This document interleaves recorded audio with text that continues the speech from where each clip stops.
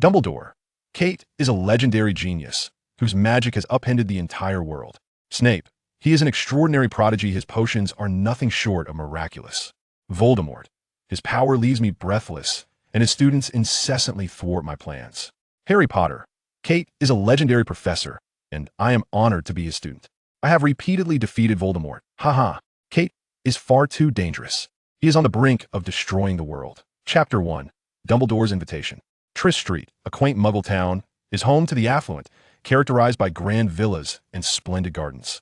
In the stillness of night, a shadow swiftly glided through the air, illuminated by the moonlight, and soon flew into the second-floor window of a villa. It was a raven. Intriguingly, this raven transformed into a human. The figure resembled an 18-year-old youth, with blue eyes akin to the Aegean Sea, deep and enigmatic.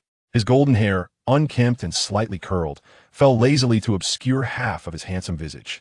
Yet, adorned in a purple robe and standing at 175 centimeters tall, Kate Lyle exuded an air of nobility, becoming the epitome of beauty on Triss Street. Kate Lyle cast aside his robe, revealing a black and white suit of European design. With a snap of his fingers, the lights throughout the villa flickered to life.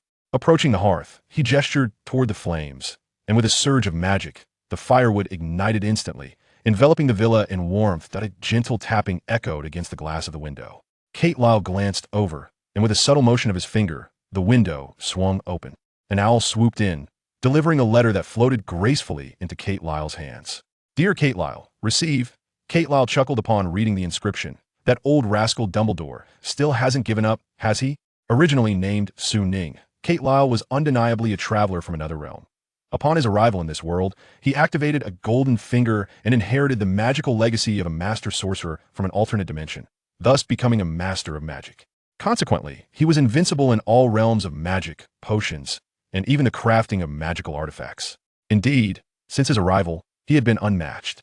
3 years prior, he had the fortune of encountering Dumbledore in a peculiar place, where Dumbledore recognized his formidable power and was astonished by his creations.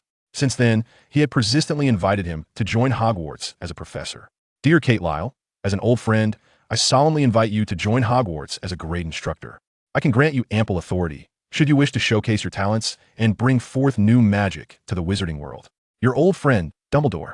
Kate Lyle perused the contents of the letter, chuckling softly, then turned to the owl that had yet to depart. Little fellow, are you waiting for my reply?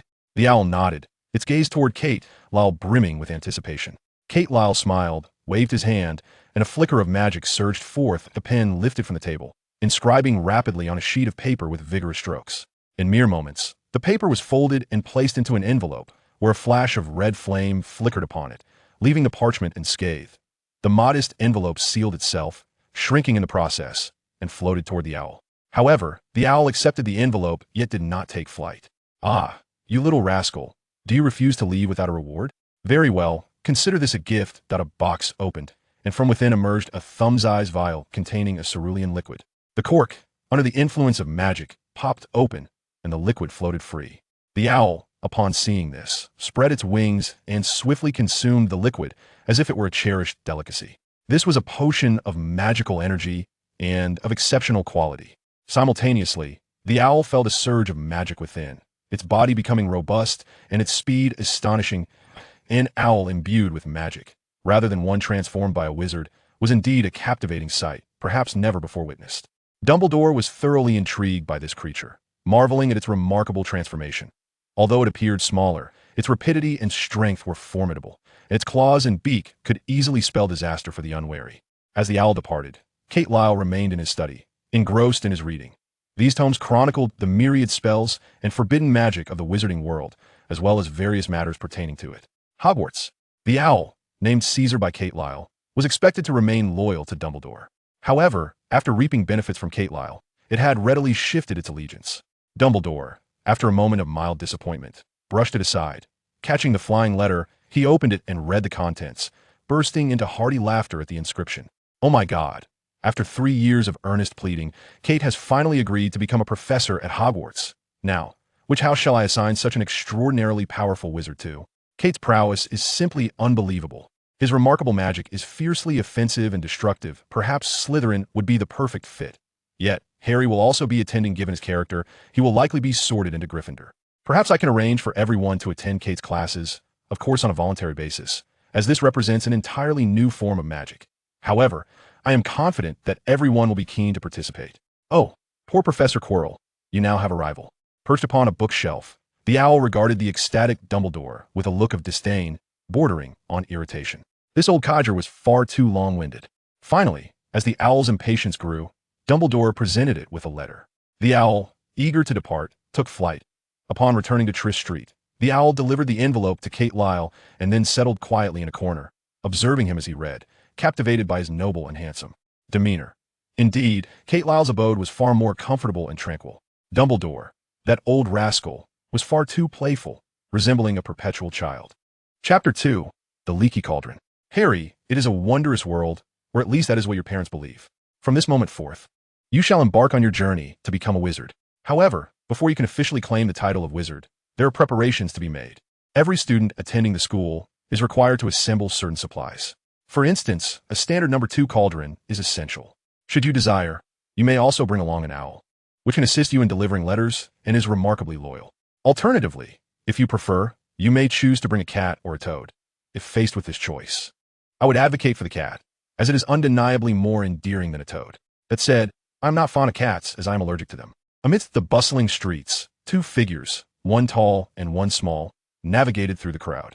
The diminutive fellow, adorned with glasses and possessing a youthful charm, was none other than Harry Potter. The scruffy giant beside him, sporting a bushy beard, was named Rubeus Hagrid, whose voluminous coat resembled that of a vagabond on the streets of England. Hagrid had found Harry and whisked him away from his aunt and uncle's home. Along the way, Hagrid spoke at length, his voice reminiscent of a crow, seemingly unable to cease its chatter. Harry was filled with anticipation regarding magic and was eager to escape the oppressive atmosphere of his aunt and uncle's household. Thus, he listened intently to Hagrid's words, occasionally interjecting with his own thoughts. Hagrid, can we find in London? Harry asked, his eyes gleaming with excitement. Hagrid, bending slightly, replied with an exaggerated grin. We shall always find it. For instance, let us continue our exploration. Encouraged by Hagrid's words, Harry felt his excitement swell once more. Before long, they arrived at the entrance of a pub, the Leaky Cauldron.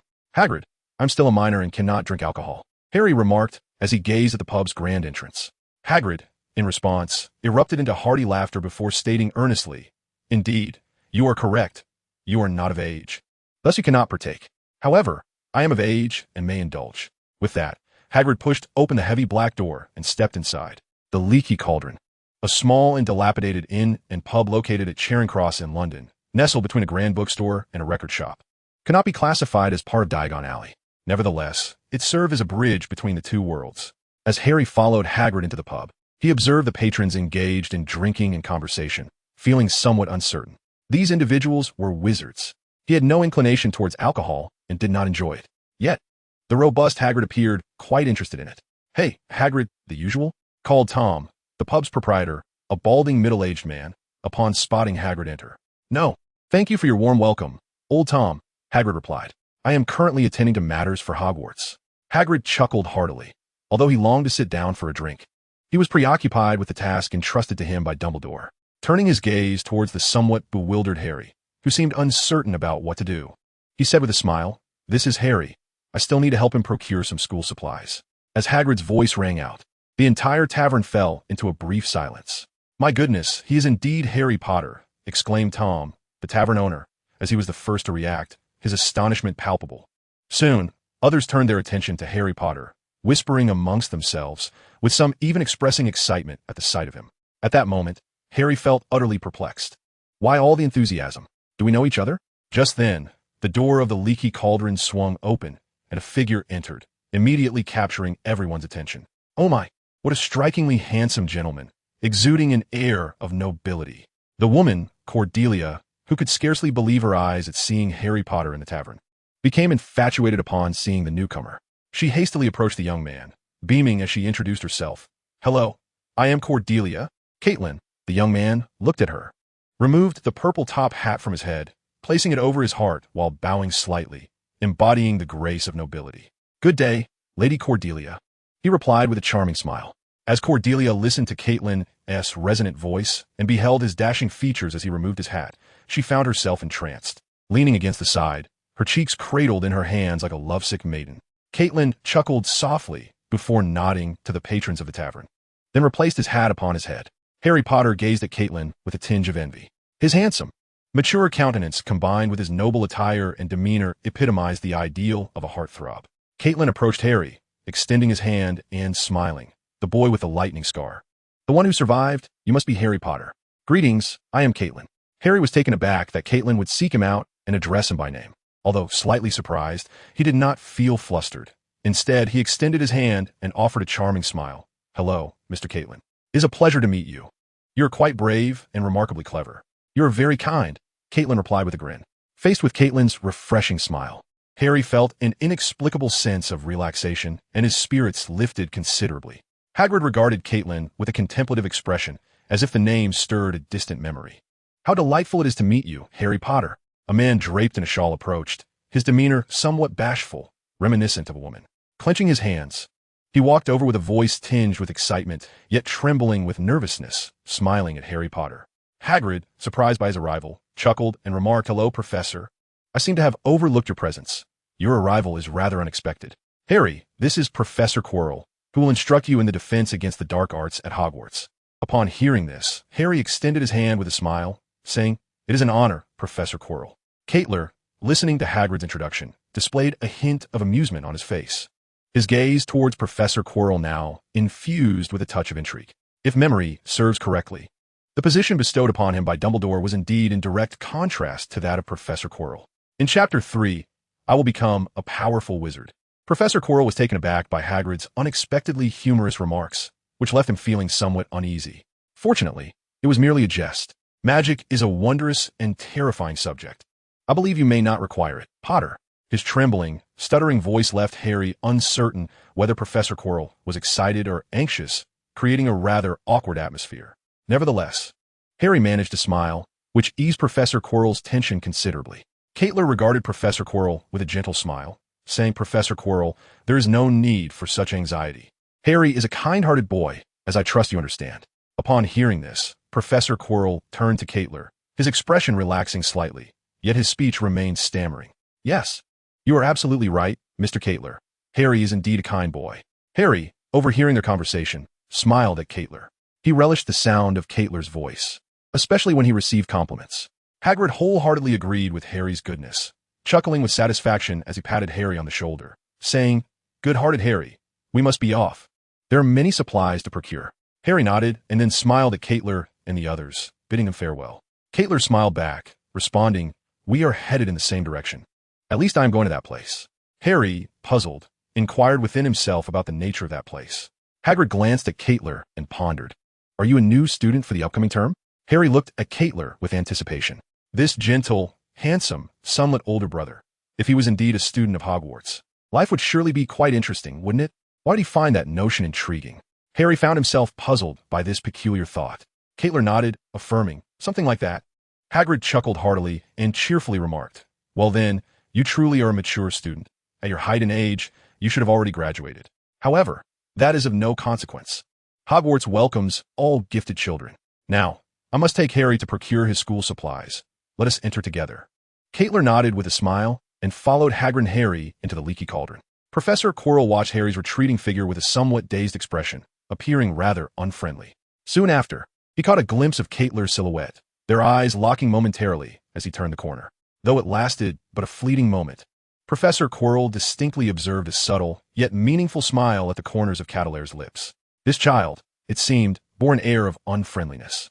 Professor Quirrell gazed at the vacant space around him, murmuring softly. The entrance to Diagon Alley lay behind the pub, concealed within a brick wall of a small courtyard. If one were to knock upon the correct brick, precisely 3 bricks above the garbage bin and 2 bricks across, a door leading to Diagon Alley would reveal itself. Of course, if one possessed flue powder, one could simply utter the name of their desired destination and, standing within the fireplace, scatter the powder at their feet, instantly transporting themselves to their chosen locale. Diagon Alley was a cobblestone street lined with an assortment of peculiar and exhilarating shops and eateries. Typically, young witches and wizards would visit this locale to procure their school supplies before enrolling at Hogwarts. It is the most bustling commercial avenue in the British wizarding world, where space has become increasingly scarce and property values rise incessantly. Yet, one cannot deny the vibrancy of this place, Establishing a business here virtually guarantees substantial profits.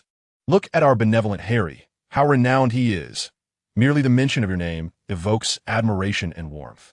Upon opening the back door of the pub, Hagrid brandished his wand and a rather unique pink umbrella, proudly addressing Harry.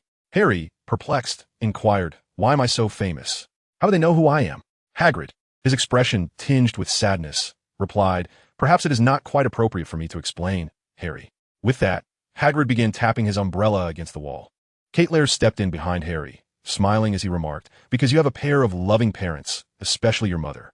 Furthermore, you are a fortunate boy, indeed." Their knowledge of you stems largely from that title. Upon hearing Lair's words, which tied to his parents, Harry's curiosity was piqued regarding this title, prompting him to ask, "Mr. Lair, do you know what it is?" Hagrid, upon hearing Lair's statement, furrowed his brow, reluctant for Lair to continue. However, he was unable to intervene in time. As Lair continued, "Yes, the primary reason for your fame is that you are the boy who survived Voldemort's killing curse, and at that time, you were merely an infant. Hence you are referred to as the boy who lived. You are a miracle." Lair smiled at Harry as he spoke. Voldemort. Harry's face paled at the utterance of that name. Trembling slightly, he understood all too well what those 3 syllables represented, and thus he felt an overwhelming sense of dread. Hagrid, observing Harry's current state, though somewhat displeased with Lair, offered comforting words, "Harry, do not be too anxious. Although he is terrifying, he has been defeated. Certainly, one must strive to become increasingly formidable, so that those who know you will focus not on your identity, but rather on your prowess." Catterwall smiled faintly and remarked, "Hagrid is absolutely correct. Thus, Harry, I eagerly anticipate the day you become powerful. In a sense, you remain a savior. I hope your life at Hogwarts will not be too leisurely." Harry found solace in the words of Hagrid and Catterwall, quickly settling into a contemplative silence, then earnestly declared to Catterwall, "Hagrid, Kate, I will endeavor to grow stronger and become a powerful wizard." Hagrid, upon hearing Harry's words, chuckled with satisfaction. His boisterous laughter was both grand and amusing, which prompted Harry to chuckle as well. Catterwall offered a gentle smile, maintaining his grace and decorum, his noble demeanor unmistakable. "Welcome to Diagon Alley, Harry." Hagrid skillfully tapped the brick wall, and the entrance to Diagon Alley materialized before Harry Potter. Catterwall turned to Harry with a smile, saying, "I need to make a trip to Gringotts, and what about you?" "We do too, Kate." Harry responded cheerfully. "What a coincidence." Catterwall replied, a hint of amusement flickering at the corners of his mouth. Chapter 4. I don't think I will accept a fire dragon as fiery kiss. The splendor and bustle of Diagon Alley brimmed with the charm of a bygone era, starkly contrasting with the modern cityscape, igniting Harry's curiosity and interest. Numerous young wizards, accompanied by their families, were preparing their school supplies, which filled Harry, who had always felt friendless, with a sense of hope. Is this Diagon Alley? It exceeds my expectations. It appears quite fascinating. Hey, Hagrid, is that the cauldron I need to buy? Upon entering Diagon Alley, Harry immediately spotted the cauldron shop, Patch Cauldron, closest to the leaky cauldron, and, glancing at the cauldrons displayed at the entrance, inquired with a smile. Hagrid responded with a hearty laugh. Indeed. That's the cauldron you'll need for potion making. However, before we proceed, we must visit Gringotts, the second safest place in the world after Hogwarts, to procure some galleons for your purchases here. Muggle currency is not accepted here. Harry, what is a galleon? Harry asked with curiosity. A galleon is the gold coin of the wizarding world, highly coveted by merchants, Catterwall replied with a smile. In addition to galleons, there are sickles and nuts. A galleon can be exchanged for 17 sickles, while a sickle can be exchanged for 29 nuts. Trust me, your parents left you a substantial fortune, ample for your indulgence. Hagrid, upon hearing Catterwall's words, cast a scrutinizing glance at him, and, somewhat brusquely, asked Mr. Catterwall if I may be so bold. How do you know Harry possesses a considerable fortune? Lair turned to Hagrid and smiled. Mr. Hagrid, believe me, I harbor no ill intentions towards Harry. Despite Hagrid's imposing stature as a 3.5-meter giant, his heart was tender. He maintained a degree of vigilance towards Lair, his mind racing as he pondered the name, feeling as though he had heard it before. I trust Mr. Lair, Harry remarked, gazing at him with a smile. Lair returned the smile, saying, Thank you for your trust. Harry, the bustling atmosphere of Diagon Alley, filled with peculiar sights, captivated Harry's attention. A myriad of owls, wizarding hats, and the sleek Nimbus 2000 flying broomstick caught his eye. Gringotts, the sole magical bank in the wizarding world, was, as Hagrid had stated, the second safest place after Hogwarts. Thus, Wizards willingly entrusted their treasures to Gringotts. Operated by a cadre of goblins, the bank mandated that only they could escort patrons on the twisting mine carts that descended to the vaults. And only goblins possessed the keys to unlock the vaults to retrieve stored riches. They had their own methods for deterring intruders and adhered to a code that bound them to secrecy regarding the bank's affairs. Welcome. At the entrance of Gringotts, 6 goblin guards clad in scarlet uniforms adorned with gold trim bowed respectfully. They appeared diminutive, yet underestimating these goblin sentinels would be a grave mistake. Upon passing through the second door, Harry harbored unique thoughts about the bank. He noticed the inscription on the door and could not help but recite it aloud. Enter, stranger. But take heed, greed will lead to dire consequences. To take without earning is to invite the harshest of penalties. Therefore, should you seek to claim wealth that never belonged to you, thief, you have been warned. Beware, for what you summon may not be treasure, but rather retribution. Lair stood beside Harry, listening quietly until he finished, then chuckled. That is a warning from the goblins of the magical bank to anyone harboring unfriendly thoughts. It is said that a fire dragon resides within the bank, a creature of immense power, capable of reducing you to mere ash with a single flame. Harry's eyes sparkled with intrigue as he exclaimed, "Wow, that's so cool. I think I would rather not receive a fiery kiss from a dragon." Lair raised an eyebrow at Harry's words. Fiery kiss? Is it something you should be saying, Harry? Hagrid, overhearing Harry, turned and approached, ruffling Harry's hair as he said, "Harry, you are still a minor. Such thoughts are unnecessary. Even when you come of age, seeking a fire dragon's kiss would be perilous unless you wield magic more powerful than Dumbledore's." Harry felt a tinge of embarrassment, realizing that his words had been misinterpreted by Hagrid and Lair. In a spacious marble hall, numerous fairies, donned in identical attire, busily registered at an elongated counter. Harry observed these fairies with astonishment and remarked to Hagrid, "There are so many fairies here, yet they appear quite preoccupied." Hagrid replied, "Indeed, they are fairies, and they possess considerable intelligence. However, they tend to be rather unfriendly, especially when engrossed in their tasks. Therefore, it would be wise for you to stay close to me and refrain from disturbing them." Harry nodded and followed Hagrid until they reached a fairy. This particular fairy wore spectacles, had an elongated nose, and large ears. Hagrid's warning made Harry feel that they indeed seemed somewhat unwelcoming. "Good morning, sir. We wish to withdraw some funds from Mr. Harry Potter's vault." Hagrid greeted the fairy with a smile. Upon hearing this, the fairy turned to Harry and inquired, "So, Mr. Harry Potter, do you have your key?" Although Harry had encountered fairies before, the fairy's condescending demeanor and the slightly blood-red hue of its teeth instilled a modicum of anxiety in him. Nevertheless, Harry overcame his trepidation and replied, "Key?" Confused. He was unaware of what the key was. Hagrid, momentarily taken aback, then chuckled, "Key? Oh, I believe I have it with me. Let me search for it." The fairy's gaze shifted to Hagrid as he rummaged through his belongings. Before long, Hagrid produced the key and chuckled. "It was so light that I overlooked its presence. Furthermore, its diminutive size made it difficult for my large hands to grasp." After a brief pause, Hagrid retrieved an envelope from his coat and handed it to the fairy, adding mysteriously, "This pertains to a matter that Dumbledore has entrusted me with concerning the item in Vault 713. The fairy regarded Hagrid with a knowing glance before shifting its attention to Harry, then opened the envelope to scrutinize its contents. After a moment, the fairy returned the envelope to Hagrid and stated, "Gentlemen, please follow me." "Was the item in Vault 713? Harry inquired, tugging at Hagrid's sleeve, unable to suppress his curiosity. Hagrid bent down, listened to Harry's question, and replied enigmatically, "I cannot disclose that. It is classified information. It pertains to Hogwarts. And Dumbledore has placed a great deal of trust in me. This is my responsibility. Do you understand?"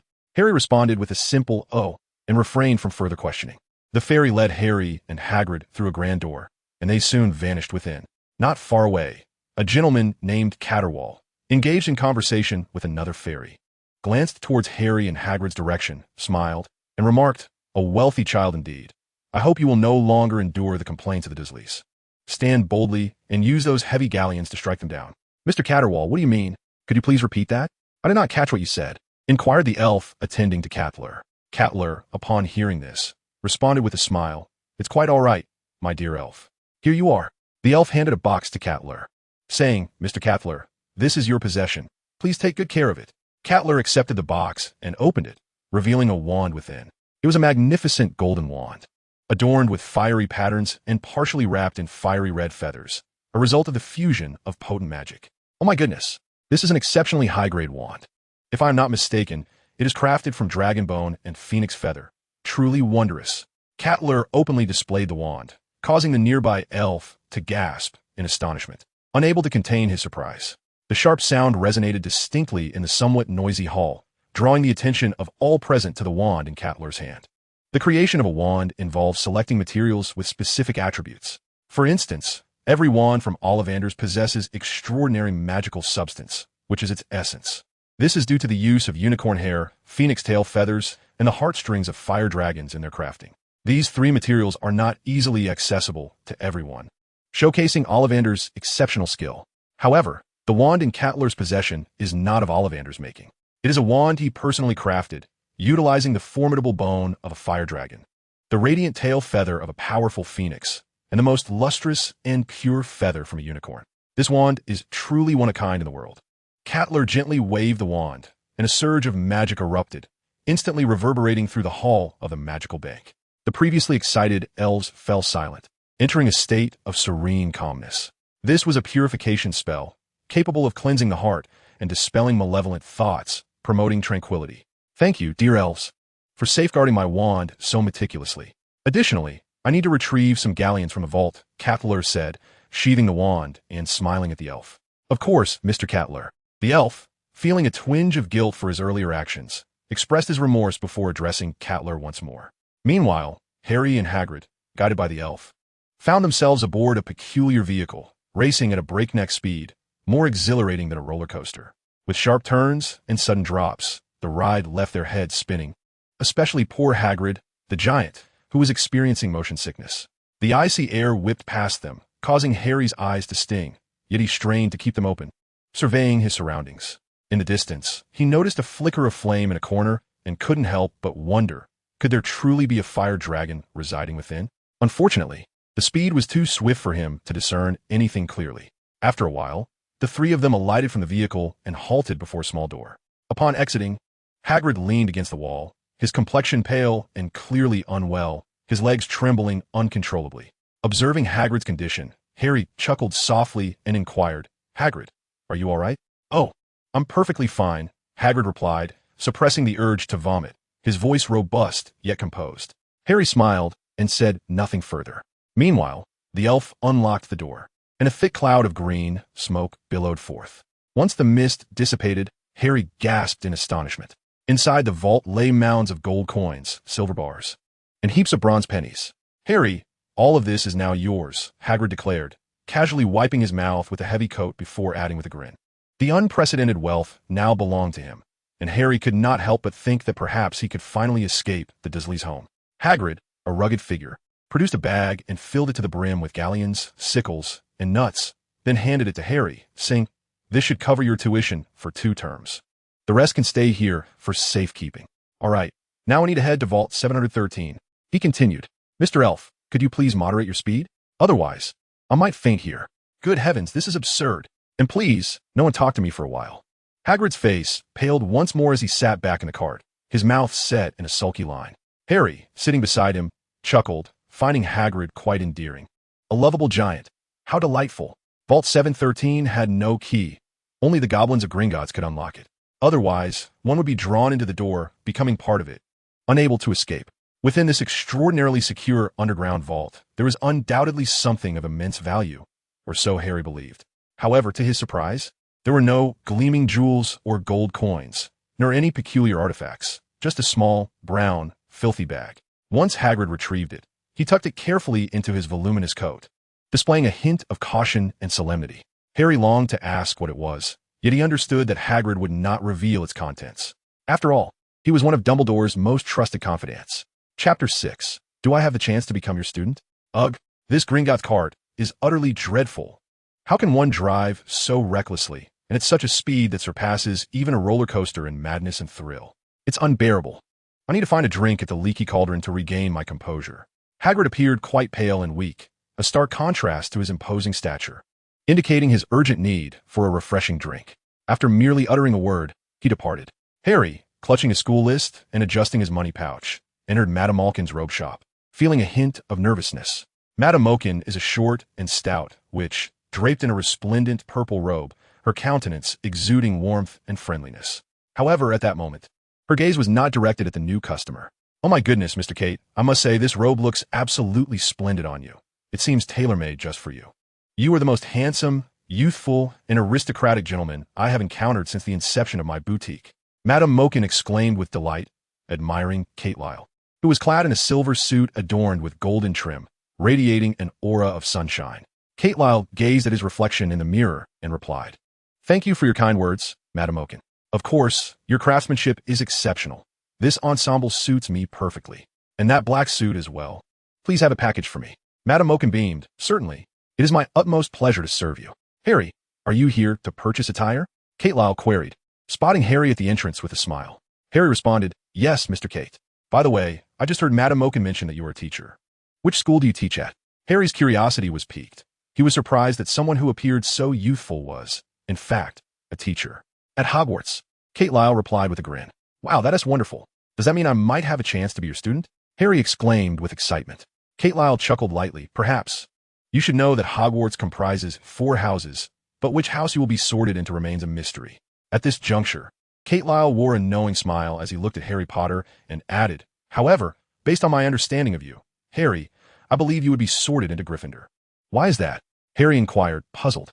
"Because you are courageous, intelligent, chivalrous, and have a fondness for adventure," Kate Lyle replied with a smile. "Thank you," Harry said, a hint of shyness creeping onto his face as he adjusted his glasses, feeling quite pleased. "Madame Mokin, this is my friend Harry Potter. He requires 3 sets of Hogwarts uniforms. Would you kindly assist him?" Kate Lyle then addressed Madame Mokin, who was busy packing nearby. Upon hearing this, Madame Mokin turned to Harry Potter, her expression a mixture of surprise and awe. "Ah, so you are the Harry. It is truly an honor to meet you in person. The attire is a simple matter. Leave it to me." Madame Mokin's enthusiasm made Harry feel slightly awkward, yet under her keen gaze, she selected 3 suitable outfits for him. Subsequently, with Madame Mokin's warm send-off, they departed the robe shop. "Harry, is there anything else you need to prepare? I might be able to assist you," Kate Lyle inquired with a smile.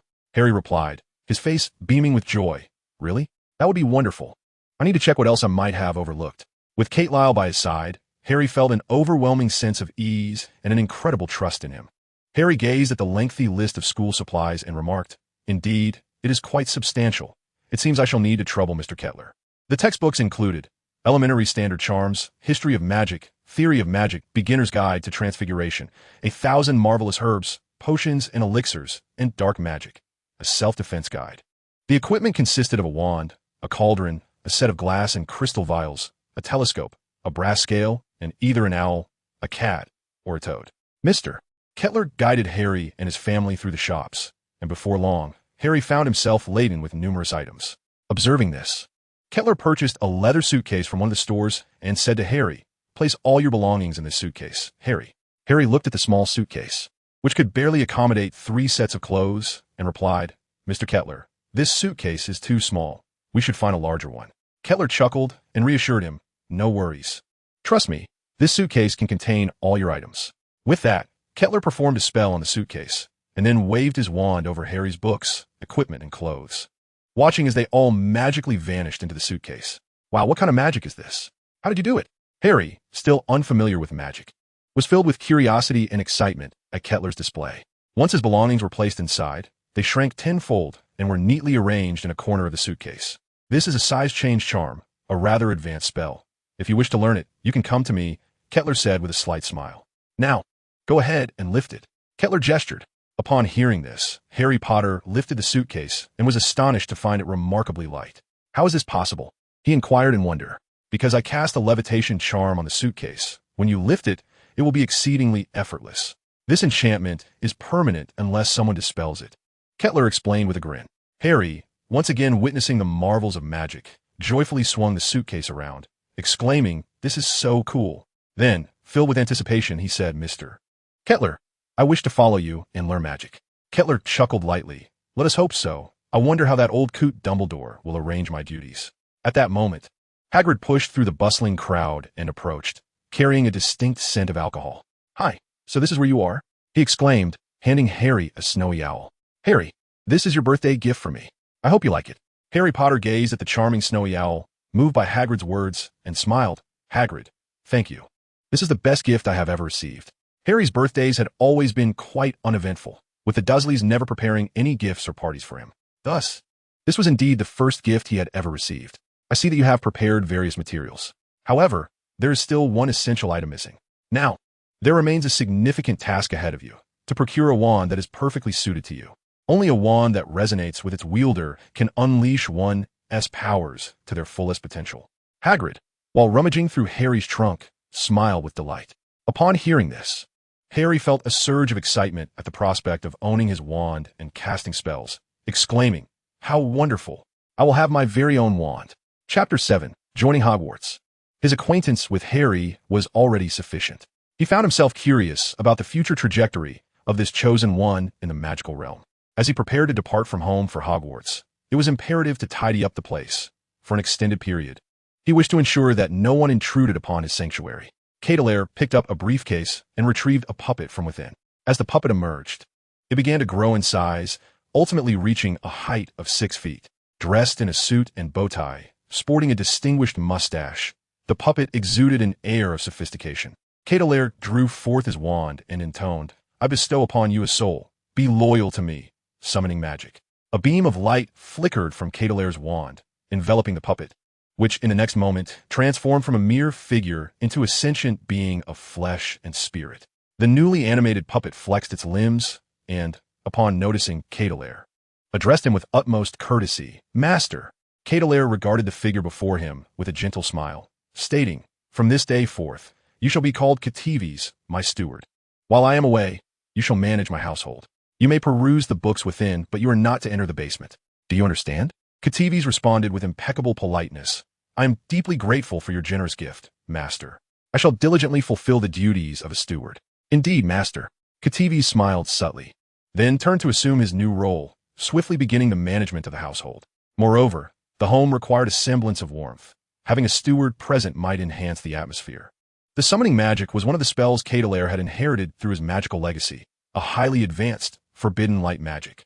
It was a spell that only a grand sorcerer could barely wield, effortlessly executed by a holy sorcerer.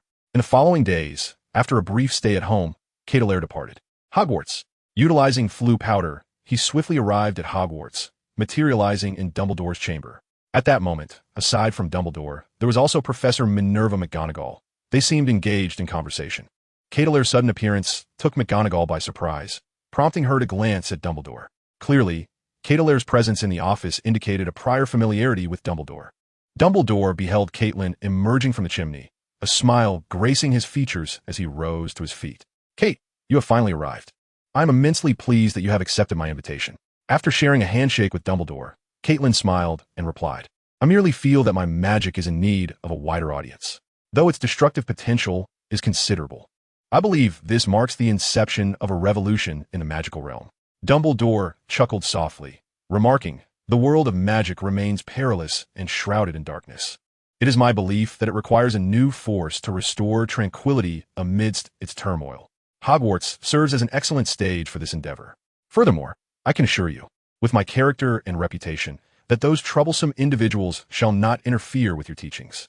Caitlin regarded Dumbledore with a serious expression, a slight smile gracing her lips. "Albus, I hope you understand that my magic will undoubtedly attract the attention of those within the ministry. Hogwarts will soon evolve into a bastion of power." Upon hearing this, Dumbledore adjusted his glasses, a smile illuminating his face as he responded, "There are far too many Death Eaters plotting in the shadows. Hogwarts may indeed find itself caught in the fray, but the children possess a formidable ability to protect themselves, ensuring that the school can avert even greater crises." Caitlin regarded Dumbledore with a knowing smile, pondering for a moment before saying, "Albus, in my eyes, you have always been a wise and noble wizard. You possess an uncanny ability to discern the worth in others, regardless of how downtrodden or unremarkable they may appear. Moreover, your foresight and wisdom are ever evident. It is an honor to become a teacher at Hogwarts, though I am curious about the position I shall hold here." Deputy Headmistress Minerva McGonagall, having listened to the exchange between Caitlin and Dumbledore, initially felt puzzled, then a flicker of understanding crossed her features. Yet, she interjected, "I apologize for interrupting your conversation. But Albus, shouldn't you introduce this young man?" With curiosity brimming, McGonagall gazed at the delighted Dumbledore, wondering if this young man was indeed the one she had heard about. Dumbledore let out a hearty laugh, a stark contrast to his usual calm demeanor. "Professor McGonagall, My name is Caitlin. It is a pleasure to meet you. I have often followed your work on animagi, and I have heard you have authored a book. I hope to have the opportunity to read it. Caitlin glanced at Dumbledore before turning to Professor McGonagall to introduce herself. Upon hearing Caitlin's words and realizing that she was an admirer of her work, McGonagall's expression brightened, confirming Caitlin's identity. It is an honor to hear that Albus often speaks highly of you, especially your groundbreaking contributions to magic. It is indeed a marvel. If possible, I will be delighted to be your student and learn this new magic. Additionally, welcome to Hogwarts. Upon hearing this, Caitlin smiled gently, shook hands with Professor McGonagall, and subsequently remarked, "We are here to learn from one another. Through your paper, I have embarked on my own research regarding animagi, and thus, I eagerly anticipate a more profound discussion with you. Perhaps, through this opportunity, we can simplify and enhance the practice and application of animagus transformations." Professor McGonagall, intrigued by Caitlin's additional research on animagi, responded, "Professor Caitlin, if possible, I would love to engage in a discussion about animagi right now." Observing this exchange, Dumbledore chuckled softly and interjected, Professor McGonagall, Caitlin is new here. We must organize a welcome gathering for her. With the new students arriving shortly, you have your own responsibilities to attend to."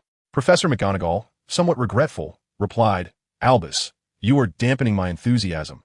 You ought to delegate this task to someone else." Dumbledore disregarded her protest, taking Caitlin by the arm as they exited the office, declaring, "We must proceed to the Great Hall to host a welcoming ceremony for the incoming students and for Caitlin." Chapter 8. The Sorting Ceremony. "You are Harry Potter? It seems the rumors are indeed true. I believe we should become acquainted. I am Draco Malfoy, and these are my companions, Crabbe and Goyle." As they disembarked from the boat, Malfoy approached Harry Potter with an air of superiority. Harry, regarding Malfoy, offered a faint smile and replied, "Harry Potter, though you may be a striking young lady, a Muggle is still a Muggle. No matter how beautiful, you remain merely a decorative vase. Despite your newfound status as a wizard, you are still a wizard lacking in true power. Look at him. Red hair, old robes passed down from his family. He's a Weasley. Individuals like him are of a vastly different caliber. I advise you to distance yourself from them, as they tarnish our image. We are of the same ilk. We are friends." With that, Malfoy extended his hand toward Harry, gesturing for him to take it. Hermione and Ron were decidedly displeased by Malfoy's words. However, they were acutely aware of the advantages and pride that came with Malfoy's pure-blood lineage. Throughout the journey, Harry had received kindness from Hermione and Ron. At platform 9 3/4, the Weasley family had been exceptionally friendly, guiding him on how to access the platform. Hermione, who had repaired his glasses, was not only charming but also remarkably knowledgeable, albeit somewhat verbose. "They're my friends. Conversely, your remarks are quite distasteful to me. You should apologize to them." Malfoy, as if he had heard the most ludicrous joke, spread his arms wide, his face contorting into an exaggerated and disdainful grin as he shook with laughter, glancing at Crabbe and Goyle, and exclaimed, "Did I hear something amusing? He actually expects me to apologize to them." At this juncture, Malfoy abruptly turned, directing a serious gaze towards Harry, and declared, "Harry, I can sincerely assure you, this is an impossibility. How could a gentleman from a pure-blood family possibly bow down to apologize to a Muggle, to a Weasley?"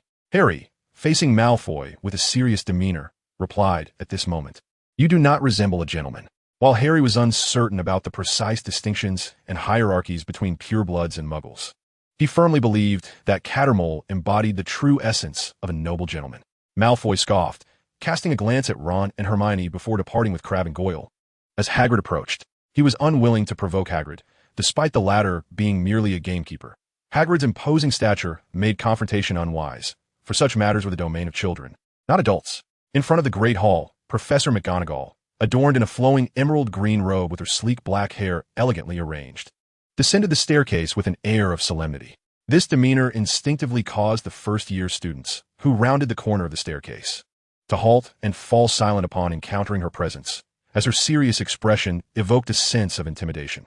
Harry, Hermione, and Ron stood together, observing Professor McGonagall, their lips sealed in apprehension. However, Ron exchanged a few playful glances with Harry, conveying, "This woman seems fierce. We are in for a tough time." Harry, interpreting Ron's look, shielded his eyes with a hand to fend off McGonagall's gaze, and winked at Ron. "Indeed, she is quite formidable. Should we fall in her grasp, we may find ourselves in dire straits." Hermione gazed at Ron and Harry, her delicate features reflecting disbelief. "I cannot believe you two are like this." Upon noticing Professor McGonagall, Hagrid maintained a cheerful smile and announced, "First-year students, This is Professor McGonagall, a remarkable transfiguration master, who will be imparting the art of transfiguration to you." The new students, upon hearing this, promptly applauded. In the presence of such a stern instructor, they hoped that their applause would warm her demeanor and alleviate their own trepidation. It appeared that this approach bore fruit, as a hint of warmth flickered across Professor McGonagall's face, though her expression remained predominantly serious. For her smile faded almost as swiftly as it appeared. "Thank you, Hagrid. I shall take it from here," she remarked, evidently holding a favorable impression of him for initiating a positive beginning. "No problem, Professor McGonagall," Hagrid replied, gesturing invitingly with a smile. McGonagall nodded and turned to open the grand door behind her. The door was vast, towering, and quite weighty. Yet, in the presence of such a slender woman as McGonagall, it was effortlessly pushed open. The group of students, who had yet to truly encounter the world of magic, gasped in astonishment. Certainly, it is primarily those children known as Muggles, such as Draco Malfoy, who hails from a lineage of pure-blood wizards, who approach the scene before them with an air of calm indifference, while the excited Muggles regard the spectacle with scorn. The interior of the Great Hall is truly enchanting, resplendent in its grandeur. Other students from upper years are already seated at the elongated tables, above which thousands of candles float in mid-air, illuminating the entire hall. What astonishes Harry even more is the twinkling starlight adorning the ceiling, which appears to be non-existent. The entire hall radiates a sense of sanctity, particularly under the watchful gaze of all present, lending it an air of solemnity. Noticing Harry gazing up at the ceiling in astonishment, Hermione leaned in and whispered, "It's enchanted, which is why it looks just as beautiful as the sky outside." Harry nodded, acknowledging her explanation, as a notion that there truly existed a ceiling above seemed implausible, making it difficult to believe that the hall was, in fact, open to the skies. "Welcome to Hogwarts." First-year students, announced Professor McGonagall from the stage. Beside her rested an old, patched, and somewhat soiled black hat, conspicuously placed on a high table. This was a pointed wizard's hat, clearly out of place amidst the hall's opulence. Prior to the commencement of the feast, it was essential to determine to which house each of you would be assigned. This is a highly significant ceremony in which all must partake. For during your time at the school, your house will serve as your home within Hogwarts. You will attend classes with your housemates, reside in the house dormitories, and spend leisure time in the house library, gardens, and Quidditch pitch. Hogwarts is comprised of 4 houses: Gryffindor, Hufflepuff, Ravenclaw, and Slytherin, each possessing its own illustrious history and having produced many powerful wizards. I hope you will emulate their excellence and surpass it. Now, the sorting ceremony shall officially commence. I urge you to compose yourselves upon being sorted, as it may determine the house to which you will belong. Professor McGonagall spoke at length, and the group of first-year students listened intently, refraining from speaking or disrupting her. This restraint was largely due to the presence of other professors and the headmaster observing them. It was only upon the conclusion of Professor McGonagall's address that they exhaled in relief. However, Harry's spirits soared upon entering the hall and spotting Mr. Caterwall standing beside Dumbledore. Mr. Caterwall was indeed here. He had not deceived Harry. Caterwall also noticed Harry, and upon meeting his gaze, he smiled. Harry clenched his small fists, feeling a surge of excitement, mixed with curiosity about which house he would be sorted into and whether he would become Caterwall's student. Wow! A sudden gasp transformed the once serene and solemn hall into a cacophony of excitement, as a group of children erupted in startled cries. They were utterly terrified. Behind them, over 20 ethereal apparitions emerged unexpectedly from the walls, the ceiling, and even the ground, passing right through their bodies. These unfortunate children had never encountered ghosts before. As for those they had seen on television, well, those were merely actors. Yet the translucent, pearlescent specters before them were undeniably real, and it appeared that some were engaged in a lively dispute, while others simply floated in place. Thus, they were firmly convinced of the ghost's genuine existence. "Welcome to Hogwarts. I hope you're sorted in a Hufflepuff, my former house.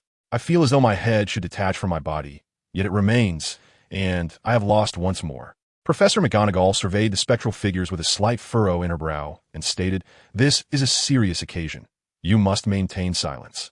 The ghosts, heeding her words, drifted gracefully to the sides, observing the children with faint smiles, evidently pleased with their performance. Noticing the pale faces of the children, McGonagall spoke earnestly. "You must learn to embrace the wondrous and extraordinary, such as those ghosts you just witnessed." After a brief pause, her gaze swept over Harry and the others before continuing. "Now, when I call your name, step forward to partake in the sorting ceremony." Chapter 9. The Sorting Hat. You may think me unremarkable in appearance, but do not judge me by my looks. If you can find a hat more beautiful than I shall gladly eat myself. As Professor Minerva McGonagall officially commenced the sorting ceremony, the old, tattered hat atop the high table suddenly sprang to life before Harry and his companions.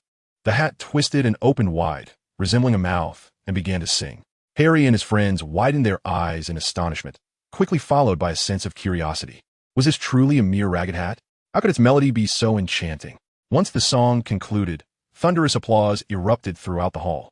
Ron clapped vigorously, though irritation flickered across his face as he exclaimed, "That damned liar Fred told us we would have to undergo a perilous test during the sorting. One that could cause us great harm. I swear I will get him back." Harry chuckled and replied, "Ron, I think you ought to take action." Clapping too fervently had caused Ron's hands to ache, and he quickly withdrew them, resolutely declaring, "I will definitely take action."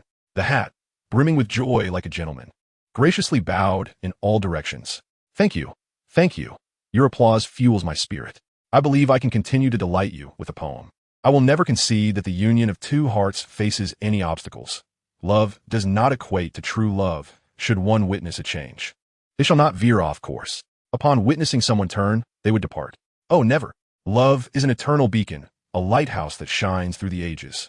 Harry and his companions were taken aback by the joyous serenade of the Sorting Hat, which sang with such enthusiasm. However, girls like Hermione were utterly captivated, akin to lovesick maidens. "What a beautifully enchanting poem!" Hermione exclaimed, lost in admiration. "This hat is so delightful. I wish it would sing such exquisite verses for me every day," a young girl expressed with adoration. "I desire one too. I firmly believe this hat must be an exceptionally gentlemanly poet," another girl mused. Professor McGonagall's stern countenance betrayed a hint of fluster, particularly upon witnessing the children's exuberance, which left her feeling quite embarrassed. No, it was the hat that had suddenly become far too irreverent, utterly mortifying. Dumbledore looked at the Sorting Hat with bewilderment. "Are you still the same Sorting Hat? What has become of your nobility? Has it been devoured by a dog?" A subtle smile graced Catler's lips, the mirth in his eyes undisguised. This Sorting Hat was indeed different from what he had imagined. It even possessed an appreciation for poetry. "Silence." Professor McGonagall interjected, pressing down on the hat, her expression serious. The Sorting Hat squirmed, attempting to resist, but ultimately succumbed to McGonagall's authority. She then turned her attention to the first-year students. Producing a scroll of parchment, "I will call out a name. Whoever's name I call shall don the hat, sit upon the stool, and await their house assignment." Hannah Abbott, a girl with rosy cheeks and golden braids, stepped nervously out of the line, seated herself, and donned the Sorting Hat. The hat was slightly oversized, nearly obscuring her charming, albeit anxious, wide eyes. After a moment, the hat proclaimed, "Hufflepuff." Instantly, the table to the right erupted in cheers, welcoming Hannah with enthusiastic waves. Susan Bones, Hufflepuff, Terry Boot, Ravenclaw, Malfoy. With confidence and the pride of a pure blood, Malfoy ascended the stage, donned the hat, and cast a glance at Harry, Ron, and Hermione, a smirk playing on his lips, exuding a hint of charm. Yet I must admit at that moment, Malfoy did exude a certain charisma, at least in the eyes of some young girls. Ron, however, merely curled his lip and chose to ignore Malfoy. Slytherin. The Sorting Hat mused briefly before declaring. Malfoy had achieved his desire, for his father had emerged from Slytherin. Clearly, Malfoy harbored some obsession with Harry. It was not Malfoy's fault. Harry's parents were, after all, quite renowned. In a child born into a pure-blood family like Malfoy's, there existed a consciousness of being established. They needed to align themselves, standing together to look down upon others. "We must conduct ourselves with a semblance of gentility. He will surely understand our esteemed status as pure-blood wizards." Harry disregarded Malfoy's taunts as more and more students were sorted into their houses. Ron, to his delight, was placed into Gryffindor. As Professor McGonagall recited the names, the Sorting Hat continuously called out the names of the houses, and Hermione Granger was successfully assigned to Gryffindor. Finally, after everyone had been sorted, it was Harry Potter's turn. "Harry Potter." Professor McGonagall's voice rang out, and nearly everyone in the hall turned their gaze towards him. Many were aware of the significance surrounding Harry Potter. Although accustomed to such attention, Harry felt a twinge of nervousness as he approached the stage, placing the Sorting Hat upon his head, whispering fervently, "Not Slytherin, not Slytherin. Please, not Slytherin." A faint voice echoed in Harry's mind. "Have you made up your mind? You are destined for greatness. In Slytherin, you would receive considerable support and become a formidable figure. But if you are unwilling... Ah, I see you have your own thoughts. Very well, then. Off to Gryffindor you shall go. Harry, momentarily questioning his sanity, wondered if the Sorting Hat had indeed spoken to him. Mr. Catterwall believes I belong in Gryffindor. Does that mean Mr. Catterwall might be teaching there?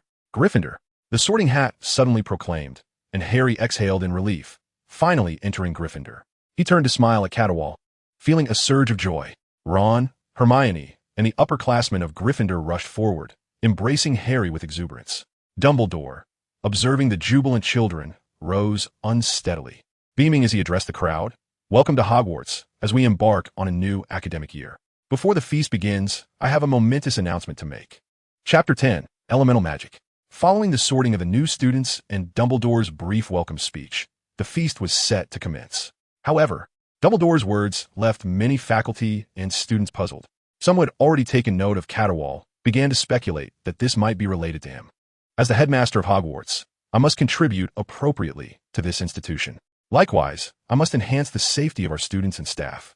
Hence, I solemnly announce, Dumbledore paused, glancing at the professors beside him and the students before him, the introduction of a new magical class, which shall be known as Elemental Magic. The assembly fell silent, followed by expressions of astonishment and shock. Since its establishment, Hogwarts had maintained 7 magical subjects: potions, herbology, divination, charms, astronomy, defense against the dark arts, and care of magical creatures. Dumbledore seeks to break conventional boundaries by introducing a novel discipline of elemental magic, a concept hitherto unknown to them. This remarkable field of magical study embodies a breathtaking and opulent form of sorcery, one that promises to be both immensely powerful and perilously dangerous. The creator of elemental magic is nothing short of a miracle, a prodigious genius. After years of invitation, he has finally consented to join Hogwarts as the esteemed professor of elemental magic, ready to impart his knowledge to all. Now, let us welcome the creator of elemental magic, Caitlin. Dumbledore's enthusiasm surged, reflecting the immense joy and exhilaration he felt at this moment, filled with anticipation for Caitlin's arrival. The professors of Hogwarts, including Professor McGonagall and Hagrid, gazed at Caitlin with newfound admiration. This striking young man was indeed a genius who had forged a new branch of magic. Malfoy, Crabbe, Goyle, Hermione, Ron, and even the second-year wizards were engulfed in curiosity, pondering the nature of this elemental magic. Harry was already aware of Caitlin's existence, but he was equally intrigued by the notion that Caitlin had created an entirely new form of magic. Thus, his gaze towards Caitlin was also filled with eager expectation. Amidst the collective attention, Caitlin ascended gracefully without the aid of a broomstick.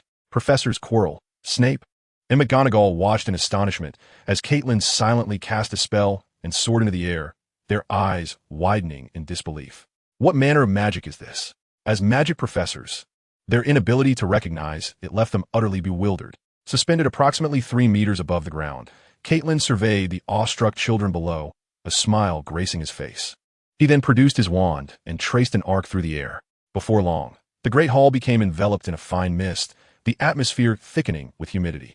The air cleared, revealing glistening droplets that, under Caitlin's control, transformed into tiny water sprites, frolicking and tumbling through the air. These water sprites appeared exceedingly adorable, leaping before the wizards, soaring past the flickering flames, and creating vapor as they landed on the wizard's shoulders, their cool touch both delightful and refreshing. This spectacle elicited a chorus of awe and joy from the young wizards, their cheers echoing in the hall. With another flourish of his wand, the once humid and cool great hall became animated. Fist-sized flames erupted in the air, resembling mushrooms struggling to break through the earth. The flames morphed into fiery sprites, pursuing the water sprites. The temperature rose, and the water sprites, frightened of their fiery counterparts, scattered in haste. If they lingered too long, they would shrink and become increasingly translucent. Malfoy, witnessing a fire sprite darting past him, was filled with excitement and curiosity, reaching out to grasp the fiery creature. Ouch! That's hot! With reckless abandon, Malfoy paid the price, his hand scalded, swollen and red, resembling a pig's trotter after being braised. The eager young wizards, witnessing his plight, hesitated to act impulsively. Yet, their enchanting eyes remained transfixed on the darting little sprites. Caitlin offered a slight smile, and amidst the gazes of Malfoy and the others, a water sprite playfully leapt from Ron and Harry's heads, leaving a trail of moisture before landing in Malfoy's hand. Instinctively, Malfoy intended to toss the sprite away, but he quickly restrained himself. The sprite nestled in his palm, emanating a cool, soothing sensation akin to grasping an ice cube on a sweltering summer day. Pure bliss. "Oh my, Malfoy, your hand is healed," Goyle exclaimed, astonished and elated as he beheld Malfoy's hand. The surrounding young wizards immediately gathered around, captivated by the charming water sprite that had mended Malfoy's scalded trotter. Professors McGonagall and others observed Caitlin's demonstration, taking a deep breath. Is this what elemental magic entails? It appears incredibly formidable, and this is merely a performance. What about injuries sustained in battle? Caitlin gradually descended, positioning himself in the center of the stage. He first bowed to Professor McGonagall and the other Hogwarts instructors before addressing the assembled wizards. "Greetings, everyone. My name is Caitlin, and I shall be your professor for the upcoming study of elemental magic." What I just showcased were 3 minor spells within the realm of elemental magic. Elemental magic is a novel and intricate form of wondrous sorcery, encompassing the 7 elements of water, fire, earth, wind, lightning, light, and darkness. Its practice is both more enjoyable and effortless, yet demands mastery over one's magical prowess and a robust mental fortitude. Most importantly, we must attune ourselves to the extraordinary energies of the universe. Elemental magic knows no division between Muggles and pure-blood families. Regardless of who you are, if you are willing to exert effort, you can become a wizard. Personally, I prefer to refer to myself as a sorcerer. Dumbledore approached Caitlin, glancing at the assembly with a smile. We extend our heartfelt gratitude to Professor Caitlin for unveiling the wonders and might of elemental magic. I trust many of you wizards are now inspired. The study of elemental magic, as a unique and new discipline, will be offered as an open course, meaning that all Hogwarts wizards may partake. Of course, attendance will be voluntary. Details regarding the schedule for elemental magic classes will be communicated in due course. Now, let the banquet commence. Chapter 011, Introduction. As the dinner began, everyone took their seats, filled with immense joy. Harry Potter gazed at the sumptuous feast laid out before him, utterly astonished and thoroughly delighted. He had never partaken in such a lavish dinner at the Dursleys, and the spread consisted of his favorite foods, the very dishes he longed to savor. They were exceedingly stingy. He had never been able to indulge freely, especially since Dudley often snatched away the treats he desired. Dolly is both fierce and domineering, exhibiting a lack of decorum and gentlemanly demeanor. The banquet was replete with an array of culinary delights: roasted beef, pork chops, lamb ribs, sausages, boiled potatoes, fried chips, and an abundance of other mouth-watering dishes. Harry, unable to contain his excitement, eagerly filled his plate with a variety of these delectable offerings and began to indulge. "Delicious," he exclaimed in admiration. "Harry, your table manners are quite unbecoming," Hermione remarked, having overheard his exclamation. "I dare say Harry has never experienced such exquisite cuisine before," Ron teased with a grin. Harry chuckled in response. "Ron, you are quite astute. Congratulations on your correct assumption." Astounded, Ron replied earnestly, "Goodness, Harry, you truly have never tasted this?" "Indeed," Harry responded with a slight smile, unfazed by any sense of pity or discomfort.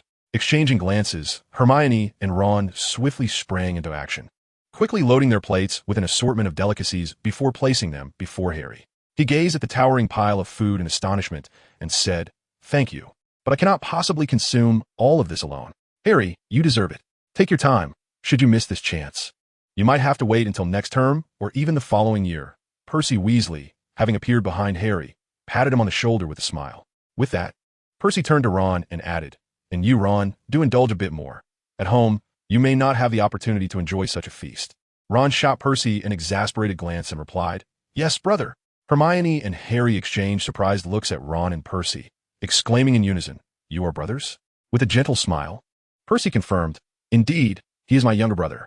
Did Ron not mention that he has several older siblings?" Both Harry and Hermione turned their attention to Ron, who sheepishly chuckled and said, "Perhaps I should reintroduce myself." "You certainly should," Hermione urged, wrinkling her nose at Ron. Feeling somewhat bashful under Hermione's gaze, Ron blushed slightly. Neville Longbottom, seated to Ron's left, chimed in with an endearing awkwardness. "Perhaps I should start with my own introduction. I was raised by my grandmother, who is a witch. Interestingly, my family always regarded me as a Muggle, as I have never performed magic, perhaps due to my limited talent. My uncle would often try to catch me off guard to coax me into using magic, even going so far as to toss me into the Black Lake, nearly drowning me, yet I never managed to conjure a single spell. However, when I was 8, my uncle came over for tea and hung me over the edge of a window. Later, while I was eating cake, he lost his grip, and I fell from the second floor. Do you know what happened next? Listening intently to Neville's tale, Harry, Hermione, Ron, and Percy could not suppress their curiosity. I guess Neville fell into the pool. Ron exclaimed with excitement. Ron, is there a swimming pool downstairs at your home? Hermione inquired with curiosity. No, but there's a vast lake right in front of my house where we can frolic in the water all year round, Ron replied with a chuckle. Percy grinned and remarked, I believe Neville must have fallen to the ground and been in considerable pain. Surely he cried quite dramatically at that moment. At this, Ron, Hermione, and Harry Potter burst into hearty laughter. Neville, upon hearing their words, could not help but chuckle as well, then said, You are all mistaken. I actually floated up into the air and glided over the garden. It was an exhilarating sensation. My uncle did not assist me, but his expression was priceless. My family was delighted, believing my magic insufficient for admission into Hogwarts. Yet here I am, conversing with all of you. My uncle even gifted me a toad. Harry and the others laughed heartily and congratulated Neville, which instilled a spark of confidence in him, lifting him from his previously humble demeanor. They then proceeded with their introductions, becoming better acquainted. Meanwhile, at the professor's table, Caitlin had become the center of attention among the faculty. Professor McGonagall wished to discuss animagi with Caitlin, but her efforts were continually interrupted by a throng of ghosts, prompting her to abandon the opportunity. Sir Nicholas circled around Caitlin, exclaiming, Professor Caitlin, can your elemental magic grant me a corporeal form? The Bloody Baron chimed in, Mr. Caitlin, I believe I could descend into hell. Do you think that's possible? However, I have not done so. Can elemental magic fulfill my wish? The Weeping Ghost, Moaning Myrtle, asked, Can ghosts learn elemental magic? Nearly Headless Nick added, Mr. Caitlin, can elemental magic play pranks on students? That would be immensely entertaining. Professor Snape and Quirrell were equally intrigued by Caitlin, particularly impressed by the capabilities he exhibited, which greatly impacted their teaching methods. Professor Quirrell approached Caitlin first, extending his hand and smiling. Allow me to formally introduce myself. I am Quirinus Quirrell. Professor Caitlin, it is a privilege to see you again. It is truly astonishing that you have created an entirely new form of magic. You are a genius, and I believe we should engage in a meaningful exchange. Caitlin exchanged a significant glance with Professor Quirrell before responding, It is an honor, Professor Quirrell. Quirrell merely offered a few words before turning to leave, demonstrating restraint. Noticing Quirrell's departure, Snape approached with a wine glass in hand, extending his own hand towards Caitlin, and said, Severus Snape. Caitlin shook Snape's hand, smiling, I have heard quite a bit about you. Your expertise lies in dark arts and defense, potions, charms, and legilimency. You are a master of potion making and have authored Advanced Potion Making, in which you refine numerous potion crafting techniques. I am fortunate to have read it and gained considerable insights that have inspired my own thoughts on potion research and creation. I hope we might explore these ideas together. Certainly, in the realm of magical dueling, I believe there is still much we can refine together. As Snape listened to Keteller's words, a spark ignited in his eyes, and he replied with a smile, It is an immense honor. Dumbledore, observing Keteller and Snape from the side, chuckled softly. Perhaps you two could become quite good friends. Snape glanced again at Dumbledore upon hearing this, who merely smiled in return. Keteller noted this exchange and offered a slight smile. Chapter 12. The Late Arrivals of Harry and Ron. Students of Gryffindor, please keep up with me. Thank you. The staircases here are enchanted and will move, so you must remain vigilant. If you happen to get lost or are teased by Peeves, I regret to inform you that I cannot assist, unless you can summon the Bloody Baron, who is Peeves' nemesis. After the feast, Percy, as a senior, guided Harry and the others through the corridors and up the stairs, stating, Harry, Ron, Hermione, and the rest were both astonished and thrilled. If it weren't for Percy urging them on, they would have loved to linger and observe the ever-moving staircases and ponder where they might lead. These portraits can move? Oh, and they can speak, Ron exclaimed. That one is gazing at you with such intensity. No, Harry, she is looking at you. I believe she misses you, Ron added. Will she emerge from the portrait to visit your room? Oh, Harry, what an exhilarating thought. Before long, they arrived at the corridor's end, where a portrait hung. It depicted a plump woman dressed in pink. Password? The woman in the painting inquired with a smile. Dragon Dung, Percy replied. Immediately, the portrait swayed to reveal a door leading to the Gryffindor common room. It was a cozy, circular chamber filled with plush armchairs. Gather here. Welcome to the Gryffindor common room. The boys' dormitory is upstairs on the left, and the girls' dormitory is on the right. Your luggage has already been sent up. Rest well, for tomorrow marks the beginning of your studies, Percy said, smiling at Harry Potter and the others. The group acknowledged him and dispersed. In the dormitory, there were 5 occupants, with Harry Potter, Neville, and Ron sharing a room. Harry, unable to sleep, sat by the window, accompanied by his owl Hedwig. Bathed in moonlight, he appeared somewhat solitary and forlorn. Yet, Harry knew that this place was now his home. The following day, a corner of Hogwarts was under construction, with a grand edifice rapidly nearing completion. Keteller was utilizing his magic to assist in the construction of the elemental magic department. It bore a striking resemblance to the Roman Colosseum, designed as a tiered classroom. Keteller's enchantments significantly accelerated the building process, and it would not be long before completion was achieved. I sincerely apologize, Keteller. The space where you will be teaching requires a bit more time, came the response. I have arranged for someone to expedite the creation of a dedicated teaching space for you. Should you desire, I can also arrange for your accommodation to be situated there. Although the setup was promptly organized following a response from Caterwall, the teaching venue remains incomplete, which has caused Dumbledore to express his profound regret and apologies. Observing Caterwall diligently working to hasten the construction of the classrooms, he approached him and remarked. Caterwall, upon hearing this, smiled and replied, "That is quite an excellent idea, Albus. Furthermore, I require you to construct a garden for me." Dumbledore chuckled at Caterwall's words and said, "That is absolutely no trouble. For a genius such as yourself, I can certainly make an exception. Thus, for the time being, you shall have to endure residing in the dormitory." Caterwall smiled. These matters were trivial to him. "Caterwall, how old are you?" Dumbledore inquired as he prepared to leave, suddenly realizing he was not well acquainted with Caterwall's age. 3 years prior, Caterwall appeared as he does now, and 3 years hence, he remains unchanged. It seems age has little effect on him. Dumbledore chuckled, saying, "Perhaps I might genuinely believe that." Caterwall did not continue the conversation. Age seemed to alter him at an exceedingly slow pace. In truth, he was already 28 years old, yet he still bore the appearance of an 18-year-old. Hogwarts Castle perches atop a cliff comprising 9 levels, including the basement and 4 towers. The interior of Hogwarts is peculiar. Some areas are vast and expansive, while others are narrow and confined, often swaying. Every Friday, it connects to various locations. At times, a staircase may abruptly vanish, necessitating one to remember precisely where to leap. Additionally, there are numerous doors, which will not open unless you politely request them to do so or accurately prod the right spot. These doors are not true portals, but rather formidable walls masquerading as doors. Remembering where everything is located proves challenging, for everything appears to be in constant flux. Can you imagine? The figures in the portraits also frequently visit one another. In other words, an hour ago, a portrait might have depicted a plump woman, and an hour later, it may transform into an elderly man reading or a plump woman with an elderly man. Thus, one could easily become lost, which is not surprising for first-year students. At the very least, today, on their inaugural day of classes, Harry Potter and Ron found themselves hopelessly adrift. Consequently, they had to run until they finally located their designated classroom. Hermione expressed her exasperation at Harry and Ron for being late on their first day of school. These two fellows were beyond redemption. Meanwhile, Albus wore a somewhat smug expression, followed by a hint of mockery. "Those poor children. Do you know what class this is?" "Oh no, you would never guess at the stern-faced which have been watching you all along." Faced with the gazes of the crowd, Harry Potter and Ron felt somewhat awkward and hurriedly found their seats. They had finally arrived. Had they been any later, her expression would surely have been terrifying. "And I certainly wish to avoid reprimand." "Wow, that cat is utterly adorable. In comparison to bats, I find myself much fonder of cats. Perhaps we could." Ron panted slightly and then noticed the cat on the lectern, stating as much. However, as he spoke, Ron was rendered speechless. The cat on the table had leaped down and transformed into Professor McGonagall. The expressions on Ron and Harry's faces turned exceedingly awkward, especially for Ron. Confronted by Professor McGonagall as she approached, Ron could not help but remark, "That was quite an impressive feat, feeling quite unfortunate."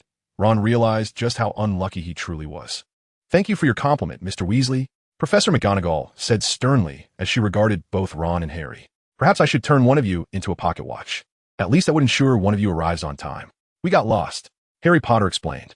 "Perhaps I could turn you into a map, so you wouldn't get lost," Professor McGonagall asserted with a hint of authority. Harry and Ron were left speechless by this suggestion. They had no desire to become a pocket watch or a map. Chapter 13, A Little Extra Help. Transfiguration is the most intricate and perilous magic you will study at Hogwarts. Anyone who misbehaves in my classroom will be asked to leave and will be forever barred from entering my class again. This serves as my warning to you. Professor McGonagall looked sternly at Harry, Draco, and the other youngsters. Ron raised his hand, catching Professor McGonagall's attention. "Mr. Weasley, do you have a question?" she inquired. Given that Ron raised his hand to ask rather than interrupt her abruptly, she afforded him an opportunity. Harry, Hermione, and Draco turned their curious gazes towards Ron. In the face of their scrutiny, Ron felt suddenly shy and unsure, especially about whether to voice his question. Professor McGonagall prompted him again, "Mr. Weasley." His face flushed slightly, but he resolutely replied, "Professor McGonagall, I believe Professor Kettleburn's elemental magic is even more dangerous." Upon hearing Ron's words, Harry, Hermione, and Draco began to chatter among themselves. It seemed that elemental magic was indeed more powerful and perilous. "When does Professor Kettleburn's class start? He is rather dashing. I can't wait to see him. Elemental magic possesses tremendous destructive power. I suddenly find myself eagerly anticipating the elemental magic course. I hope it won't be as dreary as History of Magic." Professor McGonagall furrowed her brow upon hearing the students' lively discussions and adjusted her glasses, saying, "Mr. Weasley, your perception is quite astute. That is indeed a powerful and perilous form of magic. Now, let's turn our attention to transfiguration." As Professor McGonagall had yet to delve into the study of elemental magic, she refrained from making any presumptuous statements. Thus, she deftly shifted the topic, prompting the students to refocus on their studies. Harry and his peers were captivated, eager to master the subject at once. However, they soon discovered the arduous nature of the task at hand. Mastery required extensive training, and it was far from a simple act of waving a wand and uttering an incantation. Among them, Hermione emerged as a remarkable exception, achieving what others could not. She transformed a matchstick into a needle, earning Professor McGonagall's praise. Every Wednesday evening, they were tasked with observing the night sky through telescopes, learning the names of various stars and the trajectories of planets. They also attended herbology classes under the tutelage of a plump, witch-named Professor Sprout, where they studied the cultivation of peculiar plants and fungi, along with their applications. Harry found history of magic particularly irksome, with an overwhelming amount of material to memorize, often resulting in a chaotic jumble of notes. One of the most anticipated courses was Defense Against the Dark Arts. Yet Professor Quirrell proved to be nothing short of a farcical figure. His mannerisms and the tales he recounted struck Harry and his friends as utterly ludicrous, leaving them incredulous of their authenticity. The Professor of Charms, a remarkably diminutive wizard named Professor Flitwick, had to stand atop a stack of books merely to elevate his head above the podium for his students to see. Curiously, during their first Charms class, Professor Flitwick appeared to harbor an unusual mix of fear and excitement towards Harry Potter, exclaiming in exhilaration before collapsing from sheer enthusiasm. Fortunately, he did not perish. He merely fainted from overwhelming excitement. That evening, after classes concluded, Harry, Ron, and Hermione made their way to the Great Hall for dinner. "Look, it's Professor Kettleburn," Ron exclaimed upon spotting the solitary figure of Professor Kettleburn seated in a corner. Harry, upon hearing this, turned to look, feeling a surge of excitement. "Perhaps we could join him and inquire about elemental magic," Hermione mused, admiring the gentlemanly and graceful way Kettleburn savored his steak. "That is an excellent idea," Harry responded with a smile. The trio approached Kettleburn, nervously asking, "Professor Kettleburn, may we sit beside you?" Kettleburn regarded the three with a warm smile, replying, "Of course." "That would be delightful." Hermione, brimming with enthusiasm, quickly took a seat and inquired Professor Kettleburn, "What kind of magic is elemental magic? Is it easy to learn? What prerequisites are necessary? I've heard its destructive power is formidable." As soon as she settled in, Hermione's insatiable curiosity erupted, leading her to barrage Kettleburn with a flurry of questions, as if 1,000 inquiries clamored to be voiced. Harry and Ron gazed at Hermione, whose face was slightly pale and filled with a barrage of questions. "Hey, are you a human encyclopedia?" Kate Leal chuckled, looking at Hermione. "Hermione Granger, you are an exceptionally intelligent girl, brimming with curiosity. I see a reflection of potential in you. You shall become a formidable wizard." Upon receiving Kate's praise, Hermione's delicate face flushed with excitement. "Really, Professor Kate?" she inquired eagerly. "Indeed," Kate nodded with a smile. "Although my course has yet to commence formally, if you're interested, we can have a chat after dinner. I would mind giving you some personal insights." Hermione, Ron, and Harry were thrilled by Kate's words. "Of course, that sounds wonderful," Harry exclaimed excitedly. Ron chimed in, "Professor Kate, we are absolutely looking forward to your elemental magic class." The discussion of elemental magic consumed them, leaving little room for thoughts of other subjects. Kate smiled slightly. Over the past week, he had heard such sentiments frequently, even eliciting playful complaints from some professors regarding his anticipated class schedule. Naturally, they were also curious when Kate would officially begin his teachings.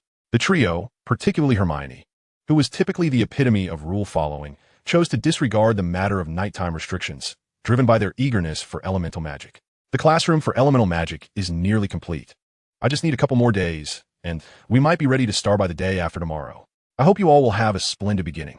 Kate remarked warmly to Hermione and her friends. During this period, Kate had not engaged in much. When free, he enjoyed afternoon tea with Dumbledore, discussed animagi with Professor McGonagall during her breaks, and, most notably, delved into potions with Snape. Lastly, he focused on preparing for his elemental magic class and settling into his charming little house. Indeed, at this moment, Kate resided in his elegant abode, exquisitely decorated, lavish, and exceptionally tidy. Chapter 14, The Elemental Baptism. Professor Kate, you truly are a wealthy educator, they exclaimed, marveling at the privileges that other professors could not enjoy. Residing in a detached house, the amenities were splendidly equipped. It bore little resemblance to what one might expect from a wizard's dwelling, yet it was undeniably enviable. Following Kate into his residence, Hermione, Ron, and Harry were left in awe. In the preceding days, they had visited Professor McGonagall's office, Snape's chambers, and even their own dormitory. But none could compare to the splendor of Kate's home. They couldn't help but admire his noble demeanor, which commanded admiration wherever he went. His life was marked by meticulous planning. Would you care for a drink? Perhaps a soda or coffee? We have cola and sparkling water, Kate offered with a smile. Upon hearing Caitlin's words, Hermione, Harry Potter, and Ron were immediately filled with excitement, their eyes gleaming as they exclaimed in unison, "Cola!" Indeed, the young ones still delighted in beverages. Caitlin snapped her fingers, and from the nearby refrigerator, 3 glass bottles of cola soared forth, coming to rest before Hermione and her companions. The caps emitted a soft pop before tumbling into the trash bin. Meanwhile, a coffee cup levitated, filled with water and coffee grounds, and began to gently swirl over the steaming sand. Before long, the coffee reached a boil and drifted gracefully before Caitlin. The trio watched the spectacle with wide eyes, brimming with exhilaration. Wow, Professor Caitlin, you can cast spells silently. That's incredible, Hermione marveled. You could too, Hermione. Caitlin replied with a smile. Just relax a bit. To learn elemental magic, a calm mindset is essential. Caitlin had exquisitely adorned her quaint residence in European style, infused with noble tones and ambience. Many of the furnishings were derived from the Muggle world. The only slight disappointment was the absence of electricity at Hogwarts, rendering some devices unusable. However, this was of little concern to Caitlin. After engaging in light conversation to help Harry and his friends unwind, she continued with a smile. Elemental magic is a unique form of sorcery. It requires the ability to sense the elemental energies that surround us. This is the key to casting spells and also signifies which type of magic you will excel in. Elemental magic encompasses the elements of water, fire, earth, wind, lightning, light, and darkness, all of which are omnipresent. As Caitlin spoke, she conjured various elements: the white light element, the azure wind element, the crimson fire element, the golden earth element, the cerulean water element, the violet lightning element, and the obsidian dark element. The 7 elemental energies orbited around Caitlin, forming spheres that floated gracefully before Harry and his friends, guided by Caitlin's will. Among these elements, lightning, light, and darkness were notably rare, not easily perceived or cultivated by just anyone. This was intimately connected to one's elemental affinity. Thus, to learn magic, one must consider their affinity for the magical elements, determining which type of magic is most suitable for them.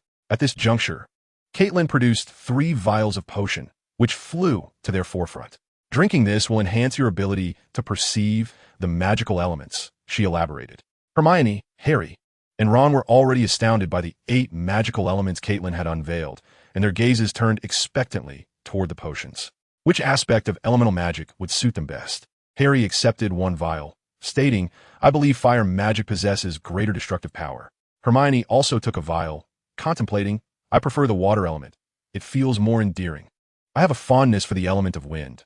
I cherish the sensation of soaring freely," Ron eagerly expressed. Listening to the conversation among the 3, Lair chuckled, stating, "This is not the time for prayer. What you must do is drink the potion and quietly attune yourselves to the presence of elemental energy." Without hesitation, Harry and his companions consumed the potion, which was pleasantly sweet, akin to taking a syrup. However, the quantity was insufficient, barely a sip each. They settled into a cross-legged position, meditating, a method to swiftly restore magical power and simultaneously sense the surrounding elemental energy. Lair guided them in perceiving the path of magic. As Hermione and the others sat down, they quickly entered a meditative state. Lair glanced at them, then drew forth his wand, gently waving it, causing all the furniture and equipment in the hall to instantaneously shrink to miniature proportions, subsequently placing them into a corner box with a flick of his wand. Thus, the entire hall became quite empty. At this point, Lair did not cease his activities. Instead, he drew a large circle around each of Hermione's companions, standing back with satisfaction. Within mere minutes, elemental energy fluctuations began to manifest around Harry and his friends, pulsating vibrantly. Surrounding Harry were lively red fire elements and azure wind elements, both abundant and vibrant. Beside Hermione, blue water elements danced as she had envisioned. Contrary to expectations, Ron did not attract wind elements. Instead, he was enveloped by rich yellow earth elements. Although it was already apparent what type of magic suited them, Lair did not intervene, as this was a time for growth. The greater the accumulation of elemental energy surrounding them, the more affinity they had for the corresponding elemental energy. Additionally, a higher concentration of gathered energy indicated a greater possession of elemental power. This process is known as elemental baptism. After sensing elemental energy and integrating it within themselves, it represents a transformation and strengthening of the body, which can occur through both external means and personal cultivation. It also reflects their inherent foundations, which can certainly be altered through later efforts. However, possessing such a foundation from the outset undoubtedly grants an advantage over others. The essential prerequisites for casting magic are magical power and mental strength, the two critical components for spellcasting. Magical power determines the number and strength of spells a wizard can unleash, while mental strength serves as the guiding force for spell execution. Thus, magical power and mental strength complement each other, following that of the spells themselves.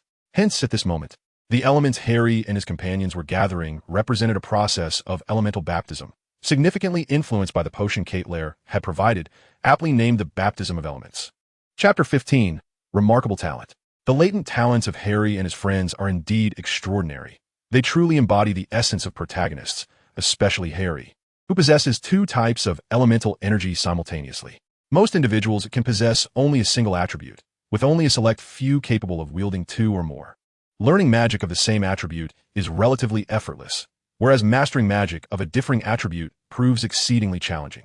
While some may have the capacity to learn a broader array of spells, others are limited, yet the essence lies in specialization and precision. Magic is a matter of quality over quantity. Possessing an attribute does not inherently grant the ability to command it. The practice of magic primarily involves the cultivation of mental strength, control, and sensitivity to the magical elements in the air. Mental fortitude can be enhanced through meditation. The higher one's mental prowess, the greater the potency of the spells cast, provided there is sufficient magical energy. At this moment, Harry and his companions exhibit a fluctuation of magical energy that, in Lair's eyes, has already reached the standards of an apprentice magician and is advancing toward the level of a novice magician. One can only imagine the extent of their remarkable talent. And Lair envisions how Harry stands distinguished among his peers. The hierarchy of magicians includes apprentice magician, novice magician, intermediate magician, advanced magician, grand magician, magus, archmage, and sainted magus. Achieving the status of magus and beyond is not within the reach of just anyone.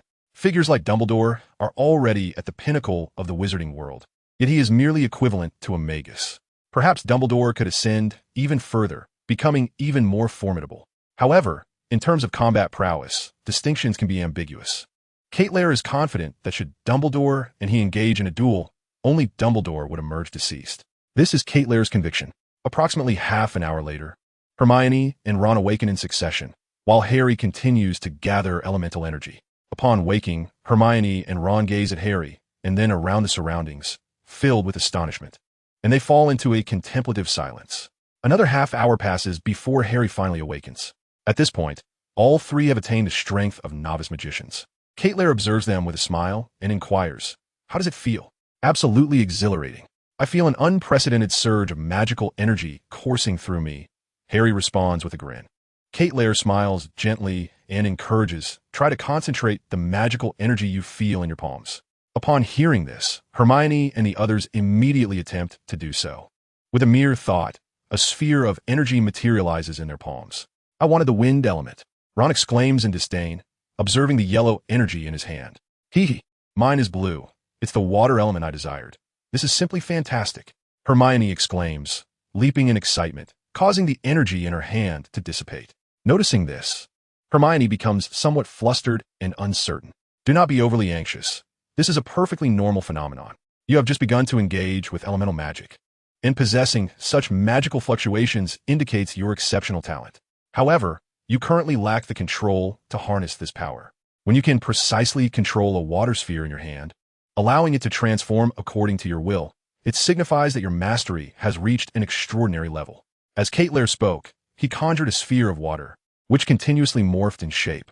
At times it transformed into a small figure, at others into an apple or a banana, and even simulated a quaint little house, exhibiting a myriad of changes at his command.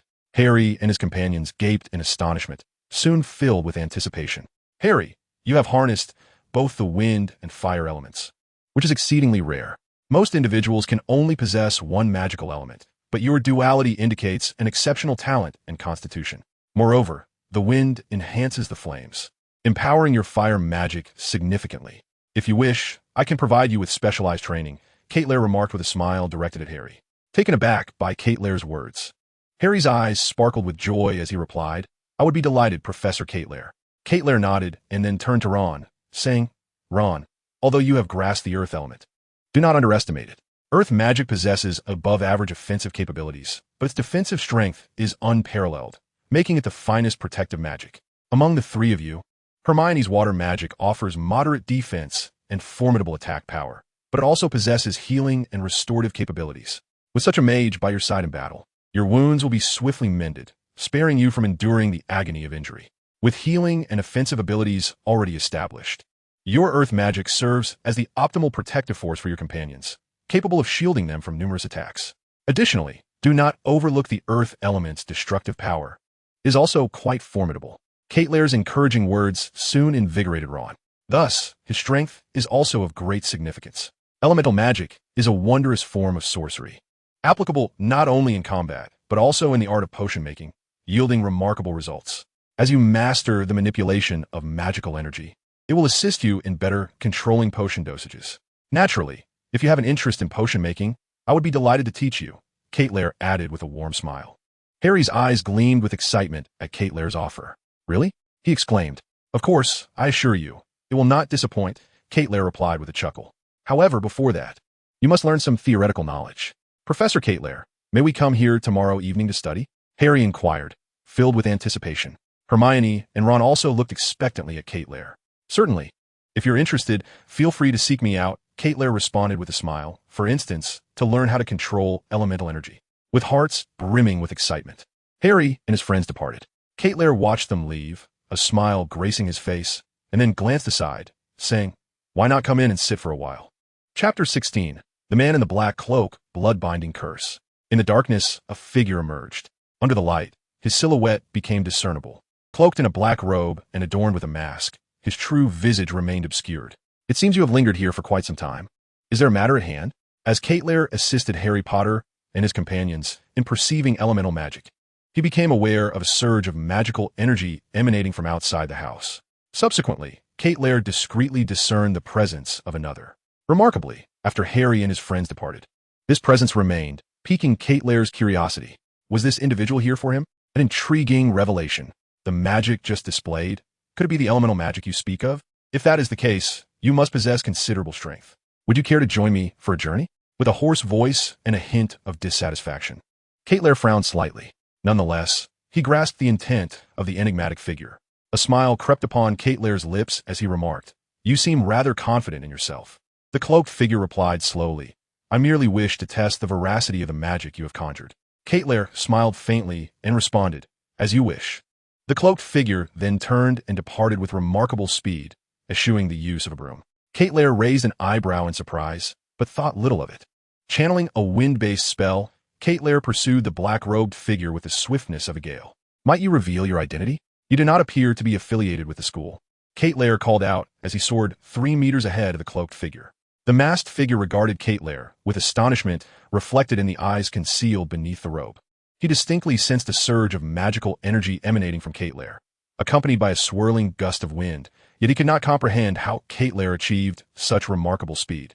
Deep within the forbidden forest, the cloaked figure stood beneath a towering tree, gazing at Lair across the clearing. Are you curious about my identity? He inquired. Your efforts to conceal your face inevitably provoke my intrigue, Lair replied with a chuckle. Then come and see for yourself if you can unveil my mask. The cloaked figure challenged, raising his head to meet Lair's gaze.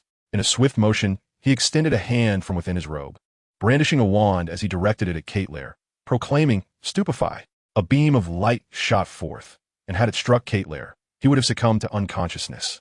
However, just as the spell reached Lair, an invisible magical barrier arose silently a meter in front of him, effectively deflecting the cloaked figure's attack. The cloaked figure was taken aback. Although he knew such a trial would not significantly affect Lair, he was nonetheless astonished by how effortlessly Lair had thwarted his assault. While a barrier capable of repelling magic was not particularly unusual, what astounded him was that he had not perceived how Lair had accomplished it. Lair gazed at the figure cloaked in black and remarked with a smile, "There is no need for you to test me. You may unleash your full power.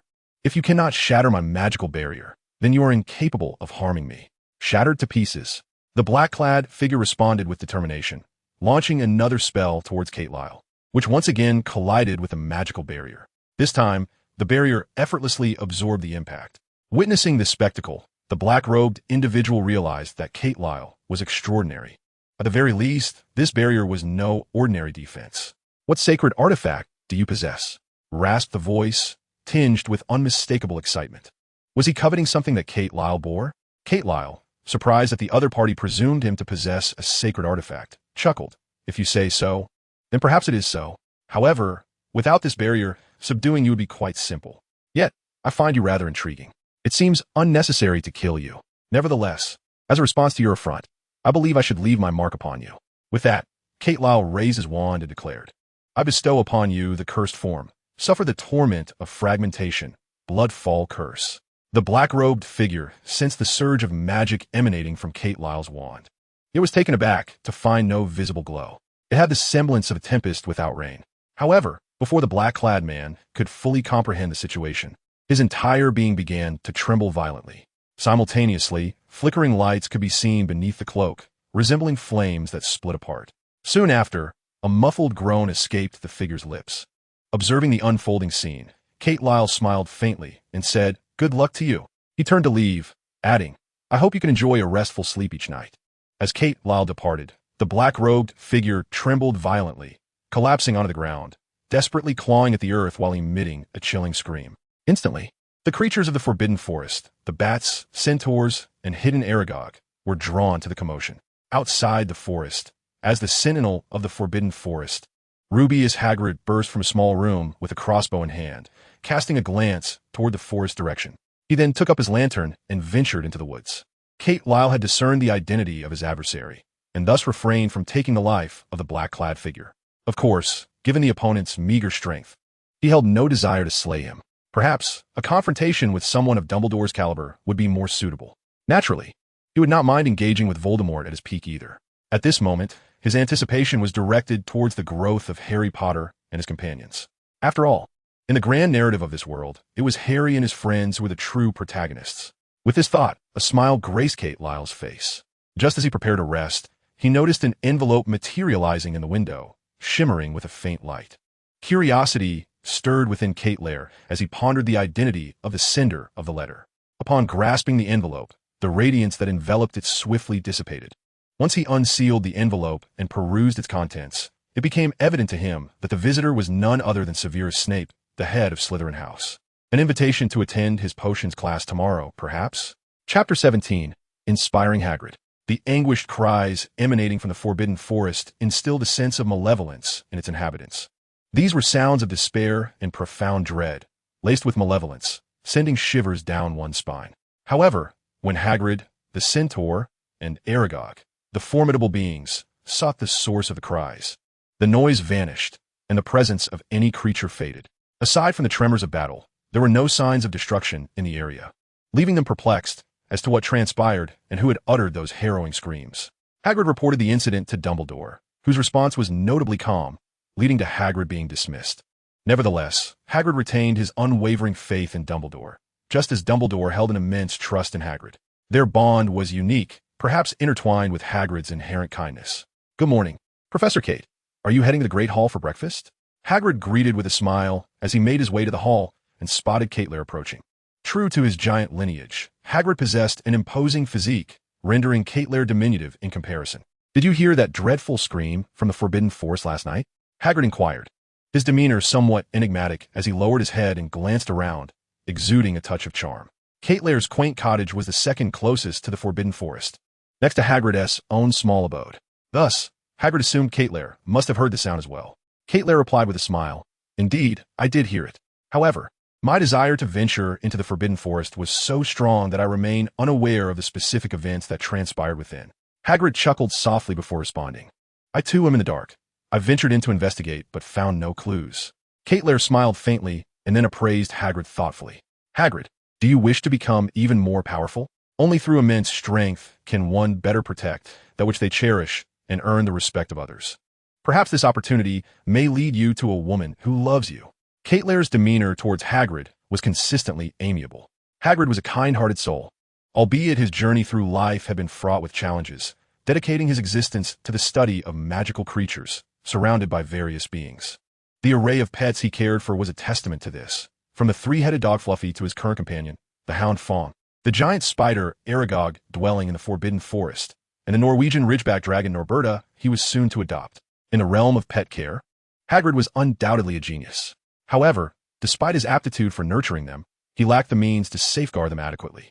Additionally, Hagrid's father was a wizard, while his mother was a giantess. Do not inquire about how they engage in their enigmatic activities. It remains an inscrutable mystery on a global scale. At least, Lair swears he has not delved into this subject. Should he be compelled to investigate, he muses he ought to bring Hagrid along. Lair vaguely recalls that within the realm of Harry Potter, giants, while not classified as humans, are considered close relatives, thus allowing for intermarriage between humans and giants.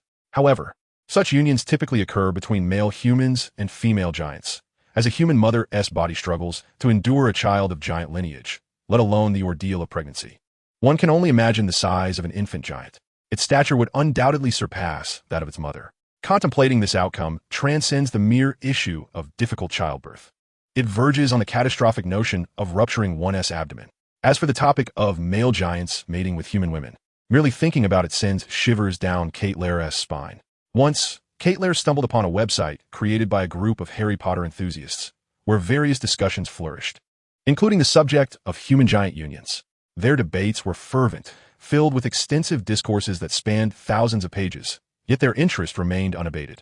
This topic is undeniably rich in intrigue and imagination. Returning to more conventional matters, Hagrid, the caretaker of Hogwarts, is a towering half-giant. Yet, half-giants have historically faced disdain within the magical community, much like werewolves, often regarded as malevolent creatures. Nevertheless, during the two wizarding wars instigated by Voldemort, these so-called monsters were ardently courted as magical allies by both sides. Giants possess formidable strength and resilience due to their immense size, rendering them nearly invulnerable on the battlefield. Save for their somewhat sluggish reflexes, they are born warriors. To Lair, this also suggests that Hagrid harbors an even greater reservoir of magical power. Imagine a giant warrior endowed with magic, capable of unleashing formidable spells. Such a prospect is truly terrifying. Hagrid, upon hearing this, grinned broadly, a hint of shyness coloring his demeanor as he replied, "Professor Lair, you pose a challenging conundrum. You may not be aware, but I am prohibited from using magic. Otherwise, I would face expulsion from school. As for finding a woman, that proves exceedingly difficult, for giants like myself are quite rare." Hagrid's disposition is rather open-minded. He possesses a clear understanding of his origins, and perhaps this awareness is why he has never taken a wife or fathered children. Hagrid, you must alter this perspective of yours. Has Dumbledore truly forbidden you from practicing magic? When assisting Dumbledore, did you genuinely refrain from using magic? You should be well aware of Dumbledore's leniency. Furthermore, the truth will eventually be unveiled.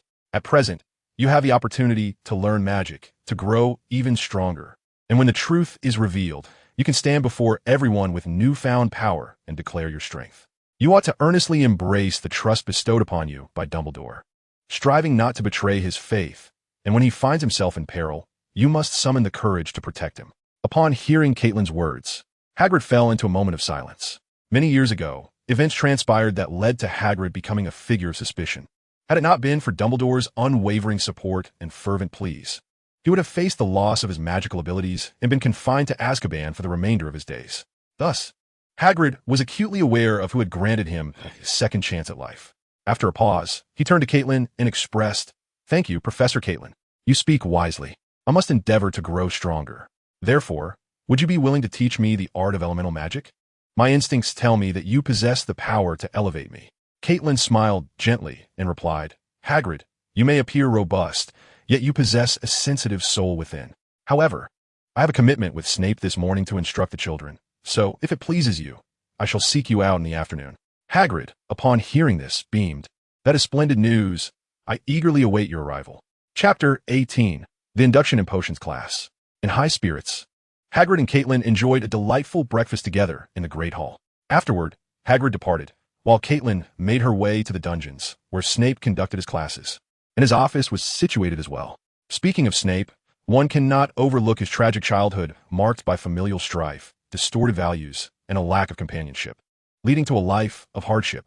Finally arriving at Hogwarts, he was sorted into Slytherin, only to face disdain for not being of pure blood. Despite his considerable talents, he was not given the opportunities he deserved. Moreover, he harbored a deep affection for Lily, yet his insecurities and the allure of dark magic prevented him from confessing, ultimately resulting in a rift between them. Lily Evans, the mother of Harry Potter and Snape's lifelong love, was destined to be with James Potter, from whom she bore Harry. Consequently, when Voldemort learned of a prophecy that foretold Harry's demise, Lily met her tragic end at his hands, leaving Snape profoundly sorrowful and instilling in him a certain bias against Harry. Nevertheless, Snape is a complex individual. He willingly endures the misunderstandings of others while quietly safeguarding Harry Potter from the shadows. From a romantic perspective, such as Snape may very well be a cherished love, deserving of admiration. "Caitlin, if you do not arrive soon, I shall come looking for you," Snape remarked with a smile as Caitlin entered his office. Observing the rare smile upon Snape's countenance, Caitlin returned the gesture with a slight smile. "Snape, you seem quite eager." The usually stoic, aloof Snape, who often exuded an air of inscrutability, was indeed smiling, a rare occurrence. After all, within the narrative of Harry Potter, he is portrayed as a devoted, brooding, cold, and acerbic figure, deeply entrenched in his passions for love. It is, of course, my intention to maximize the benefits within the confines of our limited time. For instance, engaging in discussions about potions during class to ignite the children's interest in the subject. Upon hearing this, Caitlin chuckled heartily and remarked, "Let us proceed. I believe they're eager to embark on this endeavor." Snape nodded in agreement, and the two made their way towards the classroom. Within the expansive classroom, Harry Potter and Ron sat together, with Hermione positioned behind them. "Harry, it's yet another potions class. I seriously suspect you've offended Snape at some point. He seems particularly antagonistic towards you. Consequently, I find myself ensnared in his disfavor as well," Ron muttered, placing his textbook on the desk.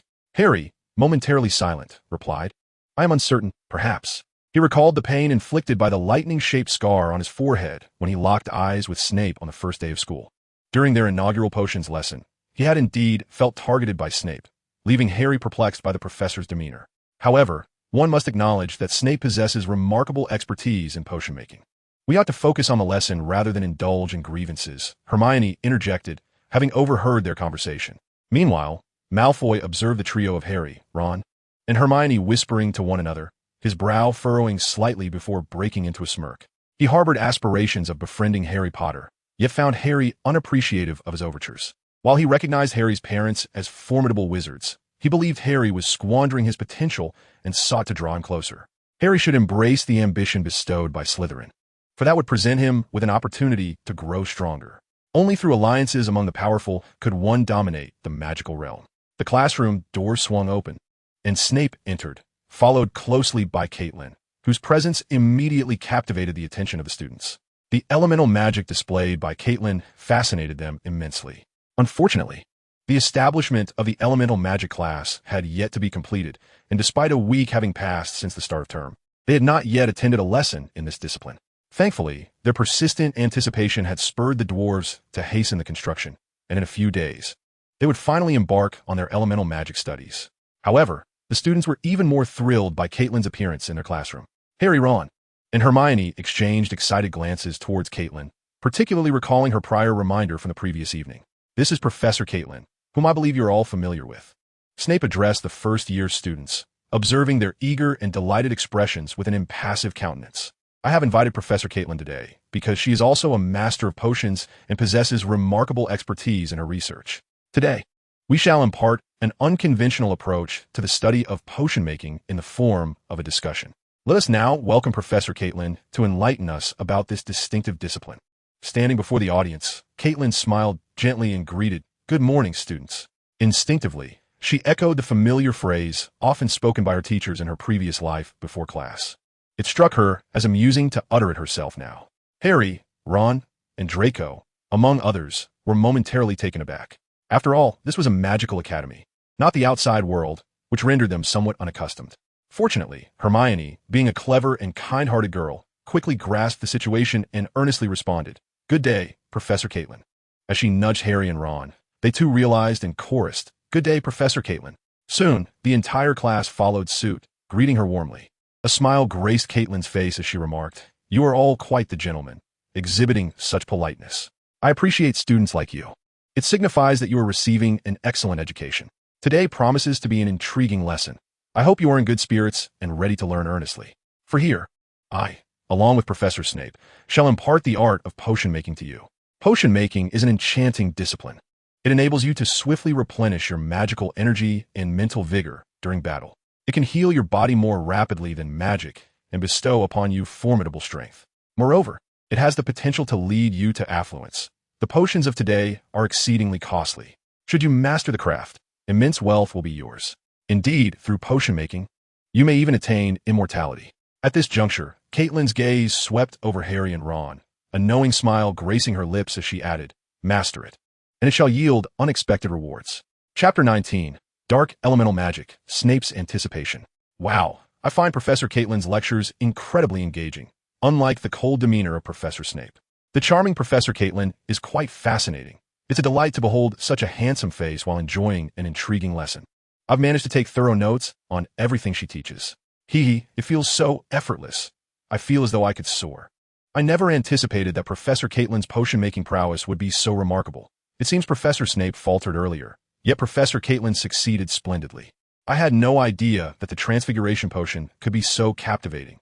Once consumed, it allows one to maintain a transformation for an extended period. Far more convenient than training to become an animagus. As Professor Snape announced the end of class, Harry Potter and his companions rushed out of the classroom, heading towards the Great Hall. They were famished and brimming with excitement, eagerly engaging in conversation.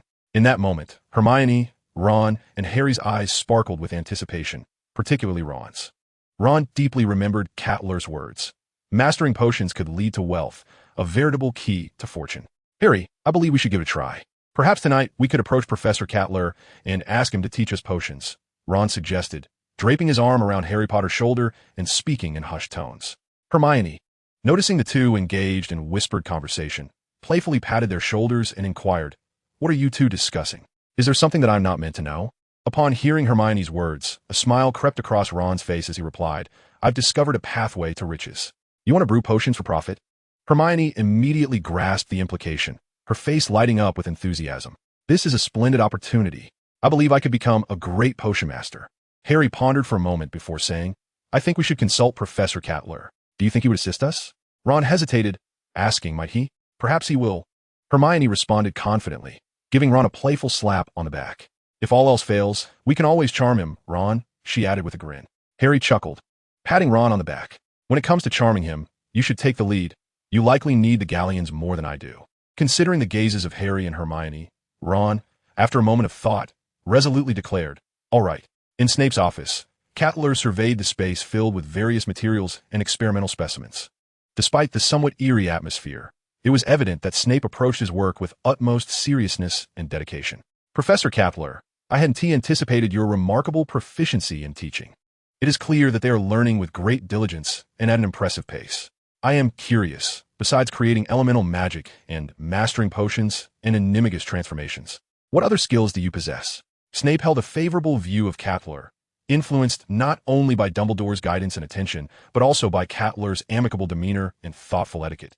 Alongside his formidable abilities, Snape's interest in dark magic extended to Cat Lair's proposed dark elemental magic, prompting him to inquire about it during their discussions on potions.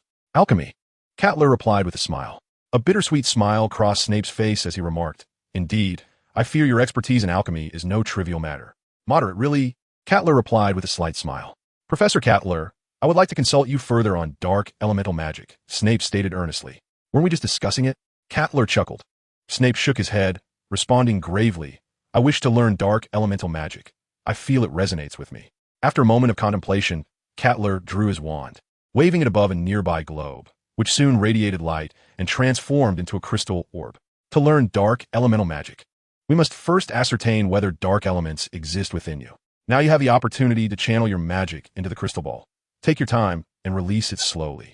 Upon hearing Caitlin's words, Snape approached the crystal ball, scrutinizing it for a moment before turning to Caitlin and inquiring, "Can this test my magical attributes?"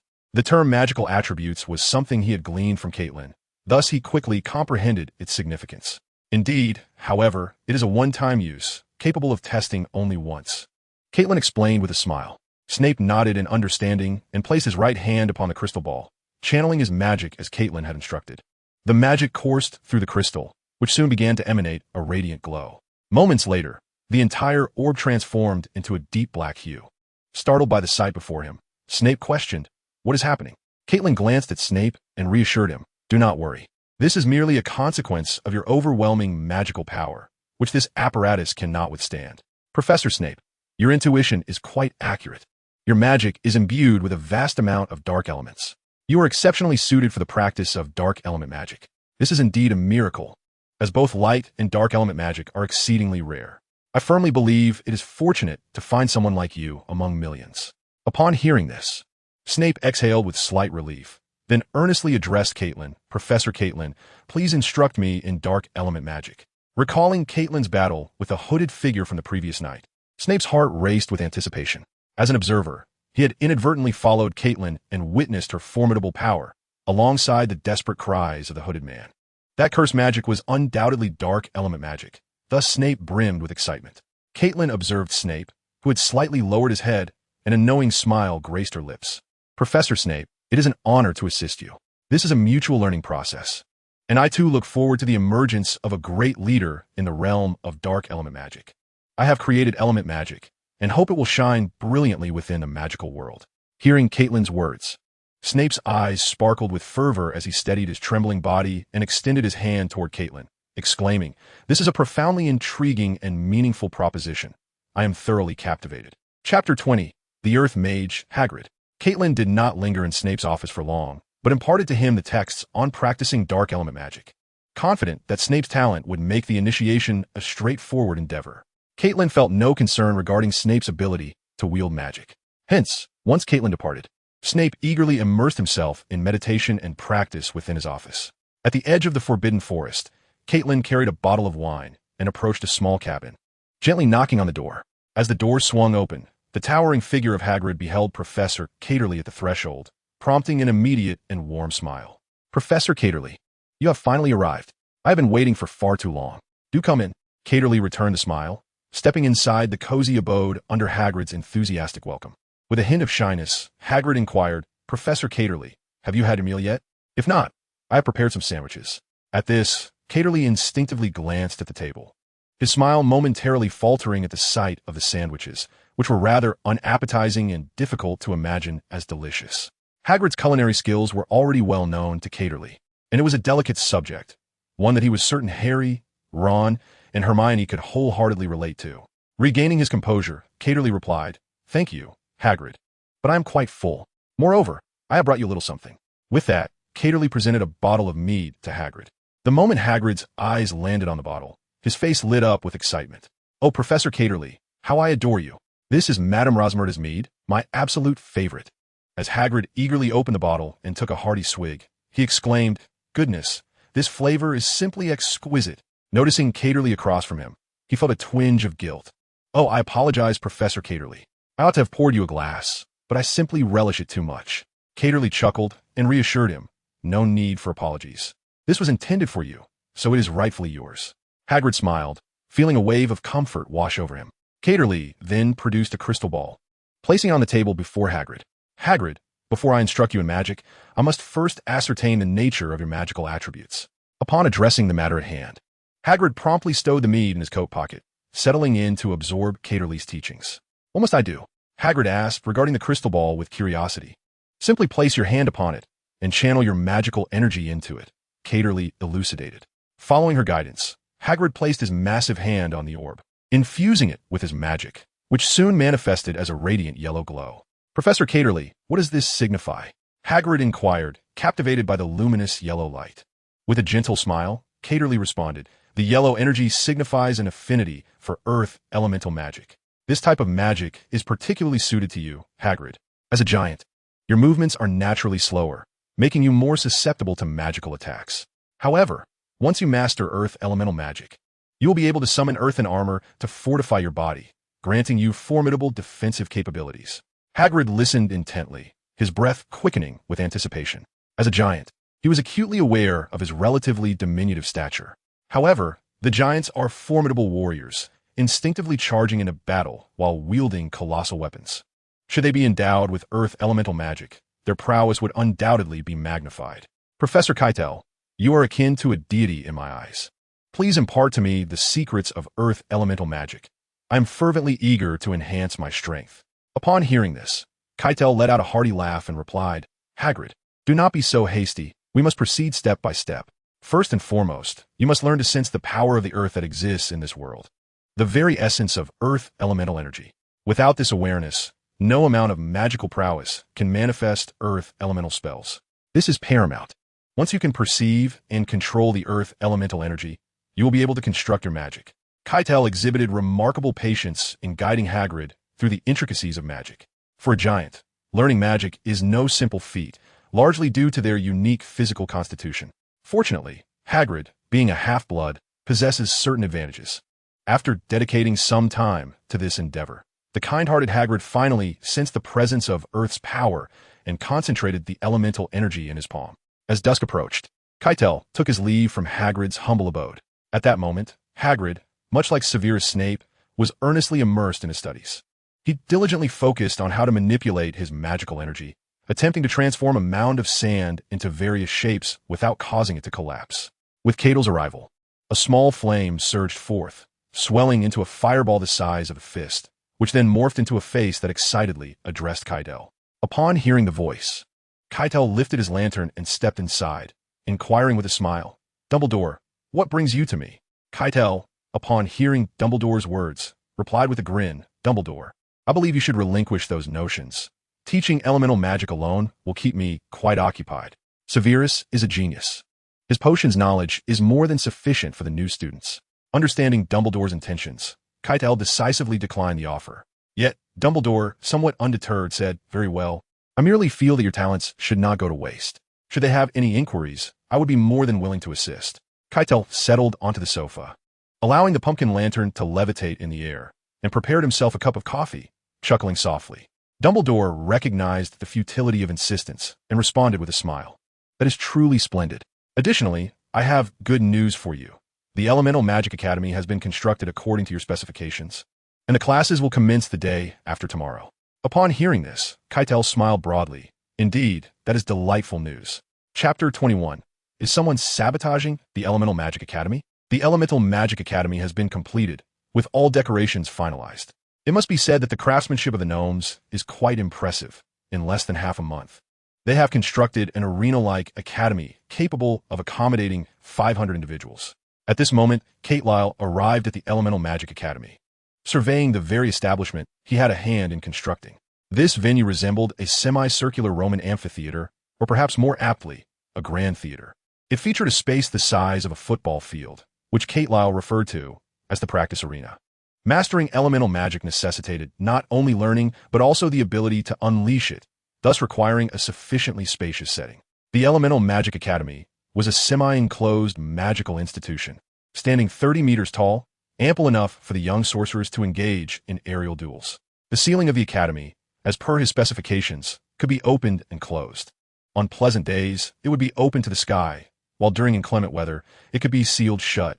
As Catelyle beheld the scene before him, a smile graced his features. He then drew his wand and with a flourish invoked a spell, proclaiming, Light of Hope. Magic surged forth from his wand, manifesting as a radiant orb that hovered in the air, illuminating every corner of the Elemental Magic Academy.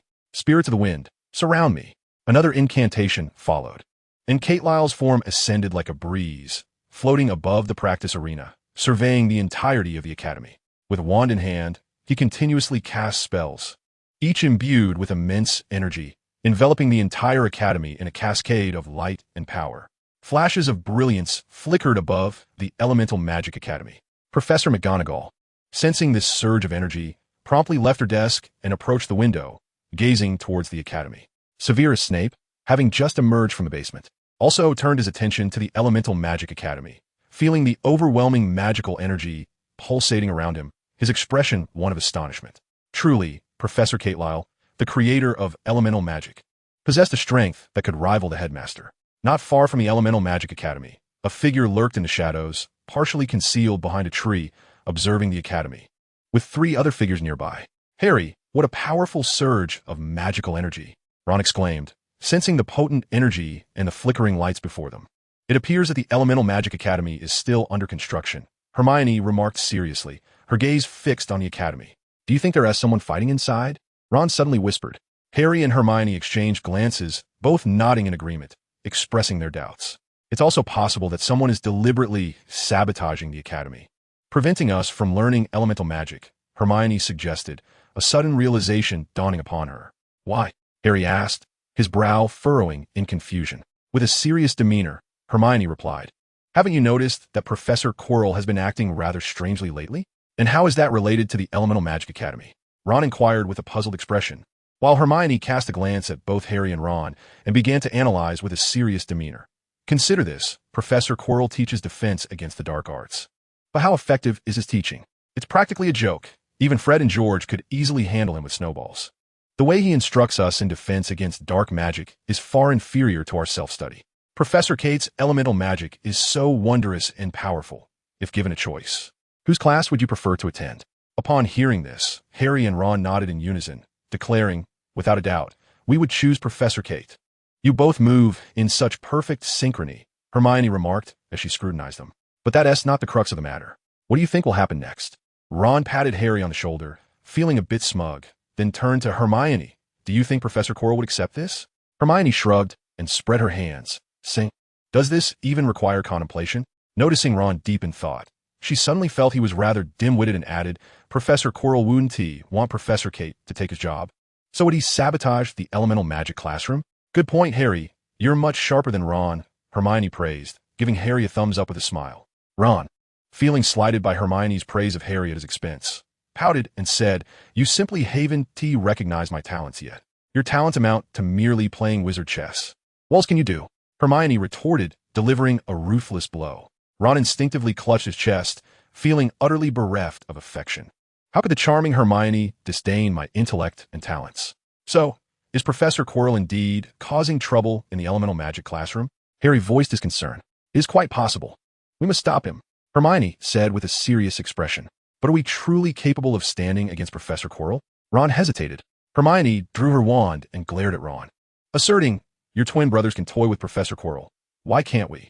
With that, Hermione marched forward confidently, and Harry chuckled before following. Ron, scratching the back of his head, found it hard to comprehend. Can we even compare? Fred and George are now seasoned wizards, while we are mere fledglings in the magical world. Though Ron was confused, he hurried to catch up with Hermione and Harry. Hey, you guys should wait for me. I am an earth elemental wizard, capable of protecting you, he called out. Hermione huffed and paid him no mind. Harry smiled at Ron, saying, Ron, you're being overly timid. No, I'm just afraid of spiders, Ron replied, his face slightly flushed, trying to maintain a facade of composure. As Harry, Ron, and Hermione approached the elemental magic classroom, they remained oblivious to a figure lurking behind them, silently following in their wake, drawing closer to the elemental magic classroom. Chapter 22. The Trio Under Attack. Elemental Magic Classroom. The small sun has vanished, extinguishing all light and plunging everything into an abyss of darkness. It is at this moment that the door to the Elemental Magic Academy creaks open, and 3 figures quietly step inside. They are none other than Harry Potter, Hermione Granger, and Ron Weasley. Initially filled with enthusiasm to thwart Professor Quirrell, they soon find themselves taken aback by the suffocating darkness that envelopes the room. Harry, do you have a flashlight? Ron whispers hesitantly. Hermione, wielding her sharp wit, retorts, Ron, don't you think that is an exceedingly foolish question? In Hogwarts, do you think you can use electrical devices? Modern equipment is prohibited here. Ron, realizing the gravity of his own words, feels the weight of his folly. Yet, the encroaching darkness stirs an undeniable fear within him. Harry's eyes, concealed behind his glasses, shimmer with calm determination. Suddenly, a flicker of flame ignites in Harry's hand, casting a warm glow that startles Hermione and Ron. "Hey, Harry, have you mastered the fire elemental magic already?" Hermione gazes at him with admiration. Harry smiles modestly. It's quite simple. At that moment, Ron's fear dissipates, replaced by a surge of excitement, for the fireball's illumination is most effective. "Harry, you are truly remarkable. With this fireball, Professor Quirrell, lurking in the shadows, will have nowhere to hide. We must capture him and make him pay." Ron's eyes narrow with determination as he surveys their surroundings. Harry nods, conjuring another fireball, one in each hand, and leads the way, searching for the hidden Professor Quirrell. Wow, is this the Elemental Magic Academy? It's absolutely incredible, resembling a Roman Colosseum. Ron follows Harry, marveling at the grandeur and height of the academy, illuminated by the flickering flames. Though excitement brews within Harry, he remains acutely aware of their purpose for entering, his heart racing as cautious eyes scan the surroundings. "Hey, I think I stepped on something." Ron's voice breaks the tension, laced with jest. Harry and Hermione instinctively turn to him. "Ah," Hermione gasps, her voice rising in alarm. Harry's mouth drops open in disbelief, while Ron stands in a state of confusion. What has occurred? Suddenly, Ron feels something constricting his foot and instinctively looks down. "Whoa, what on earth is happening?" "Harry, Hermione, help me!" Ron exclaims as he sees a dark entity ensnaring his ankle. Before he can comprehend the situation, he is abruptly yanked away, disappearing into the enveloping darkness. Ron's desperate cries jolted Harry and Hermione from their slumber, prompting the two youngsters to spring into action and hastily pursue him. "Ron!" Harry and Hermione exclaimed in unison. "Save me, Harry!" "Hermione! It hurts so much. I feel like my bones are breaking." However, after only a few meters of frantic pursuit, they lost their sense of direction. In the enveloping darkness, more tendrils surged forth, launching an assault on Harry and Hermione. Harry narrowly evaded one tendril strike, and, seeing Hermione on the verge of being ambushed by another from behind, he instinctively seized her and dove aside. Yet, in doing so, the fireball he held flickered out of existence. The elemental magic classroom was plunged into darkness, accompanied by unsettling rustling sounds. "Harry!" Hermione's voice broke through the chaos, filled with panic. Breathing heavily, Harry stood up, clutching his wand tightly, and conjured a fireball. Calling out Hermione, the fireball soared and halted 2 meters above his head, illuminating the surroundings. Thanks to its glow, Harry suddenly discerned numerous thick tendrils encircling him, resembling serpents and exuding a perilous aura. "Hermione! Ron!" Harry cried anxiously. He could summon a fireball, yet he was uncertain how to wield it offensively. In fact, the fireball he had conjured lacked any real potency, serving merely as a source of light. They had only begun their journey into elemental magic the previous day, and Kate Lyle had yet to instruct them on how to unleash their spells. "Harry, help me. I'm ensnared by something. I'm being lifted." Hermione's voice echoed in desperation. Summoning his courage, Harry resolved to take a chance. Burn flames. With a resounding crash, brilliant flames erupted before him, reminiscent of a resplendent red lotus, radiating dazzling light. The tendrils recoiled at the sight of the fire, quickly entangling themselves in its fierce embrace. Overwhelmed with exhilaration, Harry unleashed magic in 3 successive directions. Burn flames! Burn flames! Burn flames! In an instant, roaring flames enveloped Harry, illuminating the elemental magic classroom. Through the flickering light, he swiftly searched for Hermione and Ron. Before long, he spotted Hermione, ensnared by the tendrils. Upon seeing Harry, she struggled desperately, her delicate eyes wide with fear. "Harry, your flames are too intense. If you don't save me soon, I'll be burned alive." The fire blazed fiercely, and the tendrils, sensing the flames, writhed in terror and agony. Hermione felt lightheaded, exclaiming, "Harry, I'm not only going to faint, but I'll also be consumed by the fire." Listening to Hermione's distress, Harry's heart raced with panic. He yearned to rescue her, but was at a loss on how to traverse the flames. In that moment, he felt utterly foolish for igniting the surrounding tendrils. "Hermione, hold on. I will find a way to save you." In a moment of despair, Harry could only anxiously comfort Hermione. It was then that he suddenly noticed a figure cloaked in black lurking in a corner of the Elemental Magic Academy, gazing intently at him. In an instant, Harry clutched his head. The scar was throbbing painfully, Chapter 23. The Secrets of Elemental Magic. The sharp pain deeply pierced his nerves. Harry bowed his head, wishing to dispel the tormenting sensation that felt like it was tearing at his very soul. But just then, he felt a coolness wash over his mind, and the pain vanished. Bewildered, Harry raised his head again, only to find that the figure had disappeared. However, on the other side of the flames, more vines surged forward, disregarding the blazing inferno as they lunged towards him. Harry's expression shifted once more. Let the flames burn. The fire soared skyward, consuming some of the advancing vines, yet could not prevent the others from attacking. Harry felt an increasing sense of urgency. He clearly sensed that after casting several spells in quick succession, his magical energy was dwindling. Just then, a gust of warm wind swept through, and in a moment of clarity, Harry realized what to do.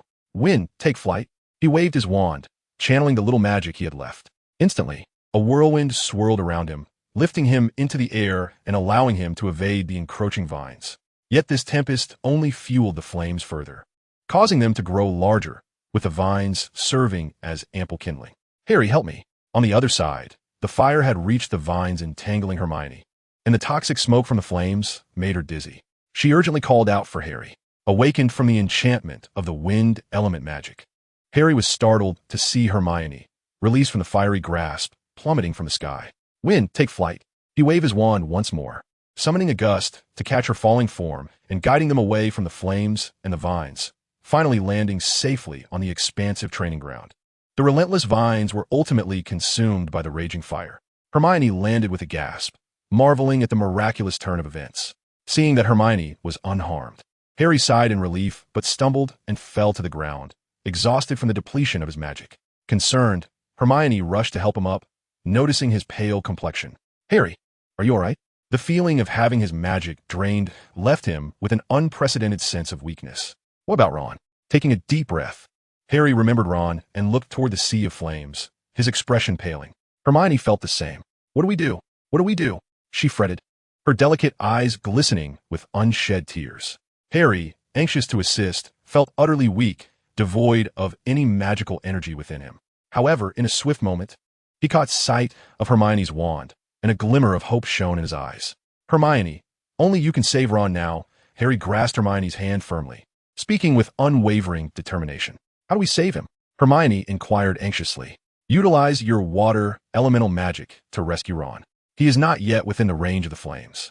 You must cast your magic over the areas untouched by fire or extinguish the flames altogether. Harry bit his lip, striving to calm himself as he articulated his plan. But I can't wield water elemental magic, Hermione replied, her face pale and troubled. She yearned to assist, yet she had not yet learned the incantations from Professor Cotterell. No, you can do it, Harry insisted, locking eyes with her. At that moment, she was engulfed in fear. Fear of being unable to save Ron, and the dread of him perishing in flames ignited by Harry himself. Harry took hold of Hermione's wand-bearing hand, saying resolutely, Hermione, Professor Cotterell did not teach me the incantations either, yet I just cast a spell. That's a secret. I believe you can do it too.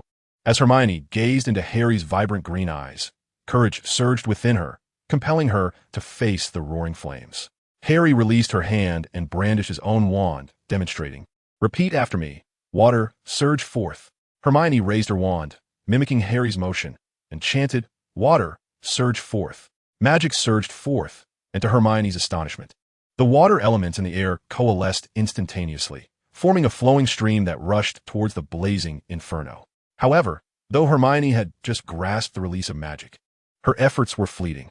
The water extinguished only a small section of flames, insufficient against the raging fire. Yet, Hermione did not succumb to despair. She waved her wand once more, declaring, Water, surge forth. This time, the effect lasted a couple of seconds longer, managing to quell half of the flames. Taking a deep breath, she attempted to continue, but a wave of dizziness overwhelmed her, causing her to stagger and nearly collapse, her face drained of color. Hermione, what is wrong? Harry asked, a look of concern washing over him. He was taken aback. After just 2 spells, how could she be out of magic? Let us keep trying. If we can just extinguish one more spot, we can cross the fire to save Ron. Harry hesitated. Hearing his words, Hermione bit her lip, striving to summon her magic, yet ultimately, it was in vain. I still can't do it, Hermione said bitterly. Witnessing this, Harry felt a surge of despair. Your performance has surprised me, a voice suddenly echoed, causing Harry and Hermione to start. They looked up in astonishment at Professor Cotturl descending from above, filled with joy. Professor Cotturl, Ron. Cotturl landed beside Harry, cradling the unconscious Ron, laying him gently on the ground. Then, drawing her wand, she waved it and proclaimed, "Dance of water." In an instant, a torrential downpour ensued, extinguishing the flames. To Harry and Hermione's astonishment, they found themselves enveloped by a magical barrier that effectively shielded them from the downpour, leaving their garments untouched by the rain. With a subtle smile, Caitlin cast another spell, declaring, "Light of Hope." A small sun illuminated the entire elemental magic classroom, revealing the chaotic state within. The once pristine chairs were now mostly consumed by flames, while the remnants that escaped the fire lay charred and blackened. Furthermore, the entire classroom was drenched, presenting a rather dismal scene. Just then, the door to the elemental magic classroom swung open, and Professors McGonagall and Dumbledore entered. The faces of Harry and Hermione instantly paled. In that moment, they were overwhelmingly convinced that misfortune awaited them. Chapter 24. A Twist of Fate. My goodness, what transpired here? Professor McGonagall exclaimed, gazing in shock at the ravaged elemental magic classroom, her expression one of disbelief.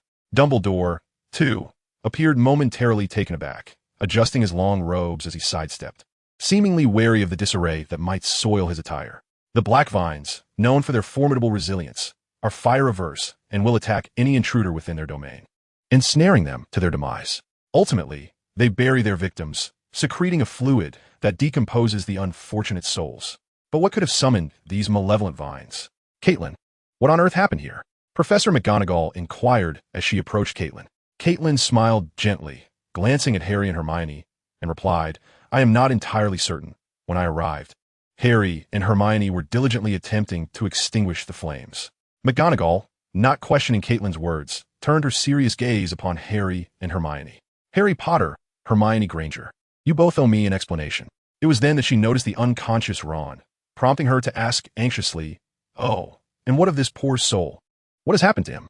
"He merely fainted. He is not in any grave danger," Caitlin reassured her with a slight smile, then waved her wand, stating, "Spirit of light, heal his wounds and soothe his spirit." A beam of light emerged, and soon a light spirit danced around Ron before finally emerging with his head and vanishing from sight. Harry, Hermione, McGonagall, and the approaching Dumbledore were captivated by the elemental magic displayed by Caitlin. Their curiosity piqued. Moments later, Runawuka. And the eyes of McGonagall and Dumbledore sparkled with delight. The light elemental magic possessed such remarkable benefits, not only capable of healing wounds, but also mending the soul. Seeing Ron sit up, Harry and Hermione joyfully rushed forward, embracing him in celebration. The trials they had just endured seemed to have fortified their friendship even further, as their mutual concern for one another deepened. Caitlin observed this with a knowing smile, the corners of her mouth hinting at a profound understanding. In an instant, the smiles faded from the faces of Harry and his companions. Confronted by Professor McGonagall's grave expression, their joy was extinguished. Silence signifies your acknowledgement of wrongdoing, does it not? Professor McGonagall remarked coldly, "Given the gravity of the situation, each member of Gryffindor shall lose 10 points. Her demeanor turned serious. Harry's expression shifted slightly. Over the past week, due to Professor Snape's apparent hostility towards him, Gryffindor had already lost 10 points. Now, with the deduction of another 10 points for each of the three. The consequence was dire. When recalling Professor Snape's potions class, Harry and Ron were flooded with unutterable frustrations. Before arriving at Hogwarts, Harry had diligently studied and perused every textbook. Yet could he possibly retain all that knowledge in such a short span? Certainly not. Harry was no fool. He simply lacked the ability to remember everything at once. Moreover, was it not excessive for Snape to issue a stern warning and then immediately quiz him on matters he was unacquainted with? Heaven forbid, how biased Snape was towards Malfoy. Malfoy was a cad, perpetually arrogant and insufferably vile, even more so than Dudley. Professor McGonagall, we were drawn here by the magical disturbances, suspecting that someone intended to sabotage the elemental magic classroom, so we came to investigate. However, upon our arrival, we found it shrouded in darkness and were subsequently attacked.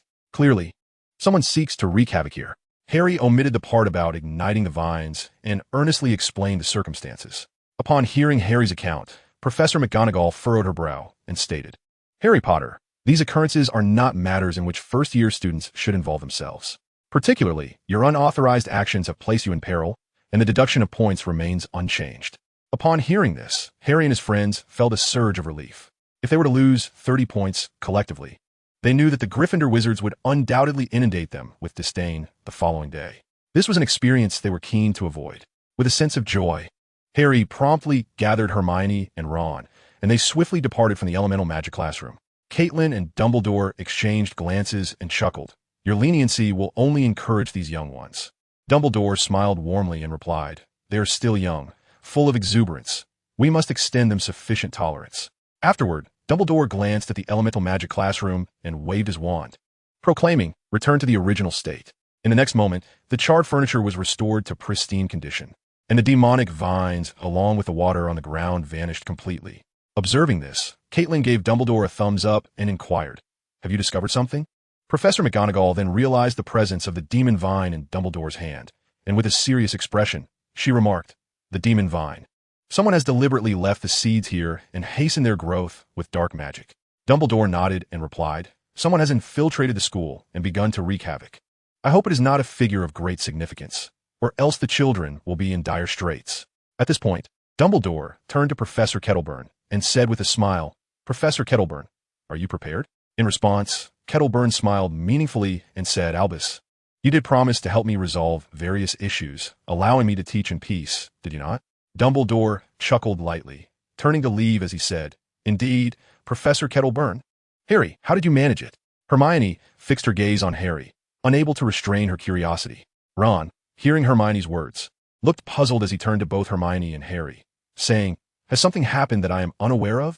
Harry understood Hermione's implication and responded, it is a secret I stumbled upon by chance.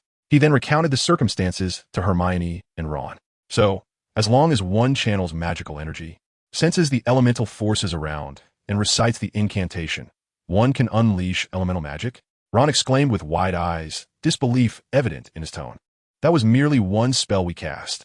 I believe there are even more powerful elemental incantations, Harry Potter stated earnestly.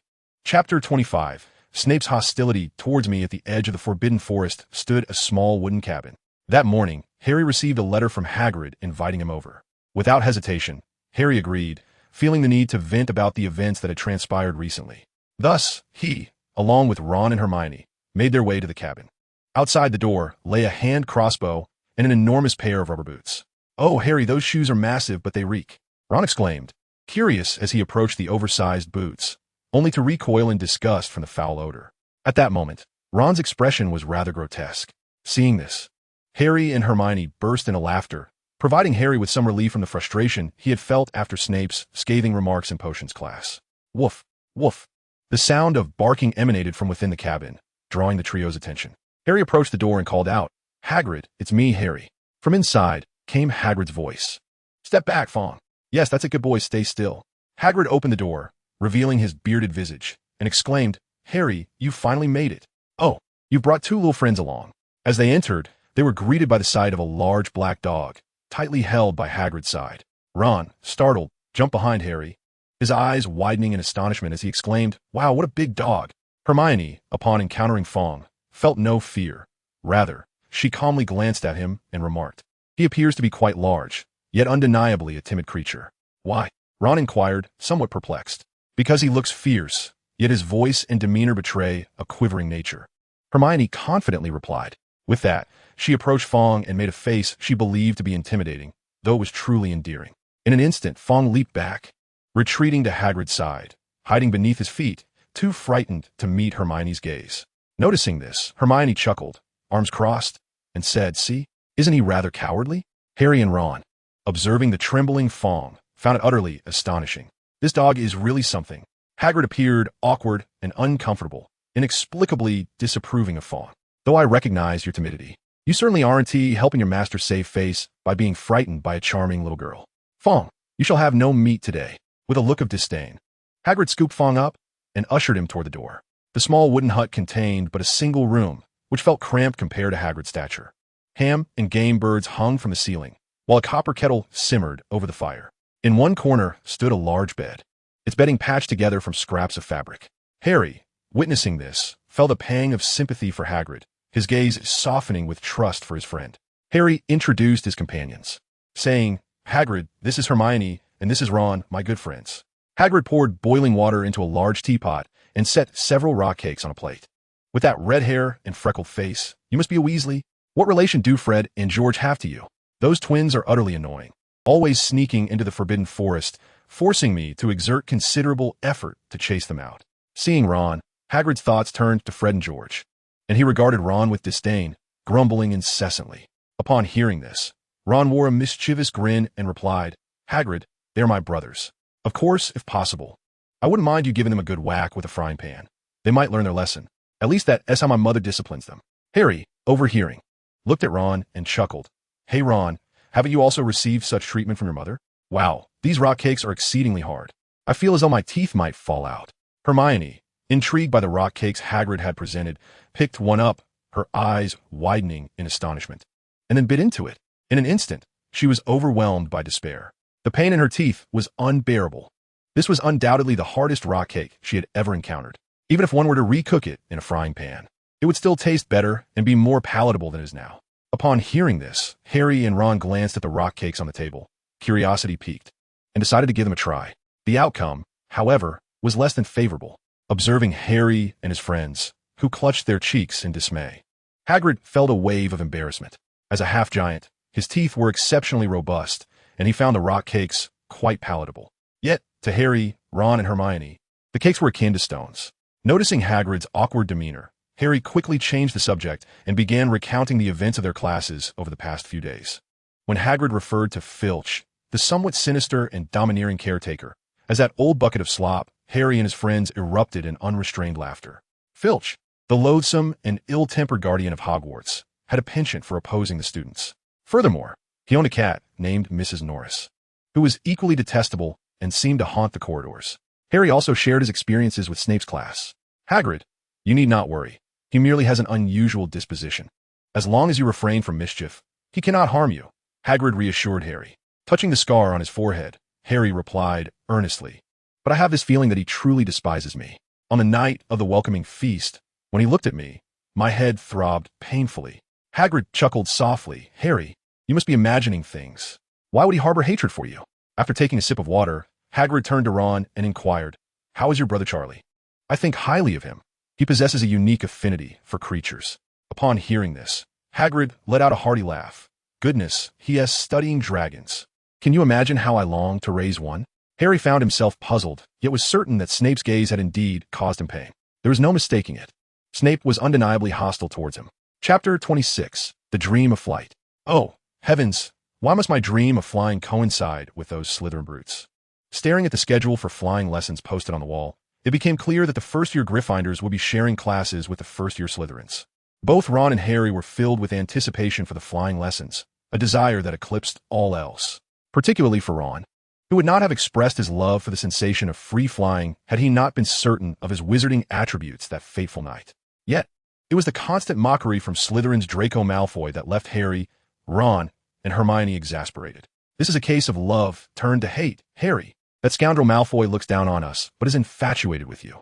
Yet you, in loyalty to us, have spurned him, and this is his revenge." Ron suddenly grasped Harry's shirt, his face a mask of despair. Harry was taken aback by Ron's words. What on earth does that even mean? What a curious phenomenon it is when love breeds hatred. "Ron, what thoughts occupy your mind?" Hermione gazed incredulously at Harry and Ron, her delicate fingers gesturing in the air. Yet she uttered not a single word, her charm almost excessive, leaving Ron somewhat entranced. "Hey, red-headed Weasley, you seem rather intimidated by me?" Draco sneered, accompanied by his two hulking companions, Crabbe and Goyle, who happened to pass by and overheard Ron's lament. Ron's expression darkened at the taunt, yet he defiantly retorted, "Humph. I shall make you aware that before me, you are but a mere wretch." Draco, dismissing Ron's words with a scoff, turned to Harry and declared, "Harry, I shall make you realize that your choice is misguided. Associating with them will only tarnish your status and taste." With that, Draco departed alongside Crabbe and Goyle. "Crabbe, Goyle, during the afternoon flying lesson, ensure they learn a valuable lesson and recognize that we Slytherins are the true champions," Draco instructed his comrades. They nodded in agreement, grinning foolishly. "This is quite troublesome," Harry remarked, feeling somewhat exasperated. "I hope the flying lesson this afternoon doesn't end in embarrassment." Although Harry had never ridden a broomstick, he was aware that it was a challenging endeavor. Watching Draco's retreating figure, Ron muttered. That fellow is truly insufferable. He's nothing but a braggart, constantly boasting about his prowess in Quidditch. Believe me, if anyone is to be embarrassed, it would certainly be him. Hermione rolled her eyes at Ron's words, exclaiming, You certainly have a unique way of offering comfort. Harry chuckled softly, then steeled himself anew. Ultimately, it remained uncertain who would face disgrace during the afternoon's flying lesson. Draco made it a habit to regale his followers daily with tales of his heroic exploits, often speaking loudly enough in classes attended by Gryffindor to ensure Harry and his friends could hear, thus drawing envious glances from others and feeding his small vanity. For instance, he frequently lamented that first-year students were unworthy of joining the Quidditch team. He would weave thrilling tales, with himself as the protagonist, invariably concluding with a narrow escape from a Muggle helicopter, a display of speed and courage designed to showcase his mastery and skill in broomstick flying. Of course, no one believed Draco could achieve such feats. Alongside Draco, there were others who reveled in grandiloquence, such as Seamus Finnegan and Ron. Seamus often recounted tales of his childhood, claiming that much of his time was spent soaring across the fields on a broomstick, experiencing unparalleled freedom and exhilaration. This left many first-year students, who had yet to ride a broomstick, filled with envy. This afternoon, I am about to attend a flying lesson. Do you have any secrets to share? Neville Longbottom, holding food, sat nervously beside Ron and inquired. Harry and Ron were taken aback by Neville's unexpected question. Ron, scrutinizing Neville's physique, playfully rubbed his belly and remarked, Neville, with a build like yours, are you certain a broomstick can lift you into the sky? At this, Neville offered an awkward smile. Although my family possesses a flying broomstick, my grandmother has never allowed me to go near it, he explained earnestly. Hey, Neville, I think you should abandon that dream. Your grandmother is absolutely right. You shouldn't harbor aspirations of flying, Ron teased. But I want to give it a try, Neville replied earnestly. Ron, observing the sincerity in Neville's eyes, turned to Harry, and eventually both of them gazed at Hermione. If there were any secrets to be shared, Hermione was the one to ask, being a fountain of knowledge. Clearing her throat under the scrutiny of Harry and the others, Hermione said, Since you are looking at me for guidance, I shall reluctantly share some insights. In truth, Hermione was just as anxious as Neville. It is not merely a matter of observing from a tree and memorizing. It requires a broomstick to truly test one's abilities. Nevertheless, Hermione began to relay the knowledge she had gleaned from a book titled The Marvelous Quidditch Ball to Harry and Ron. Harry and Ron listened with a sense of bewilderment, particularly Ron. Although he occasionally enjoyed boasting, he had indeed once borrowed his brother Charlie's broomstick, but the experience had been far from ideal, resulting in a rather unfortunate outcome. Thus, Ron found it hard to believe Hermione's words. Hermione, I never knew you could be so articulate. Unaware of Ron's thoughts, Neville listened intently, fearful of missing a single word. Just as Neville was completely engrossed and Hermione was passionately elaborating, a cacophony of noise erupted. The wizards dining in the Great Hall raised their heads in unison. A flock of owls flew in, followed by packages and letters cascading from the sky, which were promptly caught by the wizards. Chapter 27, A Confrontation with Malfoy. Hey, Malfoy, has your mother sent you more treats? Crabbe exclaimed eagerly, eyeing the package that had arrived from Malfoy. Of course. Let me see what it is this time, Malfoy responded, appreciating Crabbe's enthusiasm as he raised his voice, holding up the large parcel. Bertie Bott's every flavor beans. How delightful. There's so many flavors I adore. Smoked bacon, French onion soup, chocolate, curry, and, oh my goodness, even my absolute favorite, French beef casserole. Do you know how rare it is to find the flavors of French beef casserole and French onion soup in these beans? Malfoy proudly displayed 2 packs of Bertie Bott's every flavor beans, casting glances, both intentional and otherwise, towards Gryffindor, particularly in Harry's direction. Ron, drawn in by Malfoy's voice, could not help but cast an envious look. He had the fortune of tasting those 2 flavors once, and their exquisite taste was beyond description. Although Harry had never sampled them, he found himself feeling a tinge of anticipation. It was said that Bertie Bott's offered over 700 flavors, some of which were exceptionally peculiar, such as vomit, earwax, and snot. On the train, Harry had tried a few, but fortunately, he had avoided the more revolting flavors. Additionally, while sharing with his dorm mates, he had not indulged in many. However, he had not encountered the flavors Malfoy mentioned, as they were rare and required a stroke of luck to obtain. Of course, if one had the means, they could procure them deliberately. Hey, Neville, you have a little package. Open it and see what's inside. Neville, somewhat excited, opened the parcel with his chubby little hands, revealing a glass or the size of an egg. What is this? Why is it filled with white mist? It looks rather intriguing, Harry inquired, puzzled. This is a memory orb, Harry, Neville explained with a smile. Speaking of his grandmother, Neville's face radiated with childlike innocence and joy, for she had always taken great care of him. She knows I often forget things, and this memory orb will remind me if I've forgotten something important. Look, if you hold it tightly, it will change to red, and then... At this point, Neville's expression faltered, and he appeared somewhat bewildered. Harry, Hermione, and Ron exchanged glances, uncertain of what to say in response to Neville's demeanor.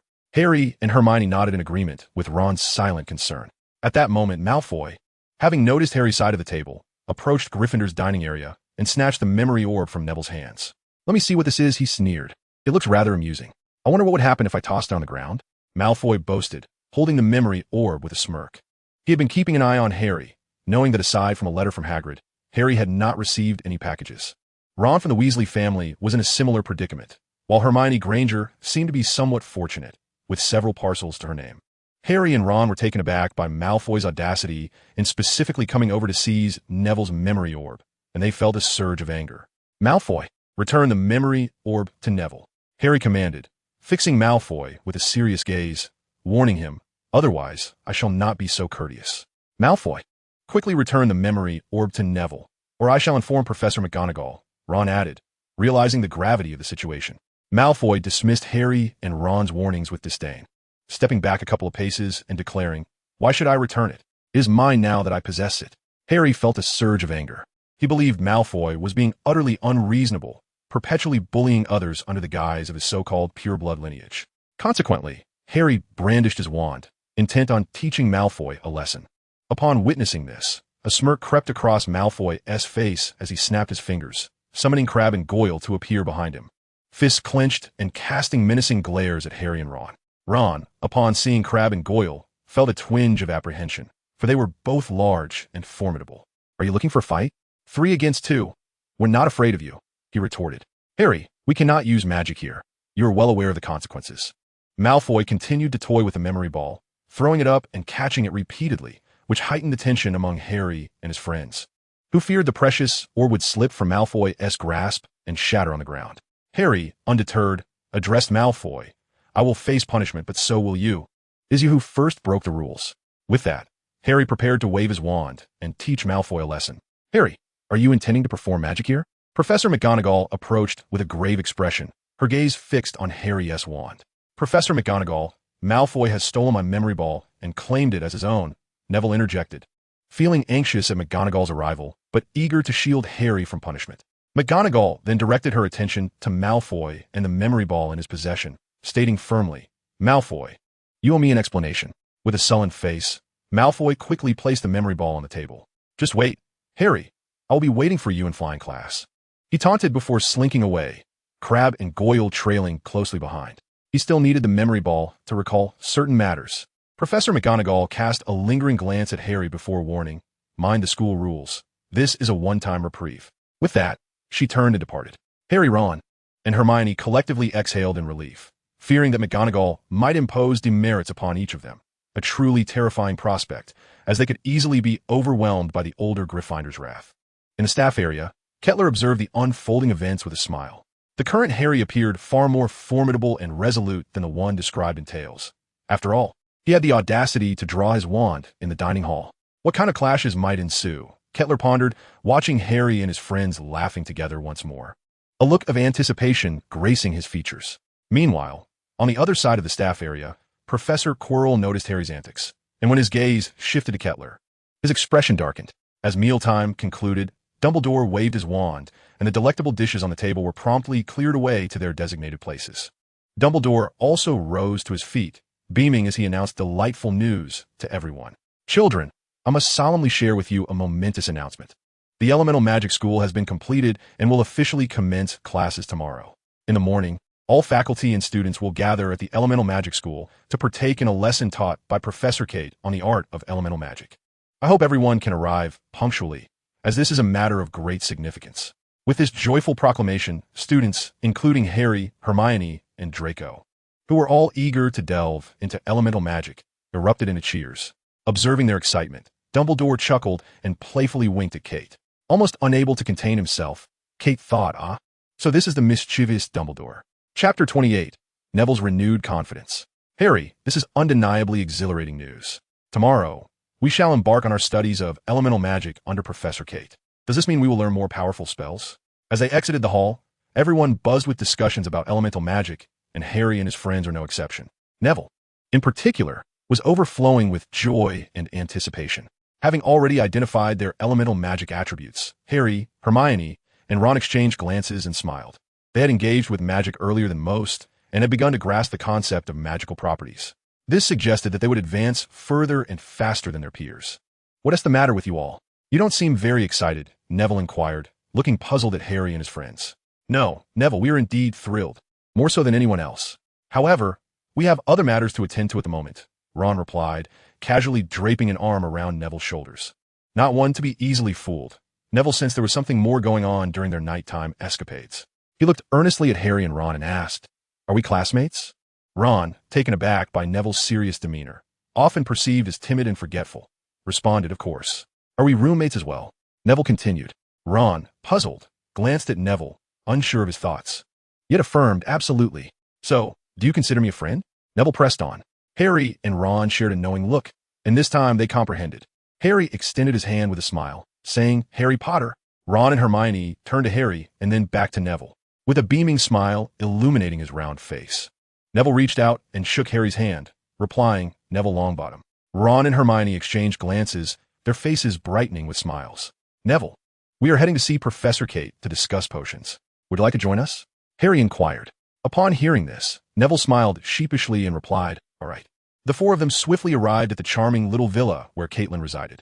It was Neville's first visit, and he was quite taken by the beauty of the quaint structure before him. "Professor Caitlin." Outside the yard, Harry rang the bell hanging at the entrance and called out. Caitlin opened the door, stepping out with a welcoming smile. "Come in."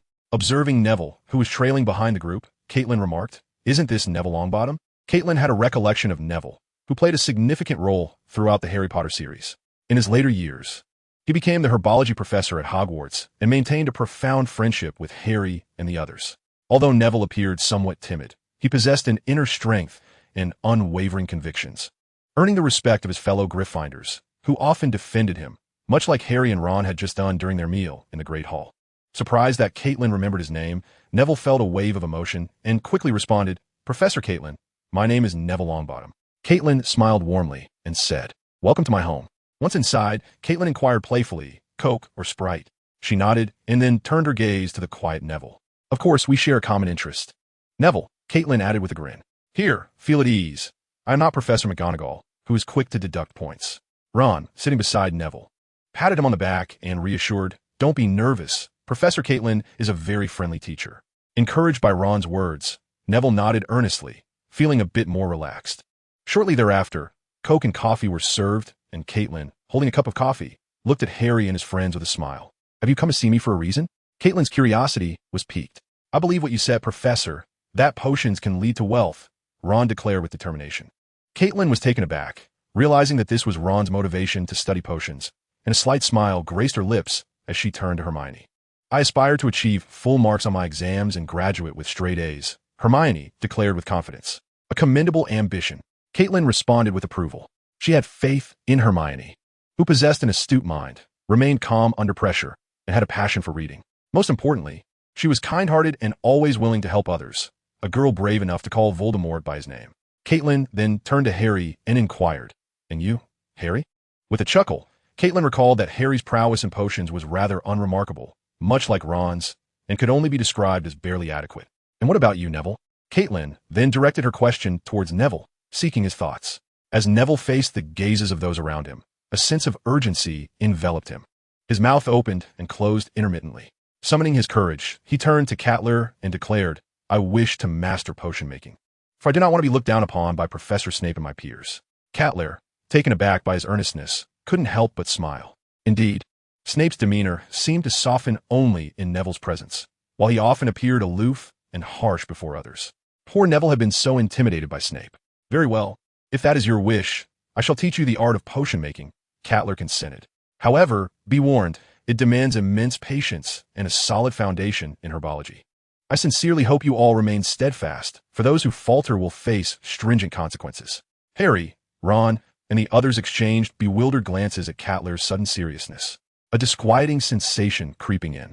Chapter 29, Malfoy, You Must Apologize.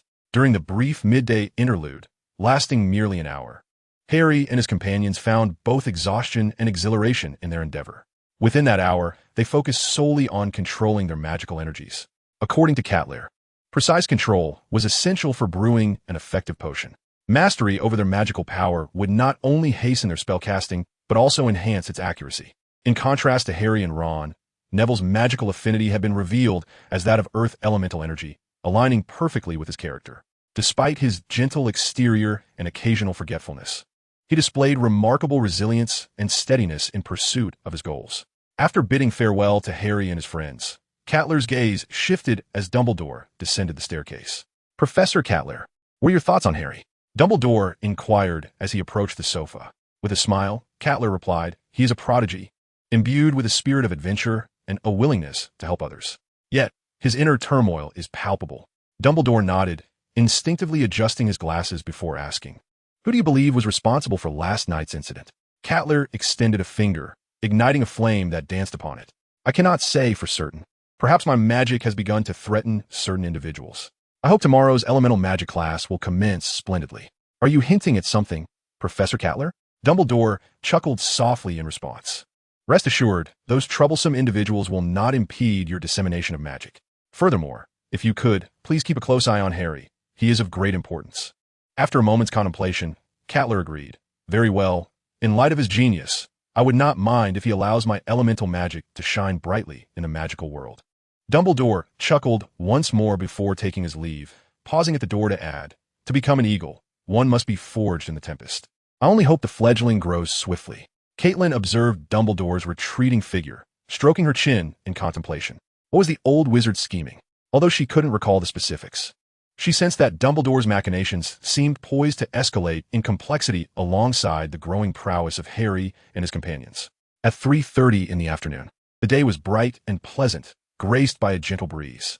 The verdant grass swayed softly, infusing the air with the essence of nature, as if one were enveloped in the great outdoors. Harry, Ron, Hermione, and other students from Gryffindor hurried to a clearing outside the castle, where they were to partake in their inaugural flying lesson. Upon their arrival, the Slytherin students were already awaiting them, with dozens of flying broomsticks neatly arranged on the ground. However, Harry recalled Ron's brothers, Fred and George, once lamenting about the school's broomsticks, likening them to a drunken man who sways precariously at great heights, leaving one uncertain of when they might veer off course. Ron Weasley, your nightmare is about to begin. Are you ready for it? Draco Malfoy taunted as he noticed Harry and his friends approaching, turning his gaze mockingly toward Ron. Ron grimaced at the remark. What an insufferable face. But, Malfoy, I shall demonstrate the prowess of a flying knight. Anyone can boast, but we shall see whose nightmare it truly is. Malfoy erupted into laughter, pointing at Ron. Oh, listen everyone. He claims to be a flying knight. I must have misheard. With his appearance, calling him a flying pig would be an exaggeration. The Slytherin students, upon hearing Malfoy's words and observing Ron's slightly plump figure, burst into laughter, finding amusement in the caricature. Ron, humiliated by Malfoy's ridicule, turned pale with anger, glaring at him. Stepping forward, Harry positioned himself in front of Ron, fixing his gaze on Malfoy. Malfoy, you are disrespecting my friend. You must apologize, or I shall not let this go. Malfoy, undeterred by Harry's words, approached him, towering with an air of superiority. You ought to recognize your place and status, Harry. I've always wanted you in Slytherin. He paused momentarily, glancing at Hermione, before continuing, if you cannot comprehend your situation, I will be pleased to let you experience the sensation of a broomstick striking your backside during our flying lesson. With that, Malfoy turned and departed. Harry, incensed by Malfoy's refusal to apologize and his subsequent threat, drew his wand amidst the gasps of onlookers, aiming it at Malfoy. Malfoy, you must apologize.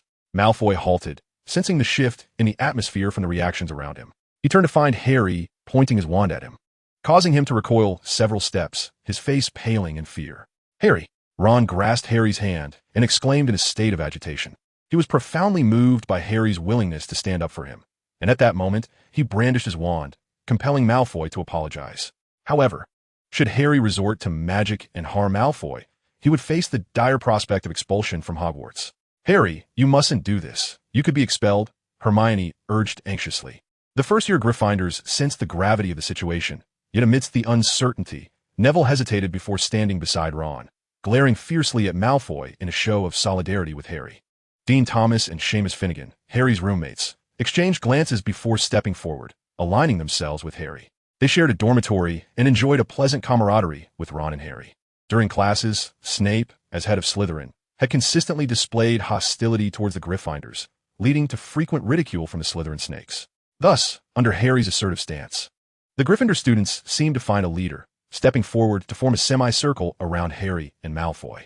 The Slytherin snakes in that moment faltered, which emboldened the Gryffindor students immensely. Chapter 30. The Unfortunate Malfoy and the Resolute Madam Hooch. Malfoy's expression darkened. He had not anticipated that Harry would so boldly point his wand at him. Moreover, the unity displayed by the first-year Gryffindors was unexpected and disconcerting. Meanwhile, Crabbe and Goyle recoiled in fear, and even the first-year Slytherins hesitated to step forward. Harry, you must understand the consequences of your actions. Malfoy attempted to placate the enraged Harry, as he wished to avoid magical retaliation, even if Harry's magic posed minimal threat. The prospect of humiliation before such an audience was unbearable. If Malfoy knew that Harry had mastered fire and wind elemental magic, he might not consider the situation as merely embarrassing. Malfoy, I have tolerated your repugnant demeanor long enough. Today, you must apologize to Ron. Harry's tone was resolute, and his gaze was filled with menace. Malfoy's breathing quickened, anger boiling within him. This was an affront he had never before endured. Simultaneously, he sensed that if he refused to apologize, Harry might indeed resort to magic. Swallowing hard, Malfoy ultimately chose to concede, saying, "Fine, I apologize to Ron." Just then, a girl's voice rang out from Gryffindor. "Harry, Madam Hooch is coming." Hermione and Ron immediately rushed forward, one to restrain Harry's hand and the other to confiscate his wand. At this moment, it was imperative that no magic be used, for the consequences could be dire. Without his wand, Harry found himself unable to cast any spells, which instantly diminished any sense of threat that Draco Malfoy might have felt. A smile crept onto Malfoy's face, brimming with arrogance, pride, and disdain for Harry. "Harry, I shall remember your humiliation. Soon, you will regret it," he declared. "We are Slytherins. We ought to possess fierce ambition and a thirst for power. What have you just done? When facing the Gryffindor lions, we must exhibit sufficient aggression to instill fear in them, rather than scurrying away like frightened hamsters." Malfoy's voice resonated among the Slytherin students, serving as both a release of pent-up frustration and a means to establish his leadership while inciting fervor. Indeed, under Malfoy's fervent outburst, the gazes of some Slytherin serpents towards Gryffindor shifted noticeably. Harry, calmed by Ron and Hermione, felt his expression change again upon hearing Malfoy's words. Yet soon, Harry and his friends found themselves laughing, a glimmer of joy illuminating their faces. "Draco Malfoy, I have heard your proclamation. However, it is exceedingly unfriendly, and based on your remarks, Slytherin loses 5 points," said Madam Hooch, approaching with an unfriendly glare directed at Malfoy. With her short gray hair and piercing yellow eyes resembling those of a hawk, she undeniably exuded competence. Malfoy's face, once pale, now bore a hint of color, though no one believed he felt excitement or happiness, for that would have been most unusual. Nonetheless, this only intensified Malfoy's animosity towards Harry, and the new Slytherins regarded Gryffindor with a similarly unfriendly demeanor. Malfoy's words had indeed taken effect. Naturally, the Gryffindor lions would not retreat at this moment. Madam Hooch, sensing the charged atmosphere, sharply commanded, "What are you all doing? Are you going to stand here like foolish statues? Everyone, gather around a broomstick. Quickly, take your positions. Anyone lagging behind should leave, for it signifies a lack of passion for flying." In the face of Madam Hooch's stern demeanor and the barely concealed ire emanating from her, both Slytherin and Gryffindor students promptly assembled beside their broomsticks. They stood in 2 opposing lines, casting glances at each other, their expressions filled with various shades of animosity. Harry examined the broomstick beside him. It was tattered and worn, with branches askew, appearing rather chaotic. Recalling Fred and George's words, Harry couldn't shake the feeling that this broomstick had issues. If it were to behave like a drunken fool, swaying uncontrollably, it would be utterly humiliating, especially since Malfoy would undoubtedly seize the opportunity to mock him mercilessly. "Extend your right hand and place it above the broom." Madam Hooch stood between the students of both houses and commanded, "Now say it." With a start, Harry and the others complied. Whoosh! Harry's broom immediately leaped into his grasp with remarkable speed. A sense of joy washed over him as he let out a sigh of relief. He then glanced at Hermione, Ron, and Neville, thankful that they too had successfully caught their brooms. Malfoy effortlessly summoned his broom as well, casting a somewhat provocative glance at Harry. In response, Harry merely smiled faintly, dismissing Malfoy's arrogance with indifference. The Gryffindor students performed splendidly, while the Slytherins struggled. The scene Fred and George had described unfolded among the Slytherins. Several, including Goyle, failed to catch their brooms. Goyle, in particular, after numerous attempts, finally managed to get his broom to float, only for it to seemingly go berserk, striking him on the head several times. The Gryffindors erupted in laughter, and Ron seized the moment to mock Malfoy, saying, "Malfoy, it seems your lackey isn't so impressive after all. Oh dear, he might just get knocked out by his own broom." Malfoy perceived the precariousness of the situation and, humiliated by Ron's taunt, wore a scowl. "Shut up," Malfoy barked at Ron. Although Ron fell silent, the grin on his face remained. What a rare opportunity this was. The sudden chaos disrupted the order, delighting Gryffindor while unsettling Slytherin, until Madame Hooch's magic restored calm to the brooms. It must be noted that Goyle, as Malfoy's henchman, was remarkably sturdy. After several blows, he merely sported a red forehead without losing consciousness. Chapter 31. Neville's Flying Adventure. The extraordinary experience forced Goyle to rest under Madame Hooch's firm guidance, and the broom allocated to him also fell into a state of repose.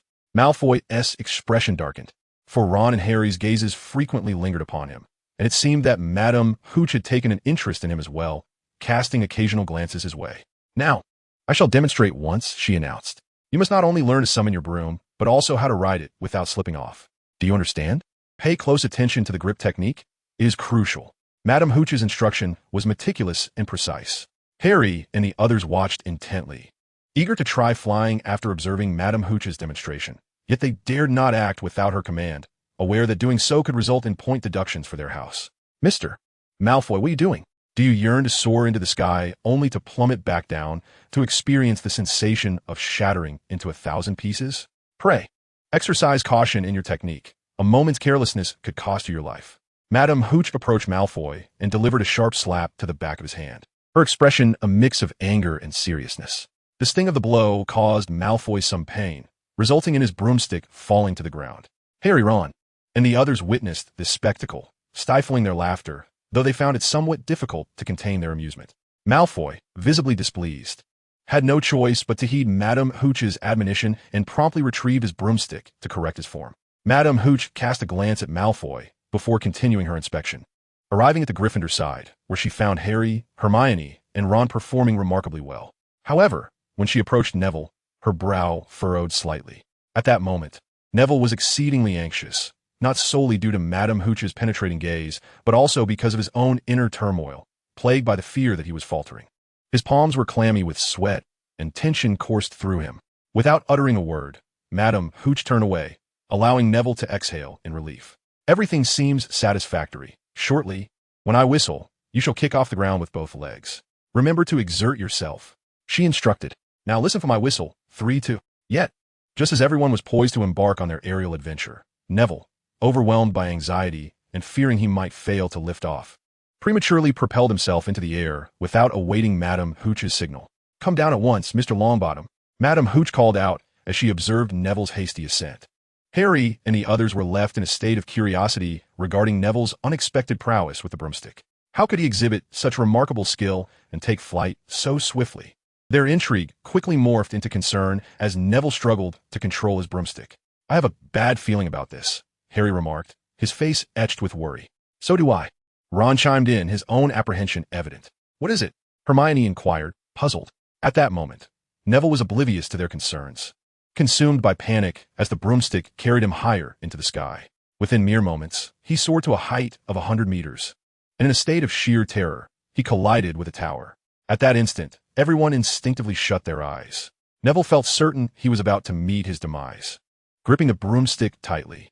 Yet, in a miraculous turn of events, the broom acted like a rebound ball, propelling him off the tower several times before eventually plummeting towards the ground. It was too steep, too swift.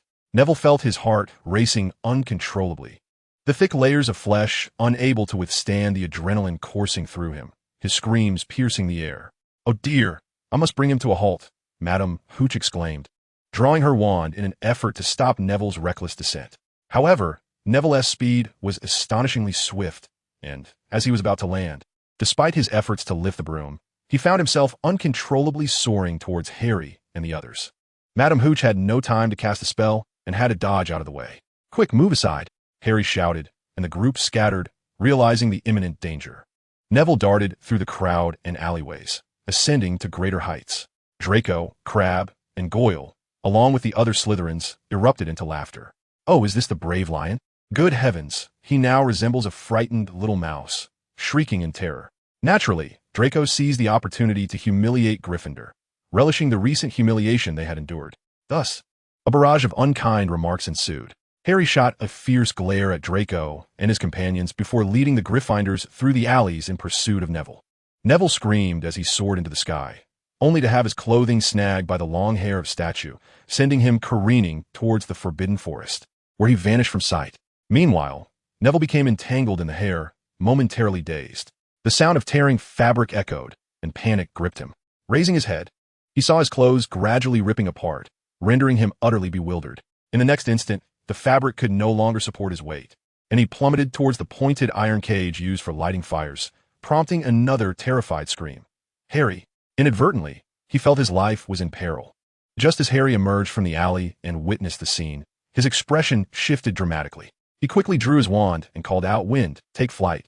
A spell shot forth, initially believed to save Neville, but in his haste, he lost precision, and the wind failed to catch him. Fortunately, the gust softened Neville's descent, allowing his clothing to snag once more, thus alleviating the impact of his fall. With a resounding crash, the already torn garment shredded further. Just as Harry prepared to cast another spell, Neville had already hit the ground. "Neville!" Harry rushed forward, intent on helping his fallen friend. "Stop!" Madam Hooch called out as she hurried to catch up. Harry froze, watching as she carefully turned Neville over. "Good heavens, his wrist is broken. Poor child." "Yet," she added, "you are fortunate. At least you are alive." Madam Hooch examined Neville's condition and marveled at his survival. Confusion swirled in Neville's heart, and fear enveloped him.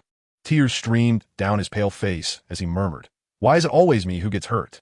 Madam Hooch comforted him with a smile, saying, "Poor dear, do not fear. Your hand will heal swiftly." Suddenly, Madam Hooch cast her gaze over Harry, Malfoy, and the others, stating, "Now, I must escort Mr. Longbottom to the hospital. You all shall remain here, obediently, and place your brooms on the ground. Do not move them. Otherwise, I shall ensure he regrets it. I believe none of you wish to miss Quidditch or be expelled from Hogwarts." With that, Madam Hooch departed, aiding the limping Neville. Meanwhile, Malfoy picked up Neville's memory ball, a mocking smile playing on his lips. "Harry, our game is about to begin." Chapter 32, Aerial Contest. "Look, the brave lion is injured. Did you see the look on his face? He is so foolish, so endearing." As Madam Hooch left with Neville, Malfoy burst into laughter. The Slytherin students joined in, their laughter echoing like a chorus. Malfoy, pleased with their reaction, regarded Harry and the others with a gaze filled with provocation and confidence. "Shut up, Malfoy. You cannot humiliate him like that," Parvati Patil exclaimed angrily. The unattractive Slytherin girl appeared even more so in her fury. Malfoy, upon seeing this, wore a look of contempt and disgust. "Have you developed a crush on Neville? How amusing. You actually fancy that whimpering, foolish, chubby boy." Patil, intimidated by Malfoy's malevolence, took a couple of steps back, silenced yet visibly torn and conflicted. Malfoy disregarded her and turned to Harry, lifting Neville's memory ball with a wicked grin, saying, "Harry, look what I have. It's Neville's memory ball." Ron immediately reacted, exclaiming. Harry's expression darkened. He understood that the memory ball falling into Malfoy's hands would surely spell trouble. Nevertheless, he stepped forward, demanding, "Give me the memory ball, Malfoy." In response, Malfoy retreated a couple of steps, wearing a sinister smile, while Crabbe and Goyle instinctively positioned themselves in front of him, glaring at Harry. Harry stepped back, distancing himself from Crabbe and Goyle, then turned his attention to Malfoy, declaring, "Malfoy, you are a scoundrel." Malfoy, casually running his fingers through his hair with an air of nonchalance, replied with a smirk, "Do mind your words. This is not called scoundrelly behavior, but rather cunning." He then surveyed the surroundings and continued, "Harry, what do you think would happen if I hid it? Letting Neville search for it? With his occasional forgetfulness, do you think he would even remember he lost a memory ball? Or should I place it high up, compelling the non-flying Neville to retrieve it? I can easily imagine him trembling as he climbs a tree, only to fall and break his wrist again. Ha ha ha." Malfoy gazed at Harry's disheveled appearance, a wicked smile curling upon his lips as he proposed, "Harry, let us engage in a game. If you can catch me, I shall return the memory ball to you." With that, Malfoy mounted his broomstick and soared into the air, ascending several meters high in an instant. It was evident that Malfoy was not exaggerating. His flying skills were indeed impressive. Ron's expression shifted slightly, realizing that Malfoy's boastfulness paled in comparison to his own. Come on, Harry, show some courage and join me. Otherwise, I won't hesitate to let this memory ball experience a perfect free fall. Malfoy sneered, his gaze menacingly fixed on Harry. Enraged, Harry quickly seized Neville's broom, exclaiming, "That belongs to Neville. He is my friend." With that, Harry broke free from Hermione's grasp, mounted the broom, and propelled himself upward with a vigorous kick against the ground. The speed was exhilarating, the rush of wind roaring past his ears and tousling his hair. As Harry flew for the first time, he circled the area twice, an overwhelming joy swelling within him. After mastering elemental magic, he had seemingly taught himself to fly once more. It was astonishingly effortless and utterly delightful. "Wow, Harry, you are simply incredible," Ron shouted in admiration. He was fully aware that prior to this moment, Harry had never ridden a broom, yet he had taken to the skies with remarkable steadiness.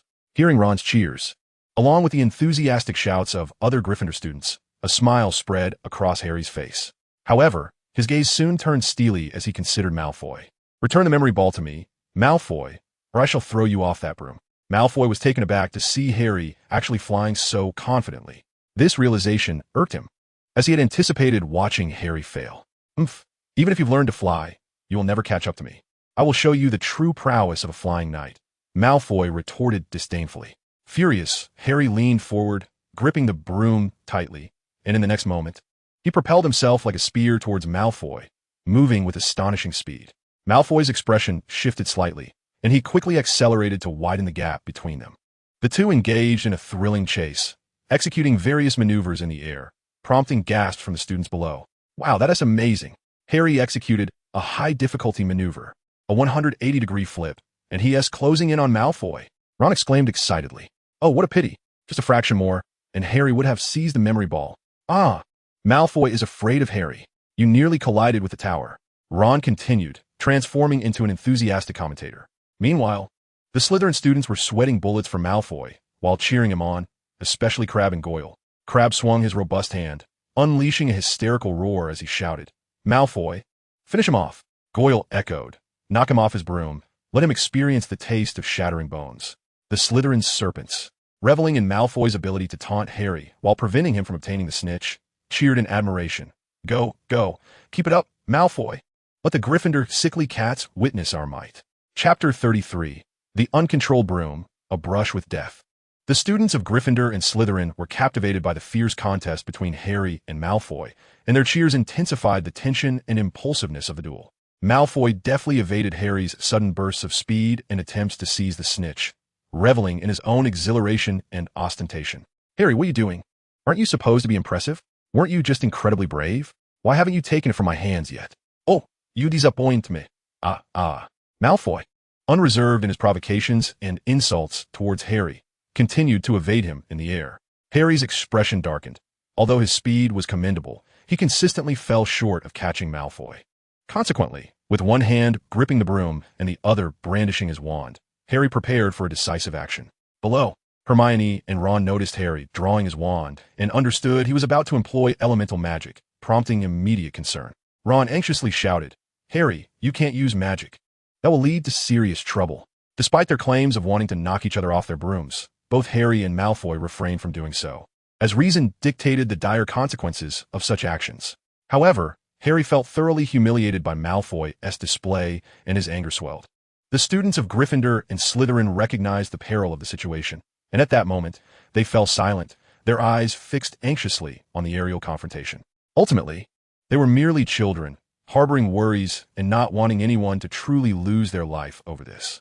Malfoy, hearing the crowd's shouts and witnessing Harry wielding his wand, felt a wave of panic wash over him. "Malfoy, up here, you don't have Crabbe and Goyle to protect you." "Don't push me," Harry shouted angrily.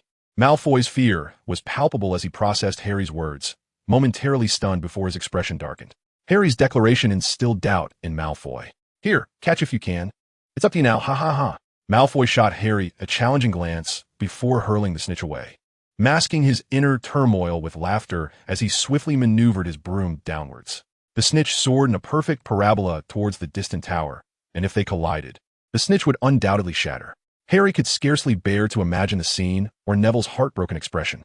Taking a deep breath, Harry leaned forward, skillfully maneuvering his broomstick at an unimaginable speed, swiftly closing in on the memory ball. Just as it seemed the memory ball would collide with the towering edifice beyond his reach, Harry quickly drew his wand and exclaimed, "Wind, take flight." A surge of magic erupted, and as the memory ball was poised for impact, a gust of wind caught it, forming a barrier that cushioned its descent. The anticipated disaster was averted, and Harry raced forward, seizing the memory ball in his grasp. However, at that very moment, an excruciating pain shot through the scar on his forehead, causing him to lose control of his broom.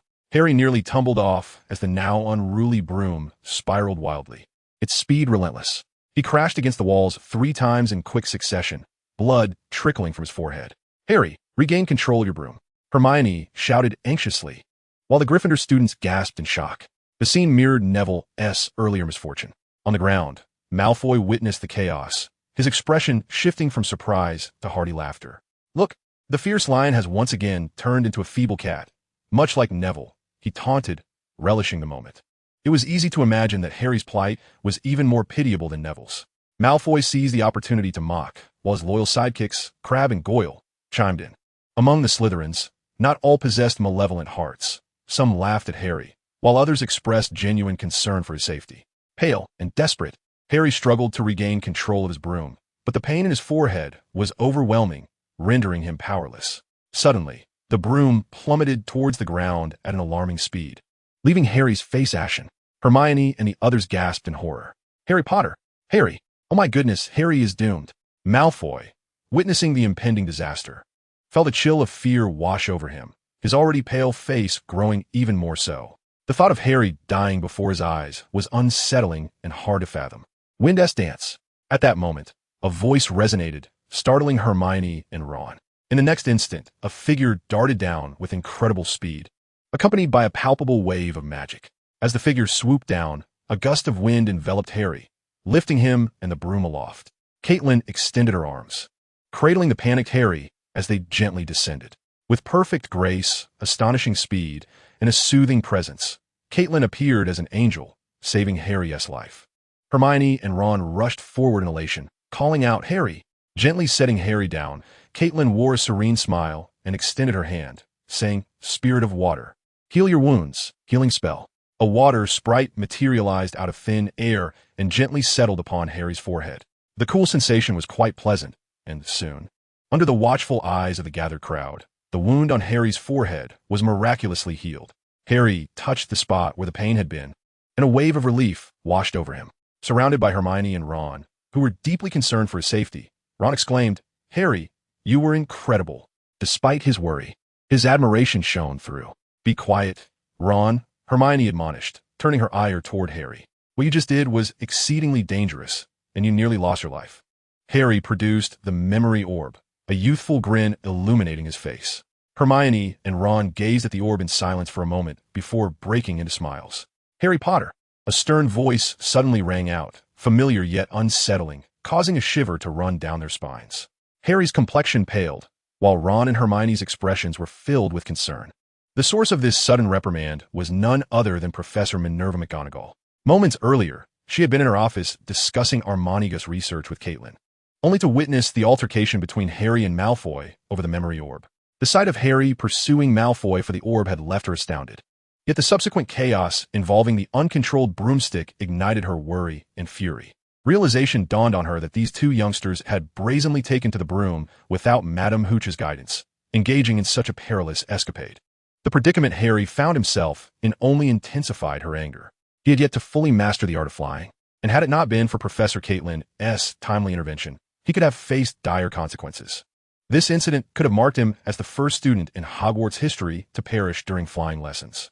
"Harry Potter, in all my years at Hogwarts, I have never encountered someone so reckless. Do you grasp the gravity of what you just experienced? You could have broken your neck here. You would have become the first student to die in a flying lesson, an utter disgrace. Do you wish to become the subject of ridicule and death?"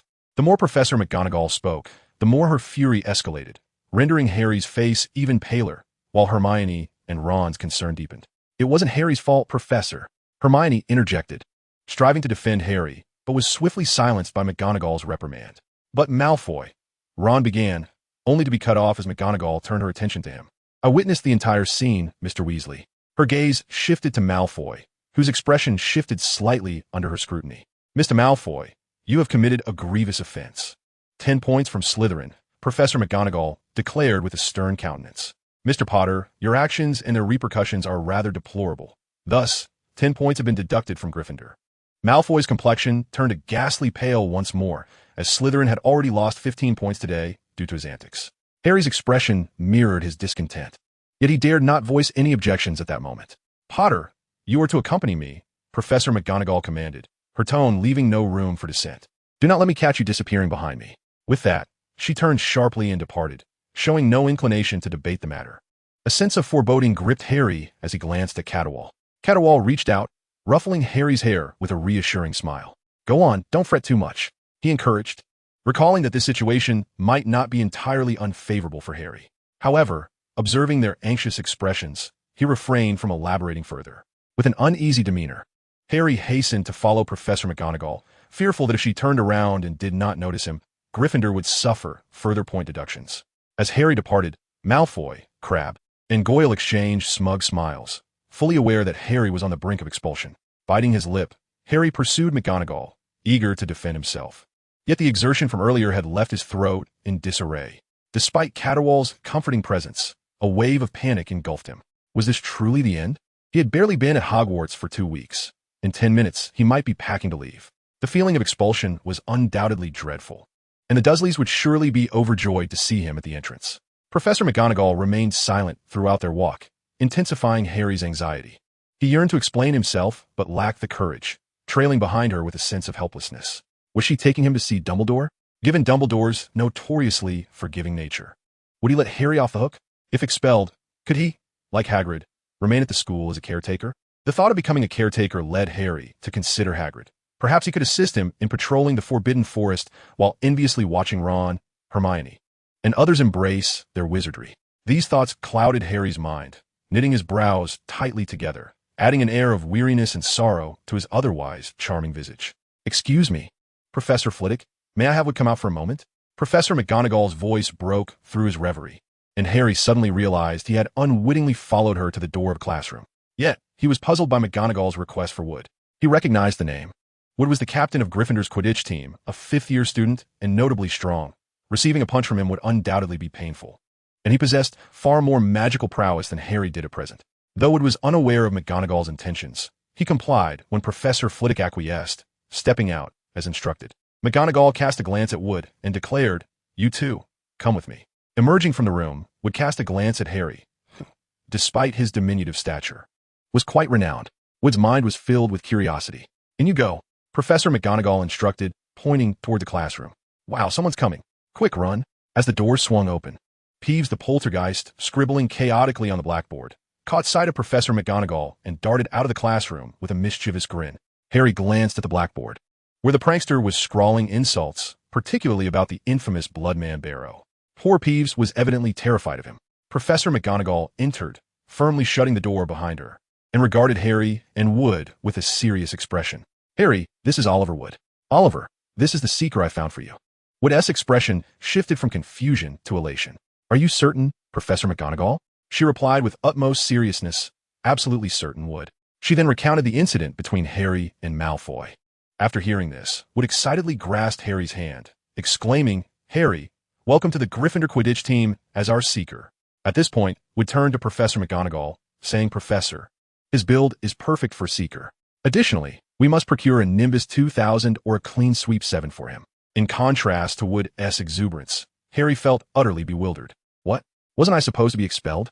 How did I become a seeker? Recalling his harrowing experience with the enchanted broom during flying lessons, he added, "All right, I need to speak with Professor Dumbledore to see if we can make an exception for a first-year student. If that is approved, I expect you all to train diligently. I do not wish to witness you being trounced by the Slytherin Quidditch team again. It has left me too intimidated to face Snape for weeks." She then turned to Harry with a serious tone, "And Mr. Potter, I hope you will train hard and not disappoint me. Otherwise, I may reconsider and dig up past grievances." At her final words, Harry instinctively shivered, Yet within him surged an exhilarating thrill. He would not be expelled after all. Chapter 35. The Wizarding Duel. Water Elemental. Heal your wounds. Healing spell. Caitlin stood beside Neville's bed, casting the water element magic with a smile. The water elemental leaped and landed on Neville's wrist. In the next moment, to Madame Pomfrey's astonished gaze, Neville's fractured wrist was restored to perfection. Caitlin sheathed his wand and smiled at Neville. All done, Neville. Your arm is as good as new. Neville flexed his wrist, feeling no pain and noticing no swelling, and joyfully sprang from the bed. Hermione, Ron, and their classmates, who had come to visit Neville, erupted into cheers at the sight. Professor Caitlin, I never imagined that water element magic could possess such wondrous healing capabilities. It is simply marvelous. Tomorrow marks the day of your elemental magic class, and I wonder how many students will emerge as water elementalists. Beyond the realm of healing, they hold remarkable potential. Upon witnessing the astonishing healing effects of Caitlin's water elemental magic, Mrs. Pomfrey was utterly astonished and exclaimed with great excitement. Caitlin smiled and remarked, if Mrs. Pomfrey can find a group of students passionate about medicine, I would be more than willing to impart some healing magic to them. Upon hearing this, Mrs. Pomfrey joyfully replied, oh, that would be absolutely wonderful.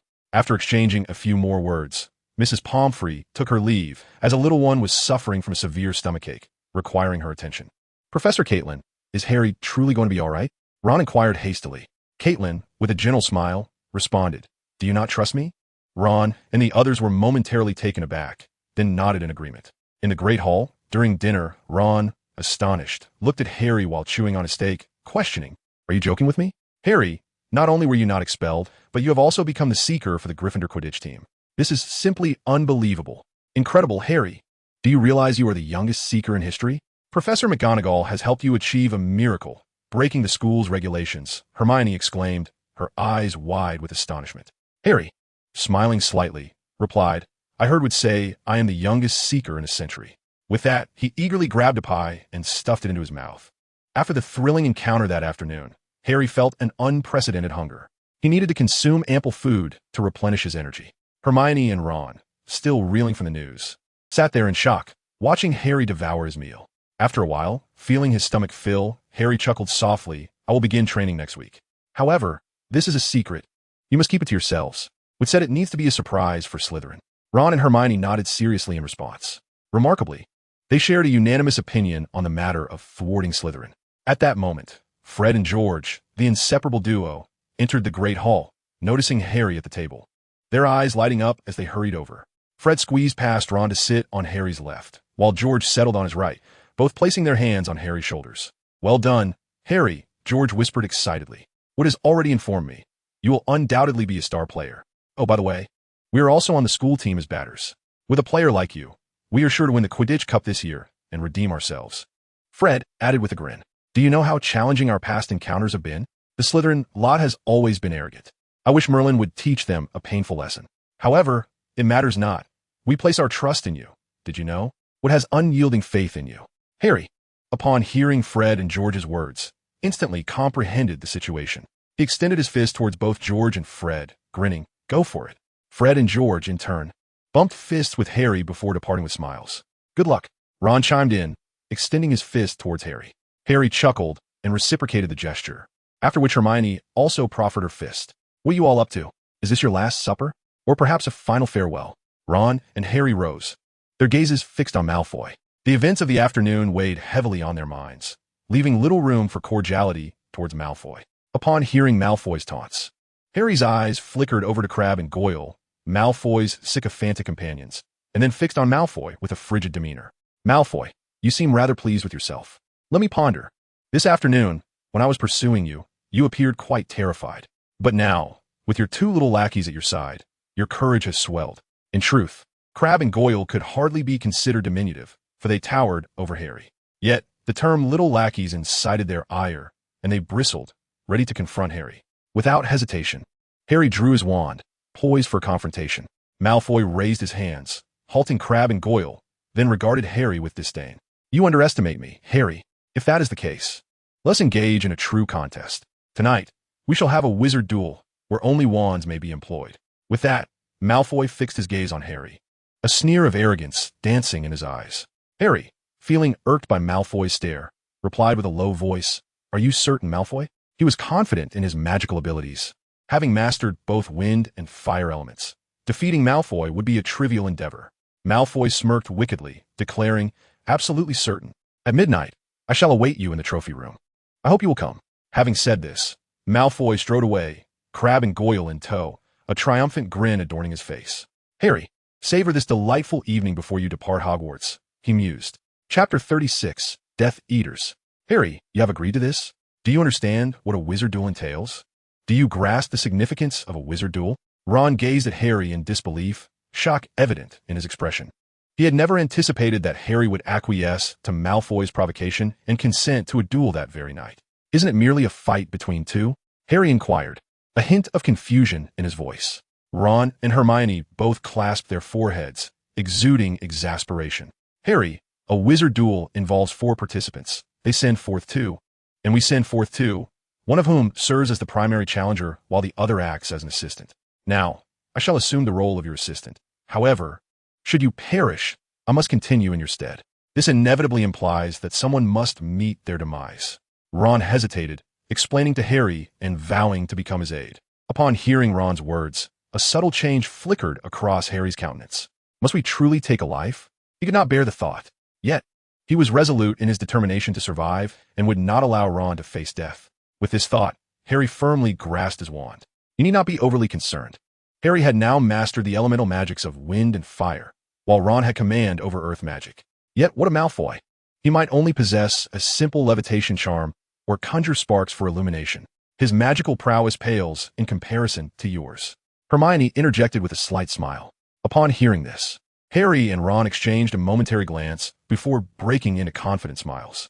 The trio continued their meal, though moments later, an air of unease crept into Harry and Ron's expressions. Professor Kate. The 3 greeted her, and Kate smiled faintly, inquiring, shall we commence with magic or potion making? Potion making, Harry replied earnestly. They had previously agreed that they would formally study elemental magic in class the following day, but for now, they would supplement their knowledge with Kate, and then astound Snape with their exceptional performance in potions class. Neville soon approached, appearing somewhat anxious and furtive, as if fearful of being discovered. Kate waved her hand, clearing the hall of all its contents, revealing a fully equipped laboratory table before them. Shall we begin? Kate's gaze swept across the 4, and she smiled. The 4 nodded and commenced their potion-making tutorial under Kate's guidance. This learning process endured for 3 hours, extending until around 10 in the evening, during which the spirits of the 4 became increasingly taut and weary. Throughout this journey, they engaged in both learning and practical application. Kate's instruction was exceedingly rigorous. It demanded not only the memorization of recipes, but also precision in control and speed. She paid little heed to their mistakes. Failure simply meant starting anew. Neville struggled somewhat, often forgetting a crucial component amidst the haste, leading to repeated failures. Although Kate was gentle in her demeanor, her expectations placed considerable pressure on Neville. Nevertheless, this seemingly soft-hearted individual possessed a resilient spirit, remarkably adaptable and able to withstand pressure. After the 4 departed, Kate's gaze turned toward the distance, a faint smile gracing her lips. In the next moment, she transformed into a raven, soaring swiftly into the night sky. Perched atop a tree on a hill 5 kilometers from Hogwarts, Kate surveyed her surroundings with her keen, small eyes. Moments later, she discerned 3 figures moving through the darkness. In Kate Lyle's eyes, a gleam shimmered as she gracefully descended, transforming into human form. Her sudden appearance caused the 3 moving figures to instantly adopt a defensive stance. One among them even unleashed a spell. Shattered. With a wave of her hand, Kate conjured a magical barrier, effortlessly countering the incoming magic. You should not be here, Kate declared, her gaze fixed upon them. The trio, cloaked in dark robes, emanated a peculiar aura, revealing their shared identity as Death Eaters. These followers of Voldemort bore the dark mark etched upon their left arms. Kate's awareness of their presence and her ability to sense their approach stemmed from that very dark mark. Over the years, she had discreetly dealt with numerous Death Eaters, rendering her intimately familiar with the mark.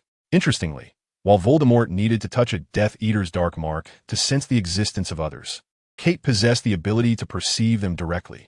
One Death Eater, fixated on Kate, inquired in a low voice, "Who are you?" His companion, well-versed in dark magic, was filled with curiosity, especially since Kate had so easily deflected the spell. With a slight smile, Kate replied, "You should not approach Hogwarts at this time. My students are not yet prepared. You're a professor at Hogwarts? One asked instinctively, shattered to pieces. The inquiry from one was merely a tactical ploy, a distraction to draw Kate's attention. Yet again, the trio was astonished as another spell struck the barrier, and Kate remained unscathed. Death Storm. Kate brandished her wand, gazing at the three with a smile. Feel the taste of the wind. The trio braced themselves, but their efforts proved futile. In an instant, a tempest engulfed them, with countless wind blades tearing through their bodies, eliciting screams of horror. In mere moments, as the tempest subsided, the surrounding trees bored deep cuts, and the three lay lifeless. Indifferent to their demise, Kate conjured flames to incinerate their bodies. Just as she prepared to depart, a green mist emerged from the charred remains, coalescing into a vague silhouette. I have memorized your essence. I will come for you, a hoarse voice echoed, imbued with an eerie quality. In response, Kate smiled slightly. Welcome to your arrival. With a flick of her wrist, she summoned a gust of wind that dispersed the shadow, transforming herself into a raven and soaring into the distance. Chapter 37. Malfoy's Scheme. Back in the dormitory, Harry and Ron, having lingered in a daze for a moment, quickly rejuvenated themselves and promptly sprang from their beds. Neville, Mousy, and Andy were sound asleep, undisturbed by the two who quietly exited the dormitory. In the common room, Harry and Ron encountered Hermione, who had been waiting for them. Ron was reluctant for Hermione to partake in such a wizard duel, deeming it rather cruel for a girl. I worry for you both, Hermione hesitated to say. Ron smiled faintly, raising his wand and proclaiming, I am an earth elemental wizard. I can unleash earth spikes. Malfoy and Crabbe cannot possibly stand against us. Hermione shook her head, resolutely stating, No, I must accompany you. Even if we ultimately lose, I can avenge you. Worst case, if trouble arises, I can call upon a professor. I doubt Malfoy would dare to act. Upon hearing this, Harry said, All right then, let us go together. Ron, you take care of Hermione. With that, Harry strode purposefully toward the exit. Ron glanced at Hermione and whispered, You should trust us. He then quickened his pace to follow Harry, with Hermione closely behind. Having ventured out at night multiple times to learn from Professor Kettlewell, Hermione had developed a fondness for the thrill of such escapades, despite her usual adherence to rules. The trio moved briskly down the corridor, moonlight streaming through high windows, casting beams across the floor and providing a semblance of illumination. Nevertheless, they tread cautiously, wary of encountering Filch and Mrs. Norris on their rounds, for the consequences of being caught would be dire. Phew, we are fortunate not to have encountered Filch and his cat. Ron sighed in relief. Perhaps he is tucked away in some corner, sleeping with his cat, Harry quipped softly. Before long, they reached the fourth floor and cautiously entered the trophy room. The eerie silence enveloped them, devoid of any sound. In the darkness, trophies, shields, medals, and statues glimmered with silver and gold hues in the faint night light, lending a touch of warmth to the otherwise somber atmosphere. Yet, the trio remained vigilant, inching along the walls, their 6 eyes scanning for any potential hiding spots. Malfoy was a treacherous little fiend. They could be lurking in the shadows, poised to strike unexpectedly. However, as time slipped by, they traversed the modest trophy room, only to discover it entirely devoid of any presence. I can be quite certain that Malfoy is frightened and dares not show himself. After all, you intimidated him during flying class today, Harry, Ron remarked, feeling a sense of relief. Harry, upon hearing this, furrowed his brow slightly and murmured, We might be in trouble. Why? Ron instinctively inquired. Malfoy has tricked us. This is a trap, Hermione seethed, her teeth clenched in anger. At that moment, following Ron's utterance, a chilling sound emanated from the adjacent room, sending shivers down their spines. An unwelcome figure, one that instilled fear, made its entrance. My dear, take a careful whiff. They must be lurking in some corner, echoed the voice of Filch, as the silhouette of Mrs. Norris, illuminated by the moonlight, elongated and appeared somewhat menacing. That scoundrel Malfoy. Harry's countenance darkened as he lowered his voice urgently. We must leave this place at once. At that instant, Harry comprehended Malfoy's treachery. Filch's certainty of their presence could only mean that Malfoy had betrayed them. The trio moved silently towards a door that led them away from Filch. As Filch entered the trophy room, they slipped out. I know you are in there, Harry Potter. Hiding is futile. My Mrs. Norris will locate you, Filch said, his expression dark as he scanned the dim trophy room, a grin creeping onto his lips.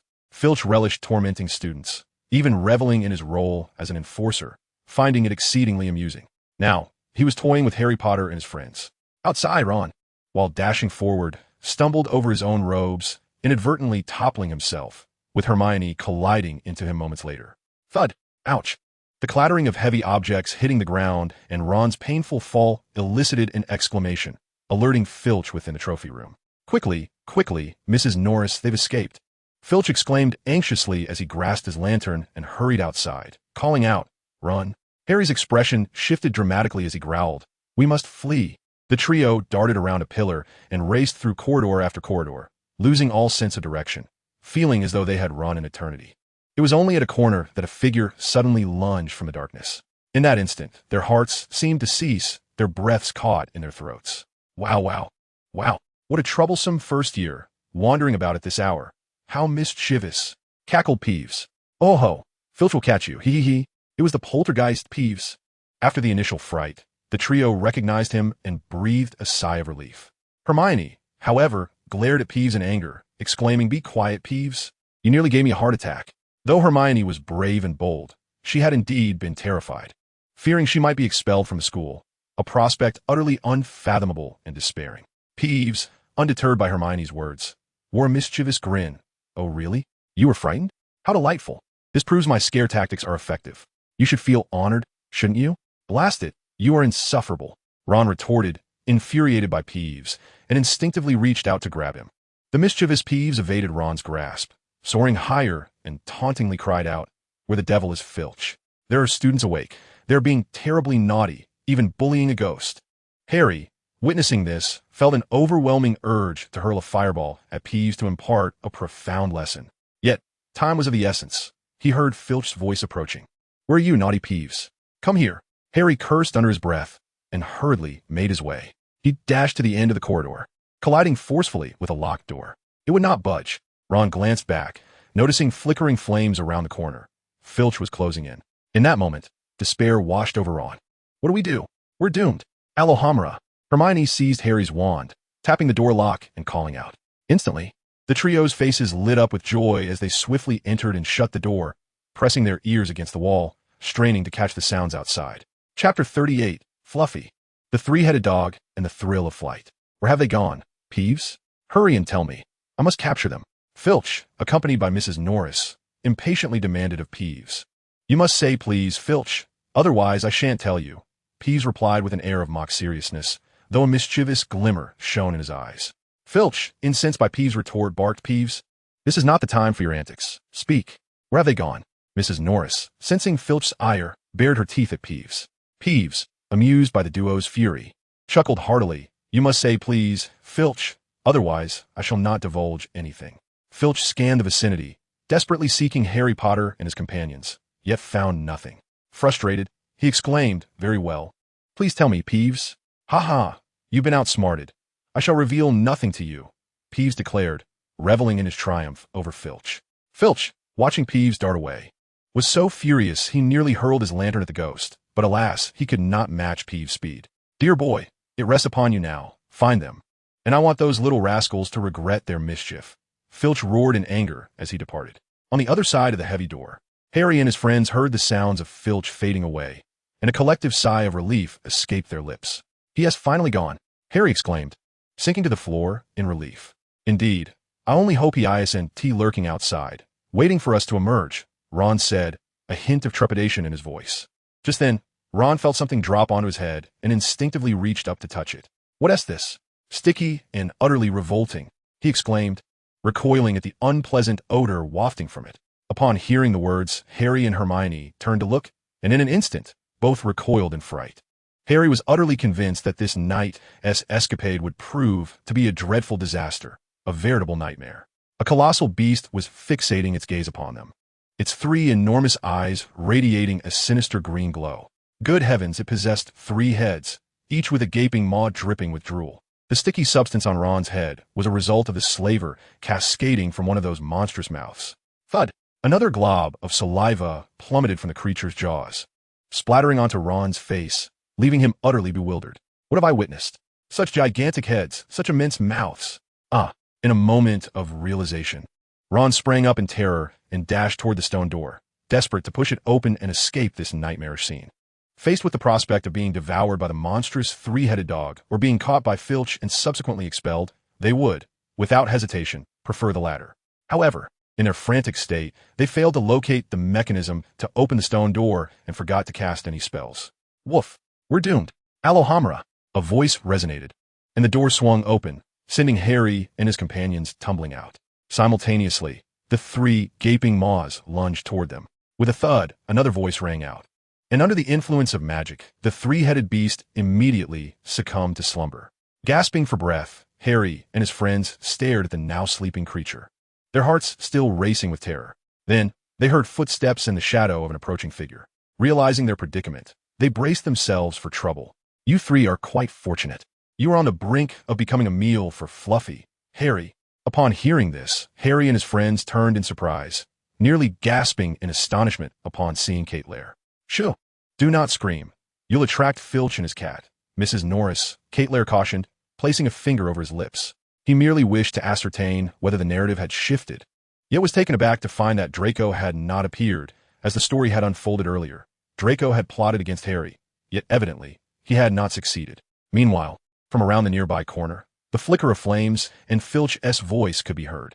Hurry! Hurry! They must be there. I can hear them. Anxious. Harry and his friends felt a rush of urgency. Kate Lair smiled slightly, then drew his wand, proclaiming, Invisibility charm. Winds of the skies, grant us wings to soar. Spell of flight. In the next moment, the four entered a state of invisibility, and under Kate Lair's guidance, they glided through the expansive window and into the night. Harry, Hermione, and Ron floated away alongside Kate Lair, watching as Filch searched the corridor with Mrs. Norris, their faces alight with joy. Has he noticed us? Subsequently, they discovered that behind them, there seemed to be a pair of invisible wings of wind, soaring freely in accordance with their thoughts. Professor Caturle released his hold over them, allowing them to frolic in the air. Fortunately, being astute children, they refrained from exclaiming in joy, for uttering a sound would cause the invisibility spell to dissipate. Harry and his companions were overwhelmed with excitement, as this was their first experience of such a sensation, utterly inconceivable. The feeling of standing in the void, able to fly without the aid of a broomstick, was simply extraordinary. Professor Caturle, was that wind elemental magic? Can I also wield such magic and soar freely through the skies like you? Upon landing, the invisible wings vanished, and Harry eagerly inquired. Ron and Hermione shared his anticipation. However, tonight, Professor Caturle had helped them realize a unique dream of flight. The experience was purer and more profound. It was as marvelous as the owls soaring through the air. Of course, when you possess greater magical power and master the flight spell, you shall be able to cast such magic upon yourself or your companions, Caturle replied with a smile. Additionally, forget about tonight's events. With that, Caturle turned and vanished from sight. Harry, Hermione, and Ron beheld this scene, their eyes sparkling with excitement and expectation, particularly Harry. Ron, gleefully looking at Harry, whispered, Harry, you must learn the flight spell. It is absolutely magnificent, far more wondrous than riding a broomstick. Hermione added mysteriously, I heard Professor Caturle invoke the words, Child of the Wind. Grant us the wings to soar, flying through the 9 heavens. Harry, you should definitely give it a try. Harry's eyes shimmered with determination as he nodded. All right. I vaguely recall Professor Dumbledore mentioning something about this. Could it be related to the underground vault number 713? Is there a connection to the events reported in that newspaper I chanced upon with Hagrid? Chapter 39, Elemental Magic Class. Ron, Neville, we need to hurry, finish breakfast, and rush to the Elemental Magic classroom to secure a good position. Having risen early, Harry was fully dressed and urging Ron and Neville onward. As for Dean and Seamus, they needed no prompting, for both were thoroughly intrigued by the study of elemental magic. The events of the previous night had left Ron somewhat weary, the poor boy having endured too much fright. Harry's condition was not much better, but soon the entire school would be attending Professor Caturle's elemental magic class. This was of utmost importance and necessity. Before long, Ron and the others swiftly enjoyed their breakfast in the hall. Hey, shouldn't you be having breakfast elsewhere? Malfoy stared incredulously at Harry, a hint of anger and displeasure evident in his tone. As Ron heard Malfoy's words, memories of the previous night surged in his mind, prompting him to rise and chastise Malfoy. However, Harry restrained Ron and approached Malfoy, whispering, You are nothing but a coward. It was you who proposed the wizard duel, yet it is you who trembles at the thought of facing us. I suspect you secretly wish for Filch to catch us, but alas, your schemes have faltered. We remain steadfastly Gryffindors. Upon hearing this and meeting Harry's gaze, Malfoy was consumed by an indescribable fury, clenching his fists in a futile attempt to contain his rage. As he caught sight of Hagrid approaching, his expression darkened, and he warned Harry, "We'll see about this." With that, Malfoy turned sharply and departed. Hagrid approached, smiling as he asked, "Harry, have you finished? We need to head to the elemental magic classroom." Hagrid, who cared deeply for Harry and held him in high regard, had noticed the commotion and came over. Although Harry was uncertain of Hagrid's true thoughts, he responded with a bright smile. "Almost. We need to find a good spot. Then let's go together." Hagrid laughed heartily as they set off. Harry and his friends followed closely behind, their excitement palpable. Upon arriving at the elemental magic classroom, despite their early arrival, they discovered that other students had already claimed prime positions, leaving Harry feeling a twinge of disappointment. "Harry, Ron." At that moment, Hermione's voice called out, and they turned to see her waving them over. Hermione had secured 2 excellent spots for them, prompting Harry and Ron to beam with delight. By 8 o'clock, all the students and faculty were present, including Professor Quirrell and the ghosts. The atmosphere was lively, with discussions predominantly revolving around elemental magic. Just as everyone was wondering why Catrell had not yet appeared, a dazzling display of magical light illuminated the vast arena, forming a hexagram. A surge of magical energy filled the air, causing Dumbledore, Snape, Professor McGonagall, Professor Quirrell, and Professor Flitwick to widen their eyes in astonishment. The fluctuations of magic intensity were a strong indicator of one's strength, and it was evident that Catrell possessed formidable power. Then, before the captivated audience, Catrell materialized within the hexagram, gradually ascending to a height of 3 meters. "Welcome, all students and faculty of Hogwarts, to the elemental magic classroom. I'm your professor, Catrell." His voice resonated clearly in everyone's ears, amplified as if by a trumpet. The pure-blood wizards, including Ron, erupted into applause and cheers, exclaiming, "Cool." This was a simple amplification charm. Harry and his friends joined in the enthusiastic applause, brimming with excitement and anticipation. Around us exists a form of spatial energy that, through incantations, allows one's mental force to resonate with the magical elemental energies of the external world, thereby producing corresponding magical effects within a defined spatial range. I shall refer to this phenomenon as elemental magic studies. Elemental magic encompasses 7 elemental powers: the white light element, the azure wind element, the crimson fire element, the golden earth element, the cerulean water element, the violet thunder element, and the obsidian dark element. As Lair names each elemental power, he gestures with his wand, conjuring an elemental sprite in full view of the audience. Each sprite, no larger than the palm of one's hand, flutters gracefully in the air. Before long, the 7 elemental magic sprites dance together, leaving behind trails of elemental energy akin to a vibrant rainbow, a sight of exquisite beauty. Subsequently, these elemental sprites unleash their magic. The fire sprite releases a barrage of fireballs, igniting in a spectacular display of blazing flames, a phoenix's guardian, culminating in the astonishing dance of the fire phoenix that even astounds Dumbledore. Next, the earth sprite conjures spikes of earth, walls of soil, fissures in the ground, and the formidable earth dragon. The water sprite hovers above the audience, showering them with gentle, luminescent raindrops that invigorate all, healing even the minor ailments of the children present. Then come the wind sprite, the thunder sprite, the light sprite, and the dark sprite, each showcasing their unique abilities. The magical spectacle unfolds in the training ground, a dazzling array of colors and formidable powers that leave both teachers and students in awe, igniting within them a fervent desire to learn various forms of elemental magic.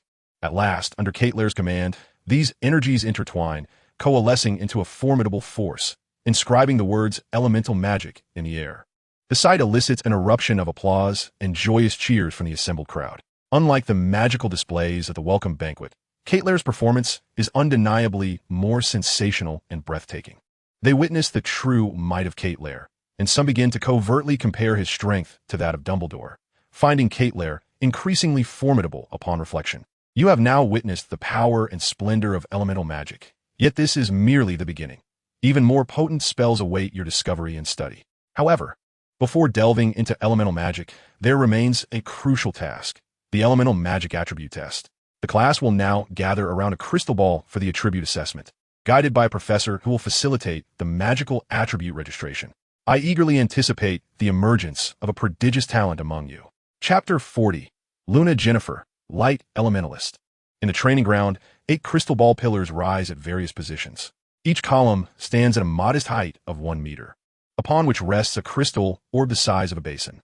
This orb serves as the elemental attribute testing sphere. At the same time, beside each crystal orb, a headmaster or professor from the respective academies is present to record the results. Severus Snape oversees Slytherin House and is filled with curiosity about how many prodigies capable of mastering elemental magic will emerge from Slytherin. Sharing the sentiment are Professor McGonagall, head of Gryffindor House, Professor Flitwick, head of Ravenclaw House, and Professor Pomona Sprout, head of Hufflepuff House. While many may not have a vivid recollection of Professor Sprout, they would undoubtedly recognize the woman often seen in a patched hat strolling through the gardens. The attribute testing begins with the first-year students. Leading the way for Gryffindor are Harry Potter and his companions, with the rest queuing behind them. To Gryffindor's left lies Slytherin House, and to the right, Ravenclaw House. At the forefront of Slytherin stands Draco Malfoy, flanked by Crabbe and Goyle. Malfoy casts a challenging glance in Harry's direction, exuding an air of provocation. Malfoy, how many types of elemental magic do you think we will possess? Goyle remarks enviously. Professor Kettleburn is impressive. He commands 7 types of elemental magic. If it were me, I would wish for wind and earth. It must be a fascinating combination. Malfoy, exuding confidence, replies, I will possess at least 3 types of elemental magic. I eagerly anticipate wind, lightning, and dark magic. They are immensely powerful, particularly wind magic, which will grant me agility and combat prowess. I aim to crush Harry and make him realize just how formidable I truly am. Goyle and Crabbe, upon hearing Malfoy's declarations, offer their eager praises. Nearby, Snape, having overheard the exchange between Malfoy and Goyle, gazes intently, his eyes glimmering with interest before shifting towards Harry. In that fleeting moment, Harry catches Snape's gaze, which sends an uncomfortable sensation coursing through him. Snape has fixed his eyes on me again. Harry instinctively touches his forehead. Harry, what's wrong? Ron inquires, having noticed Harry's gesture, concern evident in his voice. Hermione, hearing Ron's question, also expresses curiosity. I'm fine, Harry replies, shaking his head as he turns his attention to the right.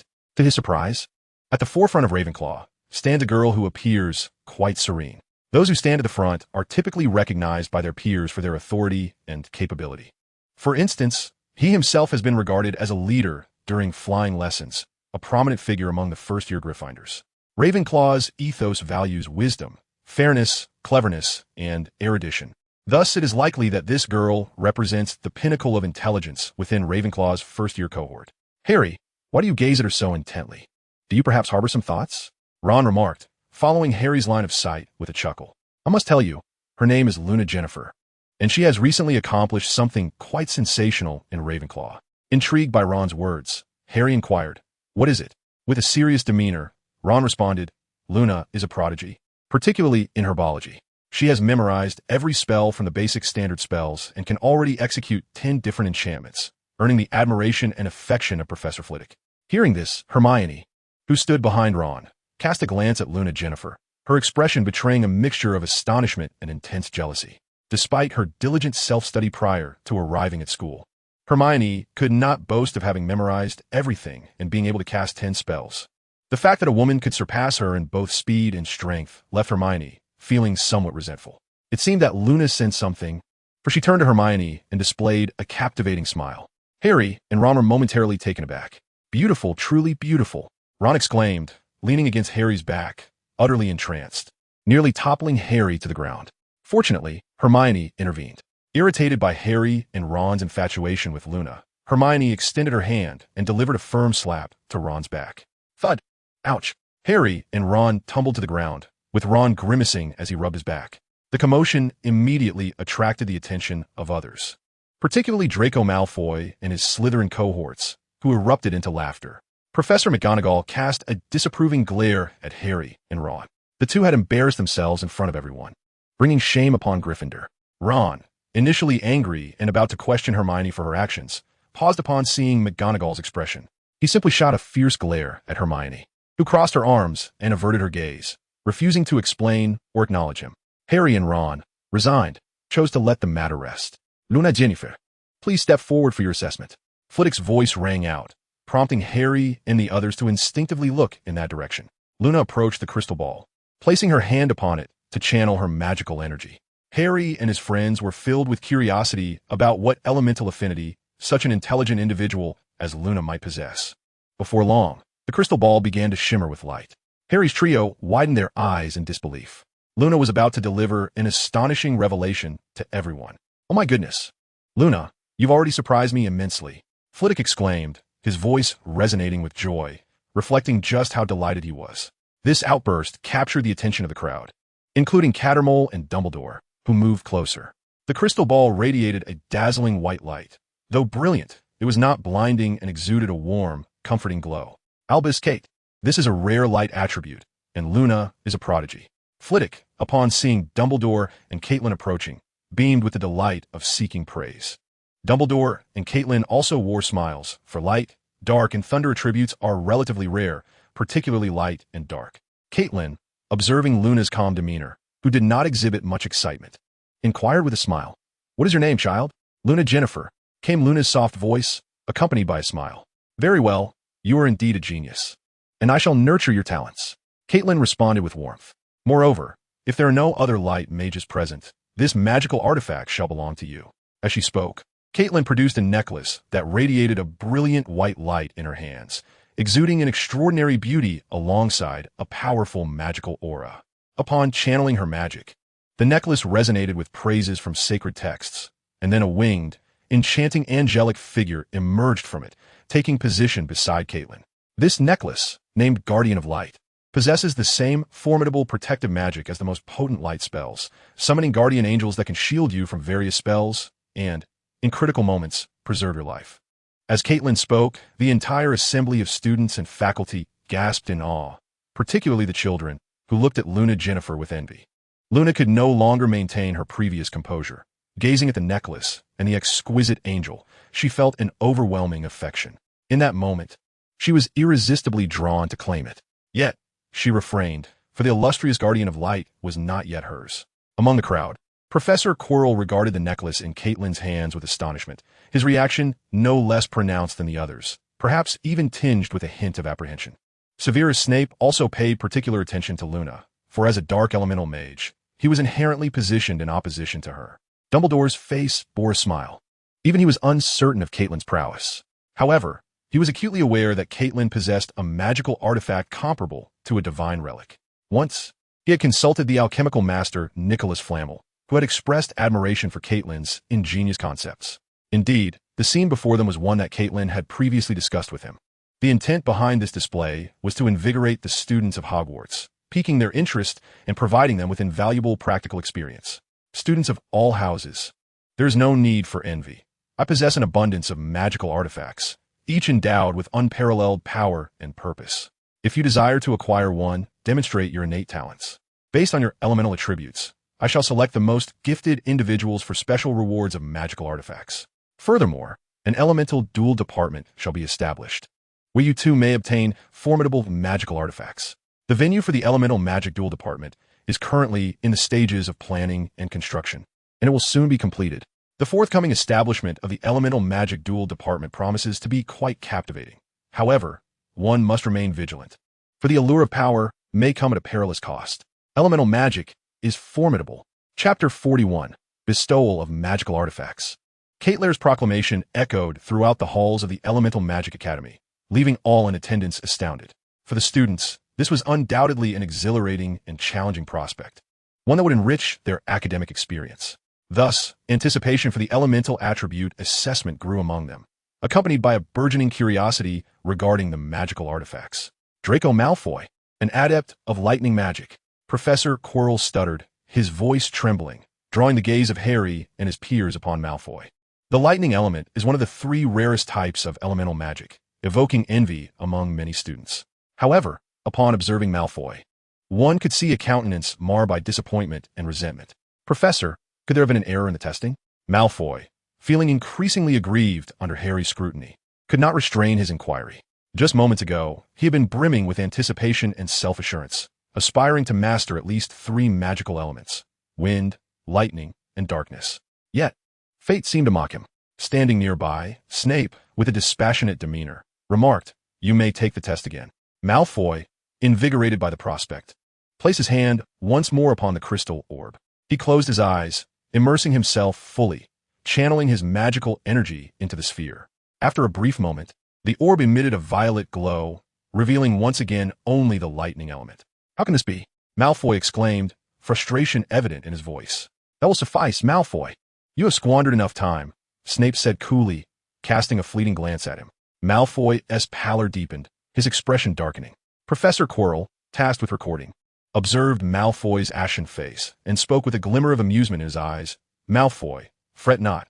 Lightning, much like light, is a rather rare elemental energy.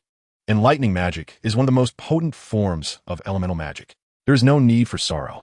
Malfoy retorted, "I wish to possess 3 elemental magics." Professor Quirrell merely smiled, his lips curling into a knowing smirk.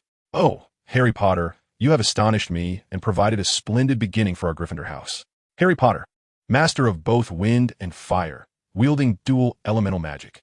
Professor McGonagall's voice rose with excitement, brimming with confidence in Harry. The surrounding faculty and students, upon hearing McGonagall's declaration, turned to gaze at the crystal orb before Harry, erupting into exclamations of awe. Everyone understands that the more elemental magic one possesses, the greater one's strength, for it allows the mastery of a broader array of potent spells and an increased reservoir of magical energy. Malfoy gazed at the crystal orb before Harry, emanating a blend of crimson and azure energy, his pale visage shadowed with a somewhat frightening gloom. Malfoy comprehended the implications, curled his lip, clenched his fist, and swiftly turned it apart. Caitlin observed Malfoy, and, to his surprise, discovered that beneath Malfoy's demeanor lay the essence of the lightning element.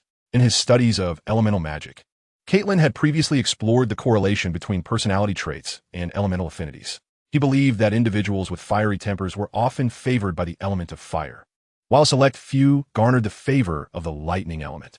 Given Malfoy's dark disposition, to be favored by the lightning element was rather extraordinary. Nevertheless, as a lightning elemental magician, he certainly warranted significant cultivation. As for the rivalry between Malfoy and Harry, well, it would reveal whether the eagle or the vulture would ultimately prevail. "Draco Malfoy," Caitlin called out, capturing the attention of the crowd once again, sparking a wave of anticipation. Malfoy, taken aback by Caitlin's summons, quickly connected it to magical artifacts, a surge of excitement coursing through him. He hurried to Caitlin, his gaze filled with expectation. "Extend your hand," Caitlin instructed with a smile. Although Malfoy was uncertain of Caitlin's intentions, he complied and stretched forth his hand. Caitlin drew his wand and inscribed a spell upon Malfoy's palm, summoning a small lightning sprite that danced upon his hand, while Malfoy felt his magical energy being drawn upon. Despite this, curiosity welled within him regarding the lightning sprite nestled in his palm. "Indeed, you have garnered the favor of the lightning element. You are a remarkably gifted lightning magician and may now be considered a candidate for the rewards of magical artifacts," Caitlin remarked with a slight smile. Hearing this, Malfoy's excitement erupted into laughter, and then, as a thought crossed his mind, he cast a challenging glance at Harry Potter, a smirk gracing his lips, exuding a blend of charm and mischief. When Harry met Malfoy's gaze, a spark ignited in his eyes, but he promptly dismissed Malfoy's presence and turned away. "Harry Potter," Caitlin's voice rang out, causing Malfoy's smile to falter instantaneously. "Damn, I forgot that this fellow is a dual-element magician of wind and fire." Harry paused for a moment before. Amidst the excitement of Ron and Hermione, he was nudged towards Caitlin. Realizing the situation, Harry's face brightened with a smile, and his gaze towards Malfoy took on a hint of playful intrigue. Magical artifacts, sacred vessels that amplify power. Who wouldn't desire such treasures? Luna Jennifer, Caitlin's voice resonated once more, and among the first-year students of Ravenclaw, Luna Jennifer gracefully stepped forward. At that moment, all eyes turned enviously towards Harry and his companions. The testing of elemental attributes continues unabated, with an increasing number of individuals discovering their magical affinities. The majority of young wizards predominantly exhibit fire, water, and earth attributes, with occasional appearances of air, primarily among the students of Ravenclaw. Perhaps this is the essence of Ravenclaw. Its emblem is the eagle, a creature of the winds, hence its preference for the air element. Aside from Luna Jennifer, no light wizards have emerged thus far, even after all students have been tested. Conversely, 10 individuals have revealed themselves as thunder wizards, among whom is Malfoy. Not a single dark wizard has manifested, making this element appear even more elusive. Snape's gaze swept across the surroundings, keenly observing the records and exclamations of his fellow professors, and the absence of any dark wizard brought him considerable disappointment. Professor Quirrell shared a similar sentiment, eagerly anticipating the potential presence of dark wizards among the students. Moreover, among the entire school community, Harry stands alone as the only dual-element wizard, garnering significant attention and care from all. Chapter 42. The Department of Magical Law Enforcement storms Hogwarts. How astonishing. Hogwarts is home to an abundance of talent, and you have not disappointed us. Among you, 6 individuals have emerged as the most gifted in the inaugural class of elemental magic. They are Draco Malfoy from Slytherin, Luna Jennifer from Ravenclaw, Harry Potter from Gryffindor, Hermione Granger from Gryffindor, Cedric Diggory from Hufflepuff, and Sion Forbes from Hufflepuff. They shall now receive powerful magical artifacts bestowed by Headmaster Dumbledore. Suspended midair is a great artifact, with Dumbledore, the headmaster of Hogwarts, standing beside it. In the center of the arena, Harry and his companions are met with cheers and admiration from the entire faculty and student body, filling them with exhilaration. Mr. Malfoy, in recognition of your talents, this Thunder Wand is yours. Thank you, Headmaster, Malfoy exclaimed, taking the 1-meter-long purple wand and inspecting it with uncontainable excitement. Miss Jennifer, you are the sole light wizard in our school. The Guardian of Light is now yours, Dumbledore said with a smile as he approached Luna Jennifer. Miss Granger, congratulations on being the most gifted among water wizards. This water spirit pearl will grant you tremendous magical power. Mr. Diggory, congratulations on being the most gifted among earth wizards. This earth spirit pearl will empower you. Mr. Forbes, congratulations on being the most gifted among fire wizards. This fire crystal will enhance your abilities. The crowd erupted in applause, and all eyes turned towards Harry Potter. The elements of water, fire, earth, thunder, and light had been revealed, yet the air element remained unclaimed. Undoubtedly, the air element's title would fall to Harry Potter. However, what is even more crucial is that Harry Potter is a dual-element wizard. What magical artifact will Harry Potter acquire? Dumbledore opened a box and retrieved a feather, smiling as he said, "It belongs to you now." Harry took the feather, puzzled. What is so special about this white feather? Place it upon your arm, Dumbledore gently reminded him. Upon hearing this, Harry placed the feather on his arm, and to his astonishment, the feather transformed into a beam of light, merging with his arm. He could distinctly feel that as the feather became one with his body, his perception of the surrounding wind elements intensified. "Thank you, Professor," Harry exclaimed, his face lighting up with joy. Dumbledore smiled, and then addressed the assembled staff and students, using a sonorous charm to proclaim, "Congratulations on becoming elemental wizards. You shall learn many useful spells." He then invited Professor Caterly to impart various elemental magics to them. Caterly reappeared, smiling at the crowd. "Students, let us commence our magical studies. However, before we begin, we need to categorize the elements for your convenience. Fire element wizards, gather in the center. Water element wizards, to the right of the fire element wizards. Earth element wizards, to the left of the fire element wizards. Wind element wizards, stand beside the earth element wizards. Lightning element wizards, and Luna, you shall stand at the forefront." Following Caterly's instructions, everyone separated and began to learn elemental magic under his guidance. With so many students, Caterly could not teach each one individually. In the upcoming days, the course on elemental magic will be organized. Dumbledore observed the crowd, a smile gracing his face. The students were filled with anticipation for elemental magic, which made their learning experience even more engaging. The elegant and gentle incantations, as well as the severe yet powerful spells, captivated their interest like a melodic chant. "Professor, someone has arrived and is insisting on intruding into Hogwarts." At that moment, Severus Snape appeared before Dumbledore and whispered. Dumbledore, taken aback, looked into the distance. The individuals Snape spoke of had already arrived uninvited, hovering above the elemental magic classroom. They were wizards of considerable renown in the magical community. The Dark Wizards certainly did not wish to encounter these individuals, for they were Aurors. There were as many as 10 of them. The sudden appearance of 10 Aurors above Hogwarts raised questions. The leader was none other than the Deputy Minister of the Department of Magical Law Enforcement, Davin Augustine. The arrival of these wizards stirred ripples within the elemental magic classroom. All the students turned their gaze towards the figures cloaked in black, filled with confusion. After all, these individuals had surrounded Caterly upon their arrival. The staff and students of Hogwarts had now gathered together, intrigued by the unfolding events. Malfoy and Harry stood protected by Professor McGonagall at the back, allowing a path to open. Dumbledore gazed at Augustine, his expression somewhat somber as he spoke. "Mr. Augustine, you are disrupting our established order. You have intruded upon Hogwarts and brought an unfriendly influence upon the students."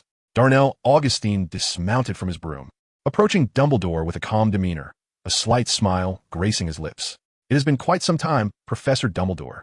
Snape, standing behind Dumbledore, cast a dispassionate glance at a man sporting a mustache who followed Augustine, and coldly remarked, "Your presence is repugnant. I have no desire to see you here, mutt." Darnell turned to Snape, a wicked and mocking smile appearing on his face as he said, "Severus, do mind your words. I have missed you, particularly our encounters in Azkaban." Hearing Darnell's words, Augustine glanced at Snape, chuckling softly, before directing his gaze back to Dumbledore. "Professor Dumbledore, my apologies for our uninvited arrival.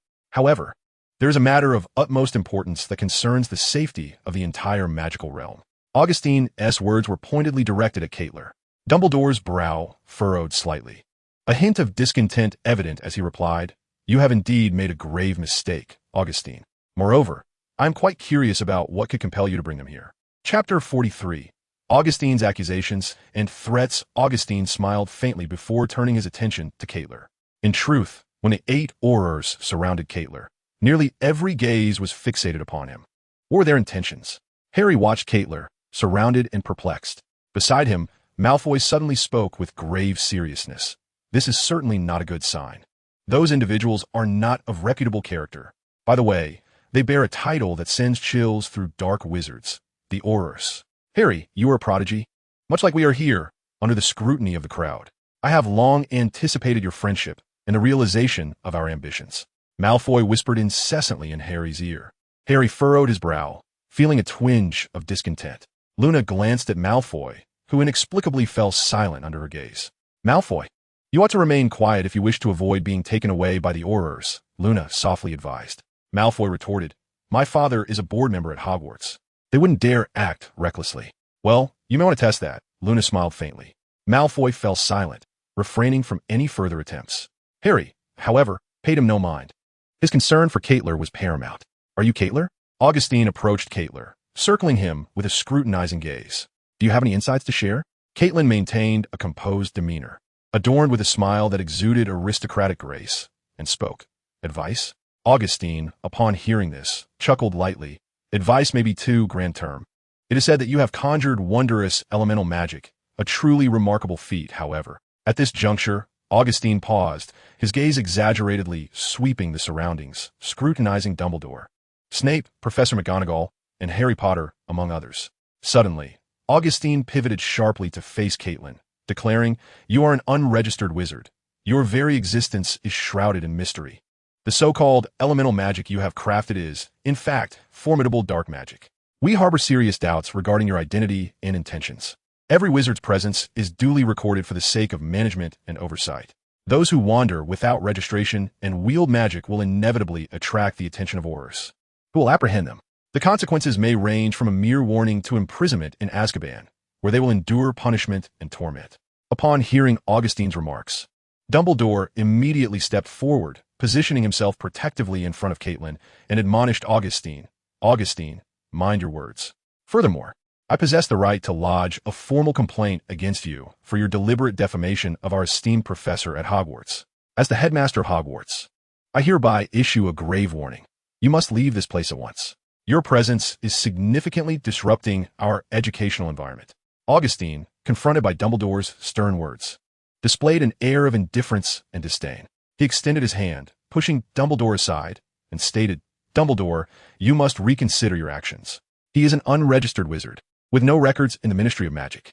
Moreover, the magic he has purportedly created is indeed powerful dark magic. These students are far too young.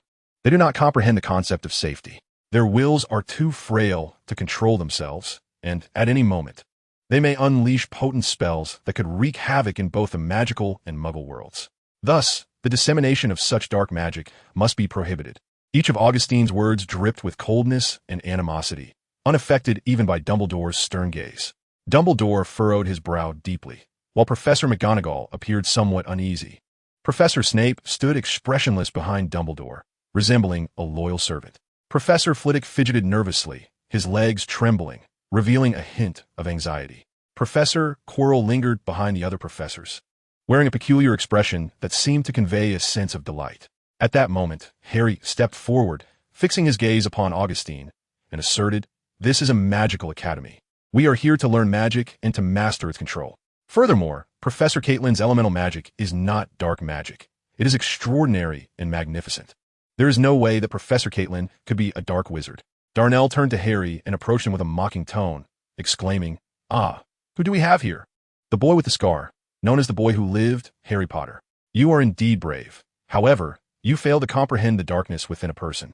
To outsiders, he appears resplendent, projecting the visage of a virtuous individual. Yet in the shadows, he embodies a diabolical soul."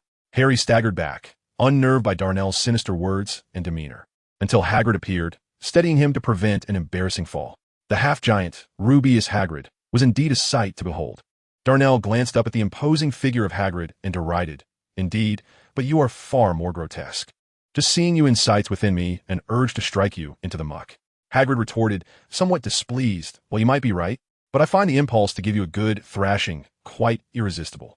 Darnell, incensed by Hagrid's response, recognized that this was not the appropriate venue for a physical confrontation. Furthermore, to resort to violence after a verbal sparring would be exceedingly uncouth. Augustine, noticing Darnell's humiliation, directed his gaze towards Caitlin, his words laced with menace. "Caitlin, I would appreciate your cooperation, as I would prefer my subordinates not to engage in any excessive behavior." He then surveyed the surrounding students with disdain, adding, "Especially here, as it would create a rather unfriendly atmosphere for the children." Dumbledore, McGonagall, and others regarded Augustine with disapproval. Dumbledore stepped forward once more, his tone grave. "You must leave this place at once. Otherwise, I shall lodge a formal complaint with the Ministry of Magic. I am here as a representative of the Ministry." Augustine smiled slightly, then turned to Caitlin, feigning humility. "Caitlin, I hope you can appreciate my leniency. However, my patience is not boundless." Caitlin smiled slightly in response. "Are you threatening me? That is a rather irresponsible interpretation. We merely wish to comprehend your intentions and ensure the safety of the students and faculty at Hogwarts. I hope you will cooperate with us," Augustine explained with righteous fervor. Caitlin chuckled, then turned to Dumbledore, asking, "Albus, do you have a plan?" Augustine and his companions looked at Dumbledore with curiosity, followed by dismissive contempt. Caitlin, noting their reaction, smiled knowingly at Augustine, her expression conveying a deeper significance. Chapter 44. You are not qualified to investigate me. Augustine regarded Dumbledore, momentarily at a loss for words. At that moment, he was resolutely convinced he had the upper hand over Dumbledore. Unbeknownst to him, Professor McGonagall and the others had taken several steps back. In Darnell's eyes, this signaled that McGonagall and the others had abandoned Caitlin. Thus, Darnell turned to Caitlin, grinning as he said, "Come along with us, Caitlin." Caitlin smiled in return, extending her hand with fingers splayed as a sudden gust of wind swept through. Darnell had yet to comprehend the situation when he was suddenly swept away by a fierce gust of wind, soaring to a height of 3 meters, 100 meters away, before crashing to the ground. The abrupt intervention by Caitrell had instigated Augustine and the others to draw their wands, their gazes fixed intently upon Caitrell. "Caitrell, I advise you not to cling to your delusions," Augustine warned in a grave tone. "Opposing the Ministry of Magic will yield no favorable outcomes for you. Furthermore, your recent assault on an Auror constitutes a serious violation of magical law. You must submit to an inquiry by the Ministry." Caitrell, upon hearing this, merely laughed and retorted, "Submit to an inquiry by the Ministry? You lack the authority to compel me, for there are few matters in this world that I am inclined to cooperate with, and you certainly do not fall within that category. Do you intend to resist?" Augustine asked, his wand trembling in the air, his expression darkening. Caitrell smiled slightly, extending his hand as he declared, "Gust of wind." As Caitrell gestured, Augustine and his companions heightened their vigilance, yet they still underestimated Catterall's capabilities. A tempest erupted, enveloping the entire training ground in a whirlwind. Harry Potter and his friends had to rely on Hagrid to shield them from a gale, while Dumbledore and the others conjured protective barriers with their wands to withstand the onslaught.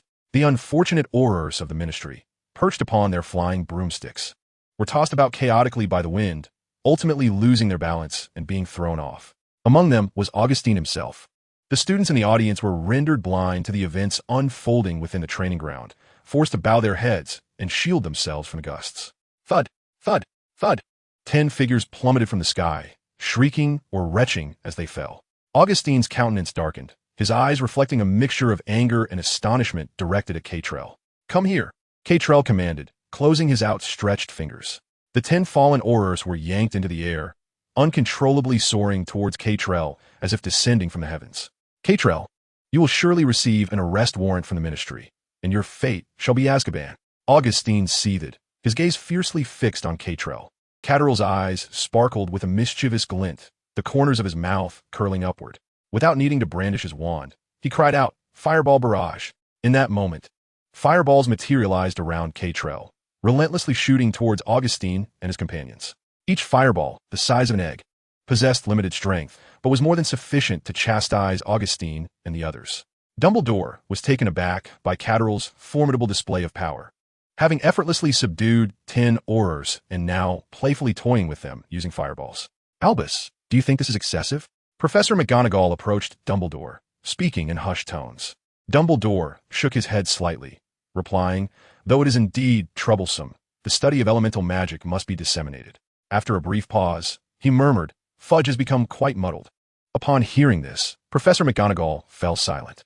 Malfoy observed Caitlin's relaxed demeanor, brimming with confidence, and felt a surge of excitement and anticipation. At that moment, Caitlin embodied the very essence of what Malfoy aspired to be. "What had he just said? You have no right to subject me to an inquiry. The circumstances in this world that warrant my cooperation are exceedingly rare, and certainly you do not qualify." Such boldness was truly admirable. This is the essence of masculinity. Moreover, his current stance exuded both charm and formidable strength. Nearby, Harry's eyes sparkled with wonder, as he marveled, "Is this truly Professor Caitlin? Remarkable." Luna, too, wore a smile, her wide eyes reflecting her admiration for Caitlin.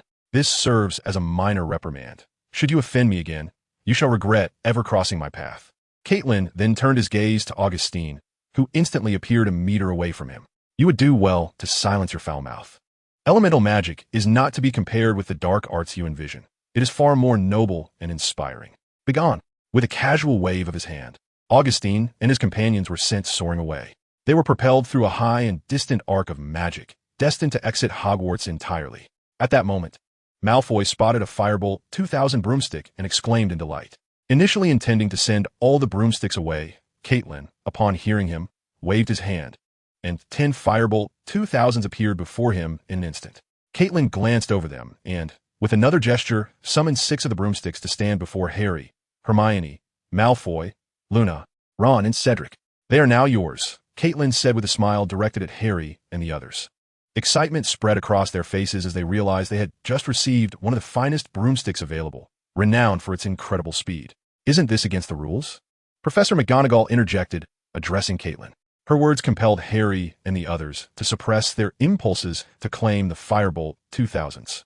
"Professor McGonagall, this is my rule, and not even the Ministry of Magic can alter it," Caitlin declared with confidence and authority. McGonagall regarded him intently, while Snape too felt a flicker of surprise. His gaze toward Caitlin shifting perceptibly. "This fellow is indeed formidable." Dumbledore pondered momentarily before breaking into a smile, declaring, "I respect Professor Caitlin's judgment." He then turned to Harry and his companions, saying, "You deserve this. Consider it a reward." Upon hearing this, Harry and his friends enthusiastically embraced the Firebolt 2000s, examining them with glee, and erupted into cheers. "Congratulations on becoming elemental mages. Today's lesson on elemental magic concludes here. The specific arrangements for future classes will be communicated to everyone tomorrow," Dumbledore announced with a smile as he faced the crowd. The students erupted in cheers, elated both at their newfound status as elemental mages and at the formidable display of power by Lair. Their admiration for strength was palpable, and, as they departed, the topic of conversation remained focused on this extraordinary event. Chapter 45, Malfoy's Inquiry and the Hellish Training. "You have accomplished something truly remarkable, Kate. It is something I've always aspired to do, but have yet to achieve. You possess an audacity that surpasses mine," Dumbledore said softly, standing beside Lair. "You know I will not abide by any constraints," Lair replied with a slight smile. Dumbledore nodded and continued, "Very well, this shall be our agreement. However, I am quite curious, Kate. Do you truly have no contingency plans? Some individuals within the Ministry of Magic can be rather difficult to deal with." Dumbledore cautioned Lair, wishing to shield him from potential setbacks. Yet, it was evident that Dumbledore underestimated Lair. Public opinion? Lair chuckled at the mention. "The merits or demerits of public perception hold little significance for me. Albus, believe me, whenever I require it, the narratives that emerge will solely reflect my favorable attributes. As for brute force, unless they wish to dwell as dung beetles in a cesspool, I can assure you the experience is rather unpleasant." With that, Lair turned and departed. The overt presence of the Ministry's Department of Magical Law Enforcement was perplexing. What had transpired within the Ministry? Dumbledore pondered, stroking his beard. Connolly, that old fool, has truly lost his wits. Hagrid, I need you to visit the Ministry. Please take the necessary documents to ensure Lair's magical registration, Dumbledore instructed. Calling to Hagrid. Of course, this seems rather serious. But, Professor, are you certain they won't threaten me when I arrive? Hagrid inquired, a hint of concern in his voice. With your stature as a giant, trust me, they will not dare to act rashly. Dumbledore reassured him with a gentle smile. All right, if you say so, I shall make the trip. I hope they can communicate civilly, Hagrid replied, pulling out his red umbrella. Dumbledore glanced at Hagrid's umbrella, patted him on the back, and departed with a smile. As for Lair's true identity, Dumbledore was not entirely informed. However, some matters need not be fully known. What he did understand was that Lair's magic was of great importance to Hogwarts. Professor Lair. Malfoy hurried to catch up with Lair, slightly breathless. Though Malfoy felt a twinge of apprehension facing Lair alone, he took a deep breath and earnestly declared, Professor Lair, I believe you are a great and powerful instructor. Upon hearing this, Lair chuckled softly, reaching out to touzle Malfoy's golden hair as they walked together, laughing, to my understanding, this is quite unlike you. It is rather astonishing that you would praise someone. As the only child in his family, Draco was cherished by his parents, resulting in a rather spoiled demeanor. His haughty and arrogant nature was the reason behind his jealousy towards Harry, as well as his condescending attempts to belittle Hermione and Ron in an effort to win Harry over. Malfoy, upon hearing Lair's words, exhibited a hint of embarrassment and shyness. What is it that you wish to discuss with me? Lair inquired with a smile. Professor Lair, I perceive that your mastery of lightning magic is exceedingly potent. I yearn to grow stronger, to demonstrate my prowess to them, Malfoy replied earnestly. He reflected on the recent encounters with Harry Potter, realizing that he had always been at a disadvantage, resulting in unsatisfactory outcomes that left him discontented. Furthermore, Malfoy was eager to prove himself, to show that even with his singular affinity for lightning, he could surpass Harry, who wielded dual elemental powers.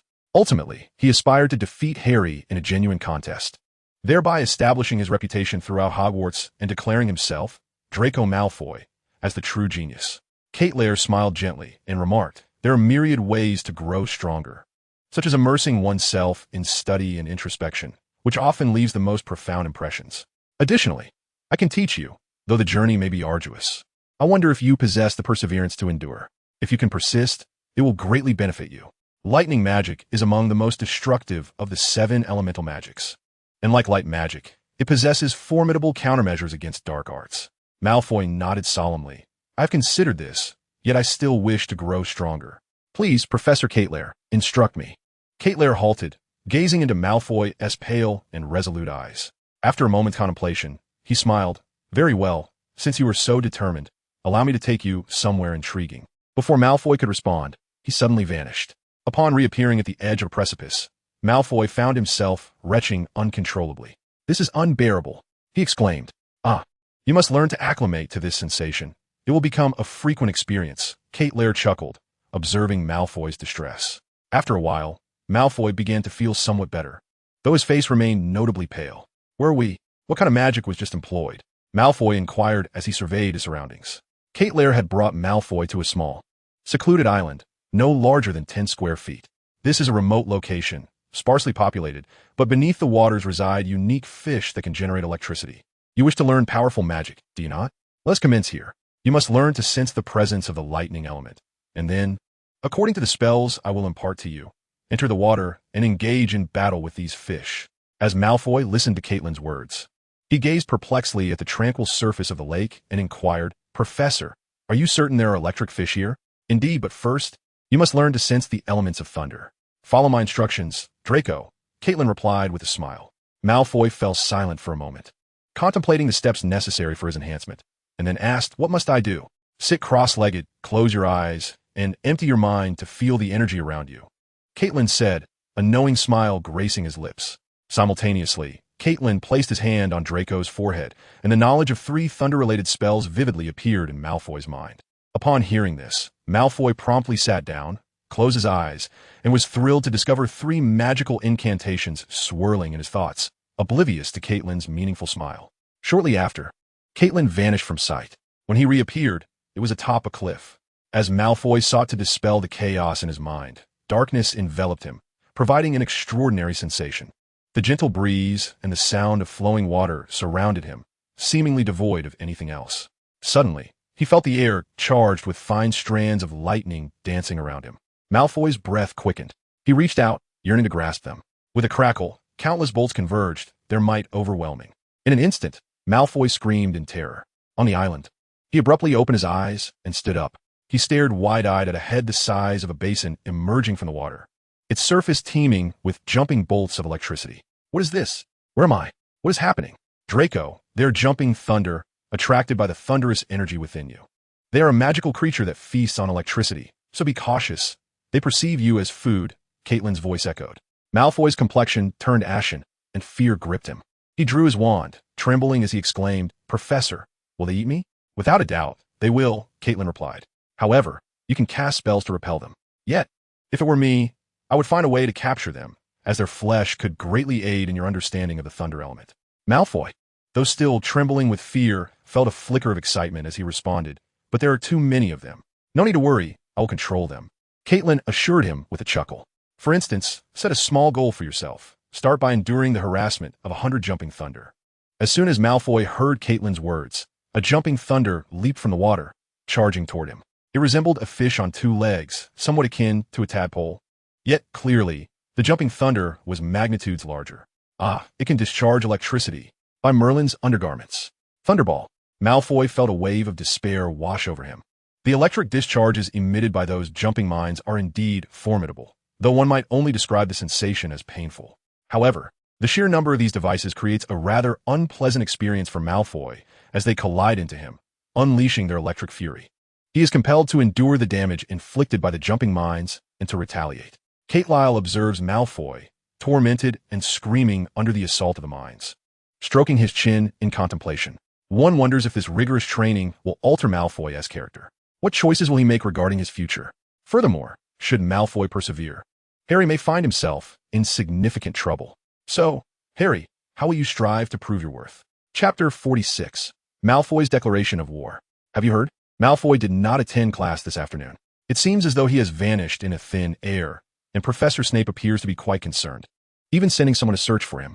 Ron whispered to Harry, who, upon hearing this, expressed his surprise and inquired, "How do you know? Malfoy has actually gone missing?" This is indeed peculiar, considering Malfoy has recently emerged as a prodigy in lightning magic, having acquired the formidable Thunder Wand. With his demonstrated talent, the school would surely take notice, creating quite a stir. While I was in the restroom, I overheard Goyle and Crabbe discussing it. They were looking for Malfoy, but could not locate him. Did you notice that the professor's table is devoid of Filch, Snape, Professor Carlyle, and even Headmaster Dumbledore? As Ron spoke, he turned his gaze towards the professor's table. Harry looked over as well, and indeed, they were all absent. Could it be that someone has set their sights on Malfoy as Thunder Wand, capturing him and seizing his magical instrument? Ron said with a hint of excitement. "Oh, and his Firebolt 2000 as well. Harry, you might be in trouble." Harry furrowed his brow and replied, "Perhaps, or maybe Malfoy is simply hiding, wishing to test the prowess of his wand." Ron considered this, stating that as possible, but I am more inclined to believe that the insufferable Malfoy has been captured and his wand stolen. Otherwise, he would certainly be flaunting it before me. "Hey, what are you two discussing?" Hermione approached with a cheerful demeanor, taking a seat across from Harry with a smile. Ron promptly shared what he knew with Hermione. Upon hearing this, Hermione's eyes widened as she said, "Perhaps he has indeed been taken. Someone may be after his Thunder Wand." Ron, amused by Hermione's words, remarked to Harry, "See, even the clever Hermione agrees with my theory." Harry chuckled, but remained silent. "Harry, Ron, the rewards Professor Carlyle has bestowed upon us are extraordinary." Hermione stated seriously. "Do you know where I just went?" She added, "Oh, right, you were called away during class. Where did you go?" Ron asked curiously. "What, are you all right? Did you get hurt?" He inquired anxiously. "No, I'm perfectly fine." Hermione smiled faintly, her excitement bubbling forth as she exclaimed, "I went there because Madame Pomfrey sought me out and conducted a test with the water nymph pearl. I can effortlessly wield healing magic with it." "Oh, Hermione, you've actually mastered healing magic?" Harry exclaimed, astonished. "Of course," Hermione replied, a hint of pride in her voice. "Madame Pomfrey even extended a special invitation for me, hoping I might become a healer. Did you accept?" Harry and Ron asked in unison. "Not at all," Hermione chuckled at the expressions on their faces. Phew, you gave me quite a scare, Ron said, relieved. I can say with utmost certainty that if you became a healer, it would be a complete waste of your talents. The medical staff at St. Mungo's must undergo rigorous training, mastering all knowledge related to magical medicine and injuries. I believe that would be no challenge for Hermione, Harry remarked. Hearing Harry's words, Hermione nodded in satisfaction and agreement, her demeanor appearing quite endearing. She was also quite confident in her abilities. Thus, it seems something must have happened to Malfoy, Hermione stated earnestly. Then I should celebrate. I finally won have to see him, Ron said, gleefully munching on a sausage. At that moment, a commotion at the door caught Harry's attention. He soon saw Malfoy, in a disheveled and miserable state, crash onto the table, hastily shoving food into his mouth like a famished beggar. Harry nudged Ron and chuckled. Hey Ron, your wish has been thwarted. Upon hearing this, Ron turned to see Malfoy in such a pitiful state and instantly spewed the food from his mouth. Ron, you idiot! Go to hell! Hermione shouted, her voice piercing through the air. Ron looked at Hermione, his face pale, astonished by Malfoy's unfortunate situation, which struck him as both shocking and hilarious. He couldn't contain his laughter, but unfortunately he inadvertently sprayed food all over Hermione's face, leaving her feeling utterly despondent and disgusted. Fuming, Hermione seized a plate from the table and hurled it at Ron. Startled, he dodged, attempting to apologize, but Hermione had already stormed off in a huff. Harry Potter! Malfoy was drawn in by Hermione's voice and, clutching a piece of bread, approached Harry, chewing as he spoke. Harry Potter, I have something to say. Harry regarded Malfoy with a slight frown, but replied, Malfoy, you look quite disheveled. I heard you were captured? Malfoy was momentarily taken aback. Captured? How could that be? However, he quickly realized that after enduring an afternoon of torment and skipping class, he had indeed stirred up trouble. Harry, I will grow even stronger and utterly defeat you. I will make everyone understand that even with your dual-element magic, Draco Malfoy can triumph over you. I will prove to everyone that I am the greater genius. Malfoy's voice rose, laced with a palpable fury. All the students dining in the restaurant, along with the arriving professors, heard Malfoy's proclamation. Snape's gaze swept over Harry and Malfoy, his shadowed eyes revealing a hint of perplexity. On the other side, Professor Quirrell observed the unfolding scene with keen interest, his smile standing out awkwardly among the professors and students. Yet, none detected the shift in his demeanor. Mr. Malfoy, you will accompany me, Professor McGonagall said, stepping forward to address Draco with a serious expression after a moment of surprise. Snape, preparing to depart, halted at Malfoy's words and turned to look at him as he passed. Malfoy appeared to have undergone some transformation. What had he experienced? Why did he seem like a different person? Snape cast a penetrating glance at Malfoy before following him. Chapter 47. Caitlin, you are under arrest. Mr. Malfoy, please tell me where you spent your afternoon and what has transpired with you. Professor McGonagall inquired earnestly as she regarded Malfoy in Snape's office. As a student of Slytherin, Malfoy was naturally present in the company of his head of house. Besides Snape and McGonagall, Dumbledore had also just arrived. Faced with the three, Malfoy felt a considerable weight of pressure. I was with Professor Caitlin, seeking his guidance on mastering lightning magic, Professor McGonagall, Malfoy responded, fully aware that he must provide an explanation lest he incur penalties. The trio exchanged surprised glances at this revelation. Was there indeed a connection to Professor Caitlin? Are you certain? Snape inquired, his gaze fixed intently on Malfoy. Yes, Professor, Malfoy replied after a brief hesitation. Though he was uncertain of the consequences of naming Caitlin, he felt compelled to speak. Reveal your true form, Snape suddenly commanded, brandishing his wand at Malfoy. However, to Snape's astonishment, Malfoy exhibited no change. Startled by Snape's action, Malfoy was relieved to recognize the spell being cast. Otherwise, he would have been in grave peril. McGonagall and Dumbledore exchanged thoughtful glances before exhaling in unison. By granting Malfoy the lightning wand, they acknowledged his potential, indicating that his talent warranted their focused cultivation. Thus, they were disinclined to see him encounter any troubles. Yet, the current predicament led them to question whether Malfoy had been transformed by someone else. Malfoy's complexion paled slightly as he extended his hand, swiftly coalescing a lightning sphere under the watchful eyes of Snape and the others. However, within mere seconds, it dissipated into a burst of lightning flowers, vanishing completely. Malfoy's face grew increasingly ashen, accompanied by a wave of weakness. I have no magic left, Malfoy uttered feebly. Dumbledore glanced at Malfoy before stating, since there appears to be no issue, let's conclude matters here. Severus, this is a student from your Slytherin house, I leave the matter in your capable hands." With that, Dumbledore departed alongside Professor McGonagall. Once Dumbledore had left, Snape turned his gaze towards Malfoy and spoke coldly. "What have you learned from Professor Kate?" Malfoy, showing no hesitation, recounted the events that had transpired in the afternoon. Upon finishing, Snape waved his hand dismissively, instructing, "Leave now, and do not speak of this to anyone." Malfoy exhaled in relief and promptly turned to exit, anxious about any potential punishment from Snape. Standing before a row of potions, Snape's dark-circled eyes bore an air of melancholy and weariness, yet also hinted at something more, a shadowy depth. Harry, Ron, Neville, and Hermione, as per their agreement, arrived at Kate's quaint little house. Hermione had changed into a fresh outfit and taken a bath before joining them. The quartet was exceedingly busy. During the day, they attended classes, and during their lunch break, they needed to squeeze in time to study potions. In the evening, they delved into elemental magic, leaving little room for leisure.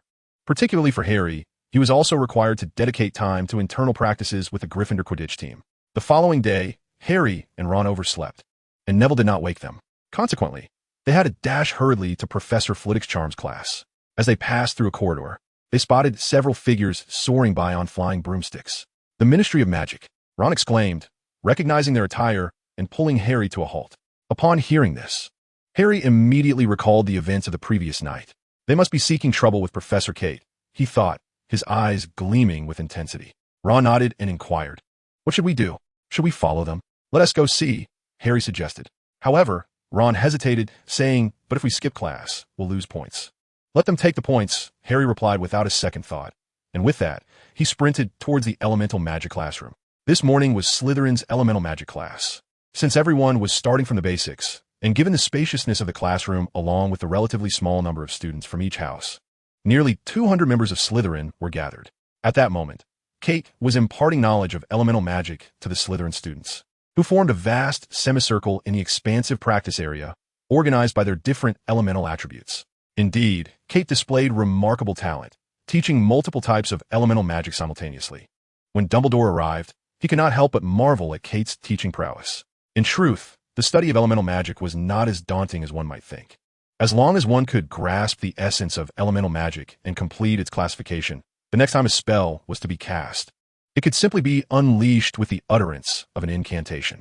The art of elemental magic diverges from traditional sorcery, as it necessitates not only the recitation of incantations, but also specific gestures, tonal inflections, and articulations. Moreover, once one has mastered the nuances of elemental magic, it becomes feasible to perform silent spells, thereby accelerating the casting process significantly. Astonishingly, there is no need for a wand as a conduit for such magic. This consequently gives rise to an entirely new vocation. However, it is likely that no one has yet achieved this particular profession. Nevertheless, the existence of such a role is undeniably formidable. "Caterhall, you are under arrest." A booming voice resonated above the Elemental Magic Academy, followed by the appearance of 6 figures in the sky above.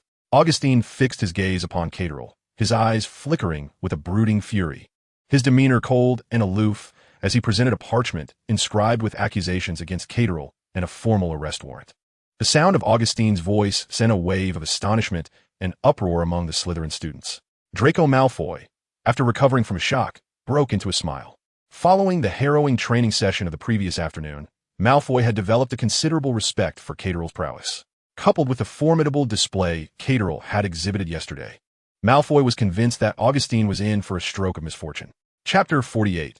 Meteoric Fire Rain. Augustine approached with unwavering confidence, with the arrest warrant in hand. He believed he could apprehend Caterhall.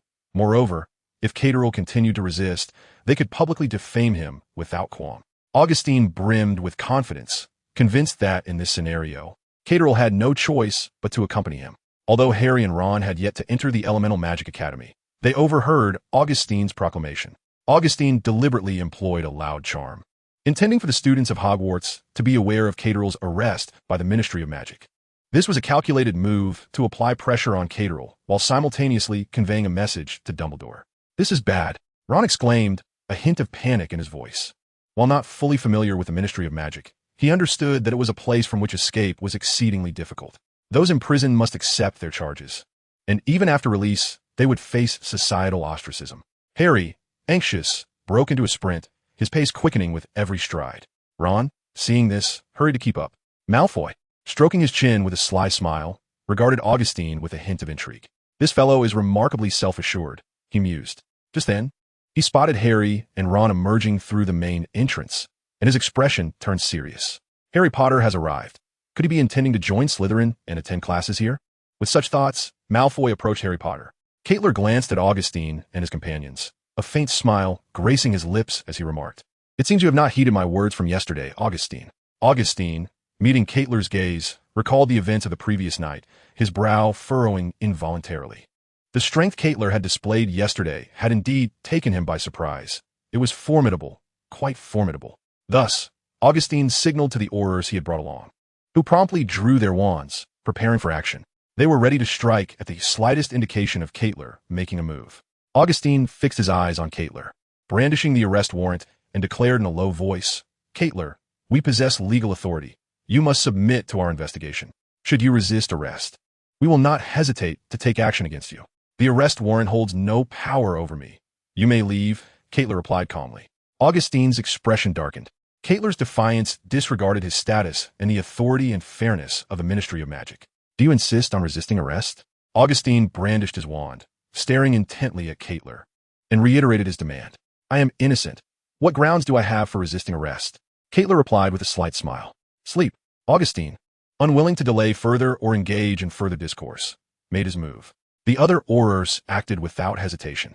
Petrificus totalis, expelliarmus, leg-locking curse. Augustine and his companion's sudden assault elicited gasps from the students, their gazes towards Caitlin filled with concern. Harry and Ron grew increasingly anxious, their eyes fixed on Caitlin, fearing for his safety and the possibility of his capture. A flicker of light erupted, accompanied by a series of explosive sounds, as a protective barrier enveloped Caitlin, nullifying Augustine's attacks. Malfoy and the others were taken aback, quickly followed by exhilaration. They had known Professor Caitlin would not be so easily subdued. Augustine's expression shifted subtly, the shadow of uncertainty clouding his eyes as he regarded Caitlin. Avada Kedavra! Augustine and his allies launched their assault once more. This time, their intent was to take Caitlin's life. Protego! Caitlin's speed was remarkable, and a brilliant white light enveloped him. Simultaneously, the barrier was shattered, and Augustine's spell struck against the shimmering shield. The duel of magic persisted for a brief moment, during which Augustine and his companions realized that the protective barrier surrounding Caitlin was exceptionally robust, possessing a remarkable defensive capability that withstood their simultaneous casting of the killing curse. Tempestus! Caitlin's voice resonated, causing Augustine and his companions to change their expressions, particularly as they recalled the sensation of being swept away by the tempest from the previous day. They hastily waved their wands, declaring, "Stupefy!" The combined magic summoned a whirlwind, which rapidly transformed the scene. The tempest subsided. Meteor shower. The voice of Caitlin resonated once more, causing the ambient temperature to rise and the sky to transform into a crimson hue. Augustine, still reeling from the shock, was horrified to witness large, flaming stones plummeting from above. Levitation charm. Augustine bellowed as he waved his wand. The charm proved effective, as some of the descending fiery stones lost their momentum and hovered midair. However, there were far too many of these stones falling at an alarming speed, rendering the levitation charm insufficient. The previously suspended stones were subsequently struck by those that followed, crashing down relentlessly. The students seated nearby were filled with a mix of terror and exhilaration as they beheld the celestial shower of flaming meteors. It was a spectacle both magnificent and beautiful. Particularly, Harry Potter, endowed with fire elemental magic, was engulfed in a sense of astonishment and anticipation. What a terrifying display of magic. Heavy obstruction, armor of protection, hovering spell. Augustine and his companions evaded the onslaught with all their might, casting protective spells over themselves, for one misstep could lead to their demise. They had incited Caitlin's wrath, and now they were facing her retribution. In that moment, Augustine realized the formidable power of Caitlin, especially in the context of such a widespread magical assault. It was truly awe-inspiring. She was incredibly powerful, reminiscent of that other individual, yet somehow even more potent. Furthermore, the magic she wielded was something he had never encountered before, magic that even that individual could not conjure. Chapter 49. Augustine's Dread. Coughing. Augustine emerged from the pit in utter disarray, his expression one of bewilderment. His garments were in tatters, and his body bore numerous wounds. One arm hung at an odd angle, blood oozing profusely. A few others were in a similar plight, some even worse off than Augustine. Caitlin had spared their lives, which was not a favorable outcome for Hogwarts, but punishment was indeed warranted. Nonetheless, Augustine found himself engulfed in despair. Merlin's trousers, how could such extraordinary magic exist? Exclaimed Professor McGonagall, who had arrived just in time to witness the meteor shower engulfing Augustine and his companions. Harry and Ron, hearing McGonagall's words, were startled and felt a sense of helplessness. They were currently skipping class to be here, and being caught by McGonagall would surely result in point deductions. With a swift gesture, Caitlin summoned a gust of wind, seizing Augustine and drawing him before her. Healing spell. Caitlin mended much of Augustine's injuries and then inquired, "I'm quite curious. Whose orders are you following to be so persistently opposed to me?" Faced with Caitlin's gaze, a profound sense of dread imprinted itself deeply within Augustine's soul, causing his body to tremble uncontrollably. All of this is due to the formidable presence of Lair, whose piercing gaze seems capable of penetrating the very soul of a person, rendering one unable to meet his eyes. I am unaware of his precise identity. Yet he is my superior, and he has instructed me to expel you from Hogwarts. Upon hearing this, Lair slightly furrowed his brow. "Are you a Death Eater?" he inquired, as he grasped Augustine's hand and rolled up his sleeve. No mark of a Death Eater was visible. Observing this, Lair's brow furrowed once more, and he extended a finger that illuminated with a white glow, revealing the distinctive black mark of a Death Eater. Augustine's eyes widened in disbelief. He had thought his concealment to be impeccable, yet he had been discovered. Lair's gaze sparkled with intensity, a smirk forming on his lips as he addressed Augustine. "Obliviate." In an instant, Augustine's memories were laid bare, read effortlessly by Lair without any chance for resistance, let alone a scream. This was the result of overwhelming power. After a brief moment, Lair withdrew from Augustine's mind, realizing that Augustine had indeed spoken no falsehood. Their communications had been singular and sparse, each masked with anonymity, leaving only a note before departure. "This time, I shall spare your life. However, should I encounter you again and you dare to offend me, the punishment of the tribunal awaits you." Lair's voice resonated, causing Augustine's countenance to darken with fear. The tribunal is the most clandestine and enigmatic organization within the Ministry of Magic, known to very few. Augustine happened to be among that select group. The members there are utterly twisted, beyond the realm of mere humanity. Begone, and may you still prove useful. Lair released his grip, causing Augustine to fall to the ground. Simultaneously, Lair's voice echoed within his mind. Augustine found it difficult to articulate the shock coursing through him. Inexplicably, Lair had spared him after uncovering his secret.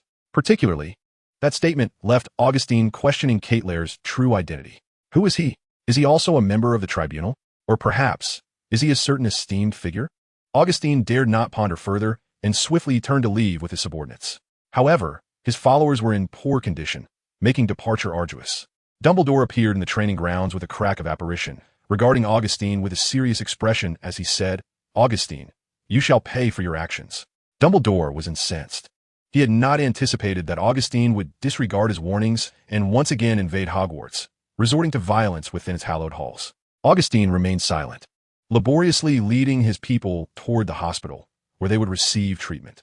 Moreover, he felt compelled to take action. "Kate, you should have informed me sooner." Dumbledore approached Kettler, expressing his discontent. Upon hearing this, Kettler replied with a smile, "Albus, it should not be my responsibility to inform you. Rather, you ought to devise a means to drive them away before they enter Hogwarts." Dumbledore, upon reflection, responded, "Very well, we must implement some changes.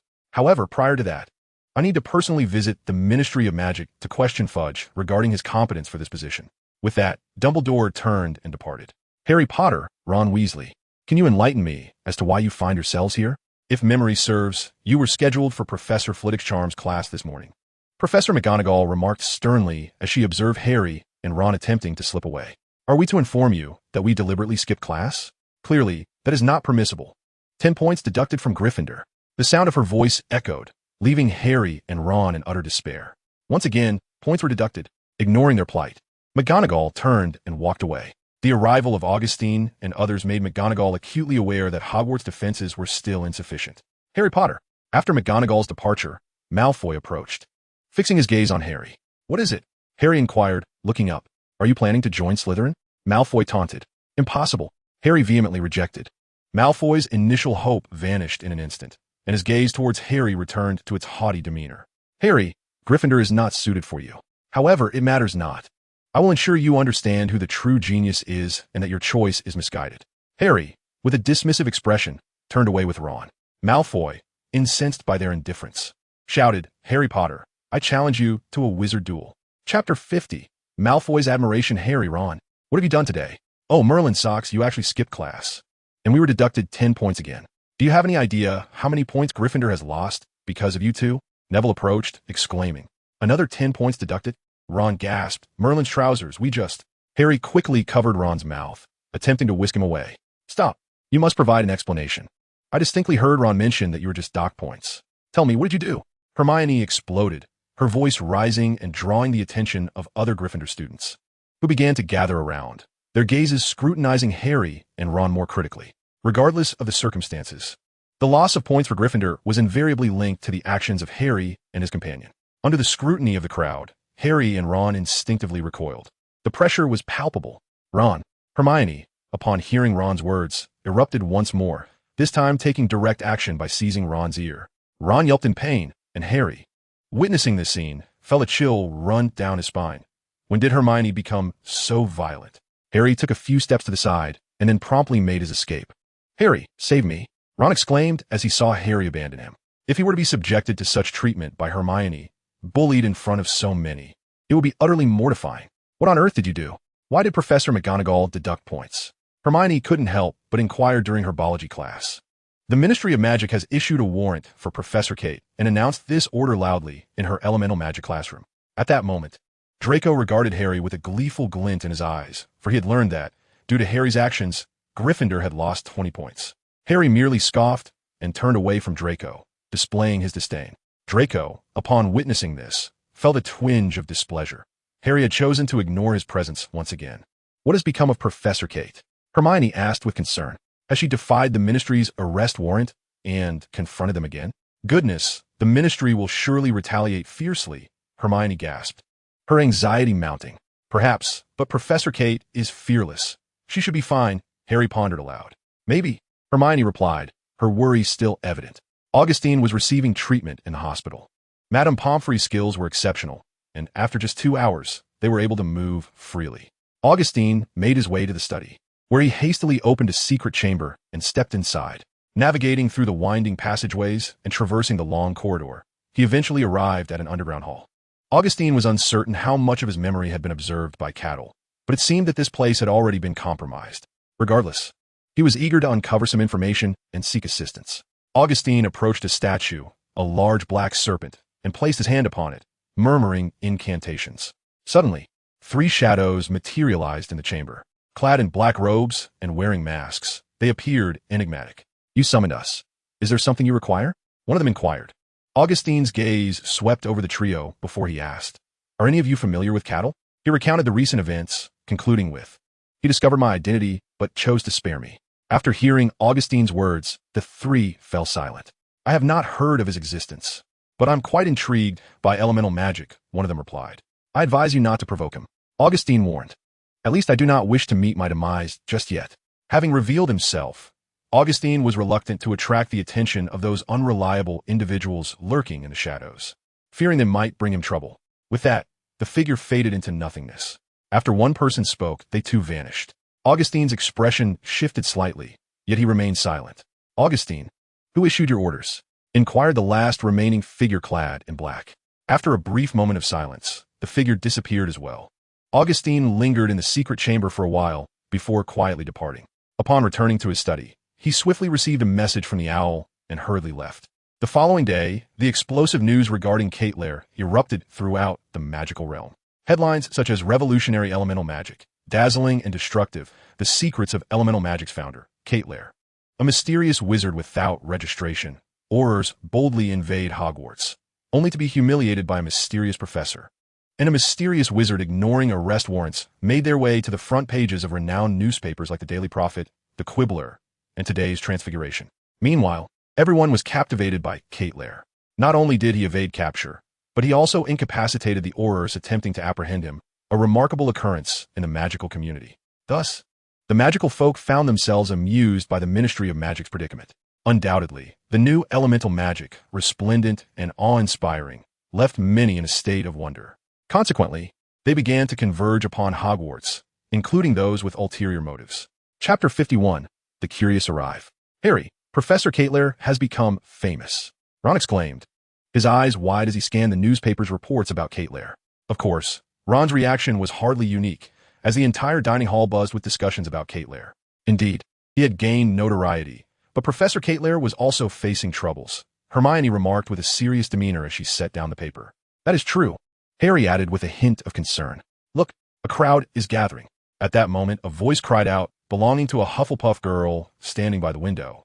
Her cheeks flushed and her golden braids cascading down. The students affectionately called her the Glass Girl, as she would break down in tears when overwhelmed. Drawn by the commotion, students flocked to see what was happening. Outside, they beheld a multitude of figures suspended in the air. Some were renowned wizards, while others were prominent journalists.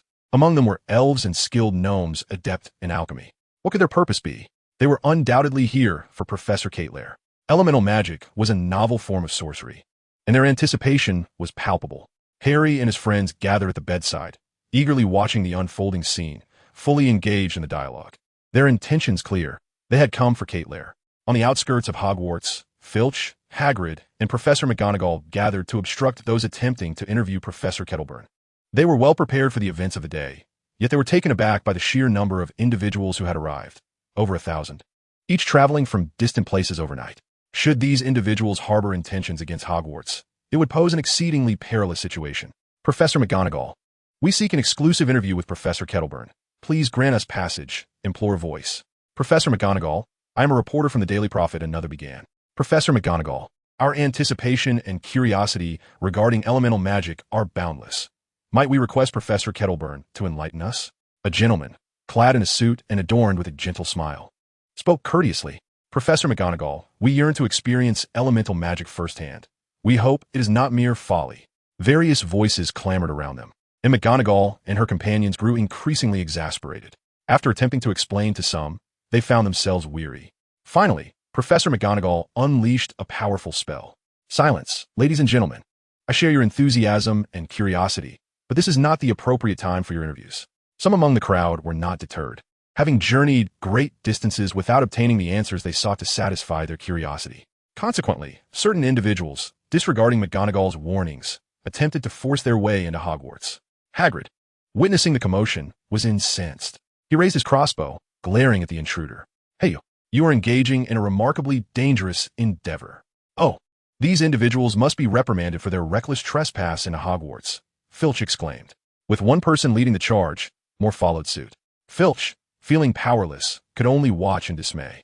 McGonagall, though equally frustrated, was uncertain whom to confront in this chaotic moment. She hoped that these individuals would not provoke Professor Kettleburn. As she endeavored to detain some of the intruders, she remained hopeful. Yes, hopeful. While she could not act against them without cause, Kettleburn certainly could. Just as he had dealt with the Aurors from the Ministry of Magic, Kettleburn would show no hesitation in handling these intruders. Upon breaching Hogwarts, the intruders spotted a student and immediately inquired, "Who is Kettleburn? What is elemental magic?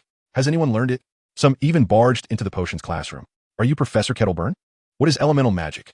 Did you truly create it? Could you demonstrate elemental magic for us? How does it differ from our traditional magic?" Questioned a reporter unfamiliar with Severus Snape, pressing forward with a barrage of inquiries. Behind him stood other reporters and wizards. The students in the classroom were taken aback, bewildered by the scene unfolding before them. Hey, this is the renowned Professor Severus Snape, head of Slytherin House, not Professor Kettleburn. To seek out Professor Caitlin, one must venture to the Elemental Magic Academy. Severus Snape, with a dark expression, coldly and somewhat irritably cast a spell, declaring, "Silencio." Instantly, the classroom fell into a profound silence. "Who permitted your entry? Depart." Snape's voice, icy with anger, resonated, exuding an overwhelming aura. The intruders were momentarily paralyzed by his presence. Wingardium Leviosa. Before they could react, they found themselves levitating, and then they heard Snape's deep voice instructing, "Summon a gust of wind and expel them." In an instant, the classroom echoed with a flurry of incantations. Wind Spirit Charm. Snape himself had issued the command, and the Slytherin students, seizing the opportunity, promptly unleashed their first wind-based spells. The unfortunate intruders of the potions classroom were swept away by the gust, colliding against the wall. After delivering his command, Snape turned to leave. Halt! Entry into the castle is forbidden. Otherwise, you shall be treated as intruders. Snape brandished his wand, his demeanor unyieldingly cold as he positioned himself before a dozen wizards. Some among them recognized Snape and paused. Severus, we wish to meet Professor Caitlin. Could you introduce us? An elf inquired, stepping forward. Snape glanced at the individual and replied, Elvis, Professor Caitlin's Elemental Magic Academy is not located here. Should you wish to learn more, you may proceed to that direction. However, I trust you will not provoke him, for the consequences could be dire. May I inquire where the Elemental Magic Academy is? A female reporter asked, her eyes filled with longing. Snape, maintaining his aloof demeanor, chose to ignore her, remaining silent. The reporter, sensing the awkwardness, retracted her smile and melted back into the crowd. Chapter 52. Non-Hogwarts faculty and students are forbidden to enter. Outside the Elemental Magic Academy, the intruders had been largely driven to this location. However, many were restless and dissatisfied, for they found themselves barred from entering the academy. As they approached, they encountered 30 magically enhanced statue warriors standing resolutely before them, ready to engage should they be deemed adversaries. The unfortunate reporter could only capture photographs of these statues, too intimidated to breach the barrier. Meanwhile, some wizards, harboring alternative intentions, mounted their flying broomsticks, attempting to soar into the Elemental Magic Academy. Yet, they quickly discovered their efforts thwarted. A sudden wall of wind obstructed their path, and any attempt to draw closer resulted in being cast aside by the fierce gusts, with the risk of plummeting from the sky proving perilous. Hagrid, witnessing the discontent of those unable to approach, couldn't help but chuckle. Professor McGonagall, what do you suppose Professor Caitlin will do to reprimand these disruptors of his lessons? Hagrid remarked, glancing down at Professor McGonagall with a mischievous grin. Upon hearing this, Professor McGonagall smiled and remarked, I am uncertain, but I presume that if they cannot approach, they shall not disturb Professor Kettleburn's teaching. It is imperative that these individuals are swiftly driven away, as certain wizards have been exerting a detrimental influence on the students. At that moment, Mr. Filch, cradling his missus, Norris, hurried over and spoke. Shortly thereafter, Professor Snape descended beside Professor McGonagall, having employed a flying charm, his demeanor exuding an air of cold authority that commanded respect and discouraged casual conversation. Professor Snape remained silent. His delayed arrival was due to his casting of a protective charm within the teaching building, establishing a barrier to prevent other wizards from intruding. Does anyone know which house's students are in class this morning? Professor McGonagall suddenly inquired.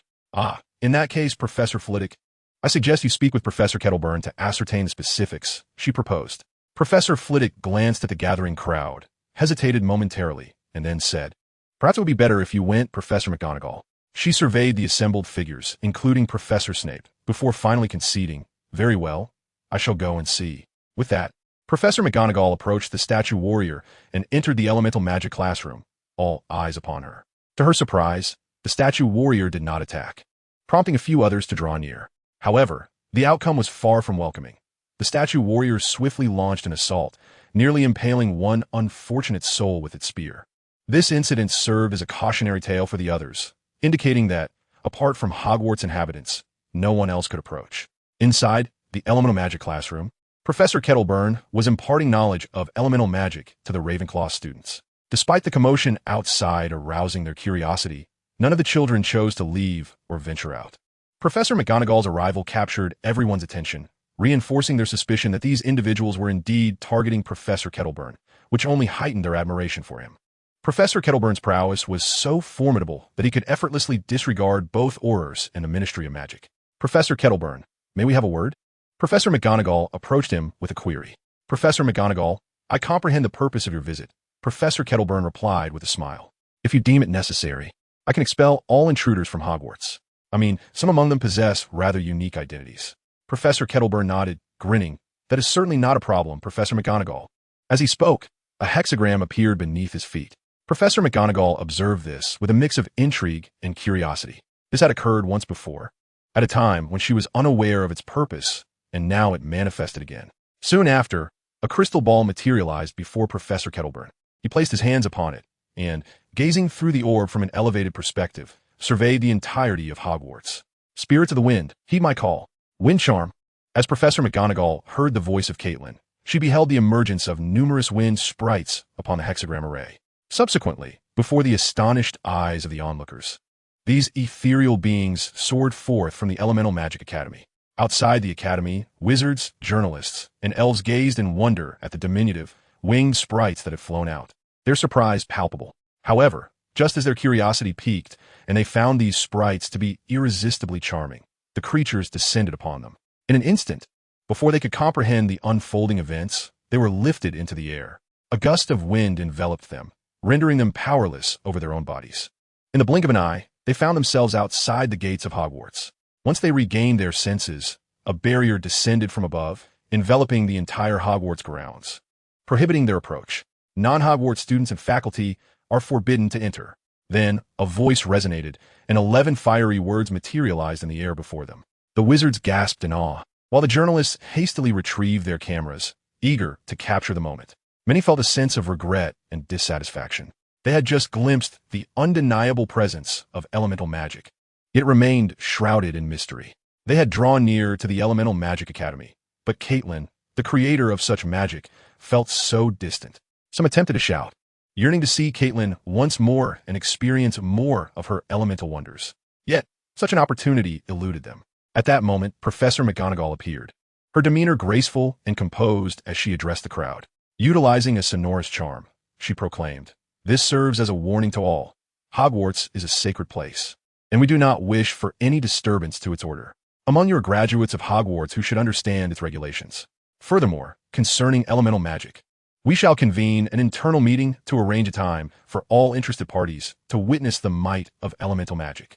Now, I kindly ask you to vacate this area, or we shall be compelled to take action."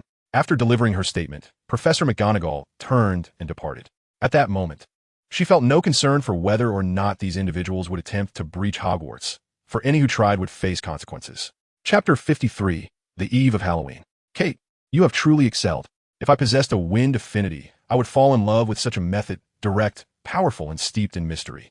Dumbledore's voice echoed in his office as Caitlin chuckled and turned to leave.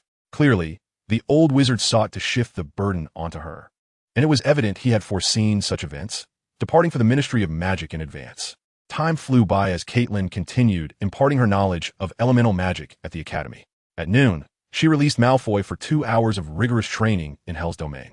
In the evening, the focus shifted to potion studies or elemental magic training for Harry and his companions.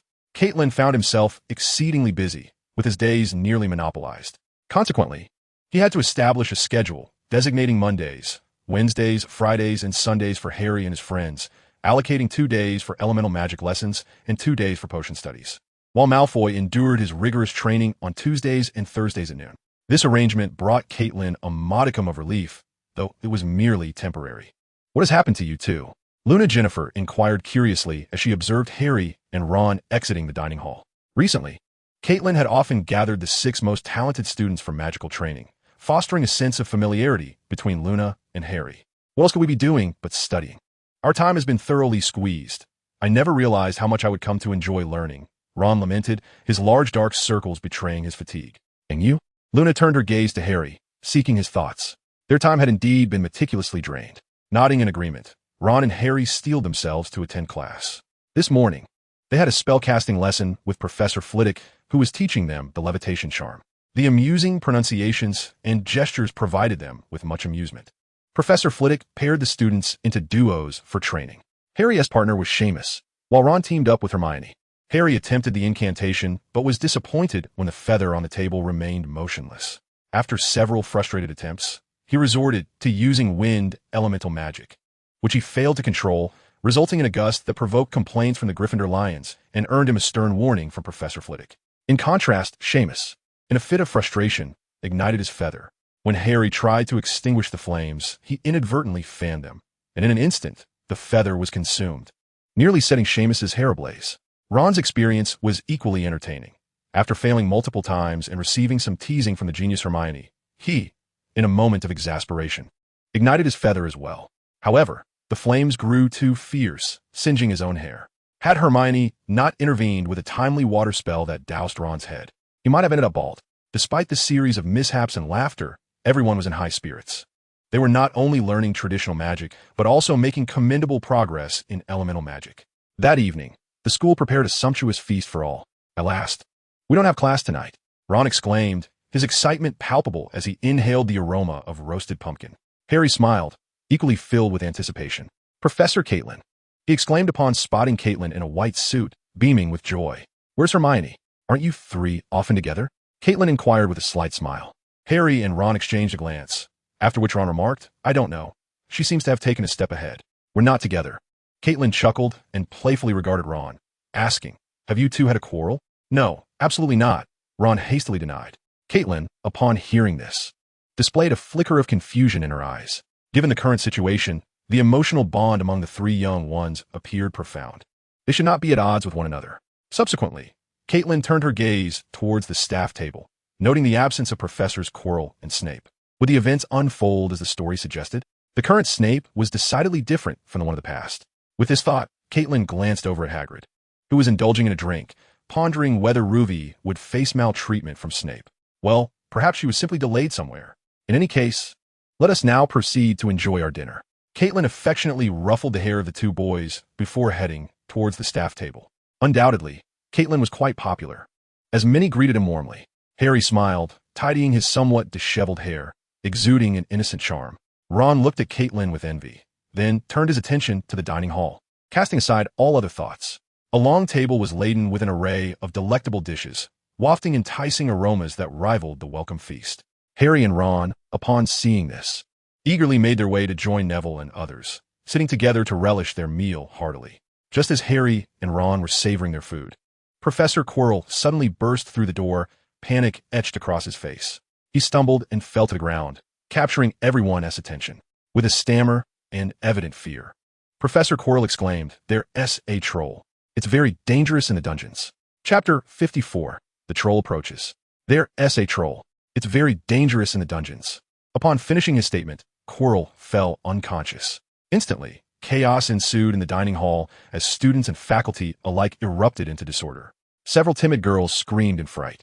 A troll had appeared in the school, and it seemed there were more than one or two. In the minds of the students, trolls were as perilous as dark wizards, and the ingrained fear instilled in them from a young age now assailed their psychological defenses. Malfoy, after a moment of surprise and panic, suddenly lit up with a glint in his eye as he turned to Harry.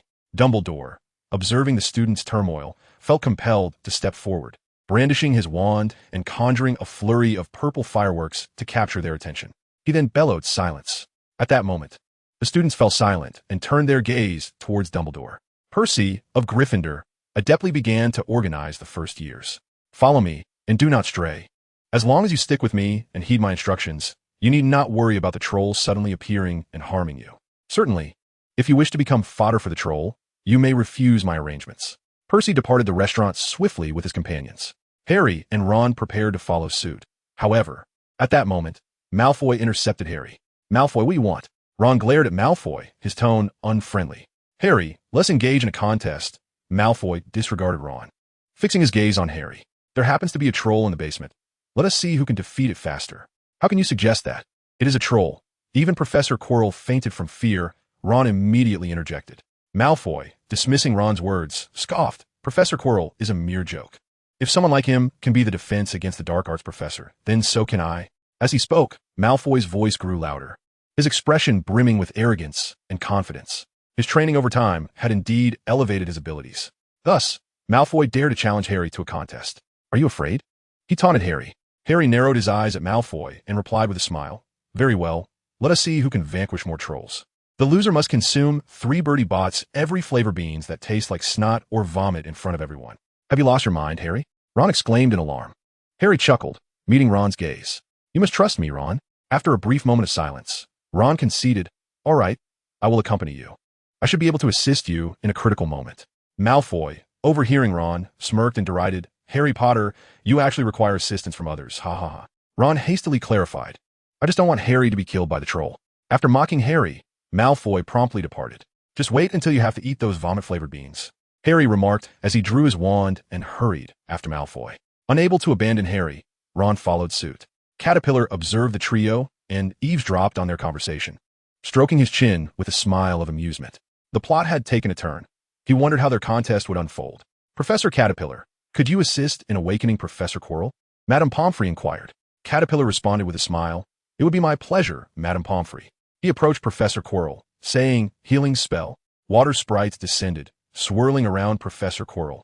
Yet moments later, he remained unresponsive. "Why hasn't he awakened yet?" Professor McGonagall asked. Caterpillar, smiling slightly, replied, "Professor Quirrell is fine. He is yet to awaken simply because he may have been startled and thus requires ample rest." Upon hearing Caitlin's explanation, Dumbledore turned to Hagrid and said, "Hagrid, could you kindly escort Professor Quirrell to the common room? Madame Pomfrey, I would appreciate your assistance in overseeing matters here. Merlin's trousers, there are numerous trolls outside the castle." At that moment, Filch burst in, cradling Mrs. Norris in his arms, exclaiming in terror. Caitlin's eyes sparkled at this revelation, and she declared, "Albus, I shall head to the dungeons to deal with the trolls. The situation outside is entrusted to you." With that, Caitlin paid no heed to the conversations of Dumbledore and the others, hastily departing. Observing this, Dumbledore proceeded toward the exit. As Filch had indicated, a plethora of trolls had indeed appeared outside. Towering over 5 meters, they wielded enormous clubs and bore grotesque visages. They were trolls, not giants. Yet they surpassed Hagrid in size and appeared even more robust. At that moment, they invaded Hogwarts, showcasing their formidable might amidst the darkness, wreaking havoc with abandon. Witnessing this, Dumbledore rallied the others and launched an immediate assault on the trolls. Meanwhile, Harry pursued Draco's footsteps, arriving at the basement. As Harry and Ron traversed the corridor, preparing to turn a corner, they were startled by the sound of hurried footsteps ahead. Harry quickly pulled Ron into the shelter of a massive stone statue of a griffin. Peering from behind the statue, they caught a fleeting glimpse of Snape, who rushed past and quickly vanished from sight. "It's Professor Snape," Ron whispered. "Indeed, but what could he be doing? Aren't the trolls in the basement?" Harry inquired, perplexed. Despite their confusion, they pressed on towards the end of the corridor. Suddenly, they encountered a colossal figure rounding the corner, its heavy footfalls echoing as it angrily collided with the wall, sending a cascade of debris crashing down. This was the first time Harry and Ron had encountered a troll, and they were taken aback. The creature was hideous, standing nearly 5 meters tall, with dull, gray skin resembling granite. Its massive, cumbersome body gave it a somewhat foolish appearance, and its bumpy exterior seemed as though it had emerged from a muddy pit. Its enormous frame was topped with a comically small head, reminiscent of a cocoa bean. However, their robust limbs were quite unsightly, akin to the gnarled trunk of an ancient tree. Most repulsive of all was the foul odor emanating from these beasts, enough to induce nausea. The troll before them brandished a hefty club, presenting a significant threat. Just then, heavy footsteps echoed from a side corridor. Upon seeing the figure emerge, Ron's face turned ashen. "Merlin's undergarments, there's another troll here." Ron, pale-faced, stared at the giant he had discovered and gasped in alarm. Harry's expression shifted slightly as he noticed one giant on his left and another on his right. Both had now realized their presence. "Harry, they're approaching us. What should we do?" Ron exclaimed nervously, brandishing his wand as he stood behind Harry. "Thunderball spell." At that moment, Draco's voice rang out, followed by a thunderball striking the giant to Harry's left. The giant roared in pain, its body tingling from the impact. Around the corner, Draco, wand in hand, trembled slightly, clearly intimidated by the colossal creature. Yet upon seeing Harry, he steeled himself and called out, "Harry, our duel has begun." Without delay, Draco had to dodge as the enraged giant swung its mace down towards him. With a resounding crash, the wall was splintered by the mace, debris flying dangerously close to Draco's face. Draco's presence ignited Harry Potter's battle resolve, leading him to brandish his wand and launch an attack against the giant. Fireball spell. A fireball the size of a soccer ball, radiating intense heat, shot towards the giant. Unable to evade due to its cumbersome size, the giant shrieked in agony from the burn. "It fears fire, Harry," Ron exclaimed as he witnessed the giant retreat in terror. Harry nodded in acknowledgement, raising his wand again. Fireball spell. One after another, fireballs were hurled at the giant, igniting the scant clothing it wore. Even the mace it wielded in defense could not escape the flames. In a brief moment, before the giant could close the distance to Harry and Ron, it collapsed to the ground. Ron, beaming with joy, exclaimed, "Harry, you're incredible. You defeated a giant." Boom! Simultaneously, a thunderous sound erupted from the side. The giant attacking Draco bore scorch marks all over its body, especially its head, which was singed as if struck by lightning. Draco's attack had been remarkably precise. He cleverly used the thunderball to eliminate one giant. "Our game is not over yet. Harry Potter," Draco stated solemnly, fixing his gaze on Harry. "There remains another giant. Although it is smaller, it is far more cunning. Let us see who can vanquish it." Having already triumphed over one giant, Harry brimmed with confidence, declaring, "I will surely win." Draco smirked dismissively and took off running.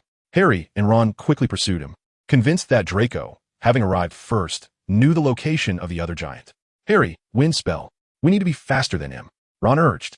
Upon hearing this, Harry promptly responded, waving his wand and proclaiming, "Spirit of the wind, grant us the swiftness of the gale." Wind spell.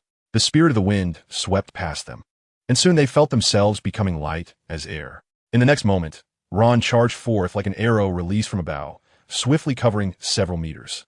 Harry, exhilarated as a tempest, quickly pursued Malfoy alongside Ron and soon spotted the troll. As Malfoy had described, it was a relatively smaller and frilier troll. Moreover, instead of a mace, the troll wielded a thick wooden club. "Harry, help me."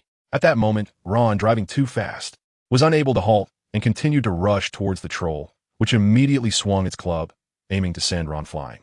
Indeed, the troll was eager to deliver a powerful blow. Harry's expression changed dramatically as he watched Ron darting ahead. He yearned to save Ron, but Ron was moving too swiftly and was perilously close to the troll. Malfoy's expression also shifted. After a brief struggle, he brandished his wand and shouted, "Thunderbolt charm." Simultaneously, Harry unleashed his own magic, declaring, "Levitation charm." The troll, however, was not clumsy in its speed. Despite Harry and Malfoy casting their spells, their efforts were evidently a fraction too slow. The troll's club was destined to crash upon Ron, and a single strike could claim Ron's life. At that moment, Harry was engulfed in anxiety, his eyes wide and brimming with determination. Malfoy gripped his wand tightly, fixated on the flying thunderbolt, his thoughts known only to himself. Ron felt the depth of despair more than anyone else. He had not anticipated that his momentary excitement would lead him into such peril. Especially upon witnessing the club's imminent descent, Ron felt as though his very soul was about to escape. Protego! Bang! The troll's club struck the barrier of light, and Ron was shielded within, unharmed. Concurrently, Harry and Ron's spells finally impacted the troll. Harry's spell lifted the troll off the ground, while Malfoy's thunderbolt struck the troll squarely on the head. "Professor Cattler!" Harry exclaimed joyfully upon seeing Cattler enter. It was clear that the protective white barrier enveloping Ron was the result of Cattler's magic. Malfoy, relieved to see Cattler, promptly felt a shiver run down his spine, reminding him of the dreadful experiences he had endured recently. "Thank you, Professor Cattler." Ron expressed his gratitude fervently. Thunderbolt barrage. At that moment, Malfoy's voice rang out, followed by the troll's anguished cries. Bang! The troll was knocked to the ground by Malfoy's thunderbolt, lifeless. "Harry Potter, I have triumphed. Remember, in front of everyone, you must consume these 3 beans of vomit." Malfoy declared triumphantly, reveling in his victory as he gleefully prepared the foul-tasting beans for Harry. Harry's complexion turned pale, even ghastly, at the thought of the vomit-flavored beans, and he felt a wave of nausea wash over him. Harry was engulfed in regret, pondering why he had not seized the opportunity to vanquish the troll. Had he triumphed over the beast, it would undoubtedly have been Malfoy who succumbed to the foul-tasting jelly beans rather than himself. Ron hastily hid behind Caitlin, his voice trembling with fear as he exclaimed, "No, I absolutely refuse to assist you in this, Harry. This is a contest between you two." With a pale countenance, Harry turned to Professor Caitlin, seeking aid. "Professor Caitlin." Upon hearing this, Caitlin chuckled lightly. "I cannot assist you, Harry. This is a pact between you and Malfoy. We must uphold our commitments. However, rest assured, I shall support you. For instance, I will capture the moment you consume the foul jelly beans in a crystal ball." Upon hearing this, Harry lamented in despair. "Professor Caitlin, this is even more dreadful than consuming the foul jelly beans." Chapter 56. Harry's Doubts and Caitlin's Warnings. In the basement, 3 trolls have been dispatched by Harry and Malfoy. Naturally, their contest concluded with Malfoy's victory, leaving Harry no choice but to consume the repugnant jelly beans, a scene filled with anticipation. Caitlin swiftly disposed of the troll's remains and led Harry and Ron out of the basement. Thunderbolt Curse.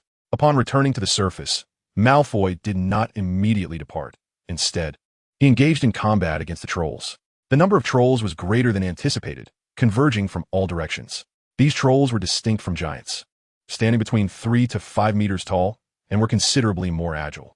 Once provoked, they became exceedingly ferocious. At that moment, they had gathered in an unusual manner, seemingly organized and intent on wreaking havoc at Hogwarts. "It's him." Ron exclaimed upon recognizing Malfoy battling a towering troll that stood 5 meters tall. This troll was robust and formidable, absorbing several of Malfoy's thunderbolts while retaliating with a hefty club. The troll's strength exceeded expectations, proving to be quite resilient. Upon hearing Ron's words, Harry also focused on Malfoy, brandishing his wand and charging forward. To his dismay, the insufferable Malfoy had grown significantly stronger. Having recently been bested by him, Harry resolved not to allow Malfoy to revel in his triumph any longer.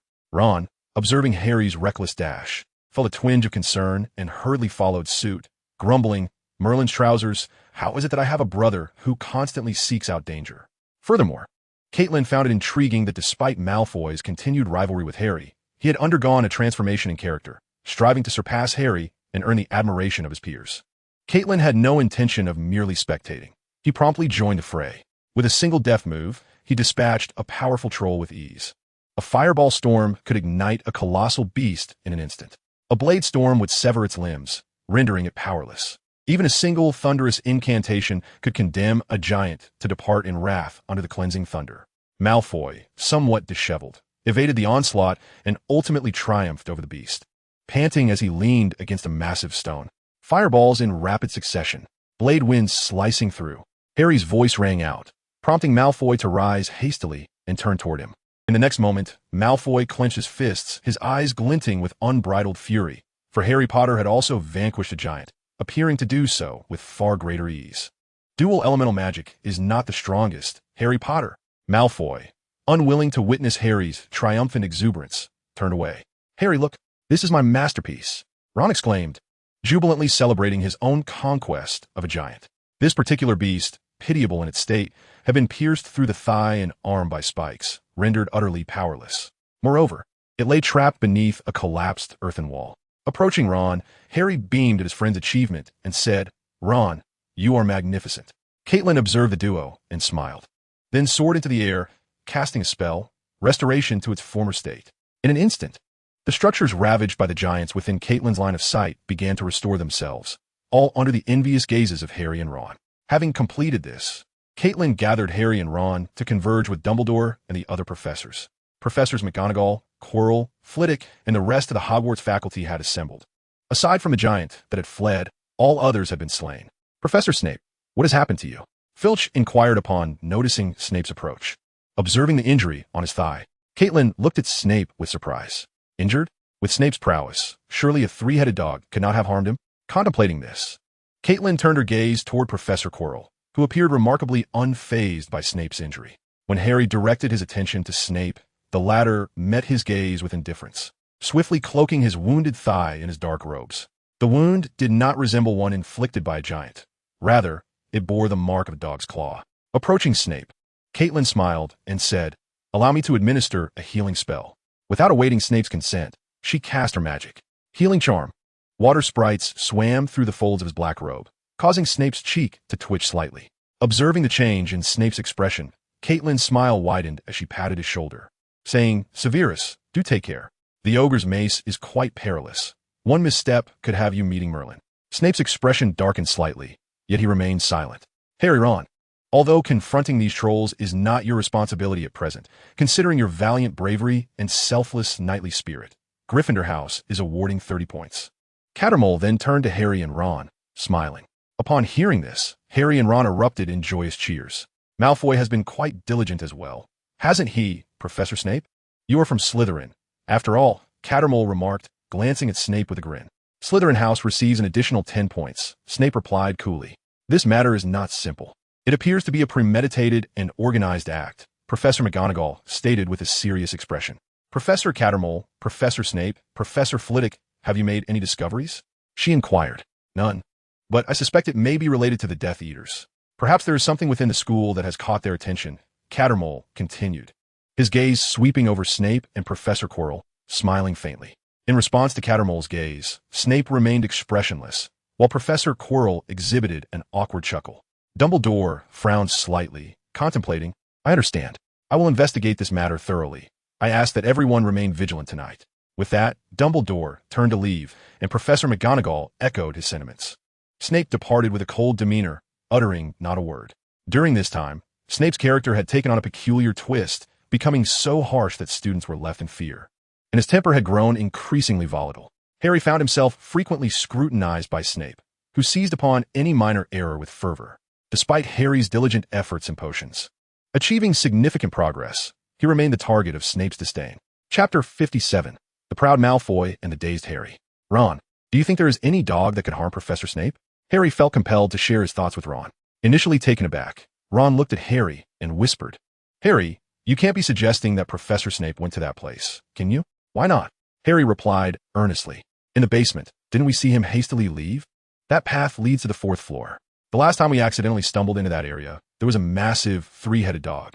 I believe the only creature capable of harming Snape would be such a formidable beast. Then the question arises, why is that 3-headed dog guarding whatever lies beyond that door? What could possibly make Professor Snape so anxious? Harry mused. I can even speculate that those trolls were lured by Snape himself, intended to divert the professor's attention and facilitate his own actions. Ron, captivated by Harry's analysis, gaped in disbelief, eyes wide. Harry, are you serious? Harry met Ron's gaze and replied, do you think I am jesting? Ron nodded solemnly, gazing at Harry as he spoke. Indeed, that's precisely it. I believe your arrangement of him stems from Professor Snape's persistent antagonism towards you. Harry, you have changed. Changed? Me? Harry looked at Ron in bewilderment, unable to comprehend. Yes, you have changed, and not for the better, Ron remarked before turning to leave. The night's escapade had nearly cost him his life. It was exhilarating yet exhausting, and all he yearned for now was to lie in bed and enjoy a restful slumber.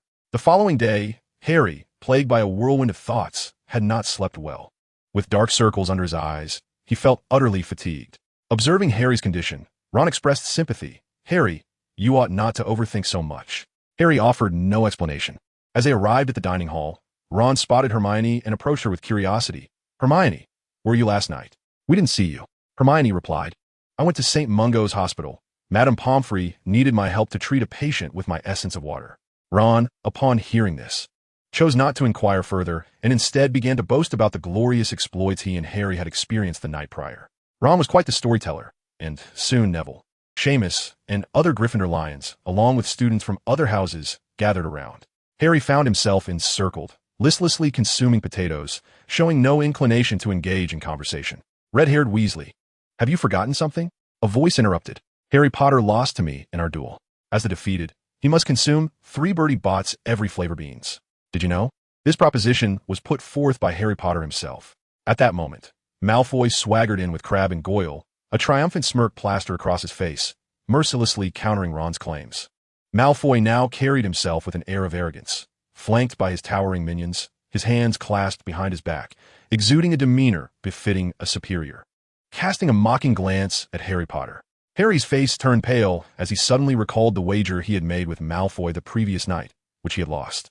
Ron's demeanor shifted upon Malfoy's arrival, his expression becoming visibly strained as he retorted, Harry was merely trying to save me when you seized the opportunity to ambush him and win a match. Malfoy, unfazed, replied, and what of it? The opportunity was presented, and he failed to seize it. Therefore, I emerged victorious. With that, Malfoy turned his gaze towards Harry, producing 3 Bertie Bott's every flavor beans and mockingly declaring, according to our agreement, you must consume these beans before everyone. It is time to fulfill your promise. I trust the illustrious Harry Potter is not one to renege on his word. Malfoy's words rendered Hermione, who had intended to defend Harry, speechless. His proclamation captured the attention of all the students in the dining hall who gathered around. Harry stood up, faced Malfoy, and extended his hand to accept the beans. Upon witnessing Harry accepting the Bertie Bott's every flavor beans, Malfoy remarked, Harry Potter, I fervently hope you will decline my offering, for that would afford me the opportunity to continue belittling you. After all, a dishonest and disreputable Harry Potter will surely incite further disdain among others. Harry, with a serious countenance and a calm demeanor, regarded Malfoy and replied, you shall be sorely disappointed. With that, he picked up one of the beans and prepared to pop it into his mouth. Harry, wait. My crystal ball isn't ready. Caitlin squeezed through the throng of students, grinning at Harry Potter. Professor Caitlin, what is this? Hermione inquired, her curiosity piqued. This is a magical crystal ball that captures images, akin to a Muggle video recorder. It is quite a remarkable item, Caitlin explained, positioning the crystal ball towards Harry Potter with a smile. Harry's complexion paled further, the calmness he had previously exhibited in the face of Malfoy evaporating. Professor Caitlin, this may not be appropriate, Harry pleaded. The crowd, grasping Caitlyn's intent, erupted into laughter. Resigned to maintaining his integrity, Harry shut his eyes and consumed the nauseating bean. Ugh! No sooner had he swallowed than he found himself uncontrollably retching, observing Harry's distressing state. Even Ron and Hermione could not suppress their laughter. After 3 beans, Harry felt an emptiness in his stomach, his desire to vomit overwhelming him, and he had utterly lost his appetite for the delectable spread before him. Caitlyn recorded the entire scene, her smile unwavering. Malfoy, reveling in Harry's misfortune, laughed heartily, boasting to anyone who would listen about his triumph over Harry, recounting how he had compelled Harry to consume the vile bean. Familiar faces took the opportunity to jest at Harry Potter's expense. "Harry, are you all right?" Hermione asked, watching Harry, who was gingerly leaning against the wall, taking small, faltering steps. "I'm fine, really," Harry replied, his face pale and voice weak. "You certainly don't look it," Hermione began, but upon seeing Harry collapse, she gasped in alarm. Harry! Chapter 58. Harry's nightmare and discovery. Harry never anticipated such a dismal fate. 3 beans of the repugnant variety had landed him in the hospital, and once more, Caitlyn had documented the incident. "Professor Caitlyn, what you are doing will turn Harry into a laughingstock," Hermione remarked, eyeing Caitlyn, who held the crystal ball. "Here, we do not possess Muggle cameras or video recorders. Capturing your lives, particularly in video form, is not so easily accomplished." Ron, glancing at the crystal ball in Caitlyn's grasp, wholeheartedly concurred, exclaiming, "This is truly fantastic. Is the footage recorded in that crystal ball permanent?"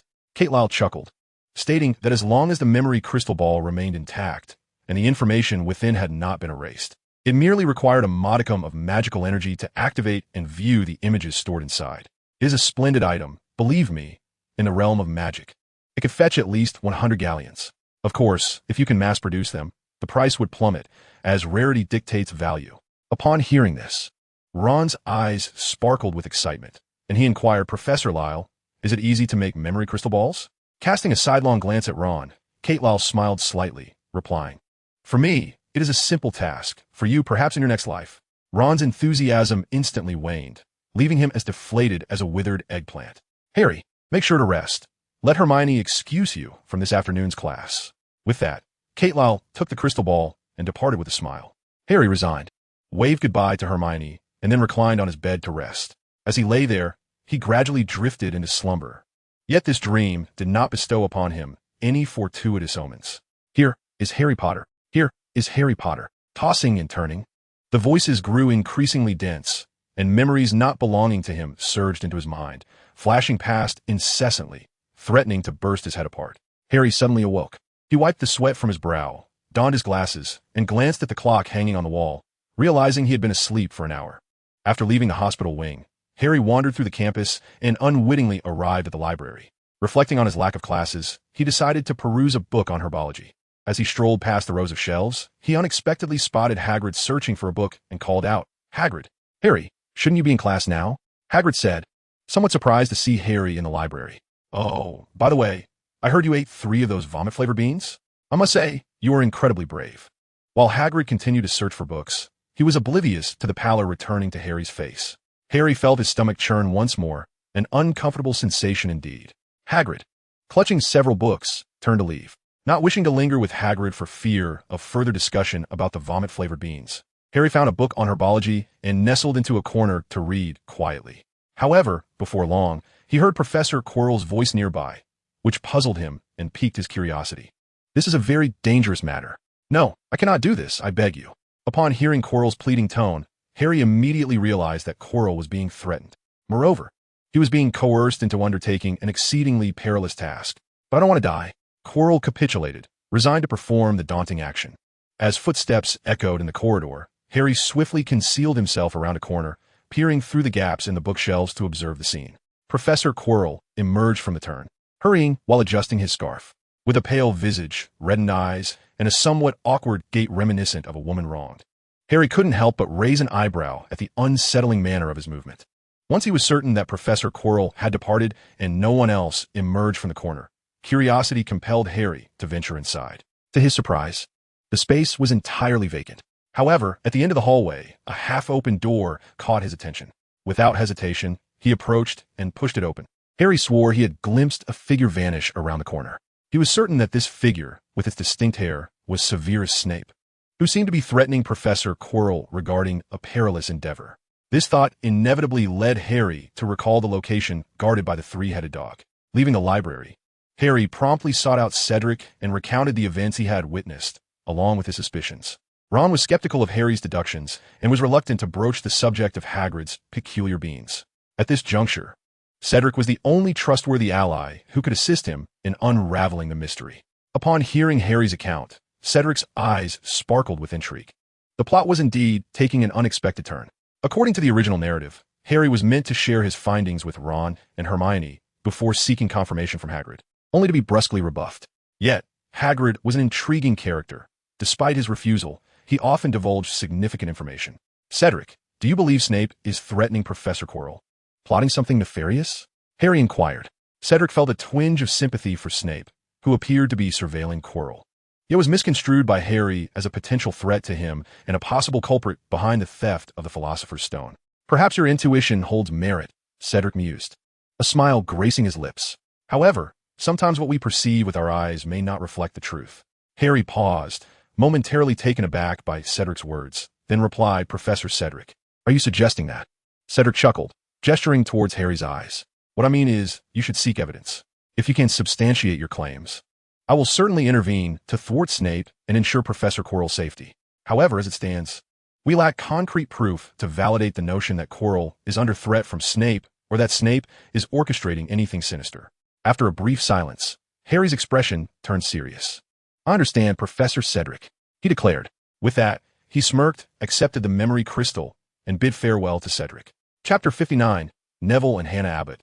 In a small grove at Hogwarts, Neville clutched a book, diligently searching for the herbs mentioned within its pages, muttering to himself as he collected the various plants. In recent times, following the guidance to assault Catterley, Neville has been earnestly striving to effect some change. Thus, he has been diligently studying, albeit he still tends to forget certain things. Nevertheless, Neville firmly believes that if he forgets, he can simply relearn them. Of course, what motivates Neville in this endeavor is that, much like Harry, he often finds himself forgetting and consequently making blunders during experiments, earning him the title of the second most scolded by Snape after Harry. While Neville was engrossed in his thoughts, a figure suddenly dashed towards him from afar, accompanied by audible sobs, seemingly distressed by some injustice. The girl settled down not far away, perhaps thinking the area was devoid of onlookers, transitioning from initial restraint to eventually weeping openly. Drawn by the sound of her cries, Neville approached and observed the girl in tears. He rubbed the back of his head and hesitated before stepping closer. Hello, I am Neville Longbottom, he announced upon reaching her, immediately capturing her attention. Yet upon getting closer, he found himself at a loss for comforting words, resulting in an awkward and hesitant demeanor. Ultimately, under the girl's gaze, he extended his hand and said, I'm here for you. The girl, noticing the plump Neville, hesitated for a moment, wiped her tears, and reached out in return, saying, Hannah Abbott. Upon hearing her name, Neville curiously regarded Hannah and remarked, I have heard tales about you, but there is no need for you to feel so anxious. If we put in the effort, everything will turn out splendidly. However, upon noticing the tears welling in Hannah's eyes once more, Neville grew alarmed and quickly added, I'm sorry. I did not mean to upset you. I simply wish to console you. Wiping her tear-streaked cheeks, Hannah lowered her head and replied, Thank you. I know you.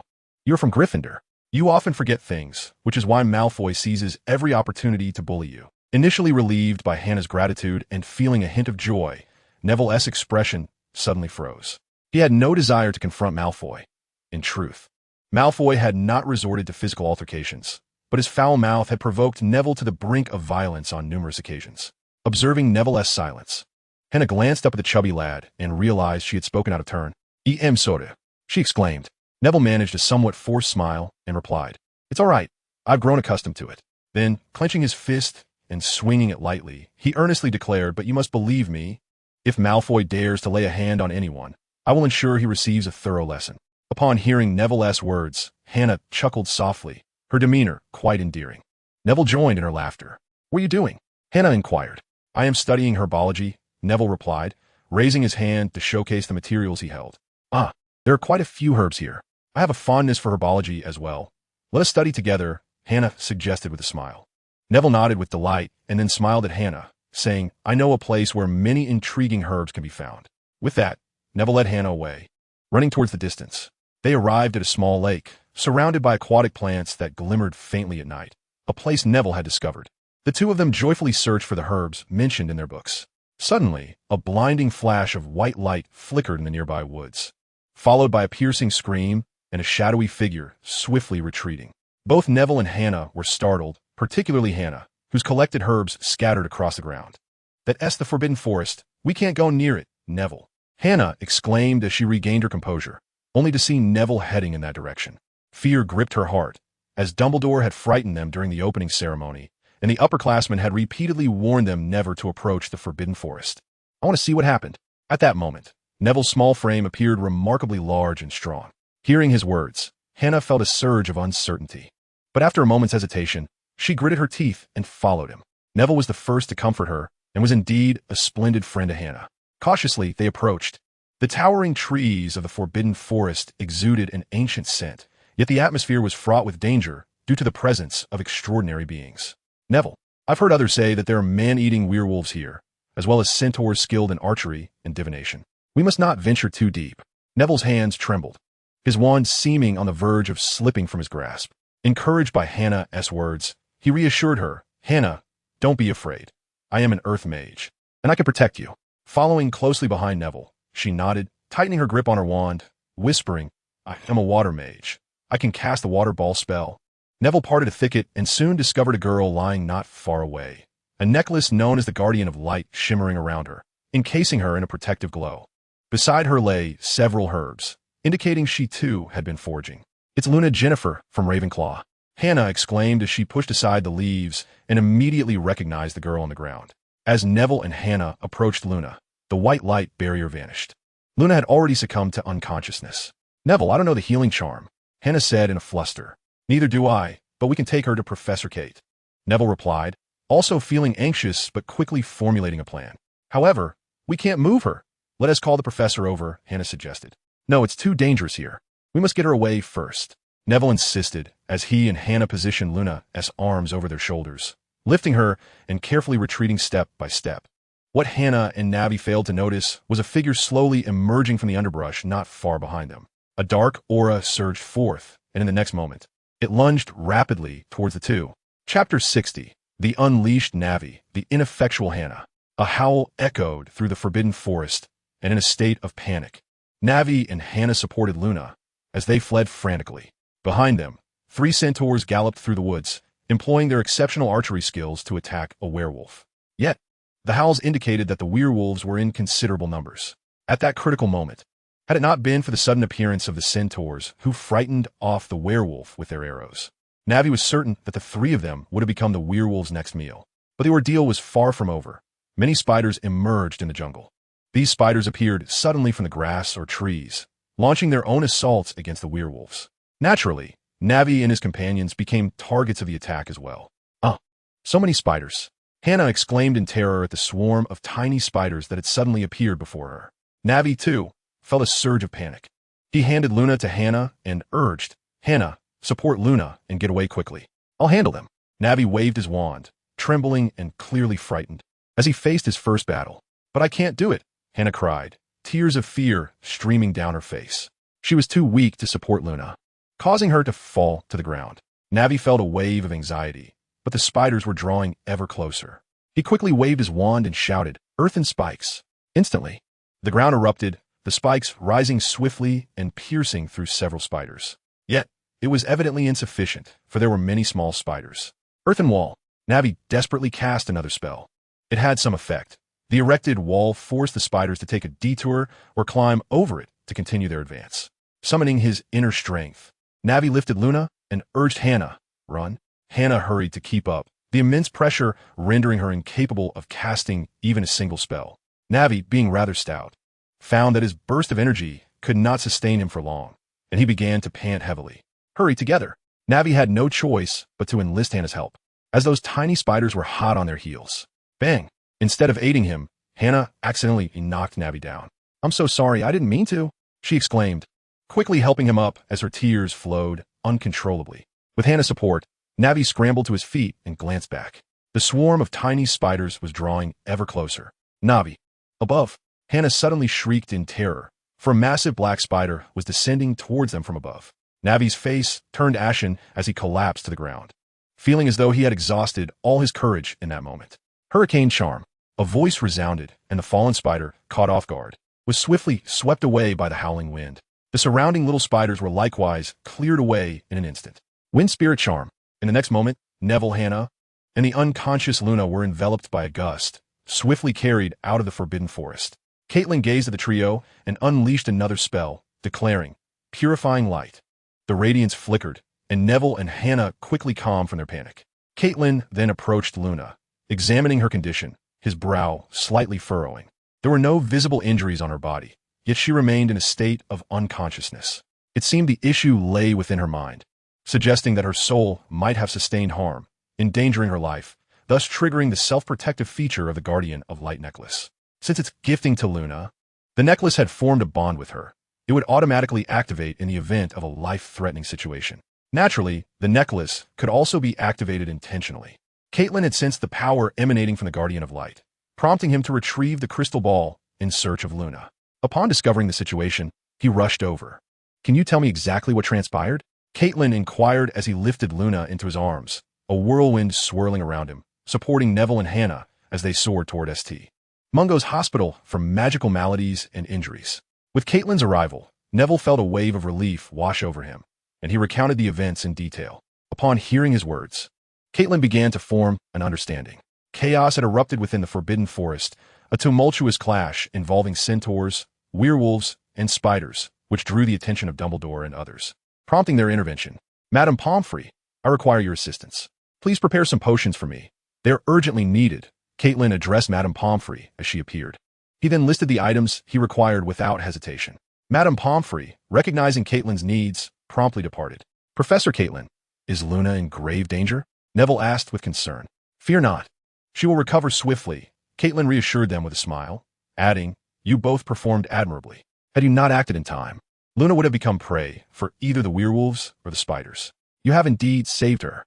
Caitlin's words brought relief and a sense of accomplishment to Neville and Hannah. Before long, Madame Pomfrey returned, cradling various potions. Without delay, Caitlin took the potions and herbs, swiftly concocting a remedy. Moments later, he held a vial radiating a golden glow.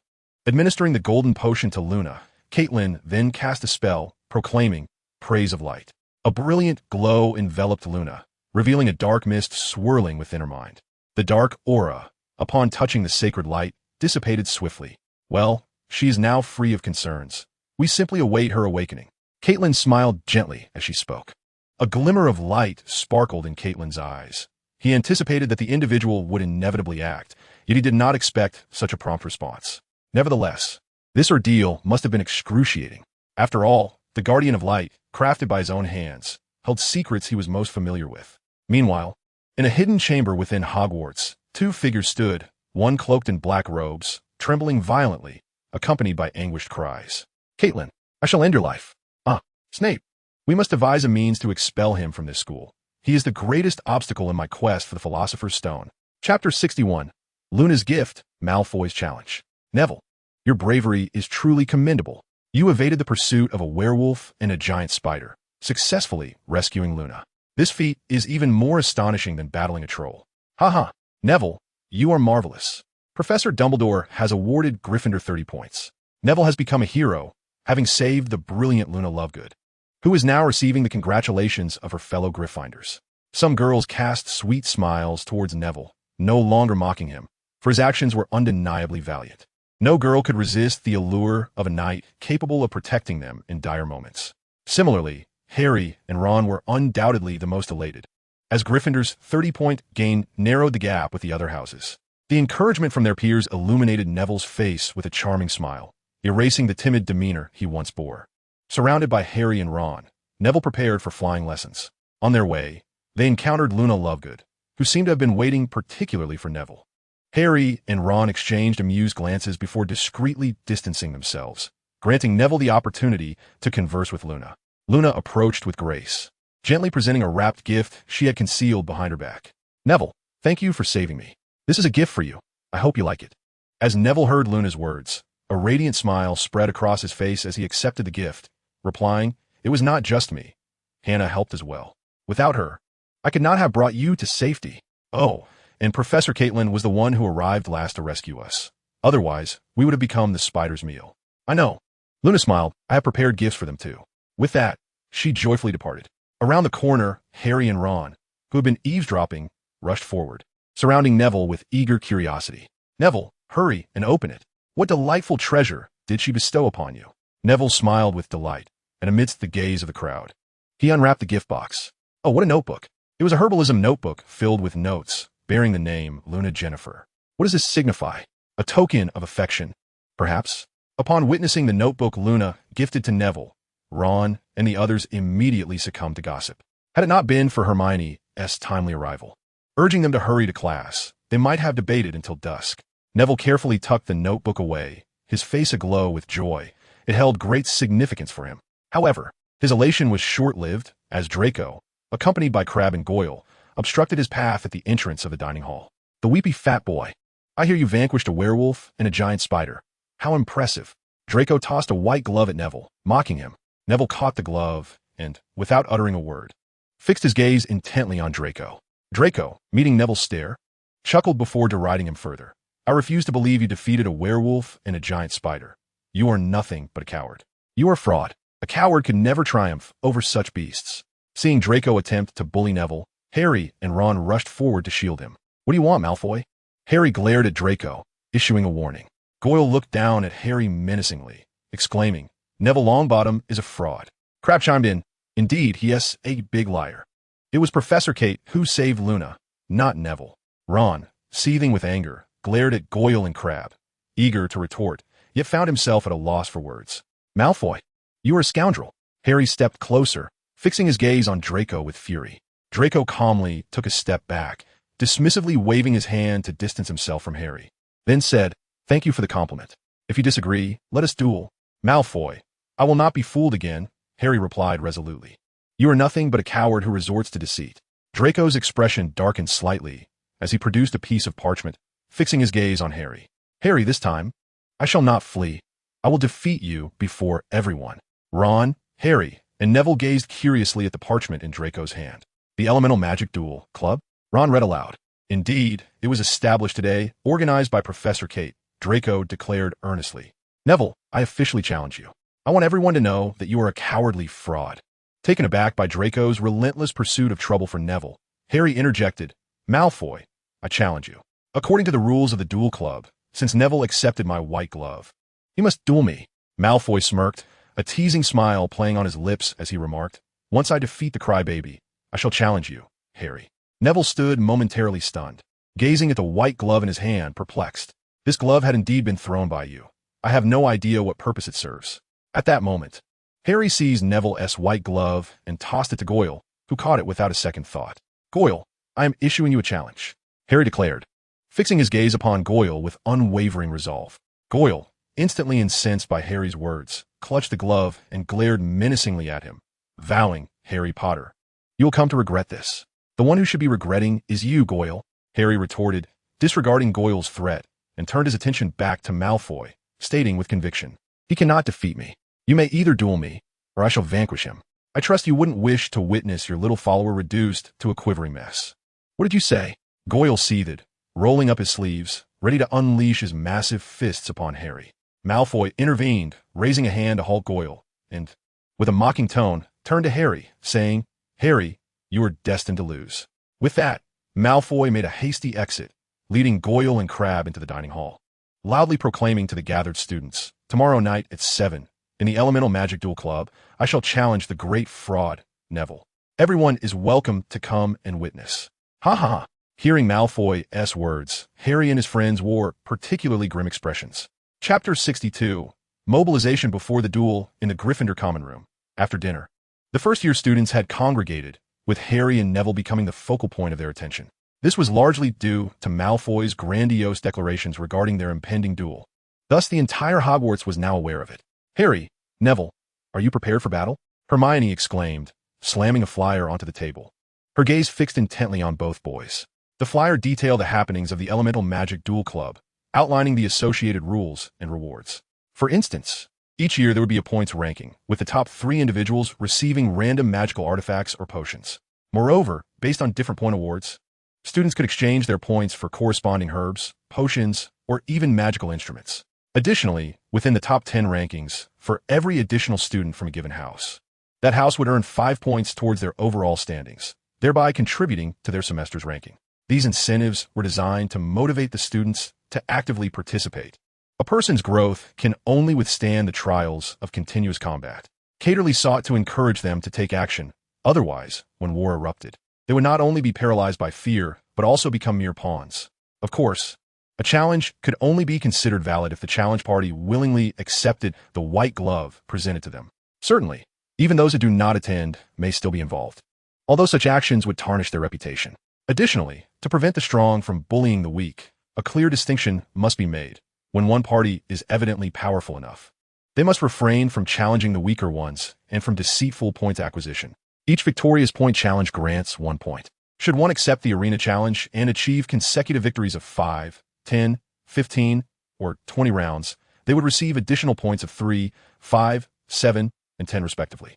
Beyond these regulations, there exist further rules, such as the necessary rituals preceding a formal duel. Harry, I stand by you. Defeat Gaul, and then vanquish Malfoy to bring glory to Gryffindor. Ron raised the pamphlet in his hand, smiling as he added, moreover, winning duels offers numerous benefits and points, which can be exchanged for herbs, potions, and even marvelous magical artifacts, including wands. Almost every student clutched a pamphlet, visibly enticed by the rewards offered by the dueling club, leading to fervent discussions regarding the points system in private. Upon hearing this, a smile graced Harry's face as he declared, I am fully prepared. Tomorrow, I shall ensure that Malfoy is put in his place, and let the Slytherins know that Gryffindor is the finest. Ron approached Harry, giving him a supportive slap on the back, before turning to Neville with a question. Neville, what have you decided? Neville, somewhat anxious under Ron's scrutiny, hesitated before responding. I will defeat Malfoy. Yet, it was evident that he lacked confidence, his spirits somewhat dampened. Neville, you must believe in yourself more. Defeat Malfoy and proclaim loudly that you are no fraud, Hermione said earnestly as she regarded Neville. Do not fear, Neville. Malfoy is merely a braggart. He cannot best you. Ron reassured him, patting Neville on the shoulder with a grin. Neville managed a faint smile, hesitantly admitting, but I only know 2 spells. Hermione produced her notebook, fixing her gaze on Neville, and said, What spells do you know? We will help you strategize. Indeed, let us collaborate on a plan to outsmart Malfoy. Ron concurred. The Gryffindor Lions gathered together, their spirits buoyed as they began to devise a strategy to overcome Malfoy. Meanwhile, in the Slytherin common room, situated at the bottom of the Black Lake, it forms part of the dungeons within Hogwarts Castle. Its grim and dim ambience has earned it the moniker of the Slytherin dungeon. To enter the common room, one must articulate a password to the stone wall, although they prefer to use pure blood as their passphrase. The Slytherin common room is long and low, its architectural confines extending into the depths of the lake, illuminated by a ghostly green light that casts a murky emerald hue over the entire space, evoking a sense of mysterious submersion akin to a sunken ship. Given that the main chamber resides beneath the lake, one can often glimpse the giant squid through the windows, and occasionally, even more intriguing creatures. Thus, despite its darkness, it possesses a charm that surpasses that of other common rooms. At this moment, within the Slytherin common room, Draco Malfoy and his fellow upperclassmen were busy instructing Goyle. Malfoy was acutely aware that Goyle was no match for Harry, thus he felt compelled to take action. For instance, he aimed to embarrass Harry, and, if possible, to defeat him outright. Yet, he realized he must first vanquish Neville, the once bullied boy who had now emerged as a hero, drawing the envy of Malfoy. Consequently, he labeled Neville a fraud, hoping to provoke him into accepting a challenge, thereby allowing Malfoy to triumph over him and rise to prominence on the coattails of Neville's newfound fame. That night, nearly all the students at Hogwarts were engrossed in discussions about the dueling club. Naturally, much of the chatter revolved around the anticipated confrontations: Malfoy versus Neville, Harry versus Goyle, and even Malfoy versus Harry. Among these discussions, the twin brothers Fred and George were particularly animated, having begun to circulate through each dormitory to lobby and place bets. The duel between Harry and his opponents marked the inaugural contest for the newly established dueling club, capturing the attention and curiosity of the entire school community. Thus, it was certain that the following day's duel would draw a crowd of students and faculty alike. The next morning in the dining hall, cheers erupted for Harry and Neville. Go Harry, you can do it. Fred and George approached Harry, their faces alight with excitement, prompting a grateful response from him before they departed. Neville, sitting nearby, felt his presence diminish in comparison. The focus was overwhelmingly on Harry, as anticipation built for Harry's showdown with Malfoy, which implied that Malfoy would inevitably triumph over Neville. As students from various years in Gryffindor greeted Harry and Neville at breakfast, they offered encouragement, aware that this inaugural battle was not merely a duel, but a clash between Gryffindor and Slytherin, both houses eager to claim victory in their long-standing rivalry. Meanwhile, Malfoy was also basking in the support of his Slytherin peers. Across the table, Harry and Malfoy exchanged glances over the intervening Ravenclaw students. Harry maintained a serene smile, while Malfoy exuded an arrogance that suggested he felt assured of victory over Harry. Observing this exchange, Ron nudged Harry and remarked, "Believe me, the more he acts like that, the darker his expression will be when he loses." Harry chuckled lightly and continued his breakfast before attending classes. As afternoon lessons concluded, all students and faculty hurried to the Elemental Magic Dueling Club. "Shall we place our bets?" They wondered, eager to determine who would emerge victorious, Harry or Malfoy. Chapter 63, The Ring of Fate. As the inaugural duel of the Elemental Magic Dueling Club, this event was met with immense anticipation, particularly for Malfoy and his entourage, ensuring that the entire Hogwarts community was abuzz with excitement. The Elemental Magic Duel Club is situated a mere 100 meters from the Elemental Magic Academy. Its architectural style mirrors that of a Roman Colosseum, albeit occupying only half the area of the academy itself. At this moment, faculty and students from various colleges and grades have gathered here, their curious eyes surveying the duel club. The club comprises 4 halls, each featuring a series of sizable rooms and conference areas, though these chambers remain temporarily closed to visitors. The internal architectural styles exhibit diversity, yet they endeavor to resonate with the themes and aesthetics of the 4 great colleges, thus igniting a sense of anticipation among the students regarding the distinctively styled rooms and halls. After the tour, the crowd eagerly entered the arena, settling into the spectator stands. The Colosseum is vast, allowing for the seamless transformation of multiple platforms with a mere flick of magic.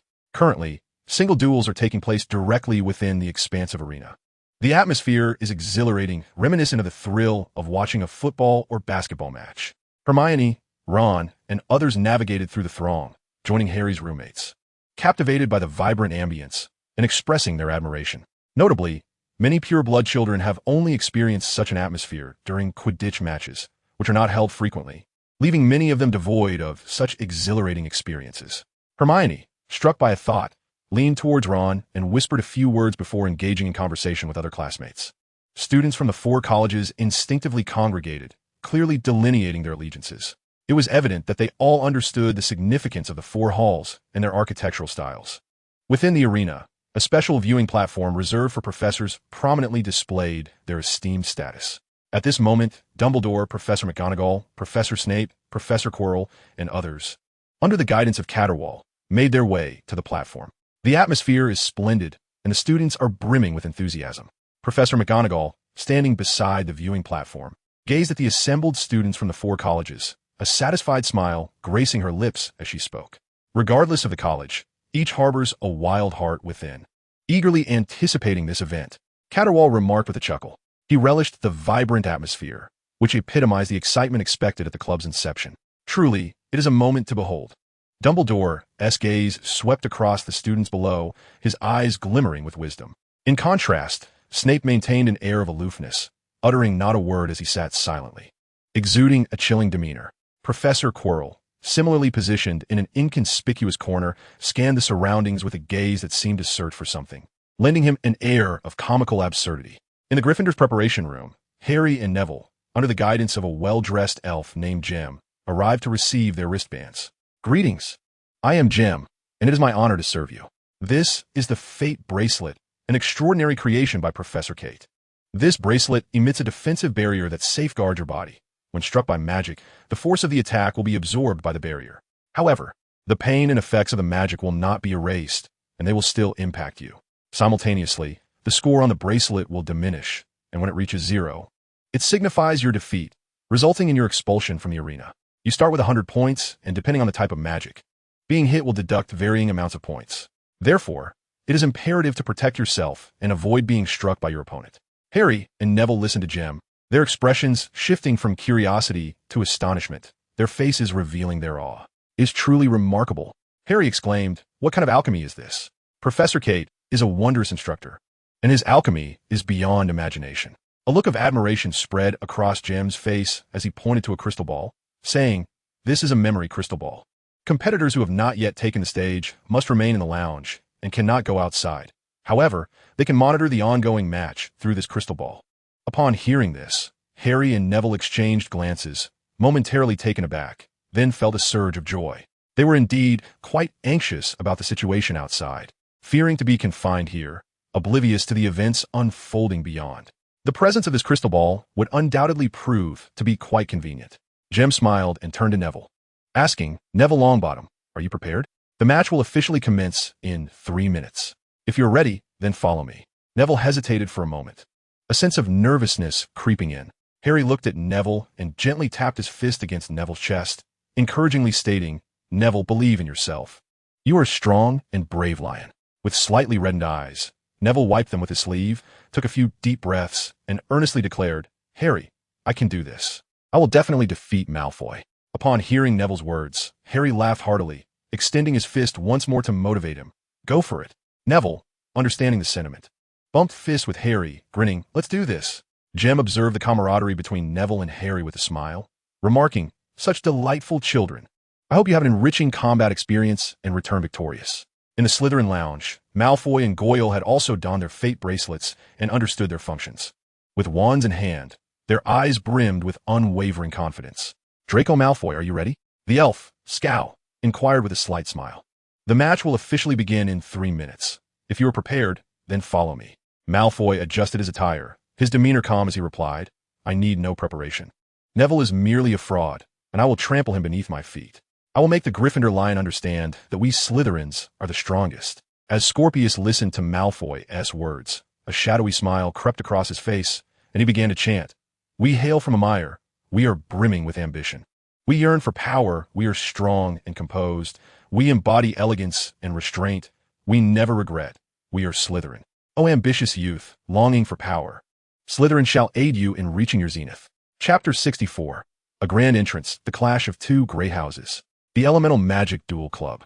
Before the watchful eyes of the crowd, Caitlin leaped from the professor's observation platform. A pair of silver wings unfurled, carrying Caitlin above the arena. Simultaneously, as Caitlin waved her wand, large square stones, approximately 1.5 meters high, began to emerge irregularly across the vast arena.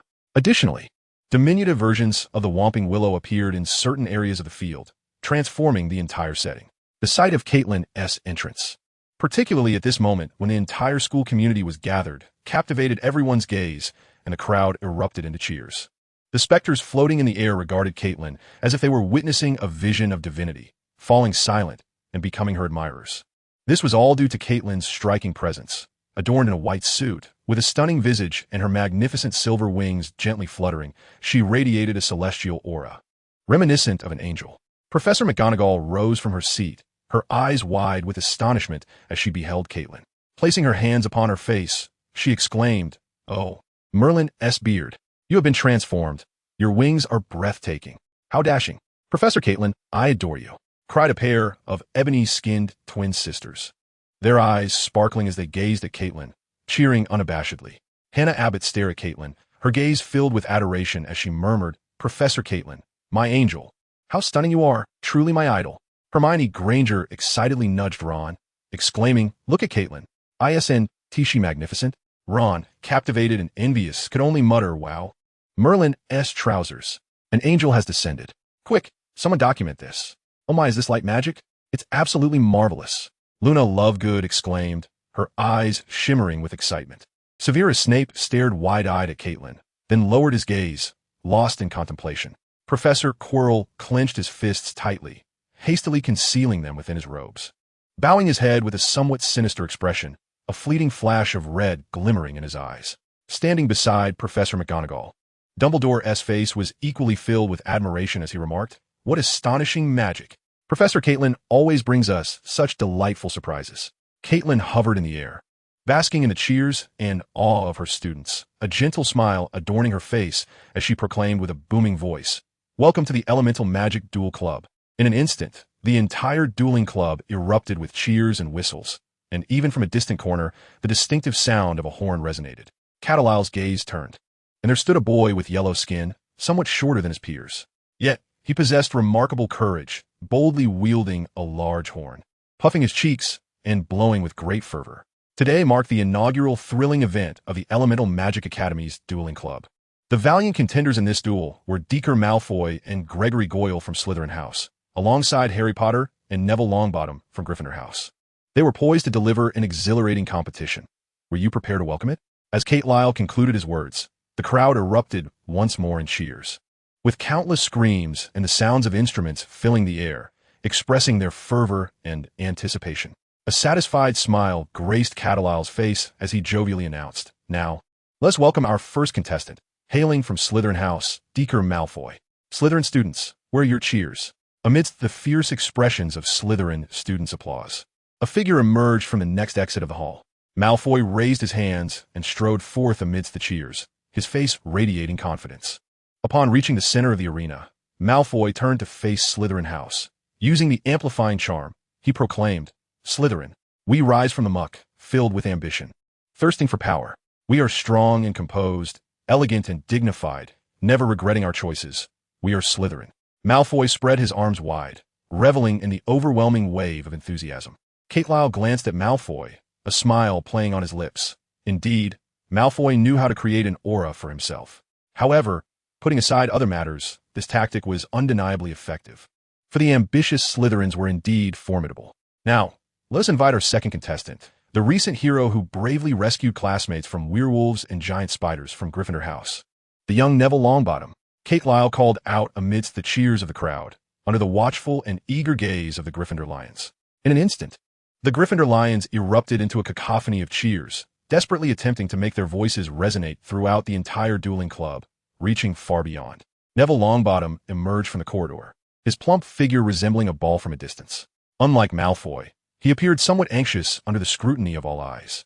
Thus, Malfoy regarded Neville with disdain, declaring, "You are nothing but a fraud. I shall trample you before everyone here." Hearing Malfoy's words, Neville shrank back, as if wishing to curl into a ball. Hermione, observing Neville's demeanor, immediately nudged Ron, her expression tinged with concern. Ron immediately responded, invoking a loud spell, channeling his emotions as he proclaimed, "Gryffindor." Neville Longbottom, upon hearing Ron's voice, swiftly turned to face him. At that very moment, students and faculty from other houses also directed their attention towards Gryffindor. In the face of desire, we never shun away. We are courageous, resolute, and just. We pursue truth and stand against evil. We are Gryffindor. Chapter 65, Malfoy versus Neville. In the Gryffindor common room, Harry Potter listened to the cheers from outside, peering through a crystal ball at the unfolding scene, his fists clenched in excitement and a smile illuminating his face. This is Gryffindor. A profound sense of belonging resonated within Harry's soul, solidifying his determination to defeat Malfoy. In the arena, Cedric Diggory floated above the two competitors. Grinning as he addressed them, Draco Malfoy, Neville Longbottom, "Are you both ready?" "Ready," Malfoy confidently replied. Cedric then turned his gaze to Neville. Taking a deep breath, Neville fixed his determined gaze on Malfoy and replied, "Ready, Professor." Ron's shout and the support from Gryffindor invigorated Neville immensely. He was resolute in not disappointing them. "If you are both prepared, let us commence," Cedric declared, and with a flap of his silver wings, he soared into the air. Simultaneously, a magical barrier enveloped the entire dueling arena, designed to prevent any magical attacks from spilling into the audience and causing harm. Neville and Malfoy exchanged glances, raised their wands before them, bowed in mutual respect, and then retreated 10 paces each. This was a strict protocol to be observed during a wizard duel. Thunderbolt Charm. As soon as they halted, Malfoy wasted no time in casting a spell at Neville. Although Neville was a moment slow, he still brandished his wand, ready to meet Malfoy's challenge. Earthen Wall Charm. A wall of earth rose up, blocking the incoming thunderbolt, and Neville seized this opportunity to retreat swiftly. Upon witnessing Neville's withdrawal, Malfoy wore a smug grin and pursued him, taunting, "Neville Longbottom, not only are you a coward, but also a fraud." Neville chose not to retaliate against Malfoy's mockery. Instead, he quickly took refuge behind a stone and shifted positions. From their elevated vantage point, the onlookers observed the dueling arena. Malfoy may have been oblivious to Neville's strategy, but the audience, though some continued to deride Neville as a coward, were filled with anticipation. They understood that this was undoubtedly part of Neville's plan. As Malfoy approached the disordered stones, He was momentarily taken aback by Neville's sudden disappearance after several follow-ups. It dawned on him that Neville intended to use the stones to play a game of hide-and-seek. The great deceiver, Neville, do you believe that by hiding you can escape my grasp? This is futile. I shall seize you and make you experience the exquisite sensation of being struck by lightning. You cannot conceal yourself. These stones cannot hide your rotund form.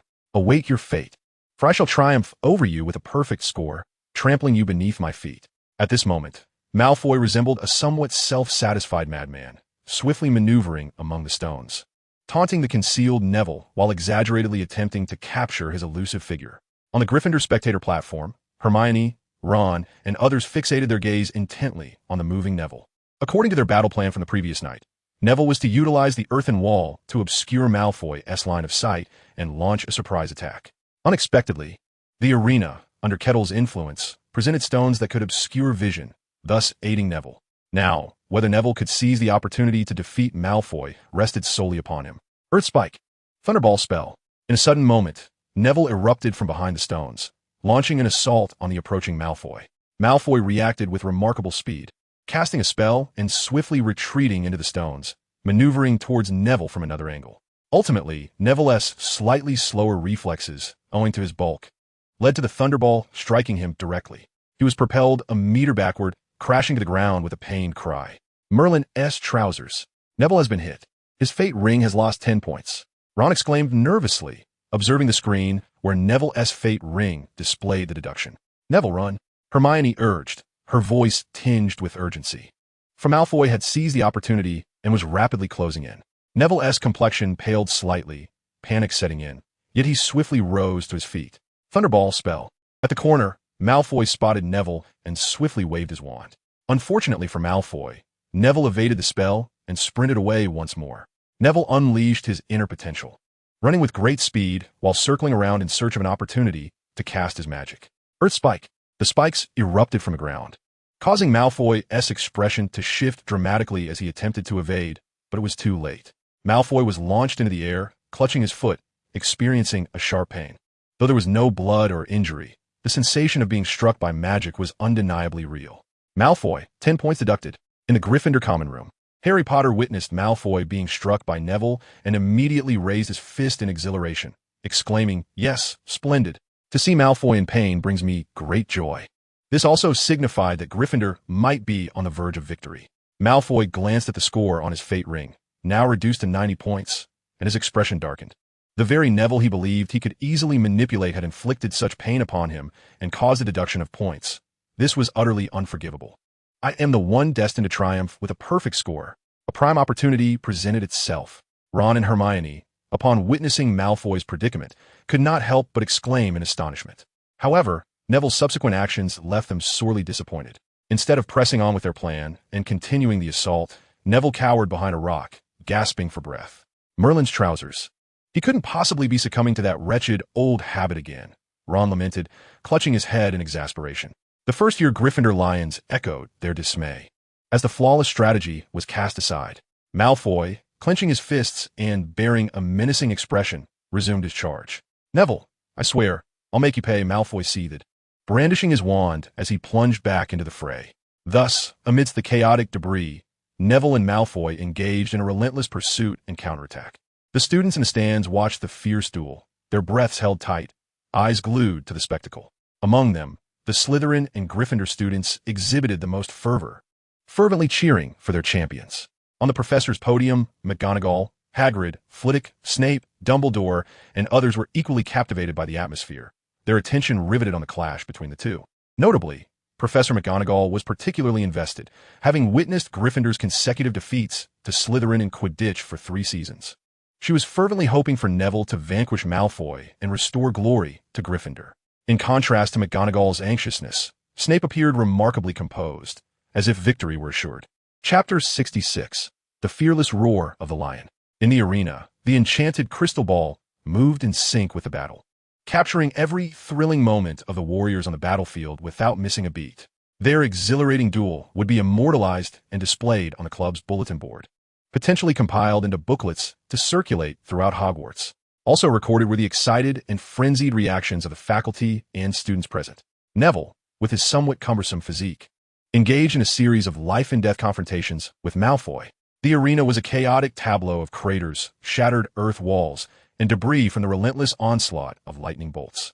At that moment, Neville was utterly exhausted, feeling as though his legs no longer belonged to him, heavy and fatigued.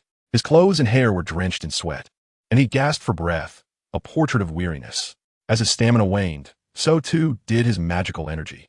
Malfoy stood atop a rock. His expression shadowed, and his breathing labored, though he appeared significantly more composed than Neville. Nevertheless, both combatants found their scores dwindling. Neville had 20 points remaining, while Malfoy retained 40. In terms of points, Malfoy held the advantage, yet such a lead did not guarantee his victory. Malfoy, wand in hand, cast a cold glare at Neville beside a stone, remarking, "I must admit, although you've gained a bit of weight and often weep, you possess a degree of cleverness and have successfully managed to mock me." Neville met Malfoy's gaze, a hint of amusement flickering in his expression as he replied, "Thank you. I've always wanted to tell you that I'm not afraid of you. I will defeat you." At these words, Malfoy scowled, brandishing his wand and unleashing a barrage of lightning bolts. Earth wall.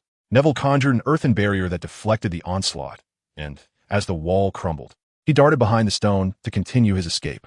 Malfoy leaped down in pursuit of Neville. Earth wall. Just then, Neville suddenly emerged from behind the stone, erecting a wall of earth approximately 5 feet high before Malfoy. With a disdainful snort, Malfoy pivoted sharply to the right. Earth wall. Neville's voice rang out once more. Drawing closer, on the Gryffindor stands, Hermione recognized Neville's advancing approach toward Malfoy and immediately grasped the situation, exclaiming, "He remembers." "Remembers what?" Ron inquired, perplexed. "The triangular strategy," Hermione shouted, excitement evident in her voice. Ron, now understanding, fixated on Neville with fervor, his fists clenched tightly. Meanwhile, Neville pushed himself onward, striving to find his next position. He had to deliver a decisive blow before Malfoy could emerge from his current stance. Bang! Overexerted, Neville lost control of his body while running, and his head collided with the stone. For a moment, the world spun, and his heavy frame swayed perilously. Almost toppling over, he managed to catch himself with his hands on the ground, summoning every ounce of strength to propel himself forward once more. "Neville, you can do it." Hannah Abbott watched Neville Longbottom fight valiantly, tears welling in her eyes, filled with emotion and unwilling to see him lose. In that moment, she cast a cheering charm. In Ravenclaw House, Luna Jennifer gazed at Hannah Abbott, her eyes shimmering with an inexplicable light. A voice within her urged her to act. She raised her hands and began to shout, "Go, Neville! You're the best!" The voices of Ravenclaw, both male and female, turned toward Luna Jennifer in disbelief. "Charge! Charge! Charge! We are Gryffindor! We are fearless lions!" The students of Gryffindor, inspired by Neville's courage and determination, erupted into cheers. Professor McGonagall gripped the railing tightly, her heart racing with anxiety as she fixated on the crystal ball's projected screen, her breath quickening with each passing moment. A smile graced the face of Catorl. For now, only one opportunity lay before Neville.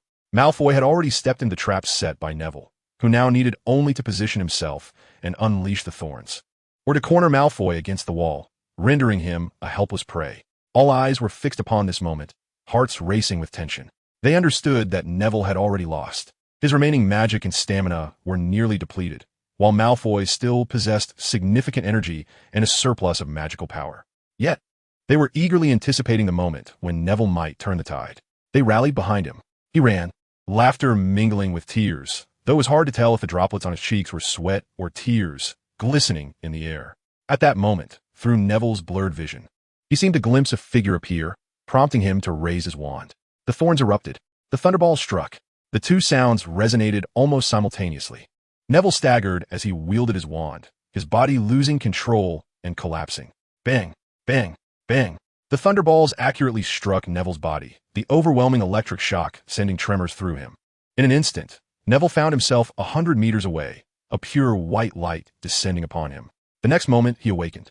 Neville Longbottom's score was reset to 0 defeated. The victor, Draco Malfoy. Caterwaul lifted Neville and brought him to Malfoy's side, where another beam of holy light descended, restoring Malfoy to peak condition. A chorus of cheers erupted from the Slytherins, matched by students from other houses supporting Malfoy. A flicker of a smile crossed Malfoy's face, but it quickly faded into indifference. In the final confrontation, Neville's spell had veered off course. That spell was formidable, had it not deviated. It could have been Malfoy who faced defeat, or perhaps both would have faced elimination. Yet, whether a tie or a loss, such outcomes were unacceptable to Malfoy. Even in victory, he could not find joy, for he had nearly succumbed to Neville. What irked Malfoy further was that even in defeat, Neville had emerged as a hero. Listening to Catawal, Neville appeared dazed, opening his mouth to glance toward Gryffindor, overwhelmed with words yet unable to articulate them. Neville, you are the best. You did not lose. You brought no shame to Gryffindor. Hermione's voice rang out, using the amplifying charm to comfort the dazed Neville. Her words stirred something within him. Soon, he could no longer contain his tears. Neville, you are the best. Neville Longbottom, you are a hero. Neville Longbottom, you're the pride of Gryffindor. The hall resounded with cheers from Gryffindor, filling Neville's heart with immense solace and affirmation. At this moment, Neville did not feel like a lonely individual. He wept joyfully. Chapter 67, Goyle's Retreat. Malfoy enters the fray. At the Slytherin passage, Goyle nodded heavily and shouted, Malfoy, rest assured, I shall make Harry pay. In the Gryffindor passage, Harry Potter gazed at Neville Longbottom, who approached with a smile, embracing him and exclaiming, Neville, well done. You are incredibly brave and strong. You nearly defeated Malfoy. But do not worry, I will deal with Goyle to avenge you and uphold the honor of Gryffindor. Neville Longbottom was filled with joy, tears still glistening in his eyes. Hearing Harry's words, he cried and clung tightly to Harry, declaring, Harry, I am a brave lion. They support me, and I have gained everyone's backing. I am no longer alone. Harry released Neville, giving him a thumbs up, and smiled, Indeed, you are not alone. Harry, are you mocking me? Neville suddenly ceased his tears, yet his eyes remained brimming with moisture as he looked at Harry and spoke. Harry, taken aback, replied, What? Did I mock you? Neville hesitated before responding. But I feel that I am. In the center of the arena, Lair floated above, once again presiding over the match, his voice resonating throughout the dueling club. Let's express our gratitude to Draco Malfoy and Neville Longbottom for their thrilling battle. Next, we invite Gregory Goyle from Slytherin House. As Goyle emerged from the Slytherin exit, he flaunted his muscles and waved his arms at the other houses. Slytherin, Goyle struck a formidable and fierce pose, roaring. The cheers of Slytherin House echoed throughout the dueling club, filled with excitement and anticipation. Renown and honor were undoubtedly cherished by these ambitious souls. Lair glanced at Slytherin House, then turned to Gryffindor, smiling. Now, let us welcome the boy who lived, the genius with mastery over both fire and wind magic, Harry Potter. Ron and the other Gryffindor lions chanted their battle cry, welcoming Harry with fervor. As Harry Potter stepped from the passage, he surveyed the surroundings, countless eyes fixed upon him. Despite a hint of pressure, he felt exhilarated, especially as the Gryffindor chant filled him with courage. Harry, go for it. Defeat Goyle, and then Malfoy, to avenge Neville. Ron Weasley shouted, raising his fist. Hearing this, Harry looked at Ron, grinning as he raised his own fist, his face radiating confidence. Lair observed Harry's emergence, scanning the crowd before his gaze settled on the professor's table, where he smiled. Snape remained with his head bowed, while Professor Quirrell stared intently at Lair. Ready, Professor? Goyle and Harry spoke in unison. Lair nodded and said, a formal greeting. Goyle, looking down from his elevated position, fixed his gaze on Harry and declared, Harry Potter, I shall make you understand the price of underestimating me. Harry Potter, upon hearing Goyle's words, slightly furrowed his brow and replied, I have never overestimated you. With that, Harry turned and stepped back. Fireball spell. Fireball spell. As they took their 10th step, both Goyle and Harry launched their attacks. The two fireballs collided and were instantly extinguished. The preliminary skirmish concluded there, and rather than retreating, Harry maneuvered closer to Goyle, proclaiming, Rapid fireball. Harry's speed of casting was remarkable, causing Goyle to falter momentarily, forcing him to dodge hastily. The fireballs were unleashed in succession, nearly striking Goyle several times, ultimately landing on the ground and scorching it, leaving it heated and slightly glowing. Goyle, you could never hope to be my equal. I will decisively bring you down. Goyle, listening to Harry's taunts, dodged several more times before retaliating fiercely, exclaiming, Fireball spell. Harry countered with his own fireball, successfully blocking Goyle's attack. Whirlwind spell. Harry darted behind a stone, immediately casting the spell upon himself. Whoosh! As Goyle sought an advantageous position to strike Harry, he saw Harry's figure flying past him. Before Goyle could react, he heard Harry's voice call out, Rapid fireball. Bang! Bang! Bang! 5 fireballs struck his back in quick succession, the searing heat and tremendous force causing Goyle to collapse to the ground, rolling helplessly as if a fire were raging within him. Rapid fireball. Harry's figure reappeared above Goyle's head, waving his wand and shouting once more. Another 5 fireballs successfully hit Goyle, and a bright light enveloped him, transporting him 100 meters away. Simultaneously, Goyle's score was instantly reset to 0. A joyful smile spread across Harry Potter's face as he waved his wand and fist, turning to the Gryffindor crowd, excitedly exclaiming, "Gryffindor!" Ron and the other Gryffindor lions cheered exuberantly, even breaking into their chant once more. Kate Lyle bestowed a healing light upon Goyle, alleviating his suffering, and remarked, "Gregory Goyle's score has been reset to 0. He is defeated. The victor is Gryffindor, Harry Potter." The cheers erupted throughout the dueling club, as Harry Potter's prowess astonished them. Goyle had been vanquished with virtually no ability to retaliate.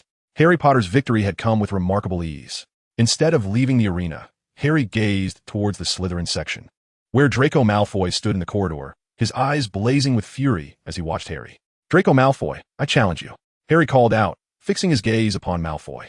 Malfoy, with a somber expression, mounted his broomstick and soared into the air, performing a few loops in a display of pent-up fury that garnered cheers from Slytherin and other houses.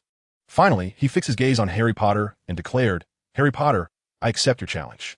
On the professor's podium, Professor Quirrell wore a somewhat grim and sinister countenance, emitting faint sounds of discontent. Snape appeared to sense something amiss and turned his cold, emotionless eyes towards Quirrell. Simultaneously, Kettler's attention shifted to the faculty, a slight smirk gracing his lips. Chapter 68, Aerial Combat. Slytherin, Slytherin, Gryffindor, Gryffindor. The anticipation for the impending battle surged between the two houses.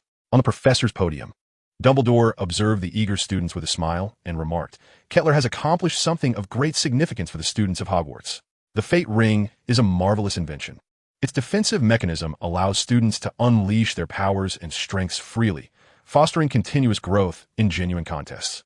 I foresee that upon their graduation, they will emerge as the pinnacle of power in the magical realm." Professor McGonagall interjected with a smile, "Albus, while elemental magic is indeed vital, other disciplines hold equal importance." Dumbledore chuckled in response, "Certainly, a well-rounded education is paramount. We must reconsider the curriculum to ensure a comprehensive approach. They will undoubtedly voice their complaints, Albus." Hagrid chimed in, overhearing the exchange between Dumbledore and McGonagall. "We are solely considering their future, Hagrid." Flitwick supported from his side. The other professors, hearing this, couldn't help but display faint smiles. Regarding the imminent battle, they too felt a desire to partake, particularly in such an electrifying atmosphere, where combat seemed all the more exhilarating. In the center of the arena, Harry Potter and Draco Malfoy stood face to face, the deafening roar of the crowd fueling their fighting spirit. Kettler, observing them, wore a smile. "Draco Malfoy and Harry Potter, you are the most promising talents I have encountered thus far, and I am filled with anticipation for your futures. As for the forthcoming battle, you need not worry about safety. Should either party's score reach 0, you will be instantly transported to safety. Everyone here, including myself, eagerly awaits your confrontation." As Malfoy absorbed Kettler's words, his gaze towards Harry underwent a subtle transformation. Kettler's endorsement of Harry Potter ignited a flicker of jealousy within Malfoy. He had begun to sense the support Kettler provided, a process that felt akin to traversing through hell. Yet, Malfoy could distinctly perceive his growing strength. Harry Potter was not burdened by excessive thoughts. He was acutely aware of Draco Malfoy's formidable presence, yet he possessed an unwavering resolve not to concede. Caitlin observed the two with a smile before declaring, "Begin." Draco Malfoy and Harry Potter exchanged a glance, each raising their wands before them and bowing to one another, subsequently retreating with steely determination. The atmosphere was once again charged with fervent cheers. Unlike before, the two did not engage immediately. "Would you like to take to the skies?" Harry inquired, glancing at Malfoy's broomstick resting nearby. "Let us engage in an aerial contest. I have no desire to play hide and seek among the stones." Malfoy regarded Harry and replied, "Very well." Harry nodded and then turned to Professor Caitlin at the faculty table, calling out, "Professor Caitlin, may we temporarily lower the barrier?" Caitlin nodded and released the enchantment. With a flourish of his wand, Harry exclaimed, "Nimbus 2000." The broomstick, uniquely belonging to Harry, seemed to respond to his call, soaring from its chamber with remarkable speed, descending swiftly to hover before him. Caitlin observed Harry's display with amusement, remarking, "Impressive. It appears you have mastered the summoning charm." "Professor Flitwick, when did you teach them this?" Flitwick, smiling, explained, "Though I have endeavored to teach the first-year students diligently, none succeeded prior to this moment." Harry's performance is rather surprising. Professor Flitwick, you should take pride. Harry's display is quite striking, and many students will be enamored with this spell, Caitlin remarked with another smile. Perhaps, Flitwick replied, yet the delight on his face was unmistakable. Caitlin glanced at the jubilant Flitwick before turning to Madame Hooch, saying, Madame Hooch, are you anticipating their duel? They are poised to soar on their broomsticks for a climactic showdown. Indeed, both are exceptional flyers, Madame Hooch responded, her face aglow with excitement. She held no bias. Recognizing that among the first-year students, Harry and Malfoy's flying skills were truly remarkable. No one could dismiss such talented students, and, as a professor, she hoped each of her students would prove to be gifted. Harry mounted his Nimbus 2000 and ascended, gazing at Draco Malfoy, filled with fervor. Draco Malfoy? Malfoy's expression darkened with anger as he grasped his broomstick and soared into the air, one hand on the broom and the other wielding his wand. Harry Potter. The two locked eyes, and without uttering a word, swiftly unleashed their spells. Thunderbolt spell. Fireball spell. The thunderous sphere crackled with electricity, while the blazing fireball radiated intense heat, colliding in midair and igniting a brilliant display of light, heralding the commencement of their battle. Following their initial strikes, Harry Potter and Malfoy moved with remarkable agility. Since it is an aerial battle, how could they merely stand there and exchange blows? The confrontation in the skies undoubtedly poses a far greater challenge for them. Yet, both individuals are brimming with confidence in their equestrian skills. Each is wielding a Nimbus 2000, renowned for its unparalleled speed. Thus, at this moment, the focus for the two knights lies more in their mastery of the flying broomstick and seizing any opportunity to strike at one another. Fireball barrage. Harry Potter soared into the sky, his feet firmly gripping the broomstick, his hands clutching the handle. With remarkable speed, he executed a swift 180-degree flip, positioning himself downward while raising his head to fixate on the pursuing Malfoy. In the gaze of the onlookers, he dangerously grasped the broomstick with one hand, his wand held aloft, exclaiming. The luminous glow of magic flickered as 5 fireballs, emanating intense heat, were launched in rapid succession. Malfoy, observing the incoming fireballs, deftly maneuvered the broomstick to evade the fiery assault with a sharp turn. Lightning ball barrage. With a grand arc, a grin of exhilaration graced Malfoy's lips as he seized the opportunity to counterattack against the descending Harry Potter. Beware, Harry is in danger. In the stands, Hermione leapt to her feet, her voice piercing through the air. Harry, behind you. Ron was compelled to shout, his face reflecting sheer urgency. The teachers and students in the audience were riveted on the descending lightning ball, a mix of anticipation and concern enveloping them. Should Harry Potter be struck and fall from such heights, the consequences could be dire, potentially resulting in a total loss of points. Chapter 69. A Turn of Events. In the time past, faced with the relentless onslaught of the bouncing lightning, Malfoy had felt an overwhelming sense of despair. However, the torturous training had significantly enhanced his mastery of magic. Recently, he had successfully completed a challenge set forth by Kettler, which involved entering the water amidst hundreds of bouncing lightning and striking a stone-headed axe fish with precision. Hence, Malfoy was confident that his lightning ball barrage would surely hit Harry Potter. Bang! 5 lightning balls, 2 successfully struck. Harry Potter lost 20 points. A cry of pain escaped Harry, the numbing and stinging sensations nearly causing him to relinquish his grip on the broomstick. Despite this, his control over the broomstick resembled a deflated balloon, bouncing erratically. In that moment, those concerned for Harry Potter gasped in alarm. Hermione clutched Ron's hand tightly, her anxiety palpable. Snape's expression remained stoic, his cold gaze following Harry's descent. Professor Quirrell wore a smile, his eyes brimming with anticipation. Professor McGonagall leaned forward as if ready to rush out and catch Harry. Filled with hope for Harry's success, she found the current situation difficult to accept. Malfoy beheld the plummeting Harry Potter with a smile, yet it was still not enough. Thus, Malfoy once again brandished his wand, exclaiming, Thunderball barrage! Thunderball barrage! Thunderball barrage! He was determined to afford Harry Potter no opportunity, launching a relentless assault from his elevated position. In an instant, dozens of thunderballs descended, covering an expansive area. Harry Potter, gritting his teeth against the pain, valiantly struggled to control his broomstick. Up, fly up, he bellowed, a fierce grimace etched upon his face. Indeed, at that moment, Harry was engulfed in fury. He refused to accept defeat. Such an outcome would be utterly humiliating, far worse than Neville's misfortunes. As he drew closer to the ground, 5 meters, 4 meters, 3 meters, 2 meters, bang. The thunderballs struck with incredible speed, producing a cacophony of explosive sounds that churned up clouds of dust. The booming noise quickened the breaths of the onlookers.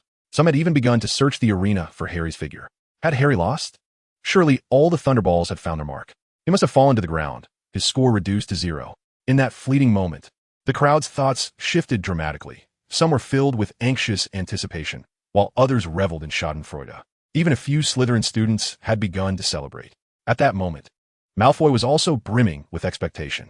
If Harry were to lose outright, he would achieve a flawless victory against him, a feat worthy of great pride.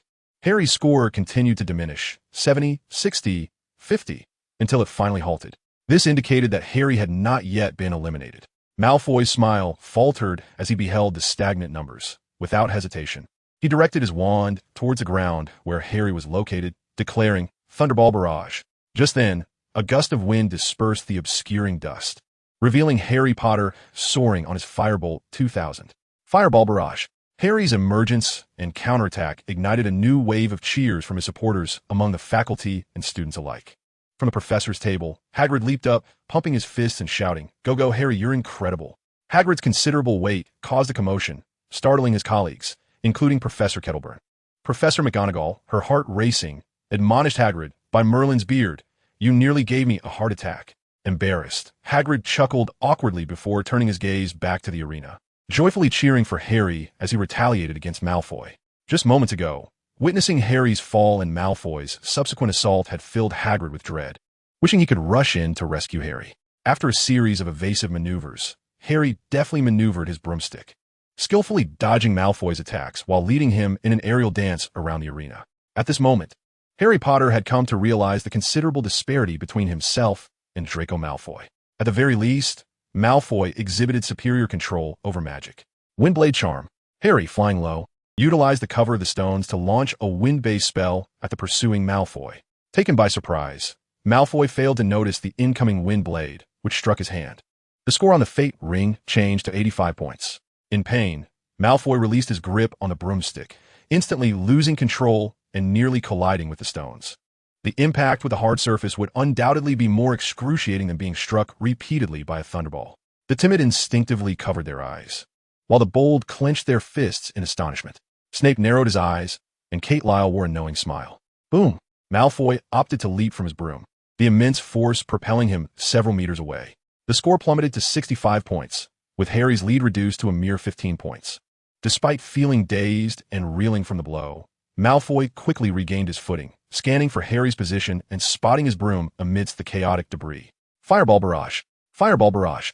Fireball Barrage! Harry emulated Malfoy, seizing the opportunity to unleash a torrential downpour of fireballs. Windblade Charm! Fireball Charm! Mounted on his broom, Harry adeptly controlled his speed and direction, launching a relentless assault on Malfoy from above. In a state of disarray, Malfoy found himself enveloped in a sea of fire. With fireballs raining down just a meter away, their scattered embers radiating intense heat. Furthermore, the invisible wind blades, razor-sharp, struck the stones, severing chunks from them. The debris splattered against him, causing his score to diminish continuously. The situation shifted dramatically, leaving Malfoy in a state of utter turmoil and resentment. Chapter 70. The Surprising Harry Potter. Gryffindor, Gryffindor, Harry Potter, Harry Potter. The cheers erupted, continuously rallying behind Harry, further inciting Draco Malfoy's fury as he clenched his fists. With broomstick in hand, Malfoy sought an opportunity. Levitation Charm. Wielding his wand, Malfoy manipulated the rubble before him, causing it to float and obstruct Harry's line of sight. Seizing the moment, he mounted his Nimbus 2000 and soared into the sky. The crowd gasped at Malfoy's display, particularly the professors, who found it impressive that a first-year student could cast the levitation charm. However, the ability to levitate multiple objects simultaneously was truly remarkable. Harry Potter found his vision obstructed but refrained from wasting his magical prowess. In an unexpected turn of events, while Draco Malfoy soared high into the sky, Harry Potter descended to the ground, casting aside his broomstick. This action left everyone astonished. It was universally acknowledged that Harry's flying skills were quite exceptional, surpassing those of many upperclassmen. In comparison to Draco Malfoy, their abilities were evenly matched. Draco, observing Harry abandon his broom, felt a surge of indignation and humiliation. "Harry Potter, are you preparing to concede defeat?" he bellowed from his elevated position. In response, Harry met Draco's gaze with a smile and declared, "I shall not yield until I have bested you." With the eyes of the crowd upon him, Harry brandished his wand and intoned, "Child of the Wind, grant me wings to soar. Let me fly through the heavens. Flight spell." Instantly, a gust of wind enveloped Harry, and he felt the emergence of invisible wings. With a sudden burst of determination, he ascended into the air, his speed rivaling that of a Firebolt 2000. Onlookers gasped in astonishment, filled with curiosity about how he achieved such a feat, yet beneath their wonder, there lay a deeper envy. Hermione and Ron, having experienced this spell before, quickly realized what was happening. It's Professor Kate's flight spell. "Goodness, Harry has actually mastered it," they exclaimed, drawing the attention of those around them. Draco Malfoy, witnessing Harry's ability to fly unaided by a broomstick, felt an overwhelming surge of jealousy and envy. Gripping his broom tightly, he charged toward Harry. As Harry adjusted to the sensation of flying with wings, he fixed a resolute gaze upon Malfoy. Windblade spell, lightning ball spell, lightning ball barrage. The two engaged in a breathtaking aerial duel, exchanging spells in a furious chase. The arena was filled with their magic, as obstacles were reduced to ruins amidst the chaos. With debris flying and thunderous sounds echoing, fireballs, lightning orbs, and invisible wind blades crisscrossed the sky, either striking the protective barrier or colliding with one another, causing varying degrees of destruction upon impact with the ground. As time slipped by, Harry and Draco continued their battle of wits and valor in relentless pursuit. The Whomping Willow! Cries rang out as the attention of the students and faculty was once again drawn to the scene. In their fervent chase, Harry and Draco inadvertently ventured into the attack range of the Whomping Willow, which eagerly swung its thick branches, launching an assault on both young wizards. Harry Potter swiftly ducked his head to evade the oncoming attack of the Whomping Willow, moving with the grace of a fish gliding through water, deftly avoiding the flying branches. Draco Malfoy pursued closely behind, skillfully maneuvering his broomstick to dodge the swiping limbs. Despite several attempts to strike at Harry, he found himself compelled to withdraw each time. Suddenly, with a resounding thud, Draco Malfoy, on the verge of escaping the range of the Whomping Willow's attacks, was struck directly. Instantly, he lost 30 points, plummeting to the ground and incurring an additional deduction of 10 points. The scoreboard reflected a dramatic drop in Malfoy's score to a mere 15 points. In contrast, Harry Potter maintained a score of 30 points. Malfoy rolled on the ground several times before finally stabilizing himself, overwhelmed by dizziness and a sharp pain throughout his body. Unsteadily, he struggled to rise, his wand having long since vanished from his grasp. This presented a prime opportunity. However, Harry's actions defied the expectations of all present. Instead of attacking Malfoy, he descended before him, brandishing his wand. With a flick, a gust of wind swept through, sending Malfoy's wand flying far from reach. "Draco Malfoy, you have lost," Harry declared, his expression resolute as he gazed at Malfoy, who was laboriously attempting to regain his footing. In a wavering stance, Malfoy slowly rose, locking eyes with Harry, his gaze seething with fury. "Harry Potter, do you truly believe that without my wand, I am destined to lose?" He laughed, a laugh tinged with a hint of madness, complex in its emotion. Harry, unsettled and perplexed by Malfoy's sudden outburst of laughter, wondered how he could find humor in such a dire situation. The faculty and students of the various houses watched in confusion as Malfoy appeared on the large screen. Was this boy rendered speechless by fear, or had he succumbed to the weight of defeat and lost his sanity? In this unsettling atmosphere, Dumbledore and Professor McGonagall sensed something was amiss. It seemed the boy's psyche had become distorted. "What is happening?" Professor Flitwick murmured anxiously. "Madame Pomfrey, what is your perspective?" Professor McGonagall inquired, turning to Madame Pomfrey. She hesitated before responding. Perhaps he is unable to cope with the blow of losing this duel. Severus Snape, after a moment of silence, abruptly stood, intent on entering the arena. Yet at that moment, Kettleburn intervened. Snape fixed Kettleburn with a piercing gaze, his silence speaking volumes as it questioned Kettleburn's restraint. "Stay calm. Things may not be as dire as you presume. This could merely be a fleeting moment of extreme emotion." Kettleburn addressed the gathered crowd, noting their expressions of confusion. He then turned his attention back to Draco Malfoy in the arena, smiling reassuringly. "Professor Kettleburn, are you certain this child is not in danger?" Professor McGonagall asked earnestly, her eyes fixed on him. "Absolutely." Kate Lyle nodded and smiled, saying, "On the contrary, the forthcoming battle shall be quite exhilarating. However, it may also conclude rather swiftly." Chapter 71. The Magical Warrior, Harry Potter's Defeat. Gryffindor. A deafening roar echoed above the dueling club, with all convinced of Gryffindor's imminent victory. Yet, Harry Potter made no immediate move, leaving some in a state of confusion, accompanied by a foreboding sense of dread. What was he doing? Why did he not act? Was he truly going to spare that insufferable bully who constantly belittled them? Ron, watching Harry's hesitation, felt a surge of anxiety and anger. Harry, act quickly and vanquish him. His roommate, Seamus, could no longer contain himself and shouted, "Strike now! Defeat him!" The Lions of Gryffindor roared in unison, joined by students from other houses who harbored a disdain for Malfoy. Though Harry heard their calls, he seemed impervious to their urging. Draco Malfoy. Harry fixed his gaze upon Draco, his voice steady and resolute. "Are you conceding defeat?" He echoed Draco's previous taunt back at him. Harry was at a loss on how to articulate his current feelings, for the glory of Gryffindor and in the pursuit of victory. He knew he must strike down Draco Malfoy immediately. Yet, he hesitated.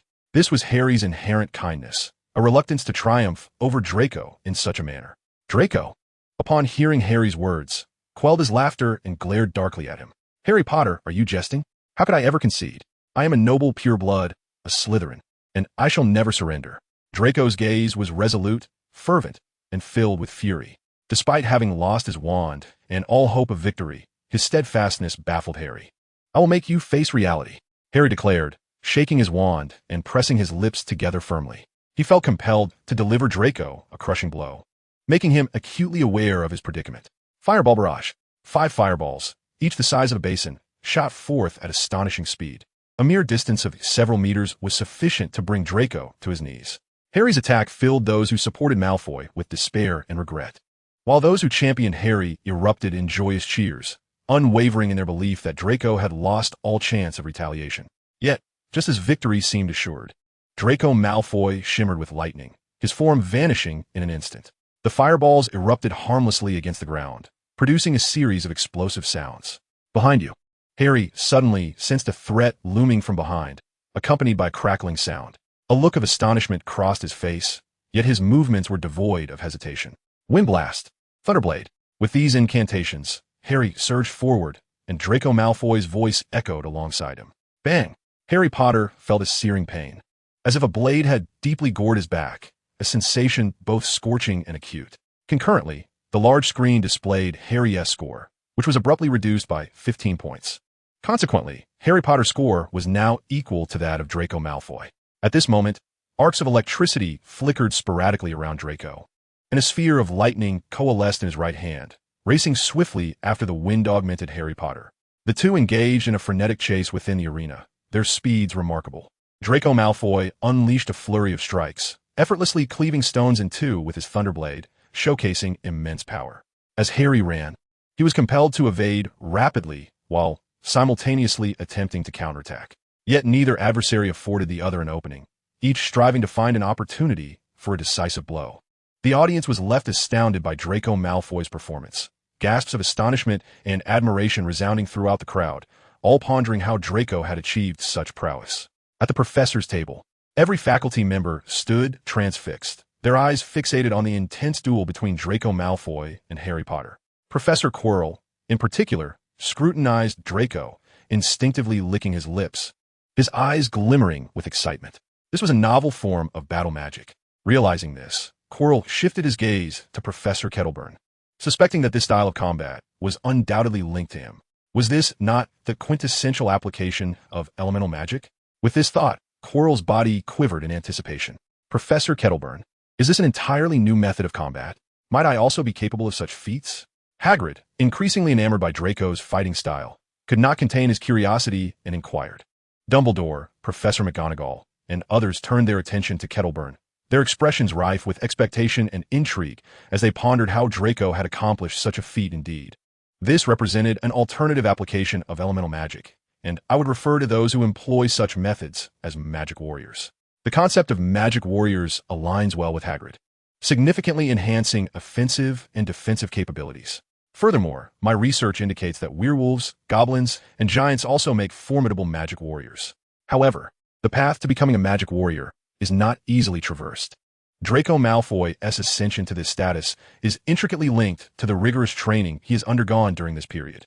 In my contemplation, Draco Malfoy's identity is that of a lightning mage, Yet he has honed his physical form through innate talent and relentless effort, initially mastering the art of stimulating his body to activate strength and speed. Nevertheless, given Draco Malfoy's current physical condition, such exertion cannot be sustained for long. If he fails to defeat Harry Potter within the limited time frame, he would succumb to dizziness. As Lair was elucidating the situation to Hagrid, gasps erupted from the Colosseum. Harry Potter and Draco Malfoy once again ventured into the domain of the Whomping Willow. The two young wizards were in a frenzy. Harry Potter aimed to utilize the Whomping Willow to aid him in vanquishing Malfoy while creating an opportunity for retaliation. Conversely, Draco Malfoy sought to conquer Harry Potter swiftly. Otherwise, defeat was inevitable. Windblade, Fireball Barrage. Harry Potter continuously evaded the whipping branches, unleashing his attacks regardless of whether they struck Malfoy. As long as he could confine Draco Malfoy's movements, causing him to be struck by the Whomping Willow, victory would be his. Draco Malfoy's complexion turned pale, and his speed began to wane. Nevertheless, he did not relent, persistently dodging and inching closer to Harry Potter. Harry Potter, you are destined to lose. I shall triumph over you. Malfoy roared, narrowly avoiding the relentless lashes of the Whomping Willow as he closed in on Harry Potter. Harry's expression was one of shock as he hastily attempted to create distance between himself and Malfoy. At that moment, Draco Malfoy executed an astonishing maneuver that left Harry and the onlookers in disbelief. He seized a branch of the Whomping Willow, aimed it at Harry, and released it in an instant. The branch lashed towards Harry, while Malfoy charged directly at him. Startled, Harry cast the Wind Blade spell, attempting to sever the approaching branch. Thunderblade. Seizing the opportunity, Malfoy advanced on Harry, merging the energy sphere in his hand with his palm, preparing to strike down upon Harry. Bang! Harry felt a sharp pain in his chest as the score on his fate bracelet instantly plummeted to 0, and he vanished before Malfoy's eyes. Bang! Before Malfoy could revel in his triumph, he too was struck by the Whomping Willow, his score reduced to 0, and he disappeared from the realm of the Whomping Willow. The battle concluded amid the astonished gazes of all, decisively determining the victor in a breathtaking instant. The series of astonishing reversals left everyone enthralled and lamenting simultaneously. Harry Potter, I have won. Malfoy, enduring excruciating pain, rose from the ground, tears of exhilaration streaming down his face as he gazed at Harry, unable to contain his excitement. However, no sooner had he spoken than he collapsed to the ground. Chapter 72, The Importance of Mindset. Lying on the ground, Malfoy's face was pale, his brow furrowed tightly. Despite the absence of visible wounds due to the fate bracelet, the pain he felt was unmitigated. For a boy of 11 or 12, this was a struggle beyond imagination. Who could have anticipated the hardships he endured in his quest to truly conquer Harry Potter? How many could fathom the extent of the suffering he bore in this battle? If only he had delayed for just a few seconds longer, his body would have succumbed, resulting in inevitable defeat. He had triumphed over Harry Potter, the illustrious boy who lived, renowned for his extraordinary popularity. He had vanquished the entire Hogwarts prodigy, blessed with dual magical attributes. He was destined to attain a level of fame, honor, and wealth that rivaled that of Harry Potter. As Harry gazed upon the fallen Draco Malfoy, a myriad of complex and astonished emotions washed over him, leaving his heart in turmoil. Despite possessing the rare dual magical talent, he had inexplicably lost to Draco Malfoy. This was beyond his wildest imagination. Yet, upon deeper reflection, a hint of bitterness crept onto Harry's face. The reason for his defeat lay in his own hubris. His overconfidence had led him astray. In such circumstances, Draco Malfoy had been stripped of any capacity to resist. Had he taken immediate action after Malfoy was struck by the bludger, eliminating him from the competition, victory would have been his. However, in this world, there exists no antidote for regret, no abundance of what-ifs. Harry Potter's score was reset, signaling his defeat. Draco Malfoy emerged victorious. Caitlin soared into the arena, a radiant light enveloping both Draco Malfoy and Harry Potter, alleviating their pain and aiding in their recovery, swiftly rendering the final judgment. Caitlin's ultimate decree incited jubilant cheers from Slytherin and Malfoy's supporters. In the end, they had triumphed. Meanwhile, Gryffindor found themselves in a state of utter despair. Devoid of motivation, Ron and Hermione stood by, their gazes toward Harry filled with a multitude of complex emotions. In the Gryffindor common room, Neville Longbottom sat in a daze, staring at the crystal ball, lost in thought, as if his very soul and vitality had been siphoned away. Moments later, Neville departed the common room. In the arena, Madame Pomfrey, please take care of Draco. Caitlin instructed as she tended to the unconscious Draco Malfoy, addressing Madame Pomfrey, who rushed to his side. She cradled Draco Malfoy and swiftly departed, accompanied by Snape. As the head of Slytherin House, Snape was exceedingly pleased with Malfoy's performance, fully embodying the ethos of Slytherin. A talent such as this must be meticulously honed. Particularly, the innovative application of elemental magic filled Snape with anticipation. Observing Harry, who appeared as if his spirit had been drained, Caitlin approached and gently patted his shoulder, offering a reassuring smile. Do not lose heart. You have performed admirably. You possess a talent that rivals Malfoy's. However, your utilization of magic requires further refinement. Your gift is yours, and it is indeed enviable. Yet, remember this. Regardless of the prowess you possess, if it remains untapped, it will ultimately fade into obscurity. Even the greatest talents can become mediocre if not nurtured. But why? Then did I still lose to Malfoy? As Harry Potter listened to Cadolair's words, his eyes reddened, and he could not help but shed a few tears, quickly wiping them away as he spoke. He has endured more hardships than you and has sacrificed even more. Lair gazed at Harry and remarked with a smile. The trials he has faced are beyond your current experience and comprehension. Do you know what drives him to act as he does?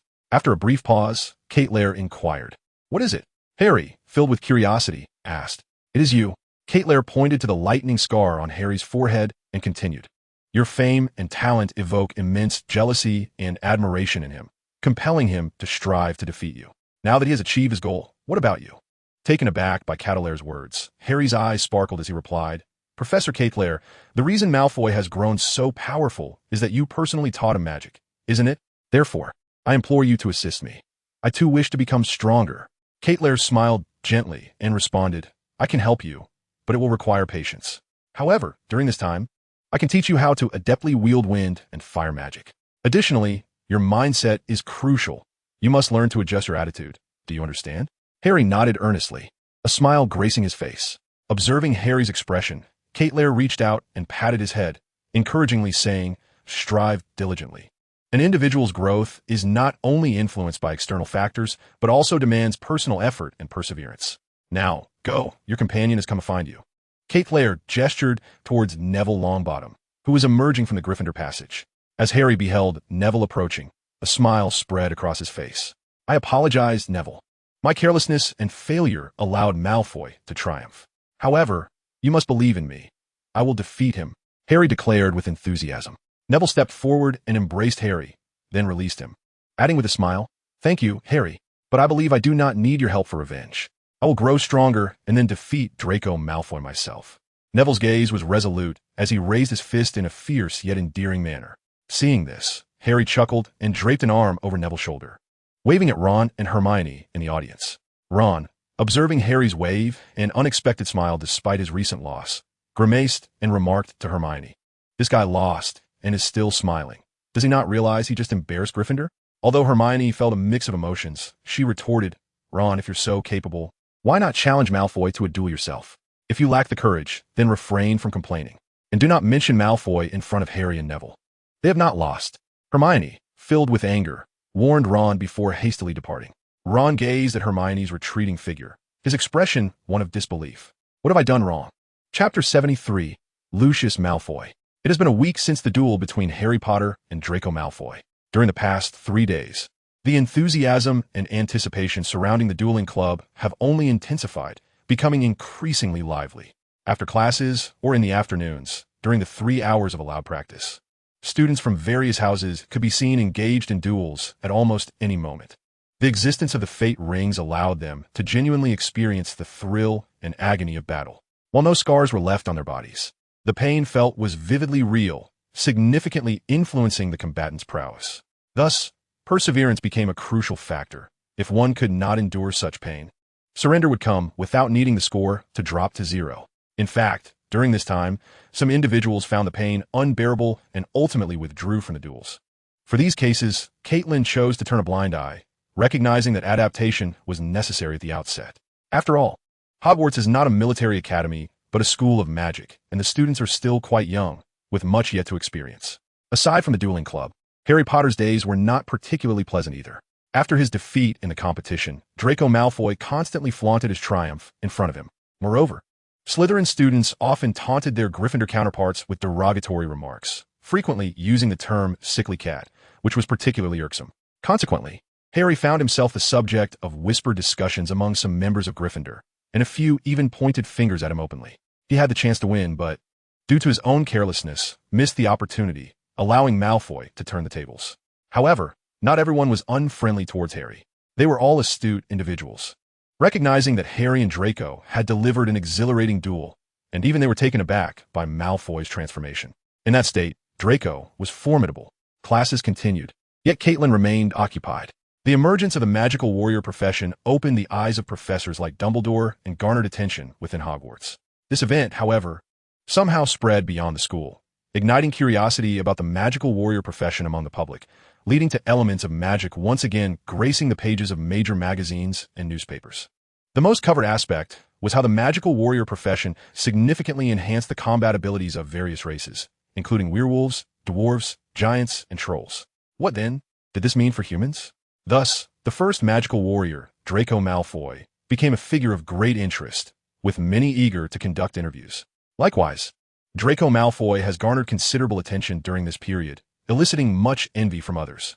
In light of the overwhelming publicity, crowds have gathered outside Hogwarts. Yet having learned from prior experiences, no one dares to trespass anymore. Amidst all this, Caitlin has once again emerged within the sights of the magical community. On this day, Lucius Malfoy, Draco Malfoy's father and a member of the Hogwarts Board of Governors, approached Caitlin's quaint residence. Ding, ding, ding. The bell at the fence outside the house chimed. Caitlin stepped out, regarding the visitor with a curious inquiry. Sir, how may I assist you? Although she did not recognize Lucius Malfoy, his ability to breach the protective barrier indicated that he must bear significant intentions. Of course, Caitlin harbored no fear of potential plots or assassination attempts. Lucius Malfoy removed his hat, offering a slight bow toward Caitlin, and then, with a gentlemanly smile, proclaimed Professor Caitlin. I am the father of Draco Malfoy and a member of the Hogwarts Board of Governors. Upon hearing this, Caitlin grasped his identity. She gestured for the gate to open, exclaiming, Please do come in. Lucius Malfoy chuckled softly as he stepped forward, extending his hand, and said, It is both a pleasure and an honor to meet you in person, Professor Caitlin. Caitlin exchanged a brief handshake with Lucius and led him inside, remarking, You flatter me. As a board member, it is quite simple for you to seek my company. With a snap of her fingers, 2 cups of coffee, brewed to perfection, floated down onto the table. This is a unique Turkish coffee, renowned for its delightful flavor. Lucius set his coat aside, unhesitatingly picked up the coffee cup, brought it to his lips, inhaled its aroma, and took a brief sip, exclaiming, Rich and aromatic, indeed delightful. It appears Professor Caitlin has a fondness for coffee. I happen to know of several exquisite varieties. I shall bring you some on another occasion. Caitlin smiled gently, refraining from accepting or declining the offer. Observing her response, Lucius placed his cup down and addressed Caitlin, stating, Professor Caitlin, I have come on behalf of the board members to inquire about the magical warriors. Would you be so kind as to elaborate on this matter? Caitlin regarded Lucius with a smile and asked, Mr. Malfoy, have you consulted Draco regarding the magical warriors? I am particularly interested in the training methods, their impacts, and the potential combat prowess they can unleash.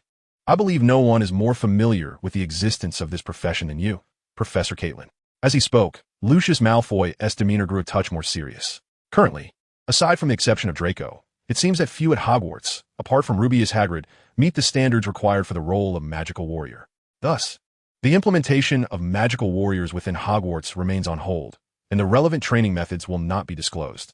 If your purpose in coming here was merely to inquire about this matter, I must express my apologies. I need to take my leave.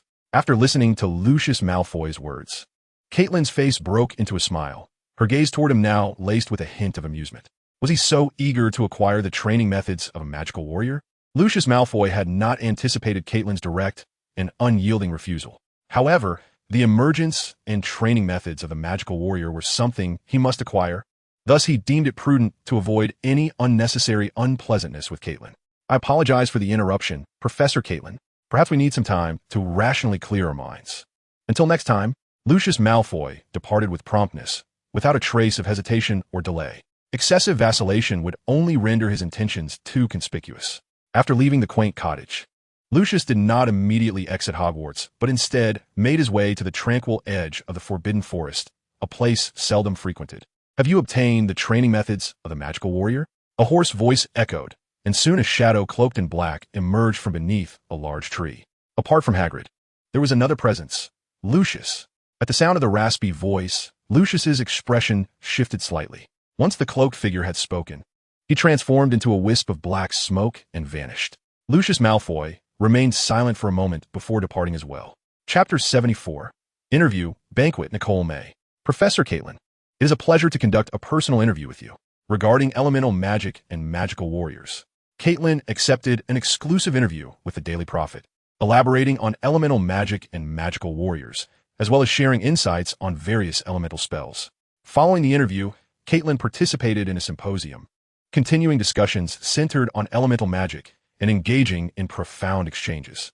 The gathering was graced by numerous luminaries from the magical community, including the headmaster of Beauxbatons Academy of Magic, Ola Maxim, the headmaster of Durmstrang Institute, Igor Karkaroff, Minister for Magic Cornelius Fudge, and renowned alchemist Nicole May, among others. At a banquet venue, accompanied by Dumbledore, Caitlin encountered a host of prominent figures within the magical realm. Their conversations, however, remained largely superficial. They were eager to engage Caitlin in deeper discussions. Yet time was exceedingly limited, and the number of individuals wishing to converse with her was overwhelming. Albus, if it is at all possible, I am incredibly eager for Professor Caitlin to visit Beauxbatons Academy to teach. Ola Maxim approached, her face breaking into a smile as she gazed at Caitlin. Ola Maxim was a spirited French beauty, possessing an exquisite olive complexion, large, expressive dark eyes, and a sharp nose. Her hair was elegantly styled at the back of her head, forming a lustrous bun at the nape of her neck. She was enveloped from head to toe in a black satin garment, her neck and thick fingers adorned with numerous exquisite opals. Her feet were as large as those a child sled. Her towering figure exuded an aristocratic elegance, and her deep voice consistently garnered a favorable impression from those who approached her. Dumbledore raised his gaze to Olam Maxim and remarked with a smile, "Olam, I wholeheartedly concur with your sentiments, but for the moment, Professor Kate is exceedingly occupied. I doubt he has any spare time." "That may not necessarily be the case," Olam Maxim replied, turning to Kate Lyle and inquiring, "Professor Kate, I believe I require your response." Despite being the focal point of the soiree, Kate Lyle did not linger long amidst the festivities. Dumbledore guided Kate Lyle away from the throng and into a private chamber. "Albus, Kate, you have finally arrived," Nicolaim exclaimed with uncontainable joy upon seeing Dumbledore and Kate Lyle enter, though his physical condition rendered it a cumbersome endeavor to move as freely as others. His pace was slow, and his speech mirrored this lethargy. By the time he finished his statement, Dumbledore and Kate Lyle had already seated themselves before him. Dumbledore, with a smile, addressed Nicolaim, saying, "Well, my old friend, had you been as nimble as an adult, I would already be enjoying a steaming cup of coffee." As he spoke, Dumbledore effortlessly conjured 3 cups of coffee from a nearby table and presented them. Nicolaim smiled slightly and turned to Kate Lyle, stating, "Kate, you're the first individual I have encountered who evokes a sense of wonder within me. Elemental magic is an entirely new form of sorcery, more intricate, more beautiful, and truly marvelous. Furthermore, the emergence of the magic warrior profession will undoubtedly alter the trajectory of the entire magical realm. It embodies formidable power, and that individual will not let this opportunity slip away." Nicolaim was forthright and candid, praising Kate Lyle while also cautioning him about the perils of elemental magic. In response, Kate Lyle chuckled and said, "Master Nicol, I understand your concerns, but trust me, no matter how audacious he may be in my presence, he will merely create a few ripples." Kate Lyle brimmed with confidence, believing that Voldemort was still far from resurrection. After Voldemort's initial defeat, most of the prominent Death Eaters exposed to the light were either captured and imprisoned in Azkaban or met their demise. A few, like Lucius Malfoy, who claimed to have evaded incarceration in Azkaban through the use of the soul-siphoning curse, managed to escape unscathed. The Death Eaters, as a unique entity, possessed a remarkably intricate network of relationships. The weak sought refuge, the ambitious aimed to ride the coattails of power, and there were those inherently cruel, seeking companionship in their malevolence for their own amusement. Among them, some are graduates of Hogwarts, while others are individuals mutated by werewolf bites. And there are those who are coerced into joining. Over time, this group has grown increasingly formidable and perilous. To this day, their presence can still be felt throughout the magical realm and even in the Muggle world. The conversation with Nicodemus did not last long. There was much to discuss regarding alchemy, for he is a remarkable and powerful master of the art. In Dumbledore's office, Dumbledore remarked to Kettler, I had originally considered inviting him to teach alchemy at the school, but he is too aged. His pace would surely induce drowsiness among the students. Kettler chuckled in response. Albus, do not tempt me. Teaching elemental magic is already keeping me quite occupied. Dumbledore popped a Bertie Bott's every flavor bean in his mouth, producing a noise reminiscent of a tiger's roar, which appeared quite amusing, and he cheerfully added, Ket, you must not squander your talents. Kettler glanced at the jelly bean, took one himself, and the next moment, the sound of a train departing echoed, which, though it somewhat tarnished Kettler's image, was undeniably entertaining.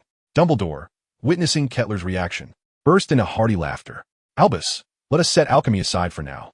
We shall consider it when I am able to cultivate proficient elemental mages to take my place in teaching. Kettler smiled and turned to leave. During this time, Kettler had expended considerable energy dealing with those individuals. He gazed at the crystal chandelier suspended from the ceiling, and with a wave of his hand, magic surged forth, causing the chandelier to detach and float into his grasp. As his magic intertwined with the chandelier, everything that had transpired in the room during his absence began to unfold before Kettler's eyes. Chapter 75. A Conversation in the Forbidden Forest. Ron, Harry, are you both out of your minds? That is the Forbidden Forest. It is home to werewolves and trolls, and centaurs inhabit it as well. They will not permit us to trespass in their territory. Just recently, Dumbledore warned us to be vigilant against dark wizards and werewolves, explicitly forbidding our approach. Hermione intercepted Harry and Ron, lowering her voice and expressing her frustration. Hermione, we are not mad. We need ample herbs, and the Forbidden Forest is an ideal location. Its flora can sustain us in brewing sufficient potions. Ron argued. And you, Harry? Hermione glared at Ron, her irritation mounting, then turned her gaze to Harry, desperately hoping he would remain rational. Ron was eager to amass enough galleons, and potion-making presented his current opportunity. Ignoring Ron, Hermione focused on Harry. After a moment of silence, Harry replied, We can do this. Hermione gazed at the retreating figures of Harry and Ron, a mix of urgency and frustration coursing through her. Yet she resolved to pursue them, exclaiming, We ought to seek out Hagrid. He is exceedingly familiar with the Forbidden Forest and can assist us in averting unnecessary troubles. Hermione struggled to articulate her thoughts, momentarily rendered speechless. As the keeper of keys and grounds, one of Hagrid's duties was to usher any students who ventured into the Forbidden Forest back to safety. At the forest's edge, the trio, Harry, Ron, and Hermione, ventured forth into the dark woods, lanterns in hand. What herbs are you searching for? Hermione inquired. Sage, snow lotus, and the feathers of shrieking bird. If possible, I would also like to find thunderbird feathers, unicorn hair, and the fur of a werewolf, Ron replied. Suddenly, without warning, a water balloon splattered against Ron's head, leaving him utterly bewildered. Harry, startled by the unexpected splash, readied his wand, prepared for action. Hermione, what are you doing? Ron shouted, glaring at her in anger. Hermione, indignant, pointed her wand at Ron and retorted, Are you out of your mind? You might be fortunate enough to find unicorn hair, but seeking werewolf fur? Do you wish to become their next meal? I'm looking out for your well-being. You need to calm down. If I wielded fire magic, you would certainly learn the taste of being roasted. Ron, feeling exasperated, roared, I said that only if. Do you understand? Observing Ron's outburst, Harry grew anxious and quickly covered Ron's mouth, admonishing, Be quiet. Your shouting will attract trouble. Turning to Hermione, Harry added, You frightened us just now. This is an exceptionally perilous situation. Hermione huffed, choosing not to respond further. Deep down, she recognized her actions were somewhat excessive, but her anger was palpable. And moreover, she was a girl. Ron, having calmed down thanks to Harry's reassurance, still bore a trace of irritation and ignored Hermione. Fortunately, as they delved deeper, they stumbled upon various herbs, which diverted Ron's attention.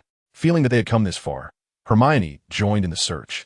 As the trio traversed the night, they collected herbs and placed them into a bag enhanced by concealment charm. Shoo! Harry extinguished the light. At that moment, Hermione seemed to have noticed something, urgently pulling Harry to draw his attention. Harry, puzzled, complied and snuffed out the flame of the lantern before being guided by Hermione to a large tree, where she signaled him to remain silent. From the shadows, Harry cautiously peeked out, his pupils dilating slightly as he fumbled through his pockets, only to realize that he had forgotten the memory crystal ball he had obtained from Kettleburn. Panic set in. This was an invaluable opportunity for proof. Do you know for whom you are working? Snape glared at Professor Quirrell, his face dark and voice low. Severus, what are you talking about? I do not comprehend your words, Quirrell responded, bewildered. Professor Quirrell looked at Snape in terror, trembling as he stammered, struggling to articulate his words. What about the item you were supposed to retrieve? Severus Snape asked darkly. Yet, unwilling to allow Professor Quirrell to depart so easily, Snape swiftly intercepted him. Quirrell halted, his body shaking uncontrollably. However, at that moment, Snape turned away with a scowl and departed. Professor Quirrell, pale and panicked, hurriedly fled, his tremors intensifying as he vanished into the night. Once Snape and Quirrell had left, Harry and Hermione emerged from behind the great tree. Hermione, I told you. Snape is fixated on whatever the three-headed dog is guarding. He was threatening Professor Quirrell, coercing him to assist in stealing something. I witnessed their conversation in the library last time. Quirrell was just as frightened then. Harry exclaimed, his voice filled with urgency. Snape is blackmailing Professor Quirrell for something of immense importance to him. Quickly, we must find Ron. No, we must inform Dumbledore. Hermione grasped Harry's hand and began to dash away. Harry broke free from her grasp, declaring, we cannot seek Dumbledore. We must go to Professor Kettleburn. He promised me that if I provided evidence, he would take decisive action against Professor Snape. Harry felt uncertain whether they could even locate Dumbledore, and even if they did, he might not believe them. However, Kettleburn was different. He was immensely trustworthy. Then, let us hurry to find Professor Kettleburn, Hermione responded, quickly adjusting her direction towards the small cottage. Wait, Ron went that way to gather herbs. We must bring him along, or he'll be left here alone and could be devoured by a werewolf. Harry called out, gripping Hermione's arm once more. Suddenly, two piercing screams echoed, causing Harry and Hermione's faces to drain of color. What shocked them even more was that the cries belonged to Ron and Professor Quirrell. Something has gone awry. Chapter 76. Ron attacked by a werewolf. Ron, where are you? Hermione and Harry grew increasingly anxious. Windblade spell. Without a moment's hesitation, Hermione brandished her wand and shouted. Water ball spell. Bang, bang. The sounds reverberated, and Harry and Hermione exchanged worried glances as the darkness enveloped them, with no one emerging from the shadows. They were uncertain whether their spells had struck their target, but the anxiety lingered. Who is there? Come out quickly. We have discovered you. Harry called into the darkness. At that moment, both he and Hermione felt something rest upon their shoulders. Instantly, they froze, their hearts racing with trepidation, fearing that an enemy had seized them. Do not be alarmed. It is I. Kettleburn appeared behind Harry and Hermione, smiling. Hearing his voice, both Harry and Hermione breathed a sigh of relief. Professor Kate, your demeanor is rather frightening, Hermione complained as she turned away. In response, Caitlin explained, I do not intend to frighten anyone. In my efforts to teach you about potion making, I have nearly exhausted my supply of herbs. I did not expect to enter and hear such dreadful screams. Thus, I came to investigate. However, Harry, your vigilance is commendable. I was detected the moment I approached. Harry, upon receiving this compliment from Caitlin, smiled. Professor Kate, Ron is in trouble, and we must find him quickly, Hermione interjected. Harry immediately reacted, saying, in addition to Ron, we also heard Professor Quirrell's screams. He continued, we just discovered that Professor Snape was threatening Professor Quirrell to assist him in stealing something. When Quirrell refused, Snape attacked him. Hermione nodded in agreement, firmly believing that Quirrell's screams were indeed a result of Snape's assault. Snape is truly a nefarious and despicable individual, Caitlin mused with a slight smile. However, this situation requires further investigation. Professor Snape holds a rather unique position. Moreover, I can inform you that the three-headed dog is guarding something known as the Philosopher's Stone, a remarkable alchemical artifact. Dumbledore, Professor McGonagall, Professor Snape, and Hagrid are its guardians. Do you truly believe that a guardian would need the assistance of someone as uninformed as Quirrell to steal the Philosopher's Stone? Both Harry and Hermione were momentarily taken aback, struggling to comprehend the implications. Had they indeed misjudged the situation? Nonetheless, they recalled Snape's threats against Quirrell. Enough of this for now.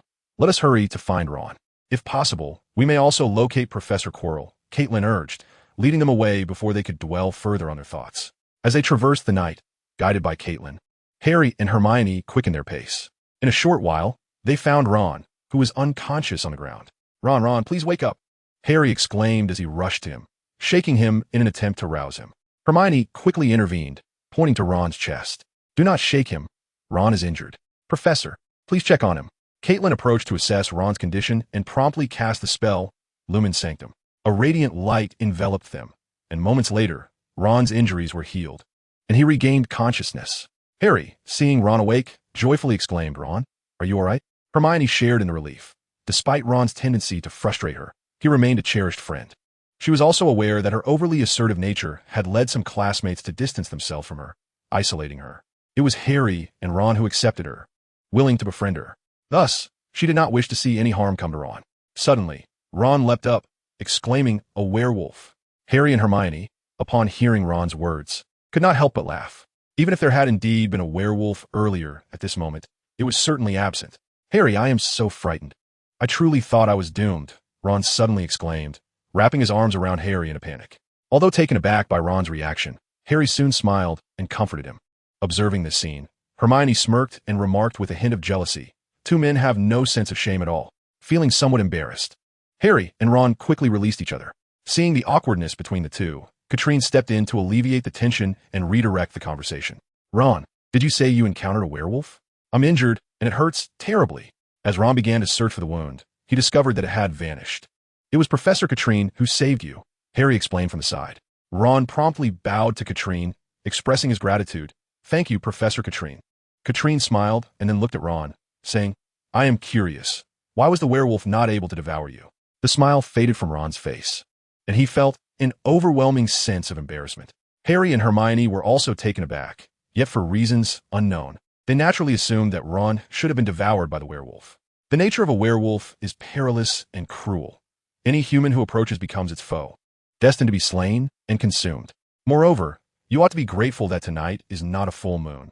Otherwise, you too would have transformed into a werewolf. Of course, the greatest relief now is that you are still alive and unharmed, Katrine explained to the three of them with a slightly serious expression. After hearing this, Ron let out a significant sigh of relief, yet a wave of dread still washed over him. Could it have been Professor Quirrell? Harry suddenly interjected. "What do you mean?" Ron asked, puzzled. Hermione quickly grasped Harry's implication and elucidated, "We heard your scream, as well as Professor Quirrell's. If we listen closely, Quirrell's scream came just after yours. So, Harry means to suggest that the reason you were not devoured by the werewolf was that Professor Quirrell suddenly appeared to save you, and he may have been attacked by the werewolf." Upon hearing this, Ron's face paled slightly, and he anxiously urged, "Let us hurry to find Professor Quirrell. With Professor Katrine here, perhaps we can still save him." Katrine, overhearing their conversation, silently lamented for Snape. "Despite my efforts to clarify things, these three little ones seem to grow increasingly fond of Professor Quirrell, amidst various circumstances." Chapter 77.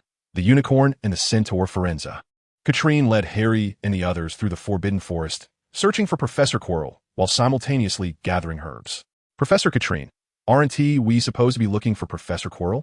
Ron regarded Caitlin, who was foraging for herbs, with a hint of perplexity. "Indeed, we are searching for him. However, we mustn't overlook the herbs we encounter, for I do not possess an abundance of them to facilitate your learning," Caitlin remarked with a subtle smile. At this, Harry and his companions fell into a brief silence.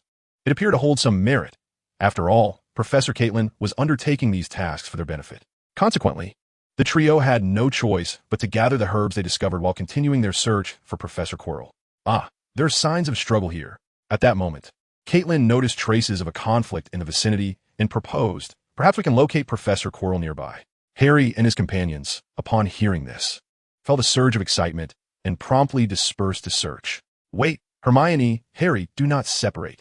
If a werewolf attacks, you must be able to assist one another," Ron called out as he observed Harry and Hermione splitting up. Harry nodded in response. "Very well.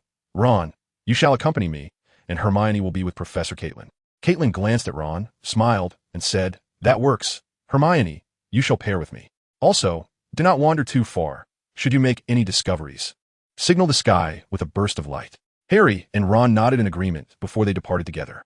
Hermione joined Caitlin, directing her search in another direction. "Professor Caitlin, what is the Philosopher's Stone?" Hermione inquired, having been intrigued and puzzled ever since learning that the three-headed dog guarded it. "The Philosopher's Stone is a rather ominous object. Furthermore, do you recall my mention of a potion that grants immortality? One of its key ingredients is the Philosopher's Stone," Caitlin explained patiently, captivating Hermione's attention, who seemed to momentarily forget the urgency of finding Professor Quirrell. As Caitlin continued to speak, she busied herself with her herb gathering, while Hermione became engrossed in thoughts of the Philosopher's Stone, her mind swirling with conjectures. Meanwhile, Harry and Ron advanced cautiously, endeavoring to locate Professor Quirrell. "Look, what is that? A shimmering feather?" Ron exclaimed excitedly, pointing towards a distant glimmering tuft. "That must be a unicorn's hair," Harry observed as he approached and picked up the shimmering strand. This is essential. I cannot believe our luck is so fortuitous, Ron exclaimed with uncontainable excitement. Harry, too, was elated, smiling as he stowed the glowing hair away. Harry, I believe there must be more unicorn hairs in this vicinity. We are destined for fortune. Ron, struck by inspiration, urged we must continue searching.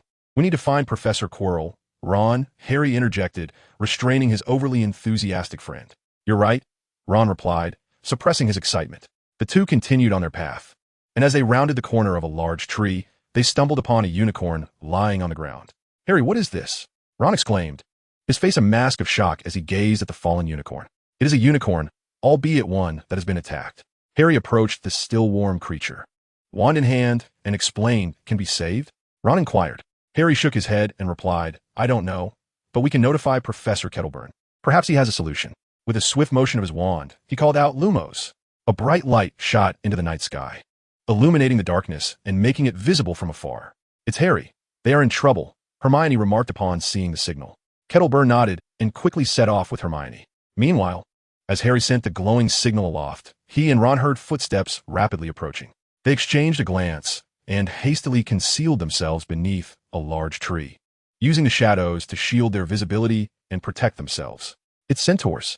Both Harry and Ron were taken aback, having never encountered such creatures before.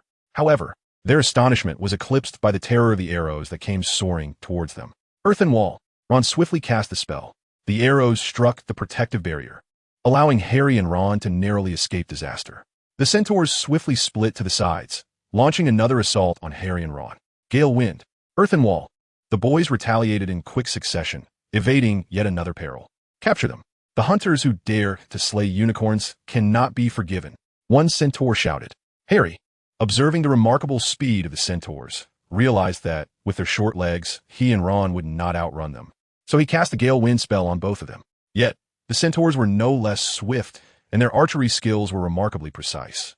Harry and Ron desperately dodged the incoming arrows, but the centaurs had effectively blocked their escape. Damn hunters! You shall face the severest of consequences. A centaur glared at Harry and Ron, filled with fury. Fear gripped both boys, especially Ron.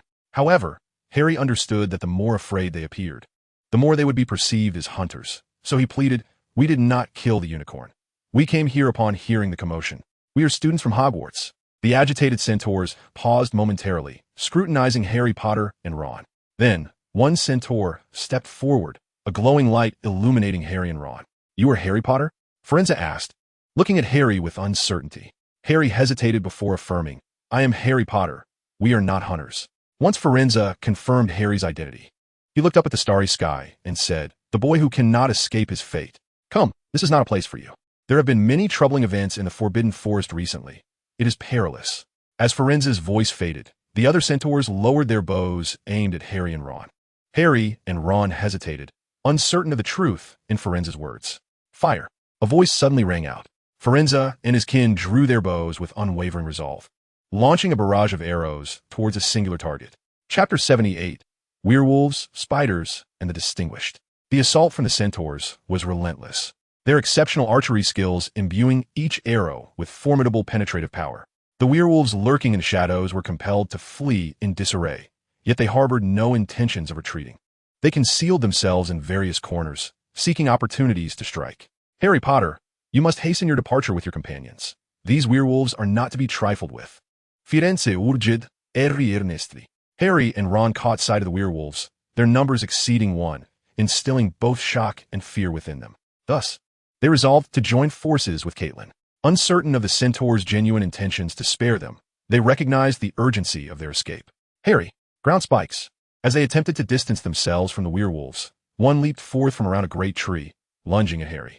Ron, in a state of panic, alerted Harry and swiftly cast a spell. The werewolf, taken aback by the sudden emergence of the ground spikes, was impaled through its body. Harry had not anticipated such an abrupt attack. Thank you, Ron. He exhaled in relief, expressing his gratitude. It's nothing. After all, I wield earth elemental magic. I ought to retaliate to protect you, Ron replied, elated at having used magic to vanquish a werewolf and save Harry. Harry smiled in delight, eager to reunite with Caitlin and Hermione, when he noticed a figure rushing towards them. He quickly brandished his wand and called out, Gust Blade spell. The wind blade soared forth, striking the werewolf, causing it to lose its balance and crash to the ground, emitting a pained howl.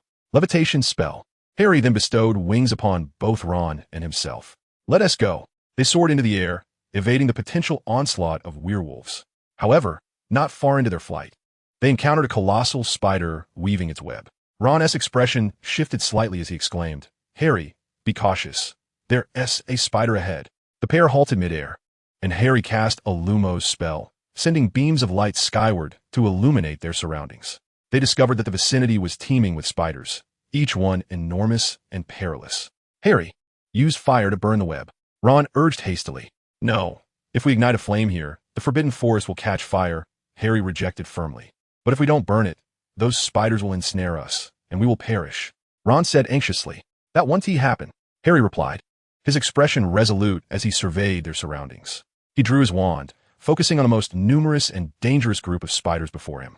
I learned a new spell from Professor Caitlin. It's time to put it to the test. Will it work? Ron inquired with curiosity. It should be fine.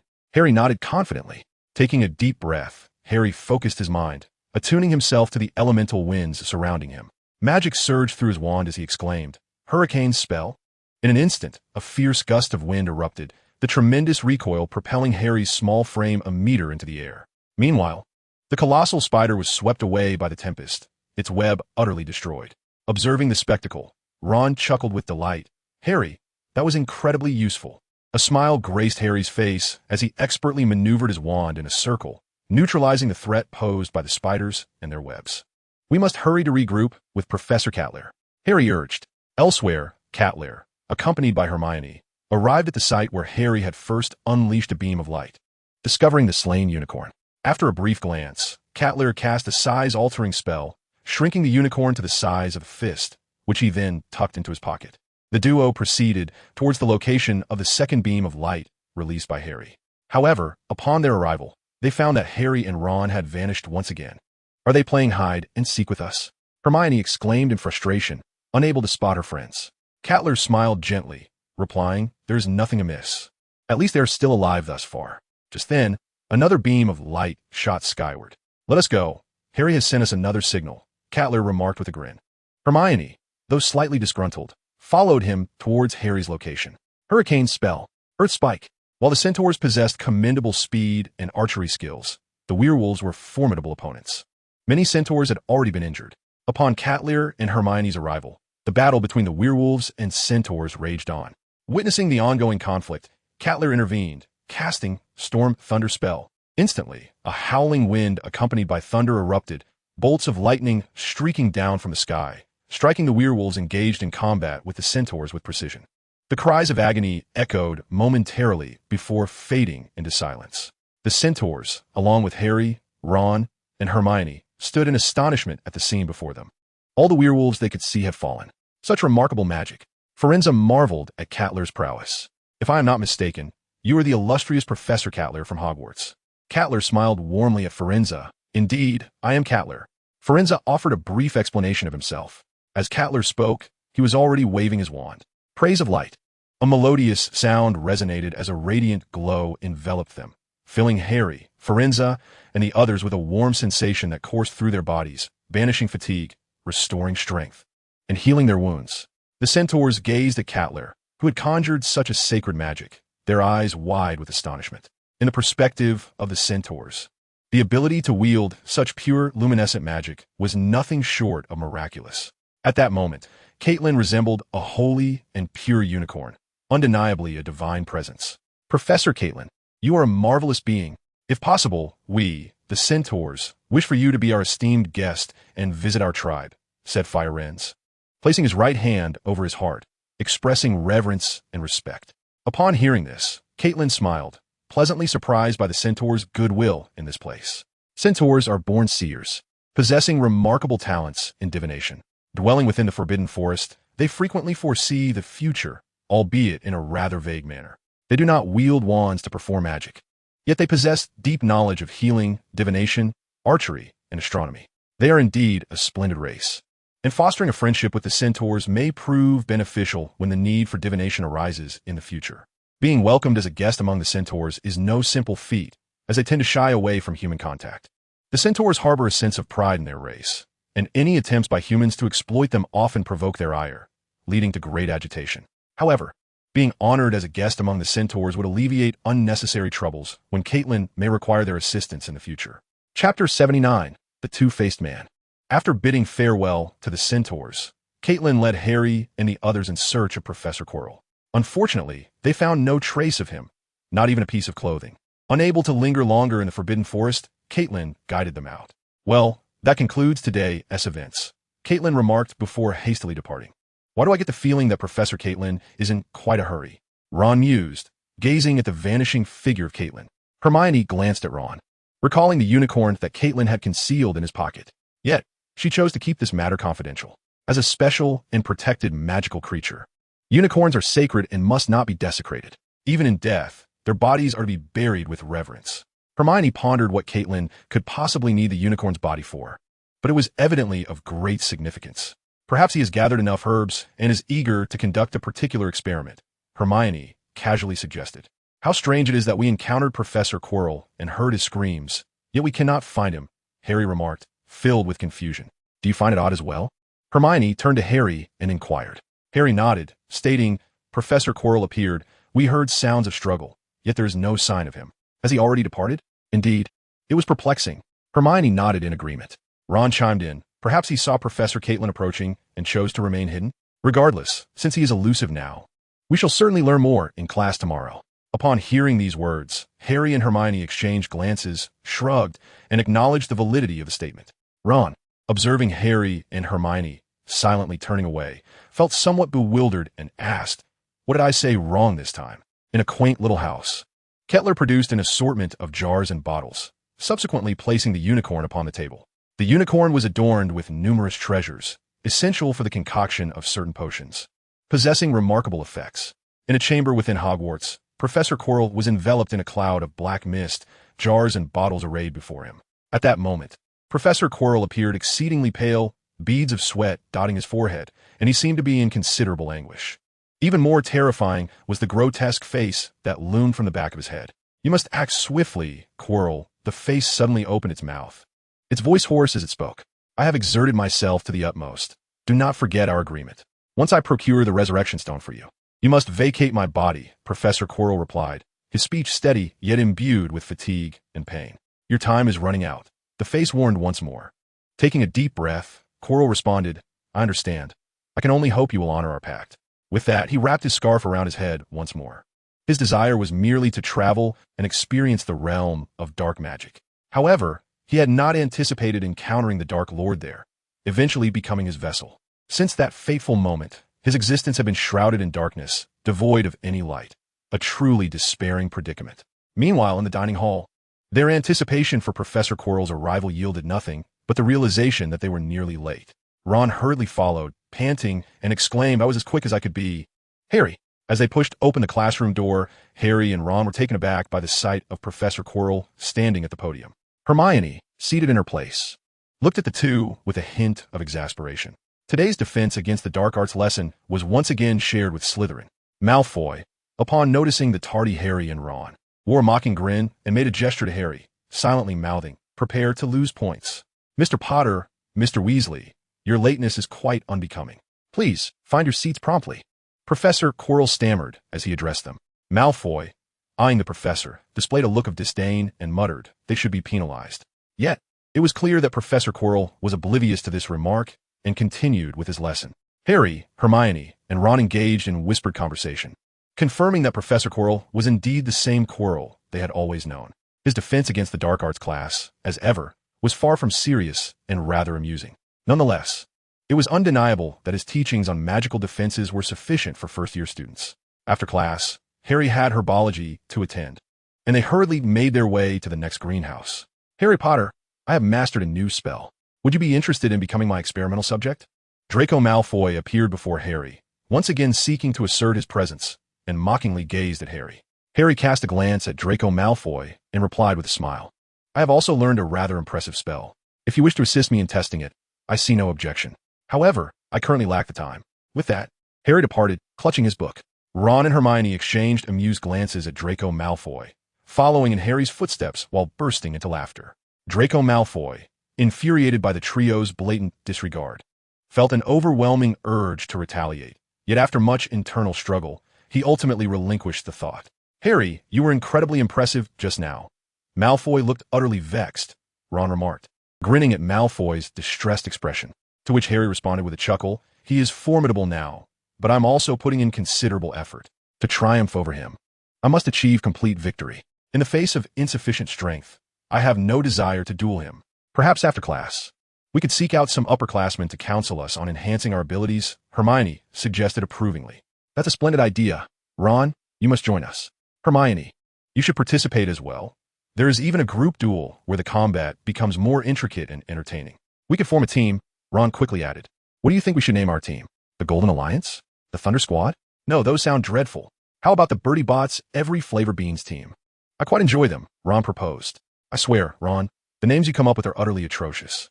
Chapter 80. The Mantis catches the cicada while the yellow bird awaits. Hagrid, you must learn to control your strength. You are a giant. Know when to unleash your power and how to do so. The earth elemental magic has bestowed upon you an astonishingly resilient armor. What do you have to fear? Your physique may seem cumbersome. Yet if you can run and master your own body, everything will become more agile. The magic warrior is a profession that excels in close combat with immense explosive power. Should a wizard fail to distance themselves before your assault lands, their world will plunge into despair. Malfoy, what are you doing? Attack swiftly with all your might and bring Hagrid down. On a certain island, Caitlin occasionally unleashed wind blades, fireballs, water orbs, and lightning spheres, continuously creating trouble for Hagrid and Malfoy. Meanwhile, Hagrid and Malfoy were engaged in a relentless battle, utilizing their respective powers. A magic warrior requires a certain level of physicality, alongside the ability to summon their elemental forces at will, spreading them throughout their body. In the absence of a wand, they must rely on their hands and feet to cast melee magic or stimulate their body for defense and other supportive actions. This demands both talent and perseverance. Not everyone can achieve it. Thus, despite the existence of the magic warrior profession, its numbers remain scarce. It cannot be denied that their strength is explosive. Their formidable power and physical prowess often serve as a nemesis to wizards, especially in close quarters, where one's wand may be swiftly disarmed. A wizard bereft of their wand is akin to a warrior stripped of their arms, reduced to the status of an ordinary person. Keteller leisurely hones their abilities, demonstrating the might of a magical warrior when necessary. For instance, Keteller once obliterated a 3-ton boulder with a single punch, employing earth elemental magic. From sunset until dusk, aside from an hour's respite and a half-hour to replenish their energy, they diligently train their bodies. Hagrid, despite his cumbersome physique, undoubtedly benefits from the exertion, though it leaves him fatigued. Conversely, Draco Malfoy finds himself in a dire predicament. Still in his developmental stages, he quickly succumbs to exhaustion and must rest before continuing. Hagrid, dragging his weary frame, bids farewell to Keteller and departs. Malfoy, however, is retained by Keteller, who advises him, your body is still maturing. You must proceed with caution, lest it impede your growth. Do you understand my meaning? Malfoy nods and replies, Professor Keteller, I comprehend. I shall heed your counsel regarding rest. He is eager for repose, longing to satiate his hunger thereafter. Yet, scarcely has Malfoy succumbed to slumber when an icy aura envelopes him, rousing him from his dreams. He scans his surroundings and soon perceives a shadowy figure cloaked in black lurking behind the curtains. You appear rather fatigued, Draco, a mocking voice suggests, evoking an unfriendly atmosphere. Malfoy promptly rises from his bed, fixing his gaze upon the figure, drawing his wand, and demanding, Who are you? Who am I? Huh? You and T truly wish to know. The cloaked figure sneers. However, I am quite intrigued by how Keteller intends to transform you into a magical warrior. Surely, you would share that with me, wouldn't you, Draco? Malfoy smirks, swiftly extracting his wand from beside the bed, pointing it at the cloaked figure, and exclaiming, Lightning ball spell. The cloaked figure merely chuckles coldly, swiftly countering sleepy spell. The collision of the lightning ball and the incoming spell results in a momentary standoff. Disarm. Another voice calls out, and before Malfoy can react, his wand is seized from him. His expression shifts slightly, and he immediately transitions into warrior mode, launching an attack at the cloaked figure. Sleepy spell.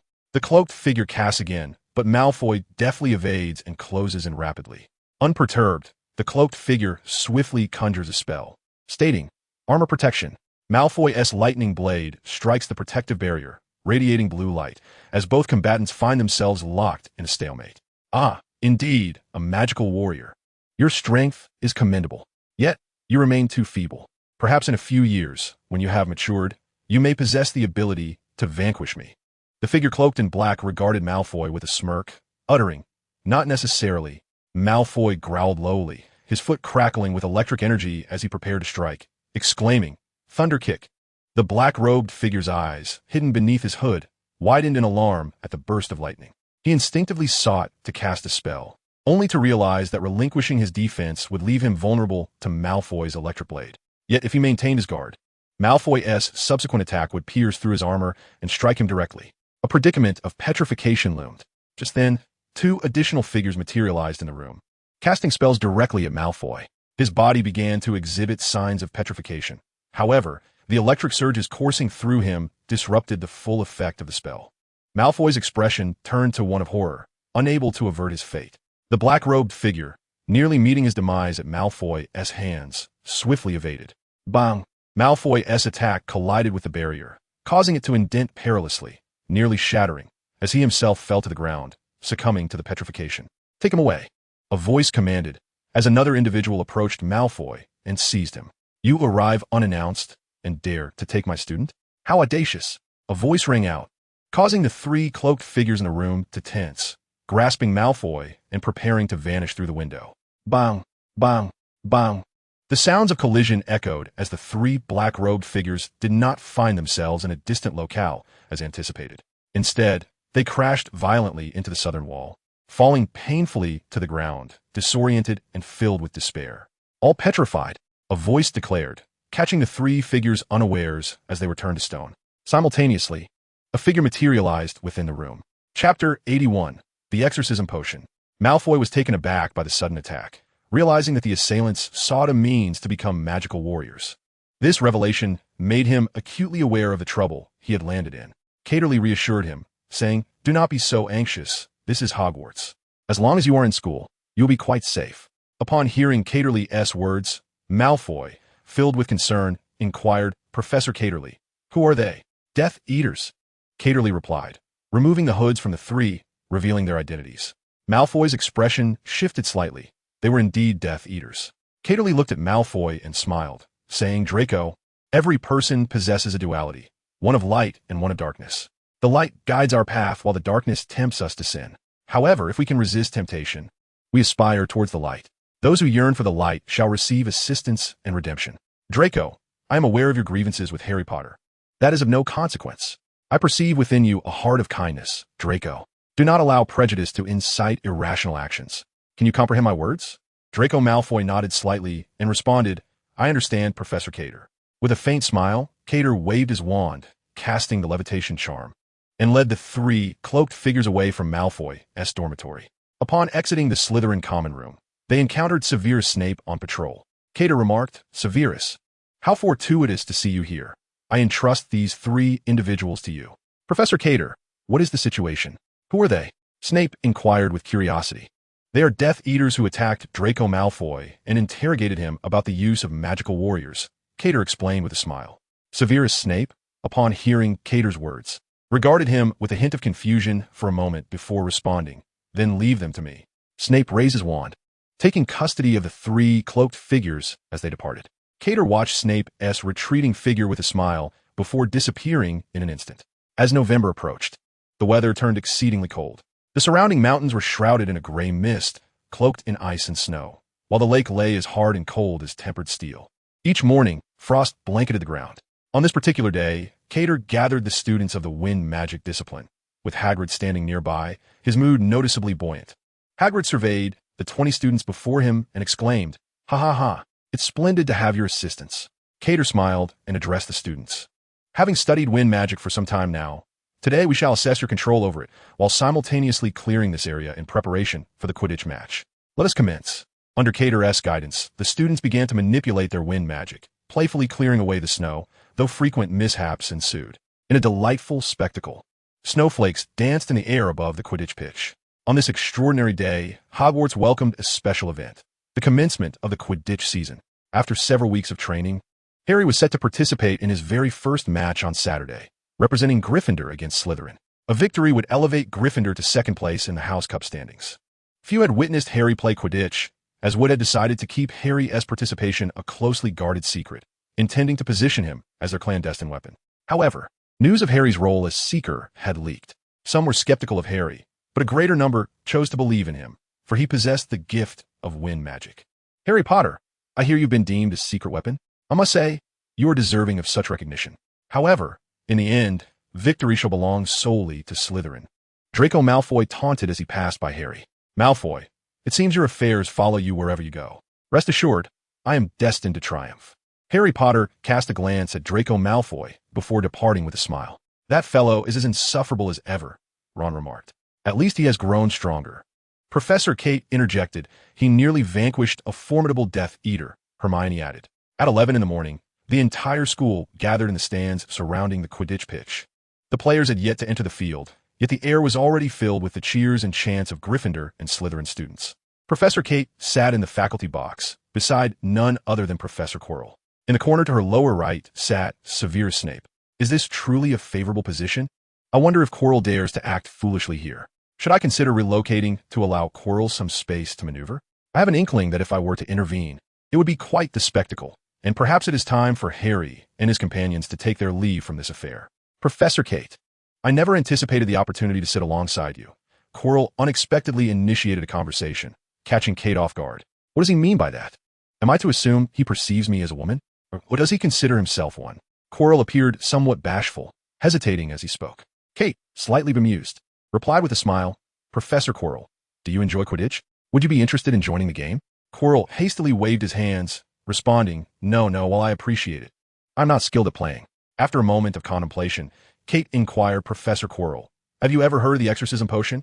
Upon hearing this, Quirrell pondered briefly before shaking his head. I have not. With a smile, Kate elucidated, the exorcism potion possesses remarkable effects, serving 3 significant purposes. Firstly, it enables anyone afflicted by the soul-sucking curse to free themselves without complications. Secondly, it can prevent a transformed state in those injured by werewolves during a full moon if consumed within an hour. At this point, Kate turned to Quirrell, speaking with a meaningful gaze. Thirdly, it can forcibly expel and obliterate another soul when one's body is controlled by it.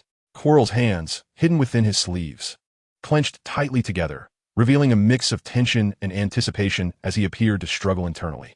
Professor Kate, are you jesting with me? How could such an extraordinary potion exist in this world? He stammered, unaware that his voice trembled with trepidation. How could it not exist?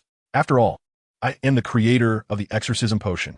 Caitlin produced a miniature, pentacle-shaped sealed vial containing a crimson liquid, exuding confidence as she spoke. Professor Quirrell gazed at the potion in Caitlin's hand, his breath quickening. Chapter 82. The Struggles of Professor Quirrell and the Astonishing Harry. Professor Quirrell's eyes were fixed on the exorcism potion, yearning for it with an intensity that was palpable. He longed to seize it immediately and retreat to a secluded place to consume it. Yet, he found himself unable to do so. Primarily, Caitlin's formidable presence made it abundantly clear that the chasm between them could not be bridged through force. He needed to devise alternative methods to acquire the potion. Additionally, his head throbbed with excruciating pain. That voice had hurt him. We share a mind. Whatever I contemplate, he can ascertain with clarity. Professor Quirrell, what troubles you? You appear quite unwell, Caitlin inquired, observing Quirrell's twitching visage, reminiscent of a seizure.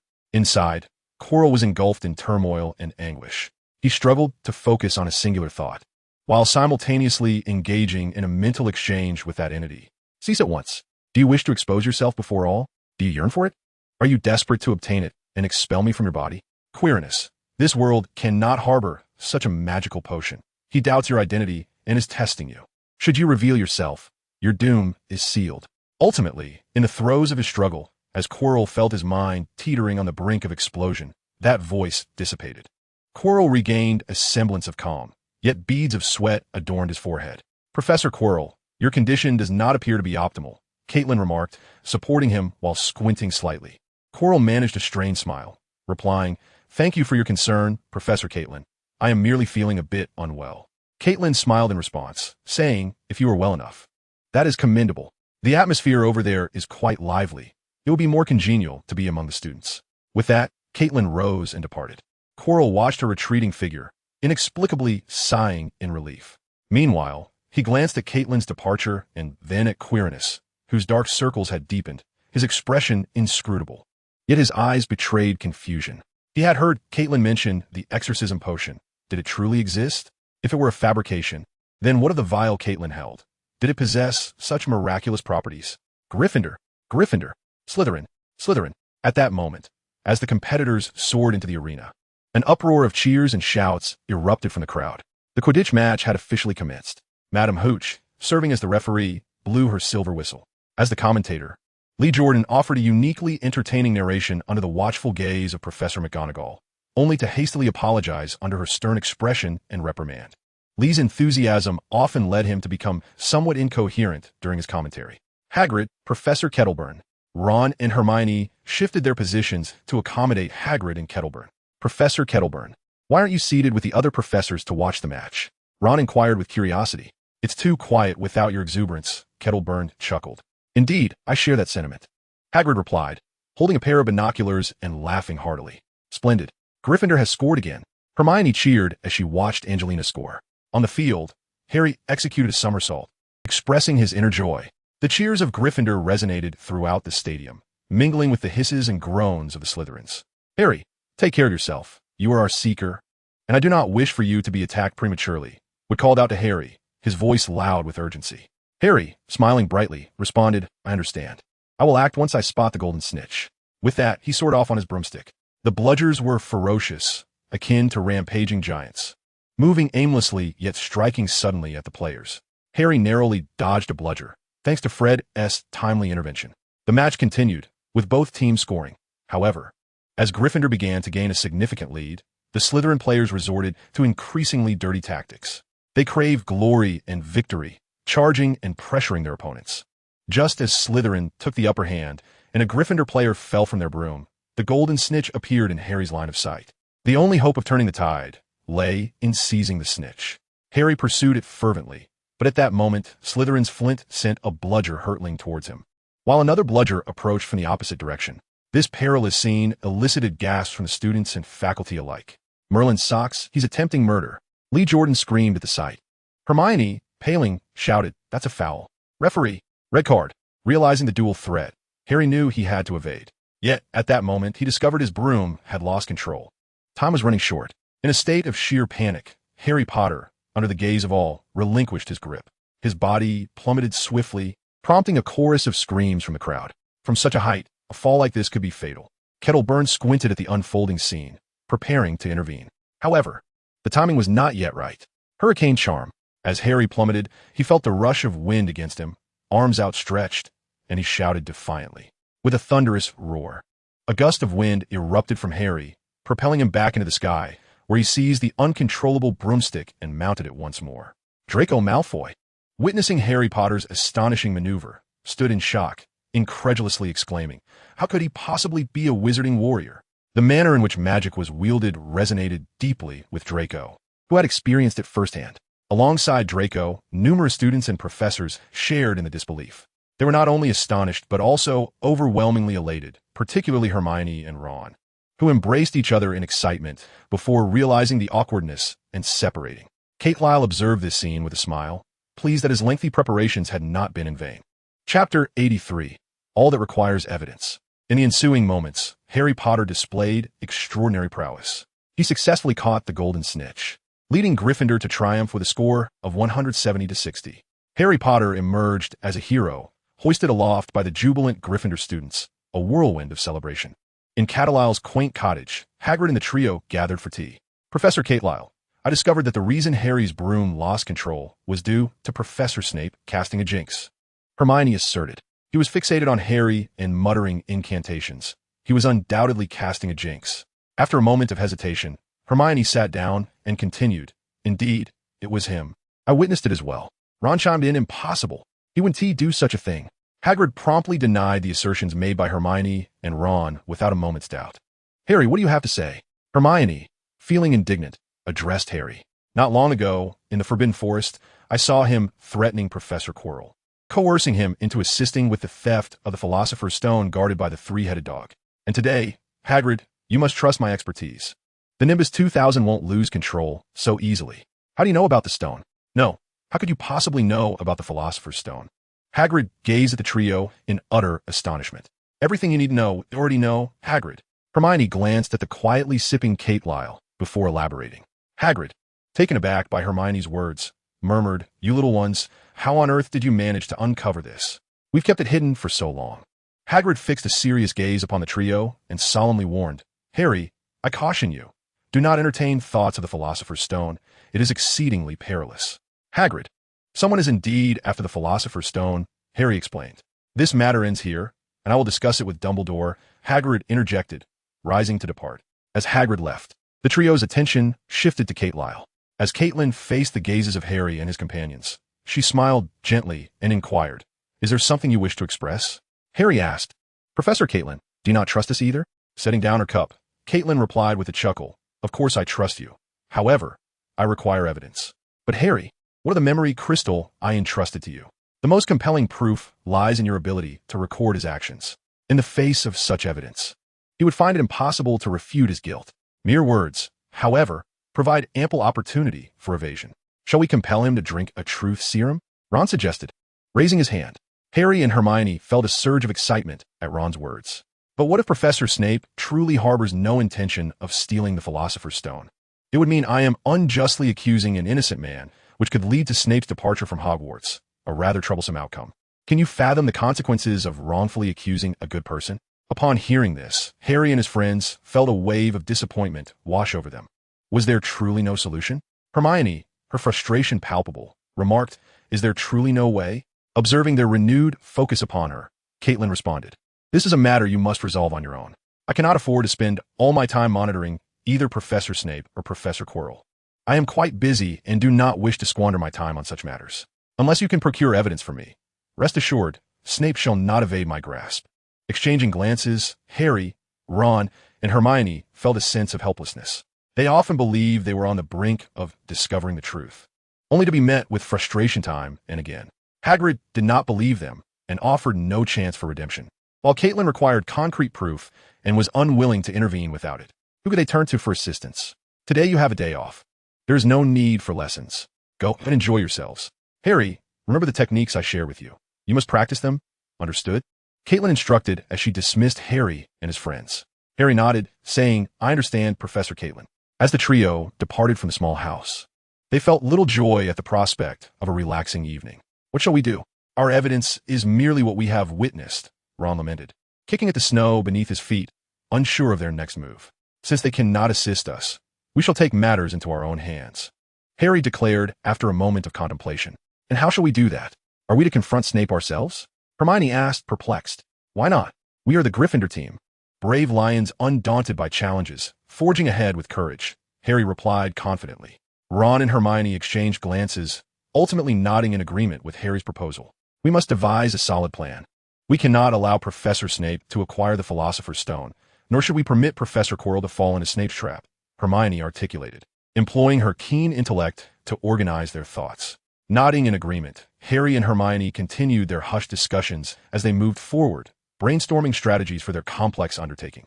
On the other side, Professor Quirrell emerged from the enchanted bath, tidying himself up as he prepared to don his garments. However, upon discovering an object nestled within his pocket, curiosity piqued his interest. Yet, as he reached inside, his expression shifted subtly. Upon retrieving the item for inspection, his cheeks involuntarily twitched. It was the exorcism potion.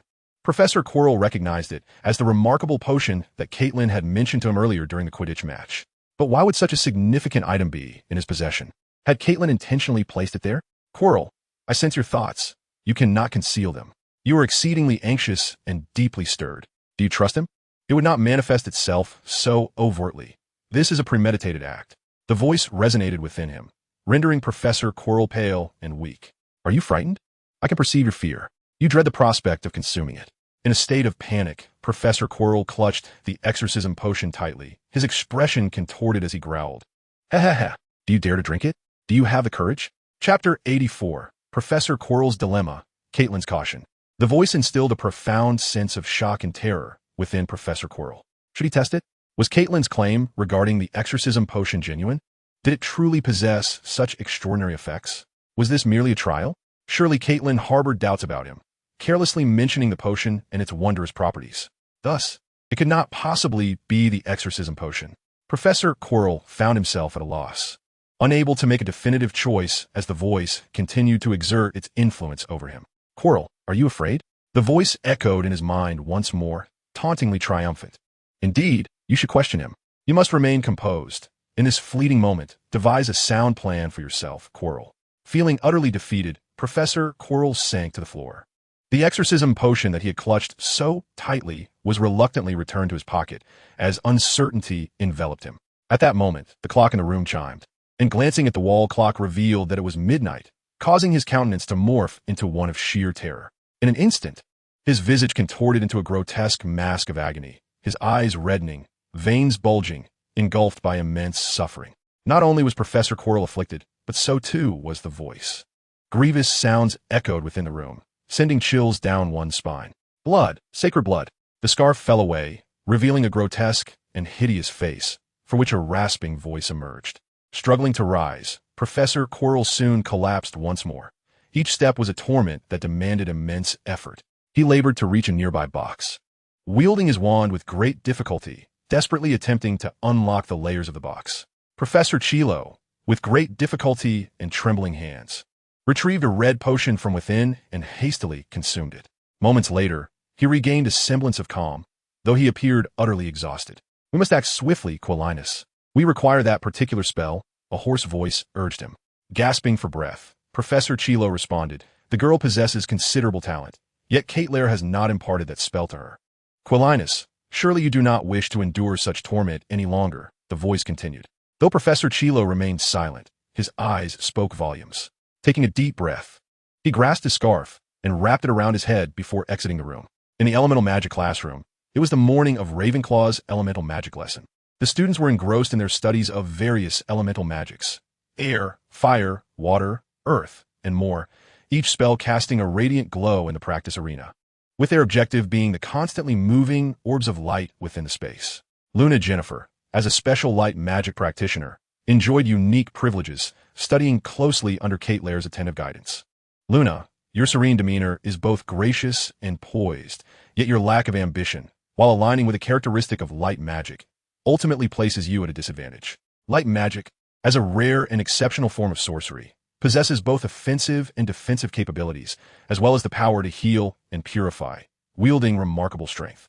Luna accepted the spellbook Kate Lair offered her, curiosity brimming as she inquired, Professor Kate Lair, what would happen if I were to use it? You would perish. Kate Lair replied, his expression grave. You lack the immense magical and mental fortitude required to cast a forbidden spell. At your current level, you can only be considered a novice magician. A novice magician? Luna Jennifer echoed, slightly taken aback, then asked Professor Kate Lair, how are our levels of ability classified? Is achieving a grade of excellent or good sufficient? Well, did I not mention this to you before? Kate Lair responded, somewhat astonished and embarrassed. Seeing Kate Lair's awkwardness, Luna stifled a laugh, playfully remarking, Professor Kate Lair, I dare say no one at Hogwarts is aware that magicians have levels of classification. Kate Lair chuckled lightly and replied, it seems I must elucidate this matter to everyone. Luna, I entrust this task to you. You should have no trouble spreading the word. I will be delighted to assist, Professor Kate Lair, Luna Jennifer said with a sweet smile. Kate Lair produced a small booklet and handed it to Luna Jennifer. Smiling as he explained, the classification of magicians primarily includes apprentice magician, novice magician, intermediate magician, advanced magician, grand magician, mage, archmage, and holy mage. The standards for each level are determined by one's magical power, mental strength, and the ability to cast spells of the corresponding rank. Only by meeting all three criteria simultaneously can one be classified into a specific magician level. There are corresponding comparisons above and regarding the tests of magical and mental prowess. Appropriate methods are also provided. Luna Jennifer took the booklet, casually perusing it for a moment, a smile instantly illuminating her face as she said, rest assured, Professor Kate. We Ravenclaws are the embodiment of wisdom and shall undoubtedly meet your expectations. Kate Lyle chuckled heartily, then leaned closer to Luna Jennifer, whispering, you possess the Guardian of Light. It not only protects you, but also bestows ample magical energy and enhances your mental strength. However, it is not invincible. Once your magic is exhausted, it serves no purpose. Yet, should you ascend to the status of a high-level sorcerer, You could utilize the Guardian of Light to cast a forbidden spell. Luna Jennifer instinctively touched the necklace hanging around her neck and remarked, "It possesses such miraculous effects. The last time I was attacked, it was because of its protection that I survived." Kate Lyle glanced at Luna Jennifer and remarked with a smile, "Do not overly rely on it. True strength always lies within your own fists. If you possess sufficient power, it is others who will fall, not you." Luna Jennifer nodded solemnly and replied, "Professor Kate, I understand. I will strive to become powerful." Kate Lyle, suppressing her smile, advised earnestly, "Luna, the praise of light is an extraordinary magic. It not only heals the wounds of others, but also purifies the soul. More remarkably, it can lift curses. However, one crucial point to remember is to never lift a curse for a stranger or someone unfamiliar. Anyone who has been cursed and is still alive is not to be taken lightly. You must learn to use your own eyes to discover and observe the hidden stories behind it." Luna Jennifer nodded gravely at these words. Kate Lyle's serious admonition undoubtedly carried wisdom beyond her comprehension. Chapter 85, Christmas Gifts, Part 1. This was not a particularly joyful matter for Harry Potter. "Harry Potter, you seem quite cheerful. May I share in your joy?" Kate Lyle inquired curiously, observing Harry Potter, who appeared solitary. Harry hesitated. To be honest, after such a difficult period, he sought some relaxation. "Hey, Harry, I've been looking for you. My parents took Ginny to Romania to visit Charlie," Ron exclaimed as he rushed over and grabbed Harry's arm. Kate Lyle, observing Harry, smiled and said, "You are no longer alone. Ron is more than willing to stay and enjoy this delightful holiday with you. Of course, if you find school dull, feel free to come to the little cottage and visit me." With that, Kate Lyle turned and departed. Even during the holidays, she found herself somewhat busy. "Is Professor Kate planning to treat us to something special?" Ron asked Harry, intrigued by Kate Lyle's words. "That seems likely," Harry replied with a smile. "Although I've been pressured to study hard lately, I still wish to enjoy some good, carefree fun," Ron declared without hesitation. Harry and Ron bid farewell to Hermione and Neville amidst the vastness of Hogwarts, where snow lay in heaps. The Weasley twins, accompanied by their friends, sculpted snowmen, which soon devolved into a spirited snowball fight. Harry and Ron found themselves the primary targets of their friends' playful onslaught, yet they remained undaunted. Ron consistently conjured earthen barriers to deflect the barrage of snowballs while launching counterattacks. With the aid of wind magic, Harry cast a swift spell upon himself and Ron, granting them extraordinary speed and enabling them to hurl snowballs that consistently troubled Fred and his companions. They engaged in various winter activities, snowball fights, skiing, constructing ice castles, and playing wizard's chess, reveling in the joyous atmosphere. Ron excelled at wizard's chess, facing the relentless challenges with confidence and achieving victory after victory, much to his delight. All the students and faculty remaining at the school joined in the merriment.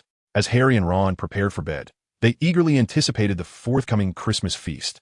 Yearning for a hearty meal, Caterwall arrived at the Gryffindor common room, bearing 2 neatly wrapped gift boxes. At that moment, Dumbledore emerged from Harry Potter's dormitory. "What a coincidence!" "Albus," Caterwall exclaimed upon seeing Dumbledore. The headmaster, noticing the 2 gift boxes in Caterwall's hands, remarked with a smile, "Are you delivering Christmas gifts to Harry and the others?" Caterwall, smiling back as Dumbledore departed, turned and entered Harry's dormitory. Observing the still sleeping Harry and Ron, he chuckled softly, leaving the gifts behind before quietly exiting.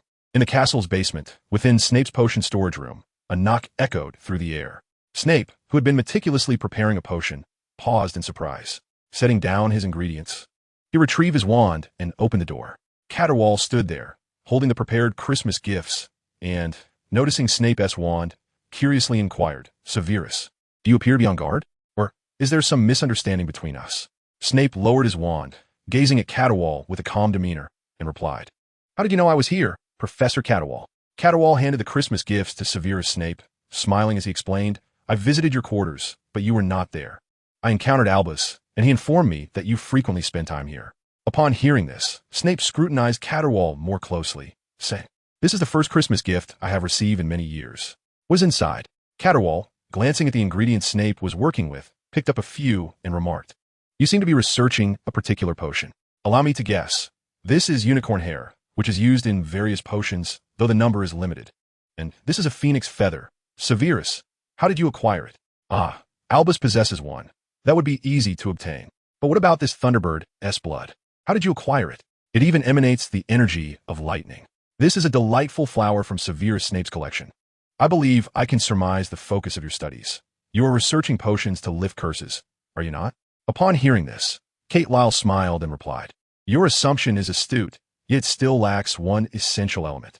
With a knowing glance towards the gift box in Severus's hands, she continued with a grin. This is a token I have prepared for you. I hope you find it to your liking. Snape placed the gift box on the table, and before Kate Lyle opened it, inside lay merely a piece of paper. Snape cast a puzzled glance at Kate Lyle, picked up the paper, and after a thorough examination, expressed his astonishment. A potion to counter curses? As scholars deeply engrossed in potion making, there is little we lack to offer, so I present this to you. May it prove beneficial. Chapter 86, Christmas Gifts, Part 2. Harry, wake up quickly.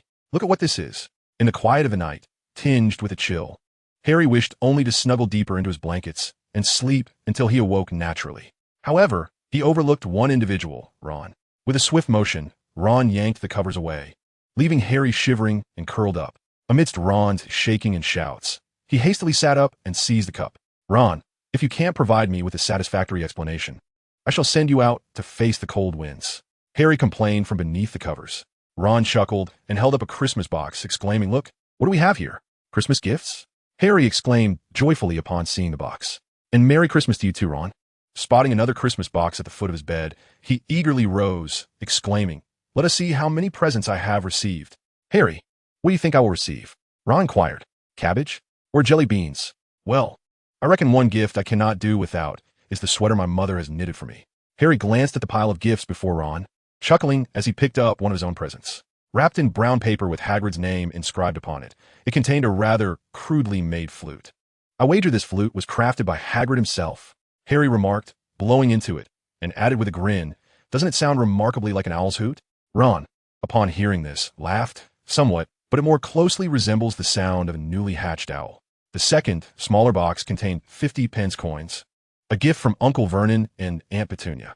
Is this Muggle money? Ron asked, eyeing the coins with curiosity and delight. Considered a gift, Harry said, noticing Ron's enthusiasm and handing the coins over with a smile. Ron accepted them with glee, saying, Harry, you know, my dad is quite fond of Muggle things. Sometimes, he even makes clandestine trades with Muggles. Goodness, I can't believe I just told you that. You must keep it a secret, or there will be trouble. We are friends. I will keep your secret safe, Harry assured him. By Merlin's beard, my mother has knitted you one of those unique Weasley sweaters. Ron opened a Christmas gift box, revealing a sweater, a large box of homemade fudge, and a letter, exclaiming in utter astonishment. He picked up the sweater and, with a touch of roughness, draped it over Harry, admiring how handsome Harry looked in it. My sweaters are always a dull maroon, which I find quite unattractive. But this vibrant green one suits you perfectly, Harry. Harry felt a surge of joy, observing Ron's envious expression, and replied, thank you, Mrs. Weasley. This fudge is splendid. It is the finest Christmas gift I have received thus far. As Harry continued to unwrap his Christmas presents, he discovered a large box of chocolate frogs from Hermione. Is this a potion? Ron inquired curiously as he watched Harry extract a liquid from a pentagon-shaped vial, glowing with a white light. There, S.A. letter.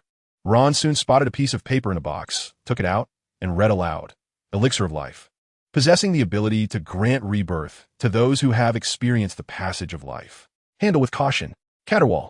This is a gift from Caterwaul to you, Harry, Ron said, unsure if the potion was genuinely as remarkable as it sounded, but he felt an overwhelming sense of envy. Harry gazed at the potion before him, carefully storing it away. Regardless of its authenticity, he intended to keep it with great seriousness. What's this? Ron unwrapped his own gift, revealing a cross adorned with a peanut-sized blue gem and a note. The key of light, which brings good fortune and defies the allure of temptation. A wondrous alchemical artifact. Caterwaul. Harry took the note and read it aloud. Ron, increasingly enamored with the cross necklace, joyfully donned it around his neck, exclaiming, Professor Caterwaul truly lives up to his reputation as a multifaceted genius. He possesses not only formidable magic and profound knowledge of potions, but also remarkable expertise in alchemy. Harry cast a glance at Ron's cross necklace, feeling a twinge of envy. Finally, Harry picked up his last Christmas gift, small and light. Inside lay a smooth, silvery substance that resembled liquid, glistening as it slipped through his fingers. Ron, witnessing the spectacle, inhaled deeply and whispered excitedly, Harry, if I'm not mistaken, this is extraordinarily precious and rare, a true treasure of great value. Harry met Ron's gaze and said, Ron, I know what you're thinking, and I'm aware of its worth. But this is my Christmas gift, and is not for sale. I do not lack for galleons.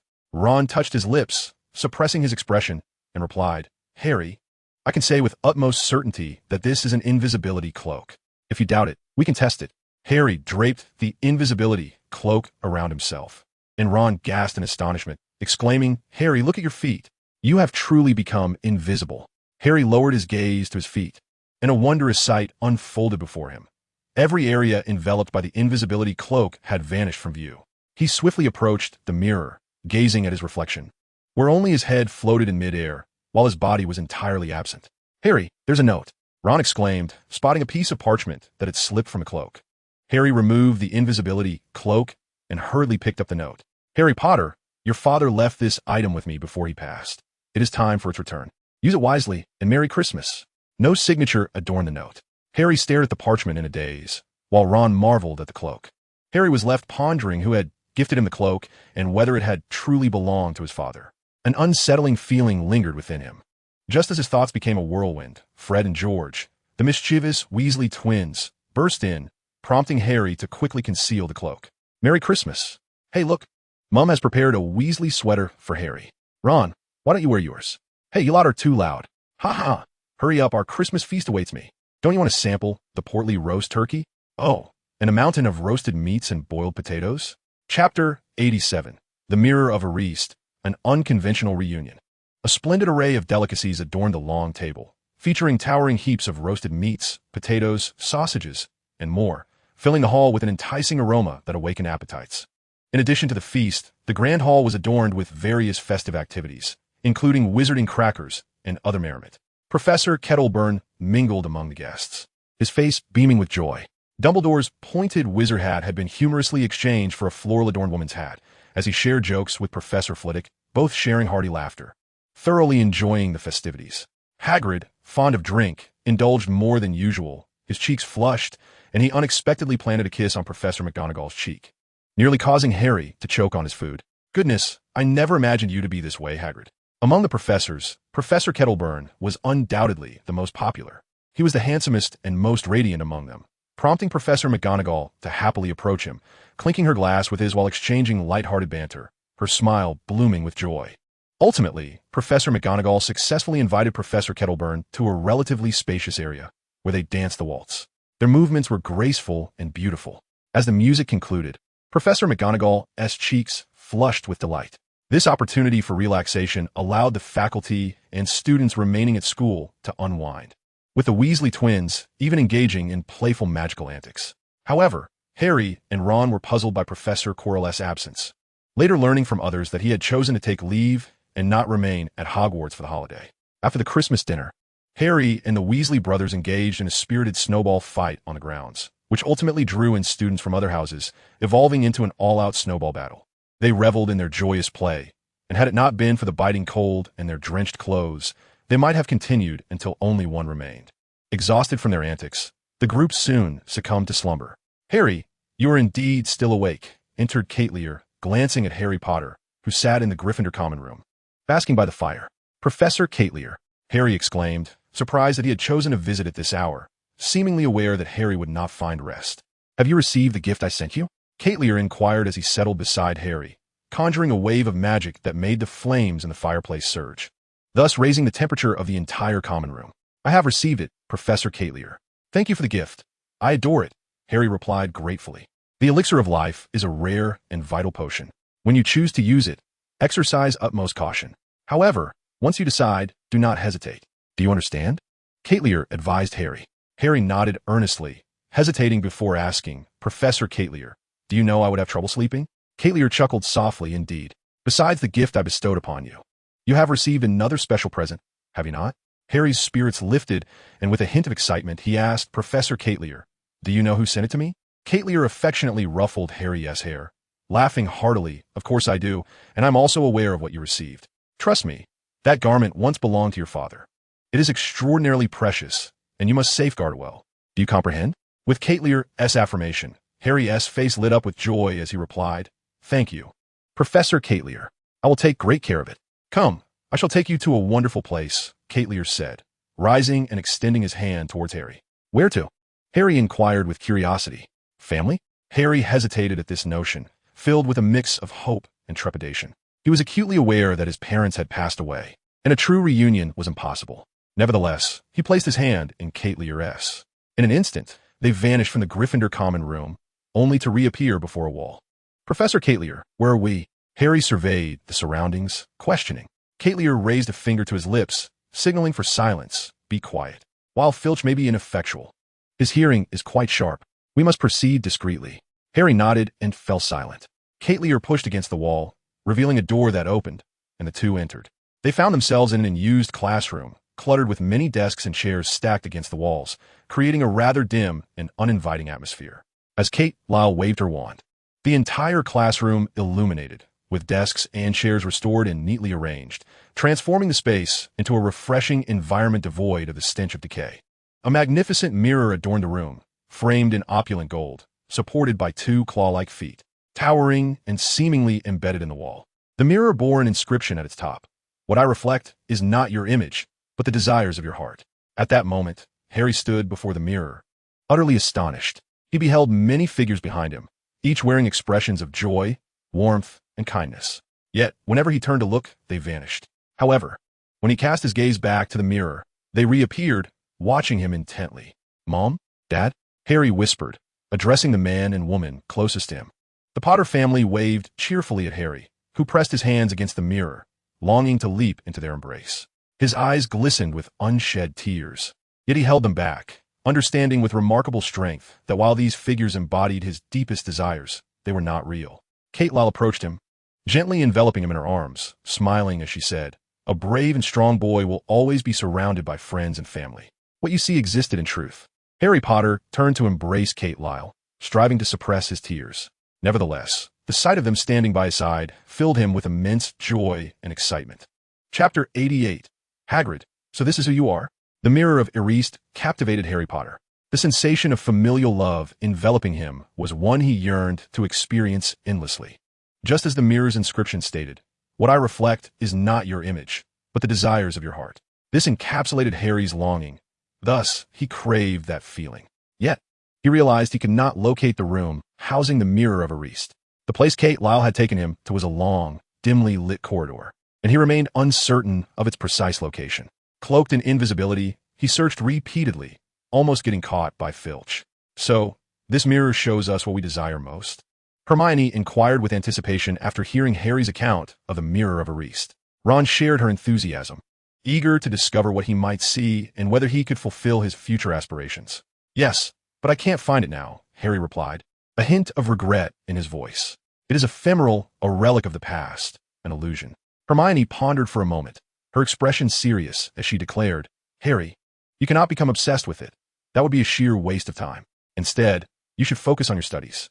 Now, I must test your knowledge of herbology." Startled by Hermione's sudden reprimand, both Ron and Harry were taken aback. At that moment, Hermione's demeanor was exceedingly grave, leading the two to exchange glances before lowering their heads to immerse themselves in their books. The defense against the dark arts class awaited them. Harry gazed at the stuttering Professor Quirrell, his mind occupied with thoughts on how to liberate him from the looming threat of Snape. Even after class had concluded, he found no viable solution. "Harry Potter, what occupies your thoughts?" Quirrell inquired with a smile as he approached Harry, who was momentarily lost in contemplation. Startled, Harry quickly rose and replied, "Nothing, Professor Quirrell. One must not daydream during class. Learning is paramount," Quirrell remarked with a chuckle. "Indeed, Professor Quirrell." Harry nodded earnestly. After imparting a few more words of caution, Quirrell hurriedly departed. Despite his stammering awkwardness, Quirrell was far more agreeable than Professor Snape. Ron observed as he watched Quirrell's retreating figure. Perhaps, Hermione concurred from beside him. At that moment, an owl swooped in. It was Hagrid's owl. Harry seized the envelope, glanced at it, and exclaimed, "Hagrid wants us to visit him at noon." He mentioned a surprise. "I hope the surprise isn't his cooking," Hermione said with a hint of trepidation. "It should be all right," Harry replied hesitantly. At noon, the trio indulged in a hearty meal at the dining hall before making their way to Hagrid's modest abode. They had little interest in the culinary delights Hagrid often spoke of. "Hagrid, we're here," Harry called as he knocked on the door. Hagrid cautiously opened the door crack, a hint of mystery in his demeanor, and said, "Harry, you finally made it. Come in quickly." Hesitant yet curious, the trio entered the room. "What surprise do you have for us, Hagrid?" Harry eagerly inquired. Hagrid chuckled heartily, pouring each of them a cup of tea, and said, Just wait a moment. I've invited Professor Kettleburn as well. The trio exchanged puzzled glances, wondering what secret Hagrid was concealing with such secrecy. Ron glanced around Hagrid's room, noting the small fireplace flickering warmly, and curiously asked, "Hagrid, what have you done? It's incredibly cozy in here." Harry and Hermione noticed Hagrid's change in demeanor, prompting them to search their surroundings for any hidden secrets. A knock echoed at the door, and Hagrid joyfully rose, declaring, "That must be Professor Kettleburn." Sure enough, standing outside was the esteemed Professor Kettleburn. Professor Kettleburn. The trio greeted him with smiles as he entered. Kettleburn nodded at them before inquiring, "Hagrid, what surprise do you have in store for us?" Hagrid laughed heartily, "Only the best. What you are about to see will surely astonish you." With that, he lifted a wooden plank from the floor and reached down, pressing against the ground. Magical energy surged forth, revealing a pit before them, from which a shimmering egg emerged, rolling in the grains of sand. "By Merlin's beard, this pattern, it's a rare Norwegian ridgeback dragon egg. Hagrid, how did you acquire this?" "It must have cost a considerable number of galleons." Ron's brother Charlie, who specializes in dragons, has imparted his knowledge to Ron, who, busy as he is, immediately recognized the egg before him. Hagrid, listening to Ron's exclamatory delight, felt an immense sense of pride and chuckled. "Yesterday, I ventured into the village for a drink, and a fellow played cards with me, only to lose. Believe me, he must have been eager to rid himself of it, hence his deliberate defeat. Nevertheless, I am utterly fond of it. However, when it hatches, what are your plans for its care?" Hermione inquired with a hint of concern. "This is a dragon. It is widely known that the ban on dragon ownership was officially enacted during the Wizarding Conference of 1709. If we were to raise a dragon in the backyard and attract the attention of Muggles, it would lead to enormous trouble." Ron concurred with Hermione, interjecting, "Hagrid, this is a perilous endeavor. My brother Charlie was scorched by a dragon. I understand your concerns. I truly do. Yet this delightful creature is so, how shall I put it, robust?" "That seems an apt description," Hagrid replied nonchalantly. "Indeed, it is exceptionally strong, growing rapidly each day. Your little hut cannot accommodate it, and the school will not permit it to roam freely. The nature of dragons is inherently wild," Harry felt compelled to admonish. Lair observed the escalating debate among Hagrid, Harry, and Ron regarding the dragon, their arguments intensifying. Ultimately, Hagrid conceded. Cradling the dragon egg, he appeared despondent and reluctant to part with it. "Hagrid, if you trust me, you may entrust the dragon egg to me," Lair suggested with a smile. "Really? Professor Kate, do you have a means to care for it?" Hagrid inquired, his face lighting up. "Hagrid, do you doubt my capabilities?" Lair replied cheerfully, "I'm in need of an excellent pet. Let it accompany me. Professor Kate, you have Caesar. He is incredibly strong and fierce. No other owls dare to bully him," Hagrid exclaimed, wide-eyed, astonished that Lair would consider the Norwegian ridgeback as a pet. "If you hadn't even mentioned him, I might have forgotten about Caesar. How is he faring now?" Lair asked with a smile. "He is thriving splendidly. Within the confines of the house, he is almost a king," Hagrid responded, intrigued. "He truly is fierce, especially when I was breeding him." Upon hearing Hagrid's tales about Caesar, Lair instinctively placed a hand on his forehead, silently mourning for Caesar for a moment. Meanwhile, Harry and the others gazed at Hagrid in astonishment. "Hagrid, so this is your true nature." Chapter 89, Fantastic Beasts. Under Hagrid's reluctant gaze and admonitions, Lair departed with the dragon egg. "How long have you been waiting here, Draco?" Lair asked, turning to the figure of Draco Malfoy, standing at the door. "Come in," Lair invited with a smile. "Professor Kate, may I have a word with you?" Malfoy inquired, seated on the sofa, observing Lair as he prepared coffee. "Did you wish to discuss something with me?" Lair replied, attentive to the inquiry. "Well, it seems you are troubled," remarked Professor Kate. As Draco Malfoy gazed at her inquiringly, "The magical warrior is indeed formidable, is it not?" "Certainly, the magical warrior represents a powerful magical vocation," Kate replied earnestly. "Yet, he is not the most potent. Are there even more powerful professions?" Draco Malfoy queried with a hint of curiosity. "Every profession, when perfected, can become one of the mightiest in the world, Draco," Kate explained. "The magical warrior is a strong vocation, capable of vanquishing foes without the need for a wand. However, the sorcerer is also a powerful profession. With a mere gesture, transcendent magic can envelop the battlefield, and no matter how strong the warrior might be, he must still converse with Merlin. Cannot the magical warrior triumph over the sorcerer?" Draco Malfoy asked, perplexed. "Each has their strengths and weaknesses, varying from individual to individual. Defeating an adversary often hinges upon two pivotal factors," Kate elucidated, One is absolute strength, and the other is wisdom. Before absolute strength, any scheme or trickery will ultimately dissipate into insignificance. Furthermore, there are times when your strength is not absolute. In such instances, wisdom becomes exceedingly vital, as it can bridge the gap between you and your opponent, securing victory in any duel. Draco Malfoy fell silent for a moment before declaring, "Professor Kate, I want to train."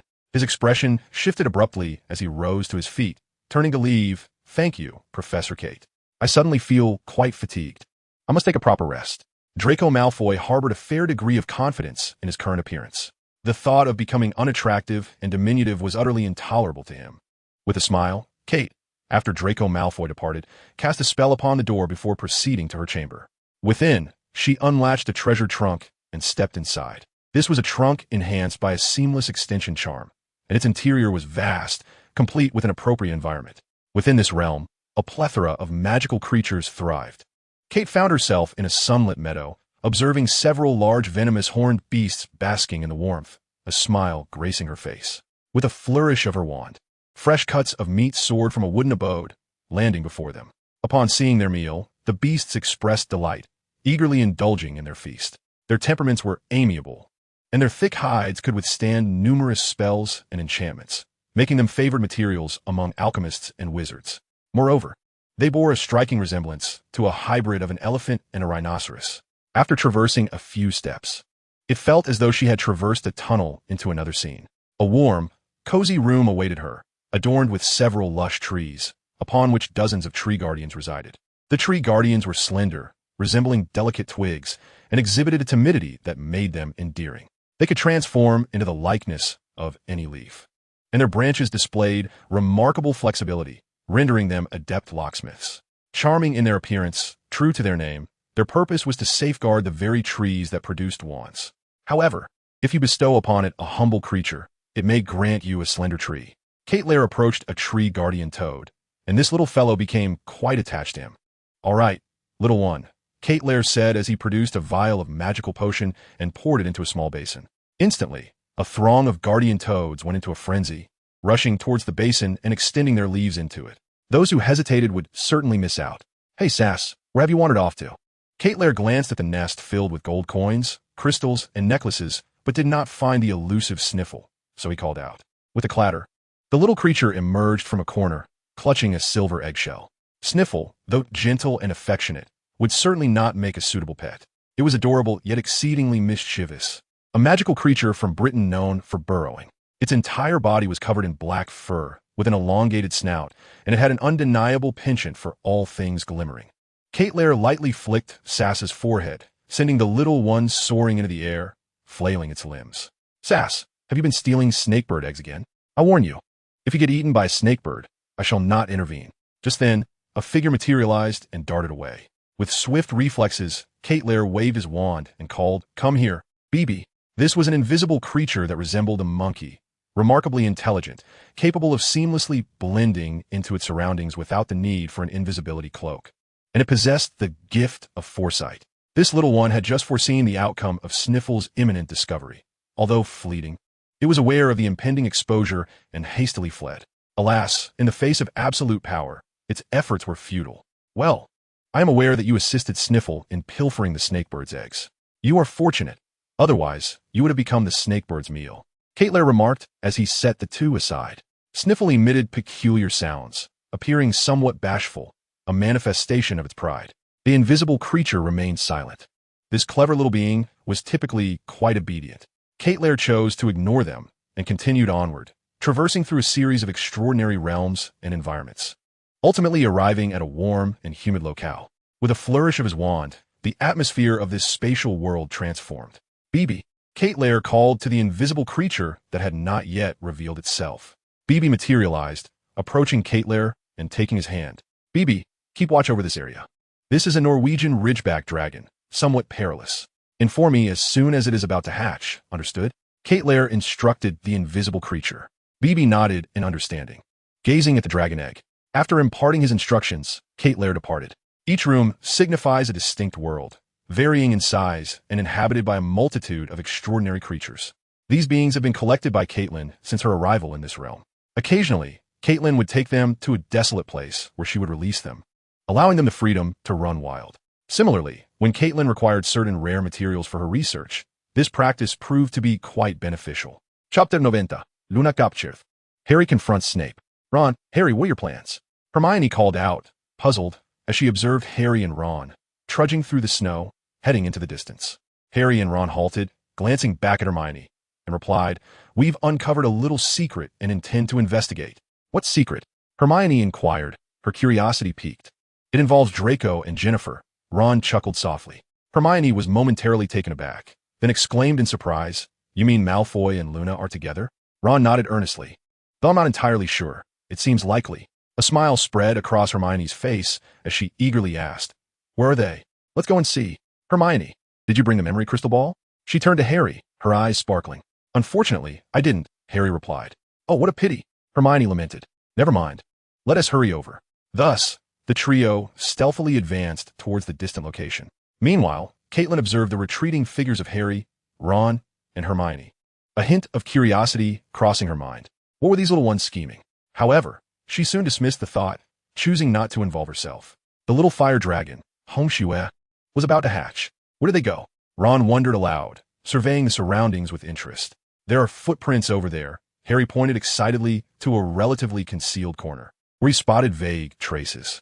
Though somewhat indistinct, they appear to have come this way. "Let's go check it out," Ron and Hermione urged. The three braved the biting wind and snow, continuing onward. 10 minutes passed. The cold wind made them shiver uncontrollably. Finally, as they pressed forward, they turned a corner and saw Malfoy rushing frantically, moving in astonishing speed, utilizing the powers of a magic warrior.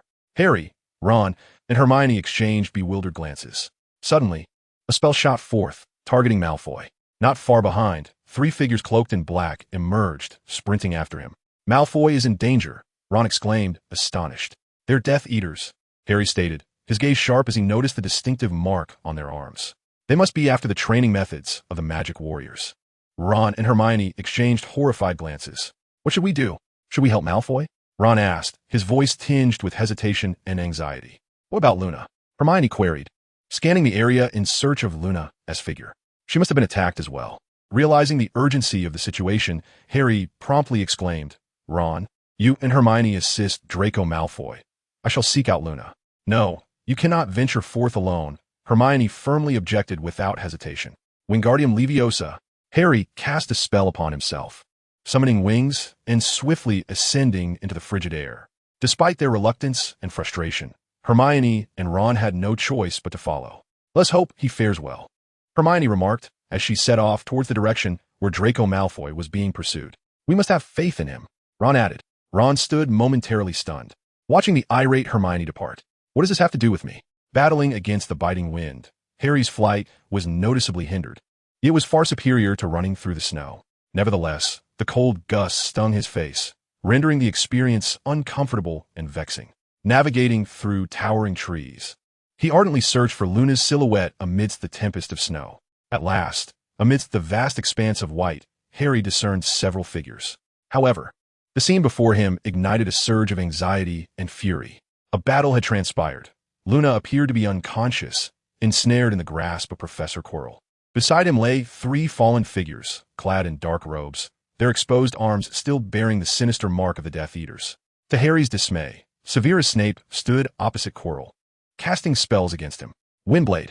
Harry shouted, brandishing his wand towards Snape. Upon hearing Harry's voice and noticing the wand aimed at him, Snape reacted instinctively. Countering with a spell of his own, he deflected Harry's attack and, glancing at the retreating Quirrell, declared Petri Ficus Totalis. Fireball barrage. Harry was taken aback by Snape's relentless assault on Quirrell, especially given that Luna was in Quirrell's possession. Did he intend to harm them? This thought only fueled Harry's wrath, prompting him to retaliate against Snape with greater intensity. As fireballs rained down, Snape was compelled to use apparition, narrowly evading the onslaught by reappearing a short distance away. Disarming charm. Snape immediately targeted Harry upon his arrival. Harry deftly evaded the spell and countered once more. "Professor Quirrell, take Luna and flee. I will hold off Snape," Harry urged, moving swiftly. Quirrell, clutching Luna, glanced towards Snape, a flicker of panic evident in his eyes as he absorbed Harry's command. "Apparate!" Quirrell vanished with Luna in tow. "Snape, observing Quirrell's departure, prepared to pursue. Yet at that moment, Harry unleashed a powerful gale spell directly at Snape. The howling winds and swirling snow obscured visibility, making it difficult to breathe and impeding Snape's advance. Shielding himself with his hands, Snape scrutinized Harry's movements before suddenly striking with Shadowless Strike. Harry sensed danger and swiftly darted behind a large tree, using it as a shield to evade a perilous fate. He quickly moved farther away from Snape, relentlessly casting fireballs and razor-sharp blades. He had already secured ample time for Professor Quirrell and could no longer engage in battle with Snape. Though confident, Harry dared not assert that he could undoubtedly triumph over Snape. The latter often wore a grim expression, yet with each passing moment, Harry became acutely aware of Snape's formidable power. As the fierce wind subsided, Snape watched Harry retreating. His face darkened, shaking off the snowflakes clinging to him, revealing the fury simmering within. However, he had no desire to pursue Harry any further. Time was of the essence. With a sharp utterance, Snape cast a flying spell and departed swiftly. Chapter 91, The Chamber of Secrets. Harry, we are here. Hermione and Ron waved at the approaching Harry. As he descended from the air, Harry inquired, "Where is Malfoy?" Additionally, Hagrid had informed Professor McGonagall of their situation. The presence of Death Eaters at Hogwarts was an exceedingly perilous matter. "What about Luna?" Ron asked, glancing around for any sign of her. Harry promptly recounted the recent events to Hermione and Ron. Professor Quirrell had vanquished the Death Eaters and rescued Luna Lovegood from Snape's grasp. "I can't believe Professor Quirrell, who seems so stammering and easily intimidated, is actually so formidable," Ron exclaimed incredulously. "Those were the notorious Death Eaters, and there were 3 of them, not to mention Snape, making it 4. Hermione nodded in agreement, declaring, "He is a hero." With his wand drawn, Harry, filled with fervor, proclaimed, "We must leave this place at once and seek out Professor Kettleburn or Professor Dumbledore before Snape finds us. Otherwise, he will kill us." Harry was ablaze with passion, having witnessed a heinous act unfold before his eyes. Snape was a vile and despicable villain, attempting to murder Professor Quirrell and Luna, colluding with the Death Eaters, and instigating a pursuit for Malfoy. Hermione immediately countered Harry and Ron's plan, insisting, "No, we should head to that location. Professor Quirrell has escaped, and Harry has evaded Snape's pursuit. Snape now has but one option, to seize the Philosopher's Stone before either Professor Kettleburn or Professor Dumbledore can reach him." Ron's expression shifted slightly as he retorted, "That is Snape we're talking about. The upperclassmen say his dark arts defense is even more terrifying than his potion making. There's no way we could stand against him. There is nothing impossible. We are fearless lions." Charging forth without trepidation, Harry asserted, grasping the gravity of their situation. He turned to Ron and said, "Ron, we are a team. You must assist us." Faced with the determined gazes of Harry and Hermione, Ron hesitated. "Ron, do you wish to be a coward?" Hermione said, her frustration evident as she looked at Ron. Wishing he would find his resolve, Ron opened his mouth, hesitating several times before declaring, "I am not a coward. We shall defeat Snape." A smile spread across Harry's face as he responded, "Well said, Ron." The levitation charm. With a flourish of his wand, Harry conjured magic, and in the next moment, the 3 soared into the air, vanishing into the depths of the forest. On the 4th floor of the castle, they approached a wall where the door stood ajar, indicating that someone had entered. All 3 drew their wands, levitating in the air, exchanging solemn glances and nodding in agreement. Harry stepped forward and pushed the door open. The 3-headed dog, Fluffy, lay peacefully on the ground, its massive form still towering even in repose, emitting loud snores that signified its slumber. Beside Fluffy rested a harp, clearly left behind by Snape. The trio quietly closed the door, striving to avoid any noise that might rouse Fluffy. They surveyed their surroundings, careful not to touch the ground to prevent the sound of their footsteps. Harry signaled to Ron and Hermione to move forward, and they nodded in understanding, gliding over Fluffy's head. However, they soon discovered that although there was a chamber inside, it was utterly vacant, accompanied by an unpleasant odor. This foul smell was undoubtedly left by Fluffy, as they could see a considerable amount of dog waste in the corner. "Why is there nothing here?" Ron inquired, perplexed. "I am unsure. There should be something guarded by the 3-headed dog," Harry replied, equally baffled. Not only was it foul-smelling and empty, but also did not resemble a treasure trove. It felt more like a dog-ass den. Could it be that we are in the wrong place? Ron suggested once more. Impossible. Snape was injured by a dog, and he came to the 4th floor. Harry firmly dismissed the notion. "So what do we do now?" Ron, feeling helpless, turned his gaze towards Hermione. "Why are you looking at me?"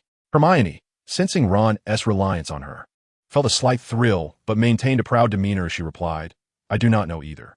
Let us search. Perhaps there is a secret chamber here, Harry suggested, regaining his composure and contemplating their surroundings. A secret chamber? Hermione and Ron exchanged glances, both in strong agreement with Harry's idea. Thus, they endured the foul smell and began to search inch by inch. Harry joined in the search as well. Yet, after a brief period of exploration, they found no mechanisms or secret chambers. There is no secret chamber here at all, Ron exclaimed, wrinkling his nose and brow, his tone sharp with frustration. Ron was clearly distressed, and Hermione, too, felt a wave of pallor and discomfort wash over her. Could the entrance to the secret chamber not be within here? Harry pondered, glancing towards the corridor. However, there lay a large and dangerous three-headed dog. Perhaps we could look around, Hermione suggested, eager to leave the stench behind. At least in the corridor, they could distance themselves from the noxious odor. Harry nodded, and the three began their cautious search. Harry, over here, Hermione whispered, having discovered a suspicious spot. Harry followed Hermione to the area beneath the three-headed dog's front paws, where they found an iron door obscured by the creature's massive claws. Initially unnoticed, it appeared to conceal an underground chamber. From the looks of it, Snape doesn't seem to have ventured down, Hermione murmured in Harry's ear. Harry shook his head and pointed to a nearby harp, saying, not necessarily. Remember, Hagrid inadvertently mentioned that Fluffy falls asleep upon hearing music. Hermione gave Harry a thumbs up, realizing her perspective had been somewhat narrow. Harry then whispered to Hermione and Ron, I will cast the levitation charm. You both quickly open the iron door and enter. Hermione and Ron nodded, positioning themselves and preparing for action. Harry gazed nervously at the enormous three-headed dog. Levitating such a massive creature would require a significant amount of magical power and mental fortitude. A failure could awaken Fluffy instantly. Levitation charm, Harry intoned softly, waving his wand. At that moment, the hearts of the three quickened dramatically. One of Fluffy's heads swayed slightly, its ears and nose twitching as if on the verge of waking. Harry, filled with anxiety, intensified his magical focus and carefully maneuvered his wand. Fluffy's colossal form began to rise slowly, drifting sideways. Harry and Hermione dared not breathe, fearing they might rouse the creature. Gradually, they revealed the iron door, and Harry finally exhaled a sigh of relief. Achoo! The sudden sound of a sneeze caught Harry and Hermione off guard. Especially alarming was Fluffy, whose three heads now opened their large, bell-like eyes. Woof! Chapter 92. The Devil's Snare, Slippery Corridors, and the Wronged Hermione. The unexpected sneeze transformed Harry and Hermione's expressions into grimaces, as Fluffy roared in anger. The foul stench and its gaping maw sent waves of terror and nausea through them. Gale Charm. Harry, disregarding his previous spell, unleashed a gale towards Fluffy. A fierce wind erupted from his wand, and Fluffy struggled to maintain its grip on the ground, but it was futile. The gale's force relentlessly pushed it backward.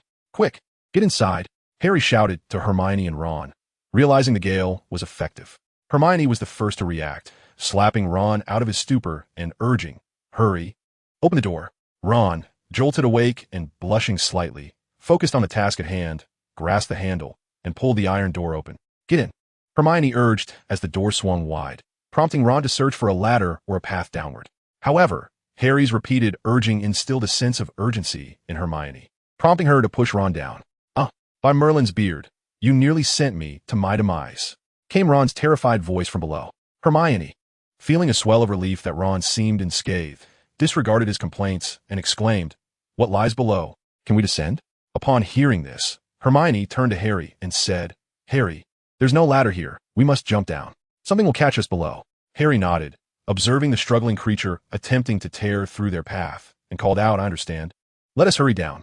Hermione leaped down, closely followed by Harry, who stowed his wand and jumped after her. Levitate. During their descent, Harry cast a spell upon himself. Midair, he halted, extending his hand as a fireball materialized, illuminating the surrounding darkness. Ron, what on earth is happening? Harry inquired, noticing Ron ensnared by vines. What is wrong with me? Ron, still reeling for being pushed by Hermione and nearly conversing with Merlin, was slow to react. However, prompted by Harry's words, he quickly realized his predicament and began to struggle. Yet, the more he fought, the tighter the vines constricted around him. This is a devil's snare. Hermione's voice emerged as she too struggled against the vines coiling around her ankles. Harry, devil's snare thrives in dark, damp environments. Your flames can combat it. Spotting Ron nearly encased like a mummy, Hermione recalled the plant critical weakness and shouted. At her words, Harry swiftly hurled several fireballs towards a nearby devil snare. The flames ignited the plant, which recoiled like a startled rabbit, releasing its grip on Ron and Hermione. They both tumbled to the ground and quickly fled. The fire Harry unleashed blazed fiercely, and the devil snare, unable to evade, was ultimately consumed by the flames. Move quickly, Harry beckoned Hermione and Ron as they pressed onward. They found themselves in a stone corridor, the only path available. At the corridor's end, a bright light signified an exit, yet the distance of the corridor remained obscured. The ground was slick, causing Ron to lose his footing and slip, resulting in Harry falling alongside him, their startled cries echoing. Hermione, though not tripped, was noticeably impeded in her descent. Seeing Harry and Ron tumble down filled her with anxiety and concern, and she called out, "Harry, Ron." Harry and Ron landed with a jolt, feeling the impact acutely, particularly Ron, who faced the ground, eyes reddened and nose runny. Just as Harry's voice faded, Hermione soared from the sliding corridor, screaming, "Catch me!" Harry and Ron, startled, rushed forward with arms outstretched. A muffled thud resonated through the air. Harry and Ron exchanged a glance, silently turning away. "Harry, Ron, I despise you both," Hermione exclaimed, her face pale and eyes reddened, tears welling up as she clutched her aching backside. Angrily, she directed her ire at Harry and Ron. Ron, feeling a twinge of guilt, turned and said, "I just hurt my nose in the fall. I was a bit slow to react." After uttering this, Ron glanced at Harry, who also turned to Hermione. In that instant, Harry felt an overwhelming pressure and, mustering his courage, replied, "I didn't anticipate that you would slip. Oh, I loathe you both." Hermione pouted, rushing towards Ron and Harry, relentlessly striking them as if to vent her recent grievances. Ron winced at her blows, lost in thought, and unexpectedly turned to embrace Hermione, firmly locking her hands with his arms. No more movement, no hitting. It was unintentional, Ron shouted at Hermione, his frustration evident. Tears threatened to spill from Hermione's reddened eyes at Ron's outburst. Noticing this, Harry's expression shifted slightly, and he quickly intervened to separate Ron and Hermione, saying, "Hermione, I apologize. If it happens again, we will surely catch you." He added, "Now, we must hasten to thwart Snape." Wiping her tears, Hermione, still sounding somewhat aggrieved, remarked, "This chamber has several obstacles. The devil's snare was set by Hagrid, and if I'm not mistaken, Professor Pomona Sprout arranged the previous enchantment. Thus there must be other challenges ahead. They likely involve Professor McGonagall, Professor Flitwick, Professor Quirrell, and Professor Snape, and perhaps even Professor Dumbledore." Harry supplemented her statement. "Or Professor Kettleburn." Ron interjected, unwilling to remain silent. "Ron, did you bring your brain with you? Hagrid mentioned that it was the work of those 6. Professor Kettleburn is not involved," Hermione retorted with dissatisfaction. Yet, Professor Kettleburn claimed that Professor Quirrell was unaware of the chamber's matters, Ron countered. If Professor Quirrell were involved, he must understand everything about it. Harry and Hermione paused at this revelation, both struck by the contradiction. Hagrid stated that Professor Quirrell was involved, yet Professor Kettleburn asserted that he was oblivious to the chamber's specifics. Who was telling the truth? Chapter 93. The Electrifying Creatures and the Key. Harry and his friends held faith in Kettleburn, but it seemed Hagrid was not lying either. Unsure how to discern the truth, the trio pressed on, for at this juncture, retreat was not an option. They entered a spacious room, filled with a myriad of peculiar creatures resembling insects, darting about with astonishing speed. Furthermore, these magical beings continually emitted sparks of electricity. Though the intensity of the lightning was mild, when gathered in clusters, it could induce a tingling sensation on one's scalp. Consequently, flashes of electricity flickered throughout the room. Through layers of lightning, Ron discerned a tightly closed door across the way and exclaimed, "There's a door over there. We should be able to pass through." Harry and Hermione also took note, yet the challenge lay in traversing the daunting curtain of lightning before them. "Harry, those bolts are emitted by those flying magical creatures. Perhaps you could attempt to disperse them," suggested Hermione, having spotted one of the creatures releasing sparks from its wings.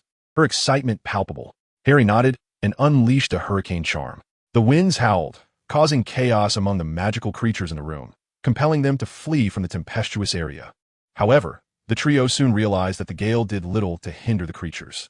Their speed was astonishing, and some even reveled in the exhilarating sensation of gliding with the wind. Earth wall. Ron instinctively conjured a thick earthen barrier as several creatures charged toward them. The wall, a sturdy 30 centimeters in width, absorbed the impact of the creatures, their lightning unable to breach the solid structure. Harry and Hermione exchanged smiles, inspiration igniting within them. Ron, quickly, use your magic to create a passage. It will guide us to the other side, Harry urged with a grin. Ron, realizing his newfound importance, beamed with joy as he incanted, "Watch this."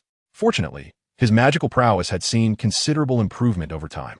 In no time, Ron had fashioned a direct route to the door across. "Run," Harry shouted, leading the charge with Hermione closely behind and Ron bringing up the rear. "Harry, look out ahead," Hermione called out anxiously as she spotted a magical creature entering their path. As he sprinted, Harry waved his wand, shouting, "Fireball barrage." The magical creature was struck by the fireball, igniting instantly and plummeting to the ground with a crisp thud. "Water barrier." Hermione suddenly intervened, brandishing her wand, prompting Ron to duck in surprise. A thick wall of water surged up behind them, and the creatures collided with it, as if crashing into jelly, creating ripples while lightning danced upon the surface. Yet, this too proved insufficient to halt their advance. One by one, the creatures breached the watery barrier and continued their pursuit. Emerging from the passage created by the earth wall, Ron swiftly turned and cast a spell to seal the exit. "Alohomora," Harry called out, directing his magic at the imposing door before them. However, it remained ominously still. Both Harry and Hermione wore expressions of bewilderment. Undeterred, Harry attempted once more, but to no avail. "Let me give it a try."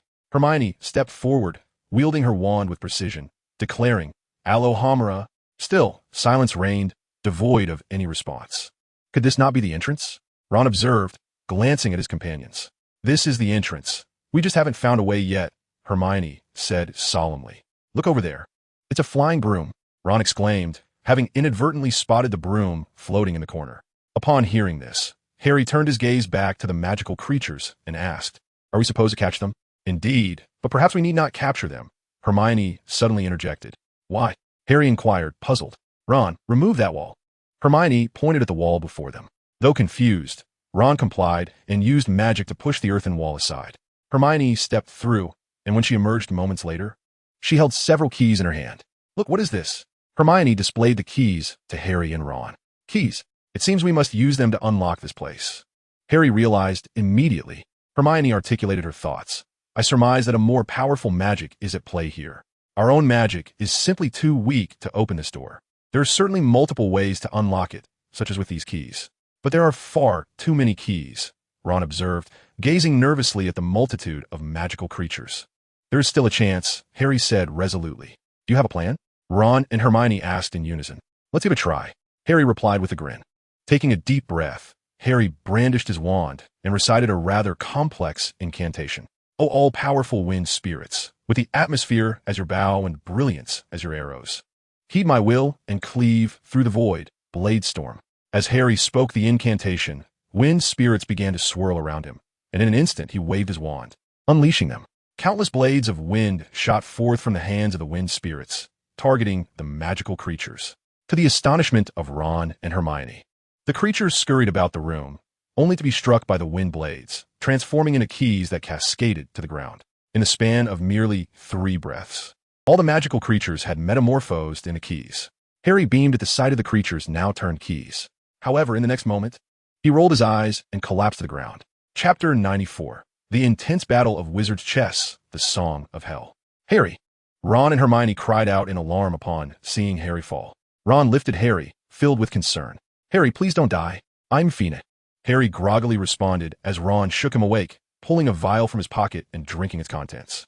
His previously pale face regained its color, and he appeared much more invigorated. "I could only cast that spell once, and it drained all my magic," Harry explained, shaking the vial of self-made potion. "I feel much better now." Ron and Hermione exhaled in relief. "Harry, you nearly scared us to death," Hermione scolded, tapping him on the chest. Harry chuckled, rising to his feet as his gaze scanned the multitude of keys strewn across the floor. Ultimately, he discovered a singular blue key, standing out remarkably among the myriad of golden keys. Approaching, he picked up the key and remarked, "A rare find indeed. This must be the key to unlock this grand door." Hermione and Ron nodded in anticipation, their eyes gleaming with excitement. With the key in hand, Harry inserted it into the door, turning it effortlessly before pulling down the handle, causing the door to swing open with ease. "Harry, how did you manage that spell just now?" Ron inquired, curiosity evident in his tone. "Intermediate magic, and you executed it flawlessly. Truly impressive," he exclaimed in admiration. Hermione, I have some magical potions here. You can unleash your full potential against Snape, she said, presenting her potion with a smile. As they spoke, the trio stepped through the door, traversing the corridor ahead. Before them lay an enormous wizard's chessboard, shimmering with an eerie luminescence. The pieces upon the board emanated a formidable presence. Harry, Hermione, this is wizard's chess, my forte, Ron declared, glancing at his companions. All right, it's your call, Harry replied, choosing not to overshadow Ron at that moment. Ron approached, caressing one of the stone-like pieces. At that instant, every piece on the board sprang to life. No longer mere stone, they transformed into flesh and blood warriors. In Harry's view, the centaur that Ron had touched raised its massive sword and charged toward him. Ron, watch out, Harry shouted, sprinting forward to grasp Ron and pull him out of harm's way. Ron's face paled, disbelief etched across his features. Aren't those our pieces? Shouldn't I be commanding the battlefield, directing legions to assail the enemy's empire? Stop dreaming. They're coming for us, Harry urged, noticing Ron's momentary daze. Water ball spell. Hermione cast, striking a knight that was advancing.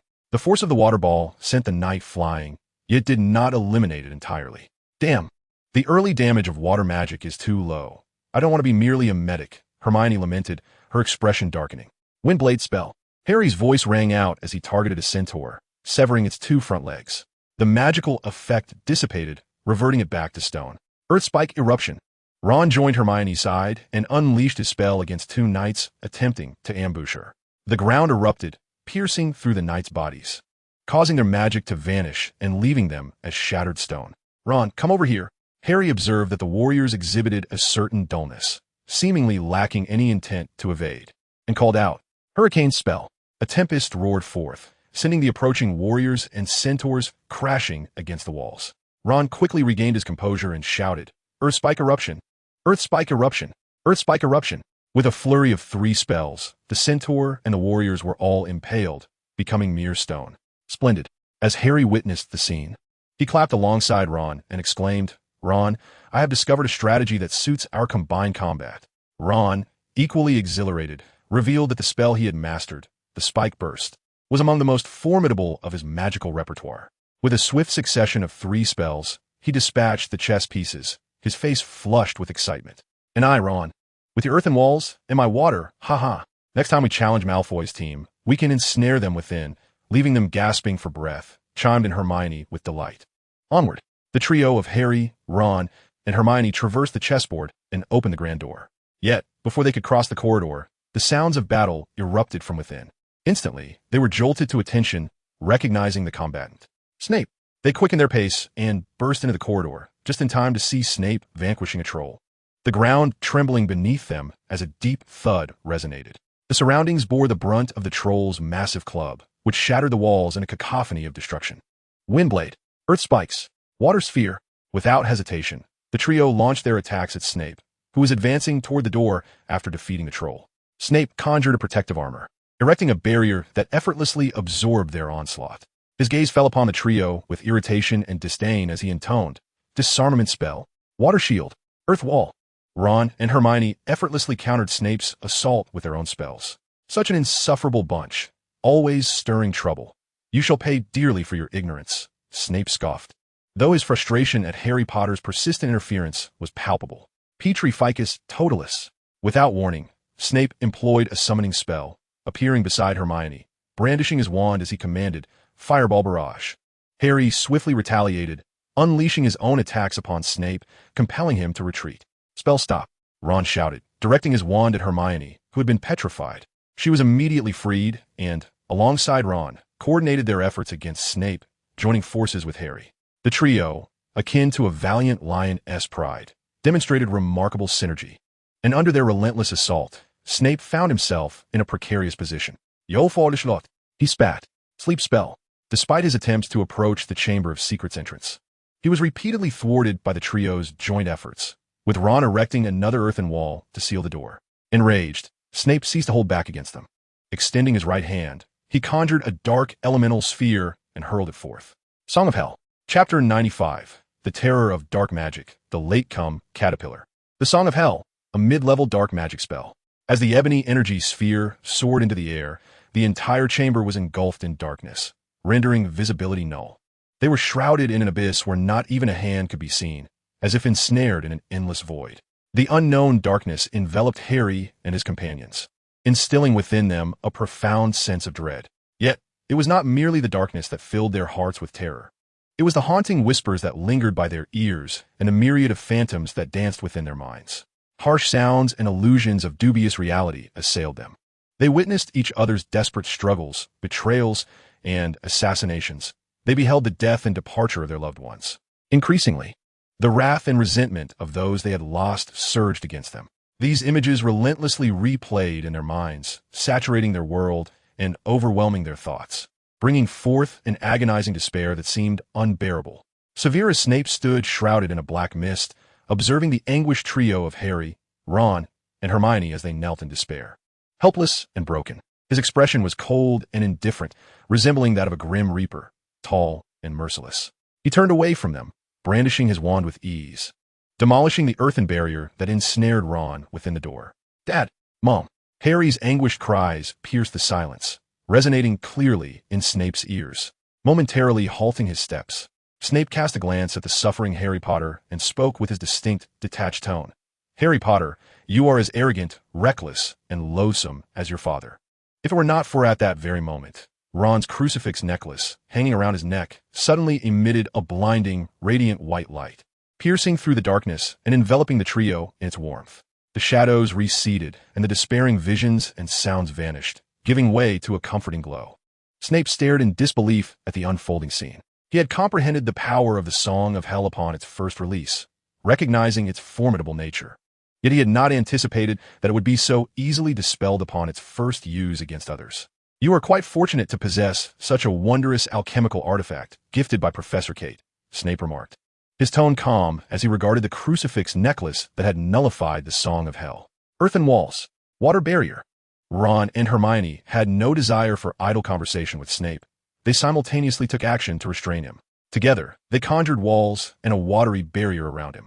"O omnipotent spirit of the wind, with the atmosphere as my bow and brilliance as my arrow, imbue me with the strength of my will to cleave through the void." Blade of the storm. Harry, potion in one hand and wand in the other, roared. The spirit of the wind swirled around Harry, and, as he guided his wand, blades of wind sliced through the water barrier, hurtling towards Snape. Snape was taken aback by Harry's ability to unleash such a powerful spell, yet he did not yield easily. Dark shield. A massive black shield materialized before Snape, absorbing the oncoming blades with remarkable efficacy. Harry's expression shifted as he was beset by a wave of intense dizziness from the depletion of his magical energy. Swiftly, he consumed a potion to alleviate the dizzying sensation, replenishing his inner magic. As Snape lowered his dark shield, his gaze upon Harry Potter subtly shifted. Sphere of darkness. Snape waved his wand, and a multitude of black orbs, each the size of an adult's fist, hovered around him. "Harry Potter, you have surprised me, but this is where it ends." Snape's voice echoed ominously as the dark spheres pierced through the curtain of water and earthen walls, hurtling towards Harry, Hermione, and Ron. The trio's faces paled in alarm as they dodged, the thunderous sound of the dark orb striking the ground resonating continuously. Stones erupted, creating numerous craters over a meter in diameter, leaving the entire room's floor a chaotic and shattered landscape. Although Harry and his friends evaded the dark spheres, they sustained various injuries, each bleeding. Their pallid expressions betrayed an overwhelming sense of horror within. "This is a lesson for you, foolish and ignorant wretches," Snape remarked coldly, his discontent palpable. With that, he extended his hand, ready to push open the door and enter. Windblade spell. Harry summoned his courage and struck. Yet his attack veered off course, hitting the door without harming Snape. "I will never allow you to obtain the Philosopher's Stone, Snape." Harry, looking somewhat disheveled with blood trickling from a wound on his forehead caused by the flying debris, stood resolutely against Snape's intentions. Snape, scowling, fixed his gaze on Harry. Wand aimed directly at him. Ron and Hermione, wands in hand, stood steadfastly beside Harry, their expressions serious and determined. "Cough, cough, cough. Harry, Ron, Hermione, Severus, cease your actions at once." A flash of light heralded the appearance of Caitlin, who positioned herself between the two factions, surprised by the situation's escalation. Caitlin turned to Snape and remarked with a smile, "Severus, you can explain yourself. After all, Luna has been brought here as well." While waiting for the dragons hatching in the quaint cottage, Caitlin had not anticipated the alarm sounding at Hogwarts and the subsequent revelations from Hagrid. Upon discovering through the crystal ball that Harry, Ron, and Hermione, along with Snape, Luna, and Professor Quirrell, had converged in a particular location, the situation had become clear. The narrative had shifted once more, and the timeline had advanced. The appearance of Luna alongside Professor Quirrell illuminated the incident's origin for Caitlin. Harry and his companions listened to Caitlin's words with astonishment. Professor Caitlin, Snape conspired with the Death Eaters to attack Luna and Professor Quirrell, Harry explained anxiously. Caitlin, upon hearing this, directed her gaze towards the door and stated, Harry, I have told you that evidence is required. And I also mentioned that what you see may not be the truth. With Severus's capabilities, had this been a genuine life or death confrontation, you would all have perished long ago, rather than remaining here entangled with him. But Hermione interjected urgently. There is no need for excessive reasoning. The truth lies within. Caitlin interrupted Hermione's defense, asserting her point. As Caitlin raised her hand, 3 beams of light enveloped Harry and his companions. Approaching the tightly shut door, she gestured, and the entrance to the next chamber swung open. If you wish to uncover the truth, follow me, Caitlin declared, leading the way, with Severus trailing behind, his expression devoid of emotion. The trio had no choice but to follow closely, though a sense of confusion and foreboding weighed heavily upon them, as if they had erred gravely. Chapter 96, Professor Quirrell's Resistance Against Voldemort. Do you still wish to drink it? Consider carefully, for once you do, both you and I shall perish. More accurately, you shall die, while I shall continue to exist in another form. Deep within the chamber, Professor Quirrell stood before the mirror of Ariste, clutching a potion of exorcism. His countenance filled with uncertainty. Through the mirror, he beheld a wondrous vision. Upon consuming the potion, a figure was liberated from his essence, granting him freedom to wander the world once more. Yet, such beauty was swiftly shattered by a haunting voice. Reality imparted yet another harsh lesson, presenting him with a formidable choice. Within the depths of the chamber lay another presence, Luna Jennifer, who was currently ensnared in a deep slumber. Under Quirrell's control, she had been compelled to cast the Light's benediction, dispelling the curse that Caitlin had inflicted upon him. No longer would he endure the torment of the curse each night. Over nearly a year, he had suffered immensely. Had it not been for the blood of unicorns, his agony would have been far greater. Perhaps he would not have survived to see this day. Before Caitlin, Quirrell remained engulfed in fear. She was overwhelmingly powerful. He had no desire to provoke her. Yet if he did not comply, the other presence would torment him.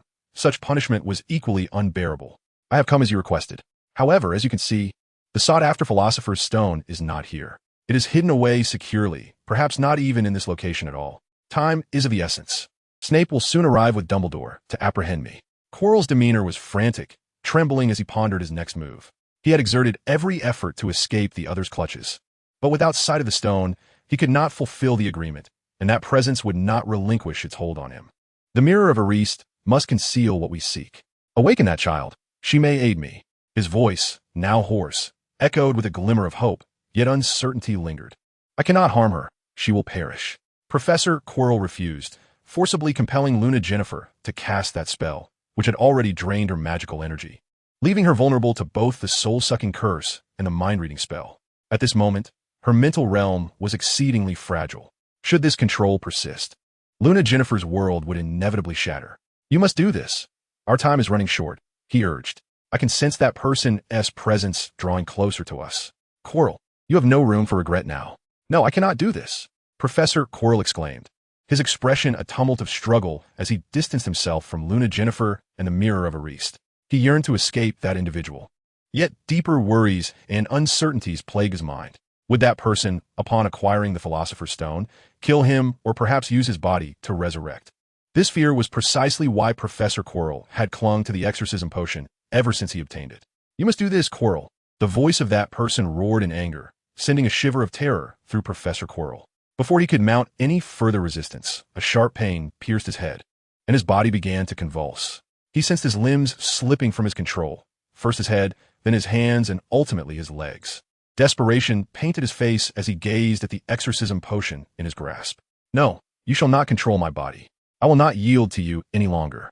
You demon, he cried, repeatedly asserting his will as he struggled to turn the cap of the potion. With his mouth agape, he attempted to consume the exorcism potion, but that individual thwarted him. His hands trembled and convulsed, engaged in a fierce battle for dominion. I deeply regret allowing you to drink so much unicorn blood, Professor Quirrell gasped, struggling. The blood could suppress curses, but it also restored that person's strength, making him ever more formidable. Now, faced with Quirrell's defiance, he could gradually seize control of his body. Regret? Huh. Without the blood of the blessed, you would perish under the curse. Does the sensation of being cursed not bring you immense suffering? Are you not terrified, Quirrell? The individual mocked, relishing in Quirrell's plight. Closer, ever closer, Professor Quirrell thought, relentlessly striving to drink the exorcism potion. Yet, despite the short distance, it felt insurmountably far. Quirrell, you have disappointed me gravely. You are utterly worthless. A voice filled with rage echoed, yet within Quirrell's agonized eyes, a flicker of exhilaration gleamed. Leave my body, and you shall perish as well. After you acquire the Philosopher's Stone, you indeed intend to resurrect through me. I will die, and you will live on immortal. Voldemort, you are as malevolent, tyrannical, and cold-hearted as ever. Is this your design? Your urgency betrays your fear, Quirrell. Do not forget, our thoughts are aligned. Professor Quirrell's voice rang out, vibrant and brimming with an effort to mock Voldemort. He harbored a profound loathing for Voldemort, intertwined with an acute sense of dread. At this moment, Voldemort was engulfed by fear of Caitlin, sensing her imminent approach. Damn it, damn it! Voldemort cursed in exasperation, while Professor Quirrell unwittingly fell into Voldemort's trap.